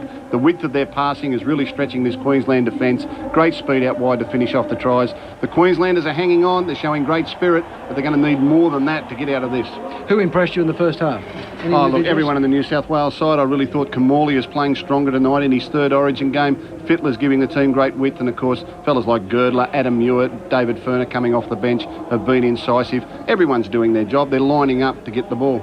Okay, well, let's check out the New South Wales first try, and it's a Ryan Girdler special. O'Neill in 14. Intercepted by the King. Girdler, not Lewis. Girdler does it again. I've said many times Ryan Girdler should play in a balaclava. He's the best thief in rugby league, and poor concentration there by Julian O'Neill. He went across field, Girdler got up in his face, he was in position, took the ball, snatched it away, and if you're a coach of the Queenslanders, you couldn't possibly believe they were going to throw an intercept Ryan Girdler's way tonight. But Ryan doesn't seem to expose his team when he goes for the intercept. He picks his mark pretty well, doesn't he? Very, very good at it, very good at it. Probably one of the best intercept merchants I've ever seen. And 2 minutes later, what a terrific pass from Fittler to Muir, and this is only a couple of minutes later, New South Wales well in control. Last tackle, a chance to run the football to the right. Fittler does that. Then he puts Muir over. Adam Muir is in to score. This came on the back of some great New South Wales play off their own line. McDougall made a break down the left-hand side of the field. The play will get over underneath the post for another play the ball. Girdler onto Fittler. Look at the New South Wales numbers out wide. Fittler knew they would panic, and that sometimes the simplest pass is the best pass. Fittler just let them panic, slide away from him, and Adam Muir was there to pick up the try. Well, 12-0, and Ray Warren called it correctly. He said the Maroons have got to score next, or otherwise they're in a heap of trouble. And Matt Rogers, a little bit of reward for the effort. Let's check it out. Line, the Blues now called upon to defend as Lockyer puts a left-footed bomb up. It's a good kick. Haynes goes riding shotgun for Brashup. Hey, this may well be looked at. Yes, Bill Harrigan's going to the video referee here. Yeah, well, the video referee got involved in the game here. Matt Rogers reaching out after Tim Brasher dropped that bomb. It seems the best chance for the Maroons to score points. Get in good field position, put the ball in the air. They've got 2 tries out of the kick tonight. Fair decision here. I think Matt Rogers got down with pressure there. Give him a try. Well, we've seen a couple of big kicks, and they haven't necessarily been into the in-goal area, and then, of course, both teams are a heap of trouble. Yeah, they certainly have. Kicking game is always important in big matches. You've got to be aggressive onto the ball. I said before the game, the most aggressive team will win, and this next try was all aggression from New South Wales. Not wrong about that. Let's check it out. Then Kamali, and he goes very, very high towards the eastern side. And that came off the boot, and Lockyer realises there's work to be done, and that's what he does. And then he loses the ball. The Blues claim a try, and Harrigan has gone to the video referee again. You have to be aggressive. Look at this ball go up in the air from Kamali. There are 3 Queenslanders that could have attacked the ball, but it's the Blue, McDougall, that attacks it. Not only do we finish there, the ball goes into the end goal, chased hard by the Blues players, and watch this hit from Kamali. Bang, aggression again. Shakes the ball loose. Ryan Girdler, as usual, is there to pick up the crumbs, plants his hands on the ball. We're looking at a record point scorer in State of Origin with this fella. Well, this try was really needed by the Maroons just to give themselves some sort of heart going into half-time. And Darren Smith, he did real well here, and so did Matt Singh. And we'll have a look at that one right now. Shayaking any longer. Lamb with a lovely kick. McDougall underneath it, so is Singh, knocked backwards, did well. Reaction time was brilliant. Darren Smith is over. Darren Smith gets a try. Nicely constructed try. Lamb puts the ball in the air. He isolates the winger, McDougall. Saylor and Singh are able to put enough pressure on him to get the ball back their way, and Singh does tremendously well here to scoop it up, find Smith. He's still got plenty of work to do. Girdler and McDougall to beat, sneaks over in the corner, 18 points to 10. Both the Queensland tries from bombs. They don't look like making a break any other way. OK, what do Queensland need to do? I mean, who's got to fire? Who's got to do something special in the second half for the Queensland to be in it? Well, they've got to dominate possession. I'd really like to see their back rowers get on the edge and get Adrian Lamb to push the ball through his hands a lot earlier. They've got to run this New South Wales side around. They've got to get Fittler, Kamali, Girdler, McDougall making tackles, so they haven't got so much energy when they get the football. But in the pivot spot, of course, New South Wales have got so many options. Queensland, very limited. Yeah, 3 of the best in the game. Kamali, Andrew Johns and Jeff Tuvey. They're wielding this side around the field. Brad Fittler gets in there for his touches. Look, it's just a very, very good football team. As I said, Queensland are hanging on. They're showing grit, but they haven't got the finesse. Now, they need to score first and graft out a close win. They've got to play this game a lot differently to what they've been doing. All right, it's early days in the big week of rugby league here on the Nine Network.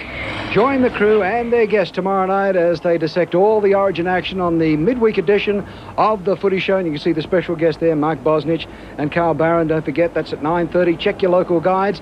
And, of course, then on Sunday, the Sunday Footy Show, guest David Moffat, Trent Barrett, Graham Murray, and in the spotlight, special guest Ricky Stewart, 11 a.m. Check your latest guides. OK, you're still with the Blues, obviously. You never change. They're going to win this, but don't go away. You're either going to to see a great fight back from Queensland or some tremendous football from the New South Wales Blues. Either way, you'll be entertained. OK, the second half coming up in just a moment here on Wide World of Sports at Stadium Australia.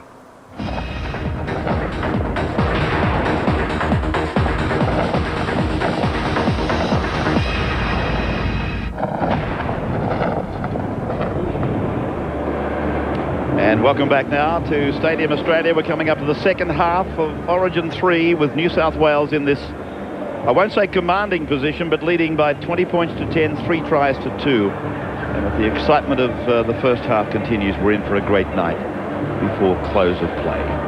Crowd of about 60,000 in. Top performers from the Blues, Peter? Amongst the host, Ray, pick out Ryan Girdler, 16 points already, a constant menace. In attack and defence. Brett Kimmorley has transformed his Melbourne form to State of Origin. A great game from Kimmorley tonight. His kicking has been superb, doing everything right with the football. And Brian Fletcher in the back row, they're working both attack and defence. And as always, with the football under his arm, really troubling this Queensland defence. What about the Maroons, Paul? Yeah, not too many great performers, but Matt Rogers has been in the game, hasn't he, from the wing spot. Darren Smith scored that try late. He's been heavily involved in defence, and Chris McKenna, I think, has been their best player all round. Plenty of tackles there, some good metres gained, some offloads as well. And he's playing very well for the Maroons. He needs a bit of support out there, though, by the rest of the Queensland forwards. Talking of tackles, there were some desperate tackles on Bowman when he had that try disallowed coming up to the end of the first half. You've got no complaints, have you? Well, the general consensus out in the media room at half-time was, did Bill Harrigan give Bowman enough time to get the ball down? He's still moving. He never sort of stops, does he? Tackle's completed there. Tackle, I suppose, is completed, but he's still trying to get there, and eventually he does. And just a few people, including Arthur Beetson, were saying, well, did he give him enough time? OK, let's go down to the sideline. Andrew has got Ricky and Laurie with him. Yeah, well, certainly no better judges to talk about Origin football than Laurie Daly and Ricky Stewart. Laurie, from a Blues perspective, this second half leading by 10, what are you feeling? Yeah, the two things I'd be saying to the team at half-time, one would be Queensland can come back. They've done it in the past, and as we've seen just before half-time, they could have scored that try. And the other thing I'll be telling my team is that if we can break their back early and put a try on, we can have a really good performance in front of our home crowd and really do the lap of honour and win by a few points. All right, we're going to make Ricky Stewart a Queenslander for the night. If you're in the rooms right now, what can they do to turn things around, get back that deficit? Desperate stakes. Queensland have to score the next points. How? Well, I think they've got to keep offloading the ball. When they started offloading the ball early in the first half, they were very dangerous. They looked dangerous at the football, having Smith touching the ball, Saylor, Rogers, Lockyer. The more they're touching the footy, the more dangerous they're going to be. And Ray, I can give you an update on the injured brigade too. Benny Eichen with that cork calf, if he does return, nowhere near 100%. The Blues doctor says Ben Kennedy will not return. And also an update too on Tony Carroll. He came from the field right on half-time with an injury to his right elbow. He is certainly struggling to be at his best in this second 40. OK, Andrew, thank you for that. So we wait now for the both sides to leave the rooms. 20 points to 10, just repeating the scores, 3 tries to 2. And of course, Queensland had that try disallowed. Interesting point there raised by the people that Paul was referring to about whether Bill Harrigan gave Paul Bowman enough time. The question still remains unanswered, though. Just how much time do you have to give them? Discretionary, though, for referees, and it's always going to be an interesting subject. So the Maroons on their way back out now. 40 minutes to salvage some pride. I don't know whether that's a correct way of describing what their main mission is here tonight. Just to pull on a maroon jumper and to participate and to compete at your best would have to be a proud moment for anybody. And I don't think I've seen anybody in a maroon jumper through this series that needs to be anything other than proud. The Blues on their way back. Johns hasn't had a lot of time. Muir was out there for a matter of seconds and he was over off a fit or pass. They're up on the balls of their feet, aren't they? Ray, I think a 3-0 loss, the pain of that comes with time. I think when you look back into the history books and see 3-0 against a team, it means that they were dominated. Whether that was the case or not is of no consequence. Well, Black and white says. You've been in both situations, haven't you? We had a clean sweep in 86 in our favour and it was fantastic. And the great thing about that series was Queensland, they could have had a clean sweep. They were good enough to win. I think the biggest margin was 6 points between the teams. We got belted in 88, and deservedly so. And I know how that felt. And it does hurt to look back and know that I was part of that 88 team when I go back through the 20 years of Origin. Harrigan checking both captains. Time on second half. State of Origin 3. Winding down with Lang. First tackle, second half. First use of the football for the Maroons. This is Webke. Taken down by Tuvey underneath and Fletcher over the top, and now Tallis trying to do something, always trying to do something. And at every occasion he's drawing 3 and 4 tackles into him. Darren Smith on the halfway line got one of the Queensland tries. Hetherington held up by the smaller Tuvey and getting some assistance there from Scott Hill.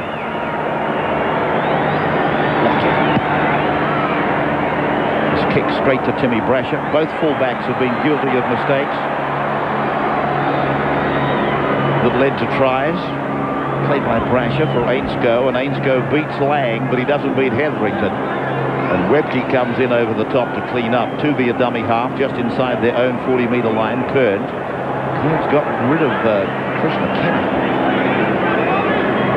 Barreled him away. Webke eventually making the tackle. Now Stevens lacking in gusto as he takes it forward. Had a couple of private altercations with Tallis early in the game. He lost that. He lost that to referee Bill Harrigan. Sailor now off his own line. The Blues chase good. A line of 7 of them down there, 8 of them in unison. Darren Smith unloading away for Matt Singh to be tackled just inside the 20-metre line. Second play gone. It was a good kick and a very good chase from New South Wales. Lang on play number 3. 20 to 10. 3 tries, 4 goals, 2 tries, 1 goal. As Lockyer turns it in for Tallis, and Tallis is tackled, not held, tried to go again. That's the 30-metre line. It's Darren Smith. He's put down on 5, so they've battered their way out to the 40-metre line for Lockyer's kick. And he got plenty of volume in it. Brasher doesn't waste any time with his kick returns, Brasher. Straight from a stationary to full speed. And he did well there. He got them back almost to the 40-metre line. As Johns comes on, Tuvey goes off. So that was a very early exit for Jeff Tuvey. Well, he's struggling at the moment with a half-by dead shoulder. It's hanging limply, his left one. And Joey Johns on for an early touch in the second half. Kamali. Beautiful hands. That's Scott Hill. Fletcher back on the inside. And then it's away from Ainscough. Back from Kearns. Kearns for Furner. Furner tries to fend. Gets the ball away. It's Brad Fittler going up the middle. New South Wales are going in.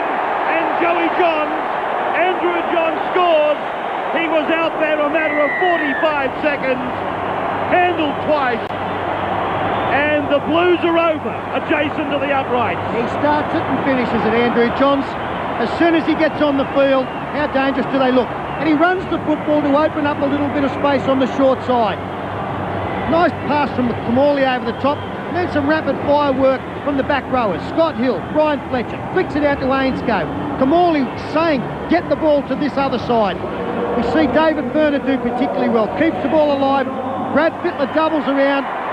Throws the dummy, straightens up.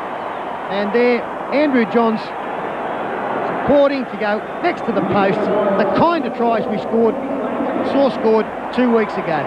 Yeah, great play by the Blues, but you have to admit the Queensland defence had probably 4 or 5 opportunities to close that play down, but the Blues continued to offload. And Andrew Johns, well, there's no doubt about it, he is the best player playing the game today, and he's loving it. Yes, Peter Sterling, in fact, writing or exchanging his thoughts with a journalist about Joey Johns, said that's probably what he likes most about him. The love that he has of the game, the enjoyment that he always seems to be drawing from the occasion, the passion. Girdler to equal O'Connor does that. 18 points in an Origin game for Ryan Girdler. 26-10 at the 45th minute. It can happen at any... And a special hello to our troops watching in Dili, East Timor, as well as those Australians serving with the international force in Bosnia. Should have welcomed you earlier, but it's great to know that you're there. And thank you for doing what you're doing. Ainsko to the halfway, Brasher swooping in as if he was going to get a miracle ball from Ainsko to Morley Furner. Look at the passing. Now Fittler puts his foot down and the big frame down inside the 30-metre line. They keep it going through Johns for Girdler. Girdler chips. Coming down on that left side is McDougall. Saylor's there, and Saylor's forced in goal. They all want a part of it. And Darren Smith got a part of it as well, as Wendell Saylor couldn't keep the ball in the field to play. Brad Fittler, you talk about the big frame rate. Just have a look as we see the end of the movement. Wendell Saylor taken into the in-goal area. Darren Smith tried to take Brad Fittler and was left wanting on the ground. Strength there from Adam McDougall. He got help from Johns and Brasher. And Adam McDougall will get enormous satisfaction out of that. They're all part of it, as I said, even back on the bench. They're driving every nail. The moment it's a Blues party, and that's a shallow line dropout. They could come back and hurt them. Kerr lofting it down for Johns, and then Stevens. Jason Tackle taking a big divot out of the soil just behind him. Fletcher waiting for his call, got it from Kamali. Kamali inside the 20, drifting across. Furner! Put down 7 away from the line. John scampers in, realises there's an opportunity. Then Kamali, and a long pass on the bounce for Ainsko. Rogers did well, gave himself an opportunity for an intercept, and then still made the tackle. Swept back on the inside from Gidley for Fletcher. Fletcher back towards the middle of the ground. Still a couple remaining. That was the 4th tackle. Across for Kamali. Kamali for Furner. Short ball, back and away for Scott Hill. Hill in and away, and then gets a pass away for Johns, but it goes to ground. Well, what can you say? I mean, things are looking quite ominous now for the Maroons as the Blues really assert their authority on this match. And you've got Fittler playing at his best, Scott Hill, Joey Johns, Brett Kamali. They're all keen to run the footy. And they are just hanging on, the Maroons. Dejected look on the face of Jeff Tooby then. I'm just wondering whether they asked him the question, whether they left the decision to him. Do you want to take any further part? As I said, it was a negative look. Maybe I'm reading it the wrong way. No, he's on his feet. He wants to go back. McKenna, Lamb, Lockyer tackle, 25 out from his own line. A little bit better than that. Robbie Kern's got a hook right shoulder at the moment, but he still comes into the middle of the defence. Short side raid here with Julian O'Neill tackled 40 metres out from his own line. What an eventful career it's been for Julian O'Neill, and one has to be full of praise to see him get back off the floor and back to Origin Rugby League. Good luck to him. Now they go back to the short side where he is, but it's Lockyer who puts the kick in. Brasher running it back. See what I mean about Brasher? He doesn't dilly-dally. He's straight, almost into top speed. Ainsko will play it now, just inside the 30-metre line. Gidley has been overshadowed by his centre partner, hasn't he? Girdler, he's been rewriting record books here tonight. Girdler back to the bench goes Joey Johns. Really happy frame of mind on Adam Muir there. Why not? He was on for a second and scored a try. Johns was on for 45 seconds and scored a try. Vella. Because Adam Muir makes no secret of the fact that he left a lot of friends behind him when he moved from Newcastle to the then Manly.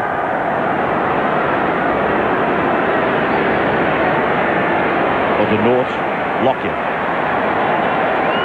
The then North, played by Lockyer. Down the short side goes Rogers. Rogers to the 30. Oh!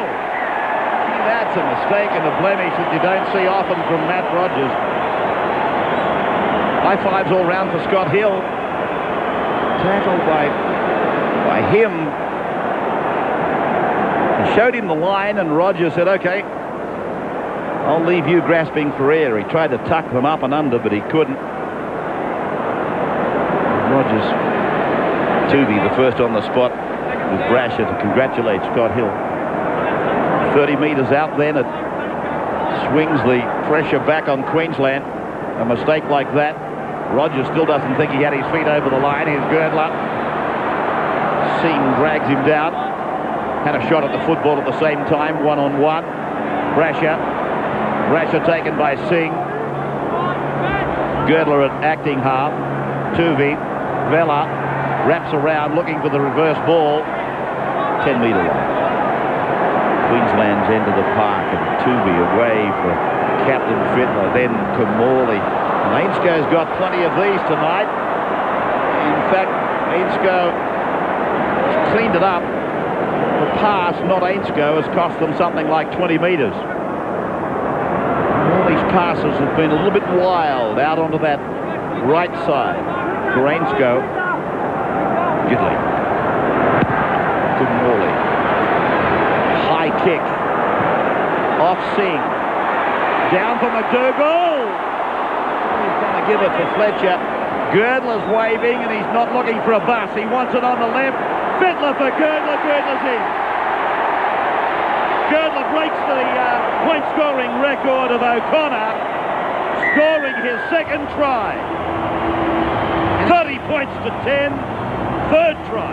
And again, he can thank the vision of Brad Fittler. So many numbers lining up there. It was a difficult kick. It swirled around. Matsing couldn't take it.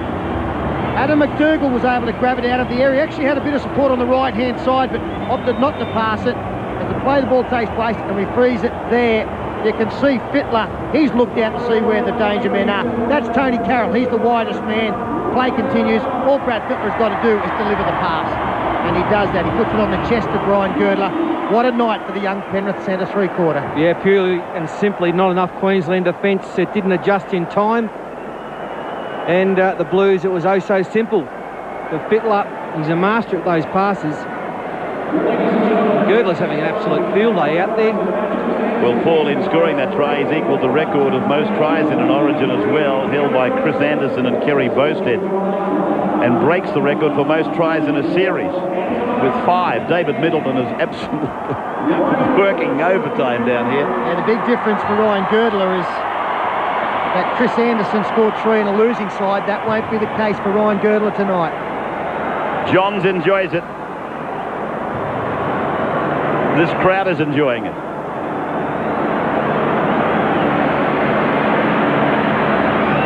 So Girdler, there won't be much left after tonight.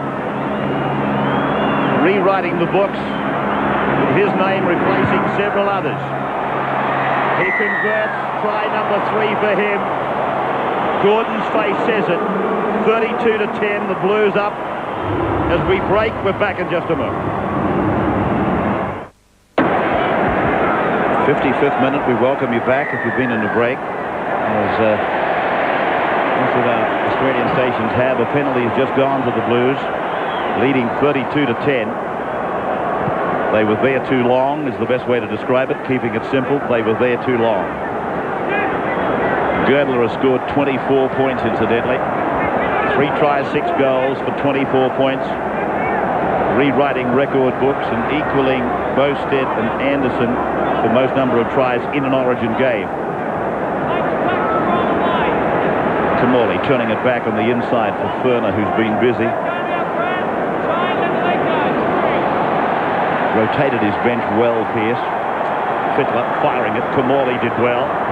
And then gets a pass away for the trailing Fletcher. Fletcher then got it away for Gidley. And Gidley will play on the Maroons' 20-metre line. It could be on again. Hill, Fittler. Fittler tries to get his arms free and his hands in around behind the tacklers. This is the last. Scott Hill puts a kick in for the corner. Oh, Wendell's made a mistake. The Lockyer was there to save him. It'll be your shout, Wendell. He points to Darren Lockyer to say thank you. Yeah, the two Broncos, they saved it there. Nice kick from Scotty. He got the wicket bounce and down he went. Wendell had an airy. And Lockie no choice. But Adam McDougall there again. 22 points the margin.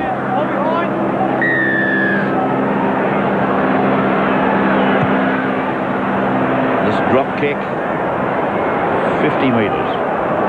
Where will they get it back to? Through Michael Vella. They will get it back to 33 metres out. And then Tuvey tries to generate something down the short side on the eastern side of the ground. Brian Fletcher hasn't had the opportunities to offload like he likes to. Kamali and Muir. Muir's got the full back to beat. Tries to put a fend on and tried to get rid of the ball. But good defence again from Lamb and Lockyer. Now Tuvey. Kamali. Short pass for Furner to the ground, and Queensland have got it. What do you got? Penalty to the Blues. Penalty to the Blues right in front. Yeah, they've got it for a rake out. Originally, they looked as though the Blues had just dropped it trying to pass football. Quick tap taken. And heading for the corner and planting the ball is Gidley. Gidley scores 36-10. Well, this is becoming quite embarrassing now for the Queenslanders. It's a landslide. This was where the penalty was given. He was trying to offload. It was Furner. I really couldn't see a problem with it, honestly. And out of it, Bill Harrigan gave a late penalty, quick tap taken. Once again, the Queensland defence out wide just found wanting. It's been outrageous, their defence out wide, not numbering up at all. And just quite simply, the passing game of the Blues is the one that's creating all the problems. Fittler, once again, the great vision. You can see the space out there. And all night, the Blues have been on the outside of the Maroons' defence. And another try. In defence of Bill Harrigan, I do think that the final call came from the touch judge. And Fittler again, pinpoint. Well, Matt Rogers had plenty running at him. Did come in. Matthew Gidley. He's had a quiet game tonight. He's been solid and good in what he's done.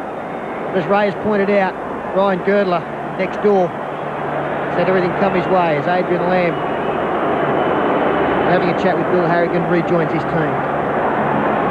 Well, the scoreline is starting to approach the all-time record Origin victory, held by Queensland, 36-6. You guys would remember something about it. Paul Vorton and Wally Lewis in that great side. 88, 89, whitewashes. Coached by Wayne Bennett. 36-6 in 89.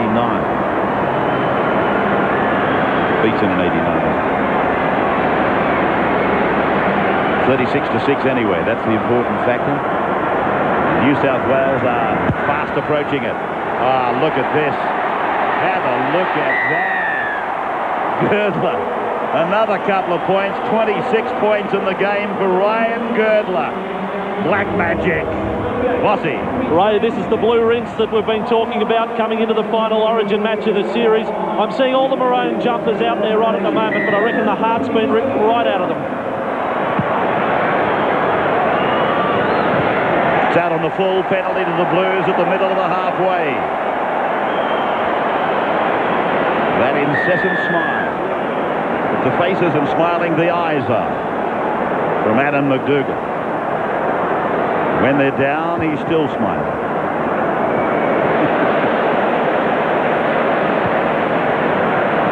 58,000 people here. 58,767. That's the attendance tonight. To see the Blues whitewash Queensland in the 2000 series number 20. Or yes, 20 years, I should say, of Origin football. Series 19. Kerr. 21 away from the line. Kamali. Vella. Chance for an offload if he wanted to. He was on the hurdy-gurdy. Tuvey back for Fittler. Then for Kamali. Kamali got it away as Brasher followed it around, and Brasher grabbed around the shoulders by Ford. There was a groan from the crowd. There was nothing really in it. Then Kamali. And to the right for Fittler. Cuts out Johns. Picks up Fletcher. Fletcher back in. Gidley for number 2. Ball went forward. No try.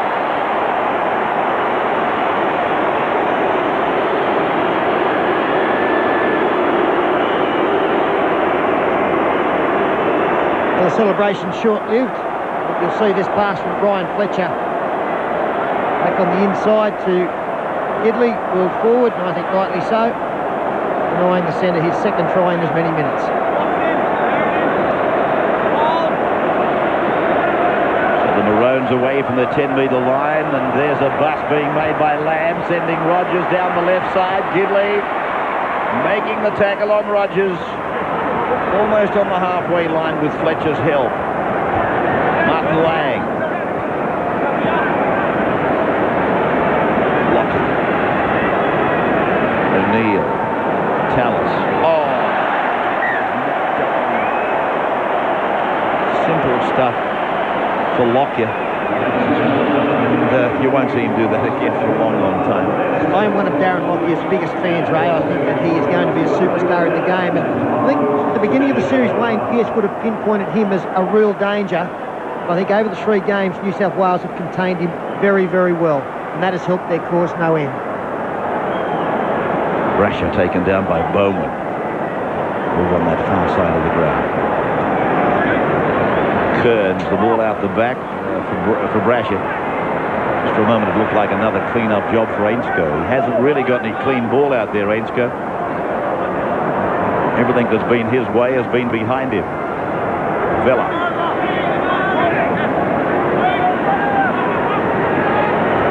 Still a good portion of time to go. Toomey with a break. Support inside. Again, it's Gidley, but it's gone forward.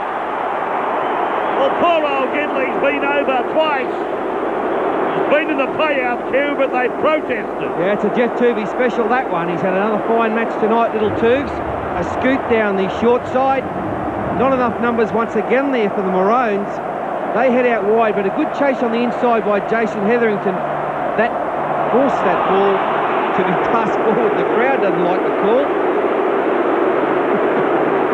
Yeah, I've got to tell you, I've got to agree with the crowd there. I think the ball was passed backwards and may have floated a little bit forward. However, it saved a little bit of embarrassment for the Queenslanders. They finally got their hands on the ball. Let's see if they can get to the other end of the football field. Kenner, 8-2 the line breaks in favour of the Blues. Saylor, 35 out from his own line. Aaron Smith. He's lost it, Darren. Phil Harrigan is going to put a scrum down, and the Blues are asking the question that I'm sort of thinking about. What's wrong with the advantage rule? There's a hand on the ball and a one-man tackle, and that's what he's on about, but he's given the feed to the Blues. That's what makes it confusing. If they didn't knock on, why couldn't they play on? McDougall. Just outside the 30-metre line. Kamali across for Kearns.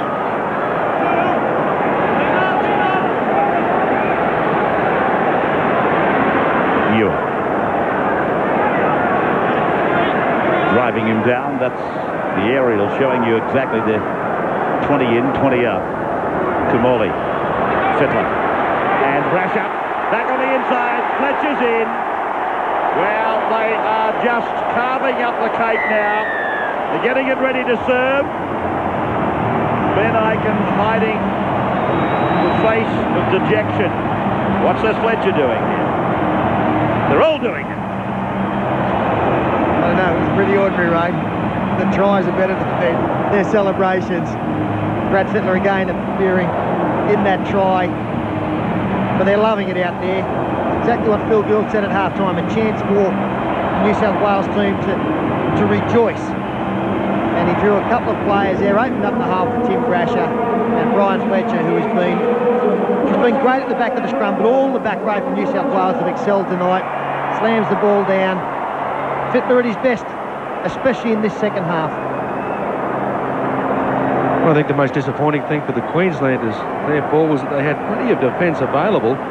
They went to play the slide. Gordon Tallis simply trailed Fittler on the inside. I think Julian O'Neill was the one that came in, decided he'd break the rules. Fortunately, it didn't work out well for the Queensland boys. Further embarrassment, and the bomb gets thrown. That's one of the best. It's a hand grenade. Yeah. Good on you, boys. Oh, I reckon they've been practicing this all week. They said, if we get to 30, we'll do this.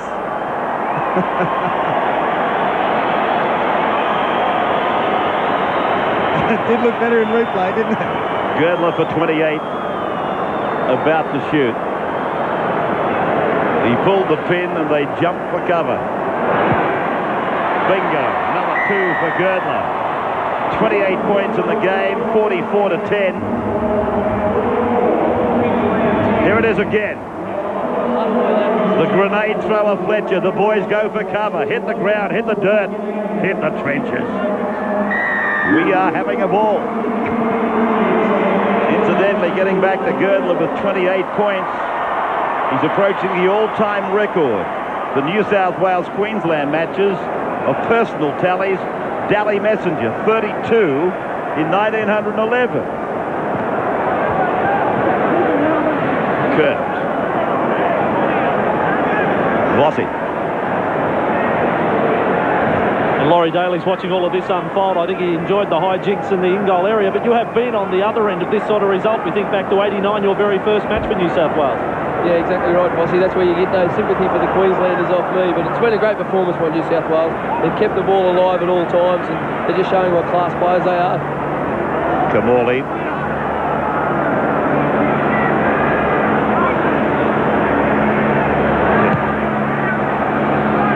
Punching it down inside the 10-metre line. That's Saylor going back with Lockyer. Lockyer falling back. Saylor taking the tackle of McDougall. McDougall having a great time out there tonight. Wendell in a badly beaten side. Clash was one of the headline clashes of the game. But it's been very much a night for Adam McDougall as Wendell, as I said, has struggled on the end of a back line of a team beaten, and beaten very badly, 44-10. Martin Lang to the 20-metre line. Darren Lockyer. And this is going to see McDougall on the halfway line. Saylor's got him in his sights. He saw him and ran away from him. Then he circled them, circled the wagons, and he's put down 43 metres out centre ground, 44-10. And we've got about 11 minutes of time to go. It's away for Kearns. And then again it's away out the back. Hill. Support play there from Ainscough. And they are just inside the 30-metre line. Coming to the western side of the ground. McDougall in with the left foot. Out he goes for Girdler. Gets it away. Here's Brasher. Held up and forced. Well, is he going to be forced back? Yes. Held up in goal is the ruling from Bill Harrigan.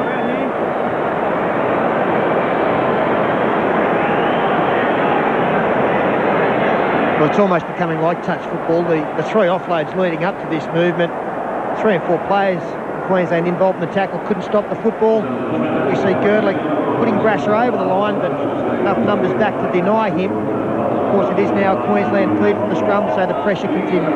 New South Wales feed. The pressure is maintained. Lock forward play. Hill cutting out a decoy run. Fittler shovels it out, and Gidley is held. Held down by Bowman. Kearns. Slaved all night, Kearns. Johns, beautiful hands. That went backwards, picked up by Stevens. Good work for a big fella. Muir now looking around. Picking his options. Johns tried to beat them. Lang closed the gap with Brad Corn. Muir. Kamali. Then Brasher ran a decoy. Kamali floats it out and McDougall puts it over. Adam McDougall scores for the Blues. Harrigan wants to look at the last pass. And maybe as to whether there was a shepherd involved with Brett Kamali's running. I don't think either will be a problem. We could have half a century scored here by razzle-dazzle New South Wales side. Kamali, well, I thought it was very similar to the pass that we thought was okay earlier. I think the hands were aimed backwards and the ball's floated forward, but if the last one was called up, that one may well be.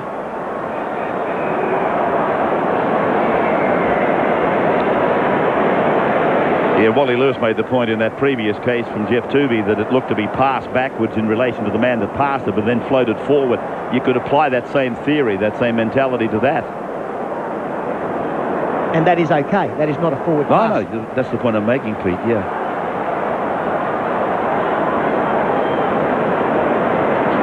And Dougal just having a squiz over that left shoulder. It's a try. Yeah, it's another try, and once again, it comes back to the pretty ordinary Queensland defence. Brett Kamali is allowed to run the football, breaks tackles at will there, just gets through a gap. They still can't get to him. And the Queensland defence, I mean, why someone didn't stay out on McDougall, I don't know. But, Wally, you got any boots on you? Go and have a game, will you? Get out there, something. Talking of Wally, what are you feeling looking up at that board? It's just escalating, 48-10. Oh, dismay, embarrassment.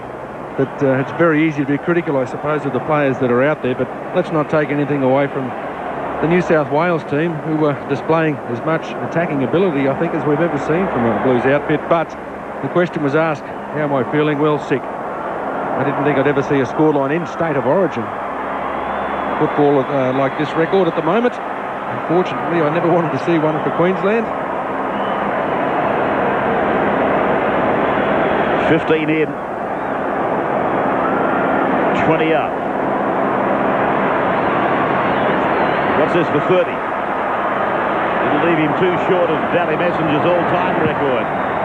And put them up. Put them up, Mr. Scoreboard. It is 50-10. We've made the half century. With 8 minutes to go, looking at it again. Kamali it was, away from Carroll. A little bit of a skippy. And then McDougall, not happy to put it down. Ran it infield to give Girdler another chance. And yes, Ben Kennedy, it's another one. Finding the line on the bounce. Well, I said before, Abs, it might be some great play that got Queensland down to this end. Finally, it's been pretty ordinary kick. Lockie's had a couple of them. Finally, they're in New South Wales 20-metre zone. The question remains, can they score a try from here? They're at long odds with the bookies. Gordon Tallis out in the centres. Matt Singh going into the scrum as Adrian Lamb finds Lockyer, gives it to Tallis. Hasn't been the case all night. He is well wrapped up. They've gone past that record score. We forgot about that when it did actually happen. The 36-6 has been wiped, that game. Forward off Hetherington's shoulder, and Bill Harrigan said no knock on. The crowd groaning, but Harrigan is absolutely right. Short ball for O'Neill, inside ball Singh, back to the centre for Lockyer, outside for Carroll. He'll be made to play the ball just inside the 10-metre line. Biggest winning margin in an Origin match is currently being played out. Lockyer. Hetherington to the blind side, no. Back to the open side, Lamb. And then O'Neill.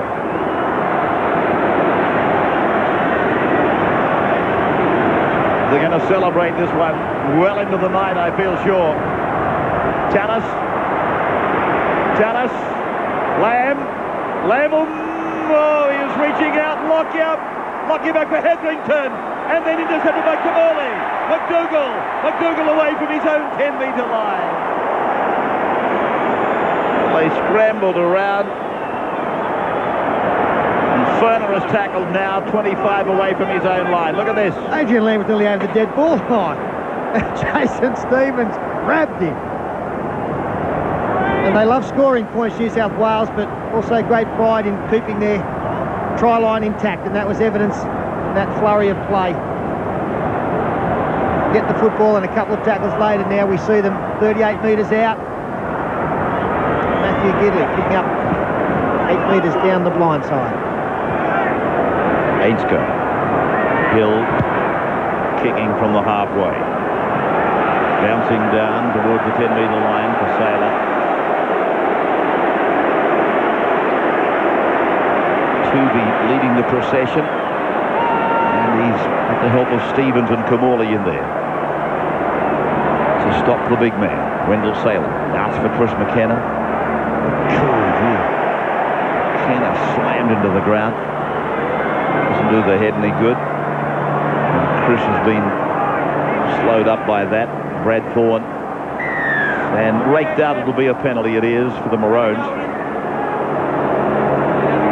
I see Chris Anderson calling for more stringent rules to govern. There's the ball. I think Brad might have lost it on his own. I don't think Tooby had anything to do with it. No, didn't look much of a rake out there. That back slam, that head into the ground. I agree with Chris Anderson. I reckon we've got to be somehow or other devising something to take the frequency of it out of the game.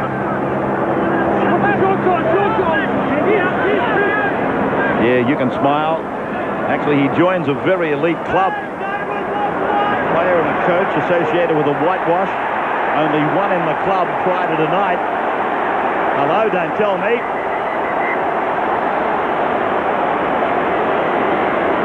It's okay.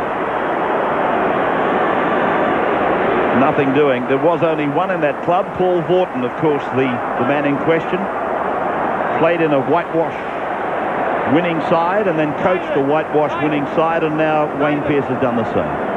Happy to have Junior in the club, Rabs. It'd be nice to have somebody to talk to. Good man, Junior. But he's done a great job, hasn't he, as the coach? There's a bit of a push from Webke, and Burner comes back at him, but not much doing. He's done really well. He learned a lot from last year's series as the punches are thrown. And he's proved himself. You don't walk away, it wouldn't have been a blue, it wouldn't have been on the line. Let's just play 3 minutes of footy, get that out of it. Do not start it. Yeah, Wayne Pearce proved himself at the top level, hasn't he, tonight, especially with this performance by New South Wales. And you think Wally and I are feeling crook at the moment. Imagine how Coach Mark Murray and Choppy Close are feeling. Hell of a lot worse than us. Queensland there. Trying to salvage something. Hetherington for Lockyer, who dummies as he tried to pass it back infield, and Stevens got in the road. Hetherington on for O'Neill. O'Neill to the line, and Firma still boiling over. Puts him down. Hetherington for Lamb, and Lamb. Tallis will get there. The big fella's over. He puts it down on the line. Jason, walk away, move away. And what's Harrigan saying? Points to the spot for a try. That's what he's saying. Gordon Tallis scoring for Queensland. 50 points to 14. Good on you, boys. Something out of the wreck for the Maroons. Nice ball from Adrian Lamb. Matt Gidley went for an intercept. He didn't get it. And Gordon Tallis, who I have to say, has probably been our most consistent performer in all 3 matches. You've only got to get a part of the football on that white line, on the chalk. He does that. And Harrigan, a little bit of a chat and some talk to the Blues towards the try. And there's the conversion successful from Matt Rogers. So 50 points to 16 brings that old record back onto the board. The 1989 36-6 winning margin. Ray, I think this pass would be safe to say if it was thrown on the other side of the field, we could well have seen New South Wales touching down for another 4-pointer by Ryan Girdler.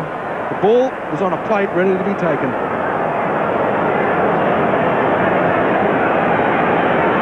Slowly does it.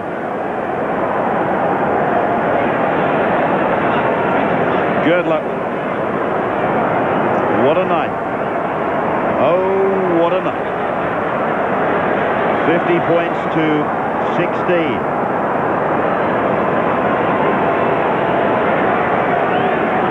No, that still holds pride of place, doesn't it? 34 points, you're quite right. Girdler starts again, but for the last time.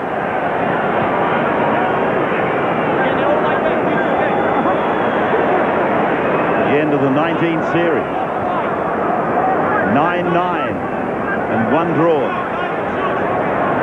The end of the 60th match. Queensland 30, New South Wales 29, 1 draw. Harrigan calling it back. Tallis, who was off for the prize, came forward from O'Neill.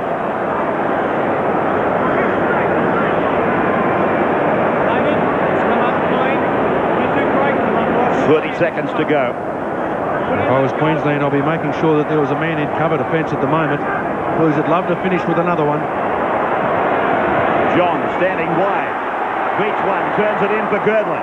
Girdler gets it up for Fittler. McDougall's gone back in field. Now it's with Johns again. This time Kamali to the 20-metre line. Inside ball for Muir. Muir gets it away. Johns is there. It's gone out for Gidley to score. Gidley's gone in.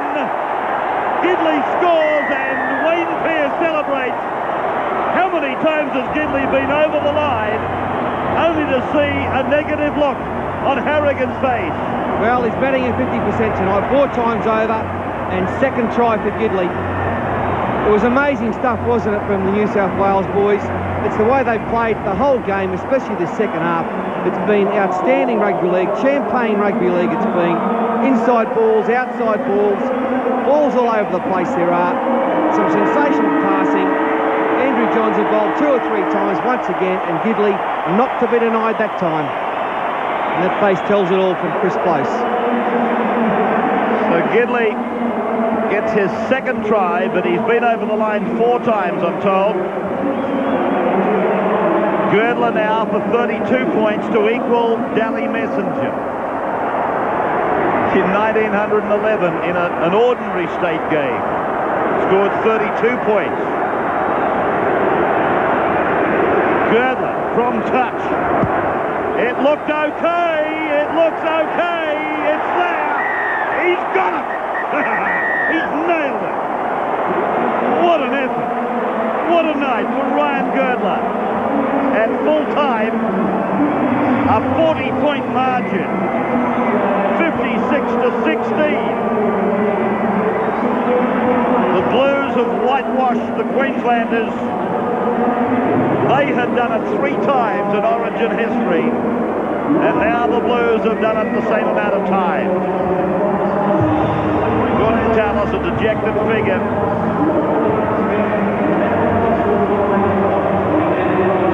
They came, we were told, seeking to retain their pride.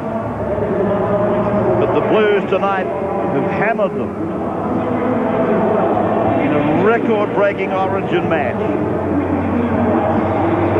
40 points the margin, 56 to 16. In many quarters, a humiliating defeat for Queensland. And one considers State of Origin 1 and how unlucky they appeared to be. And then we saw a tremendous game at Suncorp Stadium. They probably weren't deserving of this. Laurie Daly's out there with Adrian Lamb. Yes, Laurie? Yeah, thanks, Rabs. Here with me is Queensland captain Adrian Lamb. Adrian, you came here looking for some pride tonight, but it wasn't to be. No, it was very disappointing, you know. The biggest score ever, but things just didn't work out the way we wanted. We had a couple of opportunities there, and we gave them a head start at the start of the game there with a few silly mistakes, and it just snowballed from there. You've played in a number of Origin games. Have you ever seen a better New South Wales performance?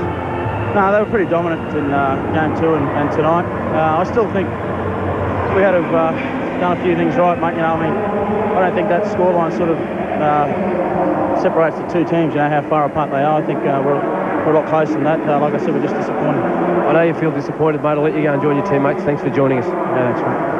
Laurie Daly and Adrian Lamb. Andrew Voss is now with the $2,000 VB man of the match. Andrew. And Ray, it's no surprise the $2,000 from VB has gone to Ryan Girdler. He's swapped his New South Wales jumper for a Queensland jumper, but I've still got to ask, is there a Superman shirt underneath that, Ryan? No, mate, it's just weird. Just had one of those days where I think we showed in the last game we're a skillful side, and everyone thought we were going to come out here today and go through the motions, but I think the 60-odd thousand really appreciate the footy that we played tonight. 3 tries, 10 from 10 with a boot. Has there been a finer night, a finer game of football for Ryan Girdler? Oh, mate, you win 56-16 or whatever. I think everyone on the field's at their best.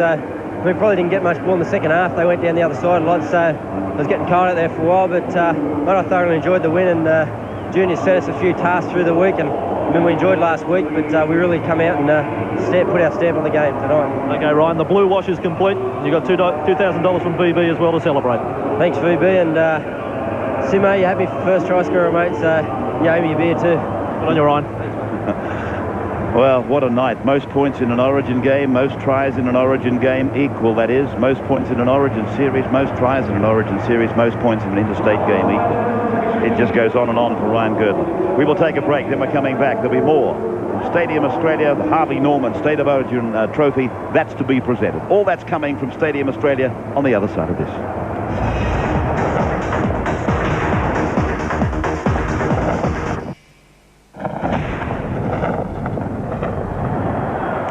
And welcome back to Stadium Australia, a crowd of almost 60,000 here tonight to see the Blues whitewash Queensland, wrap it up at 3-zip and a 40-point margin over them. Now for the presentation of trophies, here's Peter Sterling. Ladies and gentlemen, I'm sure you would agree, a fitting finale to what has been another wonderful State of Origin series to kick off the new millennium. A gallant Queensland team over the last 3 games, but tonight New South Wales have shown their superiority to record just their 3rd ever clean sweep in the last 20 years of Origin history. A fantastic performance, and we applaud both teams for their contribution over the last 6 weeks. To begin tonight's presentation, would you please make welcome the ARL Chief Executive, Mr. Jeff Carr. Thank you, Peter. Thank you, ladies and gentlemen. On behalf of everyone here, I'd like to congratulate the Blues. Thank everyone for coming, and hand you over to Mr. Colin Love, who will introduce Mr. Brad Fittler. Well, commiserations to Adrian Lamb and the 4X Queensland team. They did run into a hot New South Wales team tonight. Congratulations to Brad Fittler and the Wizard Blues. It was a mighty effort. Congratulations on their win tonight, and also on winning the series. It's been a very exciting series made possible by the generous support of Harvey Norman, and we do thank them. But we also thank you, the fans and supporters, that have made this series such a success. Thank you. Brad, congratulations.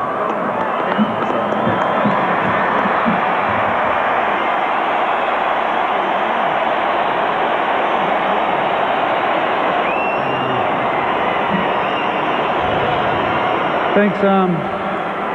I'd like to thank Queensland for a great series. The last couple of games have been pretty high scoring, and I think that's just the way the game's heading a bit. I'd like to thank our sponsor, Wizard, our coach and staff, Junior, and the rest. And I didn't think a score like that was possible, but who knows, with this football team, it's pretty special. And I'd like to thank everyone that came tonight, and I hope you all stay around for the Lab of Honour. We told you we'd put on a show, and we did.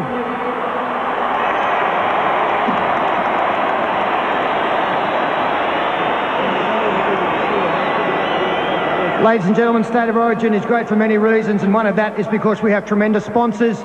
Would you please now make welcome Mr. Jerry Harvey from Harvey Norman, once again the series sponsors, to present the winning trophy to Brad Fittler. Congratulations, Brad. What a game.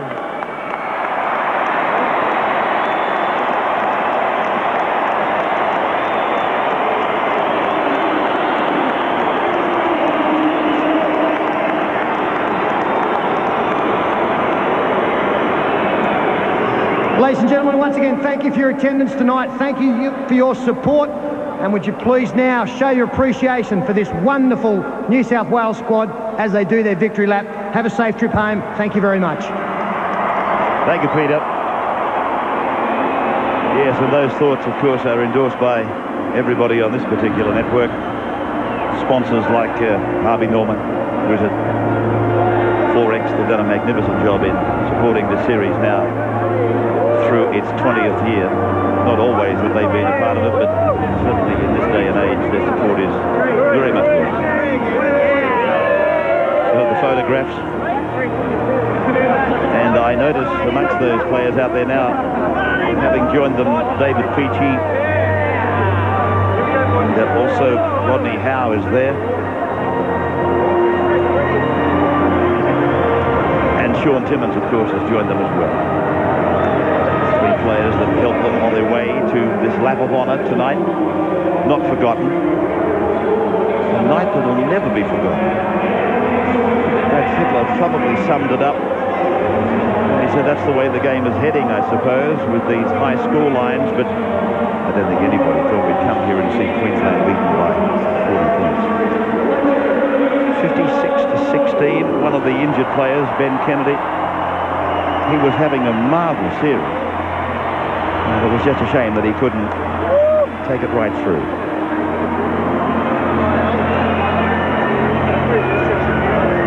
So this arena that is going to house the champions of the 2000 Olympics, which will get underway in 100 days from now. Tonight has housed, as history probably will tell us, a champion state of origin side. Yes, an exhilarating performance by the Blues, not only tonight but the last game when they magic second half they put in. And it'd be interesting, wouldn't it, rating on maybe a man of the series for the Blues. Had so many good players. Ryan Girdler, he'd be hard to beat in that. Brad Fittler, Brett Kamali got better as the series went on. Girdler there talking to a fan. Ryan, Jason Stevens, I thought tonight did really well. Coming off the bench in the first couple of games, he started the game tonight and started with a lot of aggression. Played some good footy up front. Jeff Turvey was outstanding tonight. A couple of his forays down the blind side nearly yielded points. Michael Bella got plenty of game time. It's just been a great series, and the boys, you've got to admire the way they played. And even when they were sitting on the sideline, players like Andrew Johns and Adam Muir just smiling, laughing, loving every minute of it. And Andrew Johns just confirmed tonight what everyone knows, that he is the best player in the world today. There's another record that I've just been reminded of, that it's the highest scoring Origin match ever, 72 points. Previous was a 43-22 win by Queensland in 1983 with a total of 65 points. So it's really been a record-breaking night in more ways than one, in probably more ways than 10. We will take a break. We'll come back and rejoin this festivity. The party is just starting for the Blues. The Blue Rinse party. Have you got an invitation? Well, you can get a little part of it when we come back after this.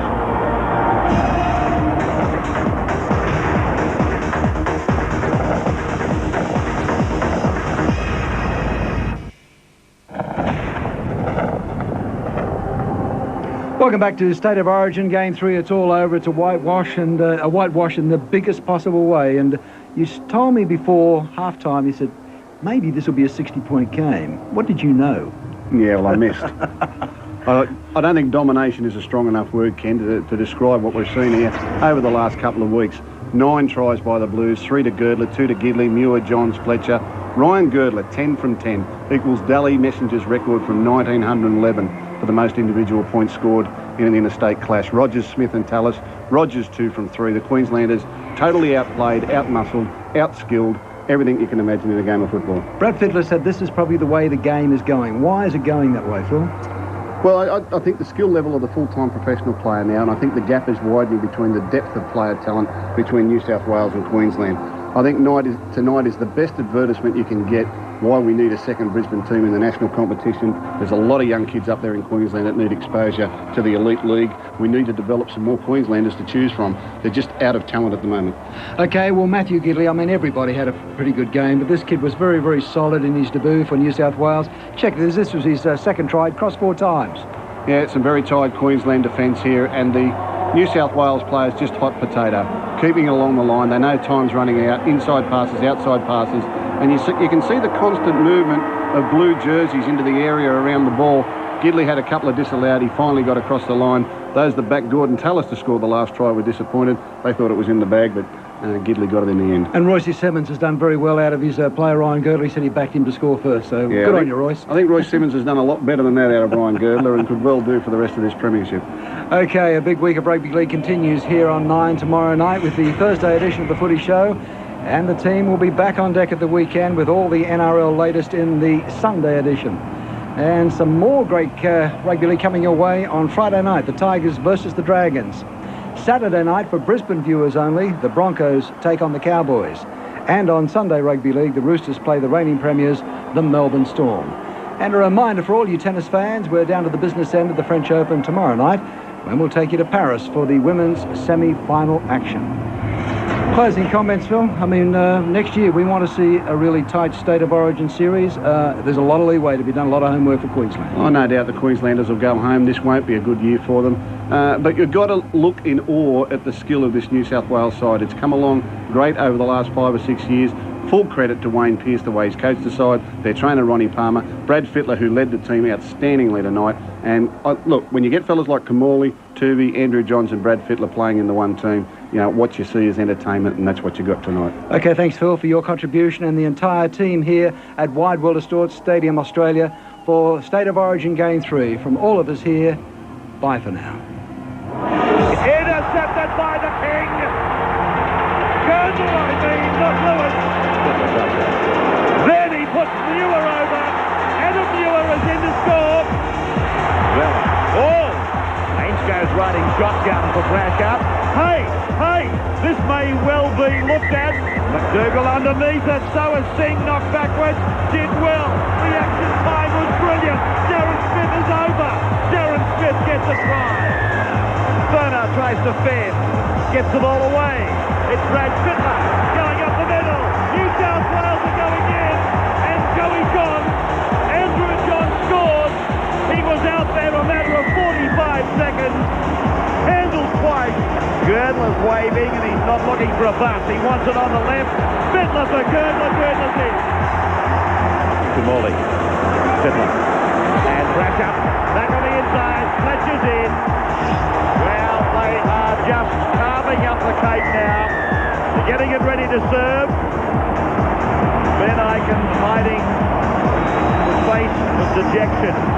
What's this Fletcher doing here? They're all doing it. I know, it's pretty ordinary, Ray. This has been another presentation from Nine's Wide World of Sports.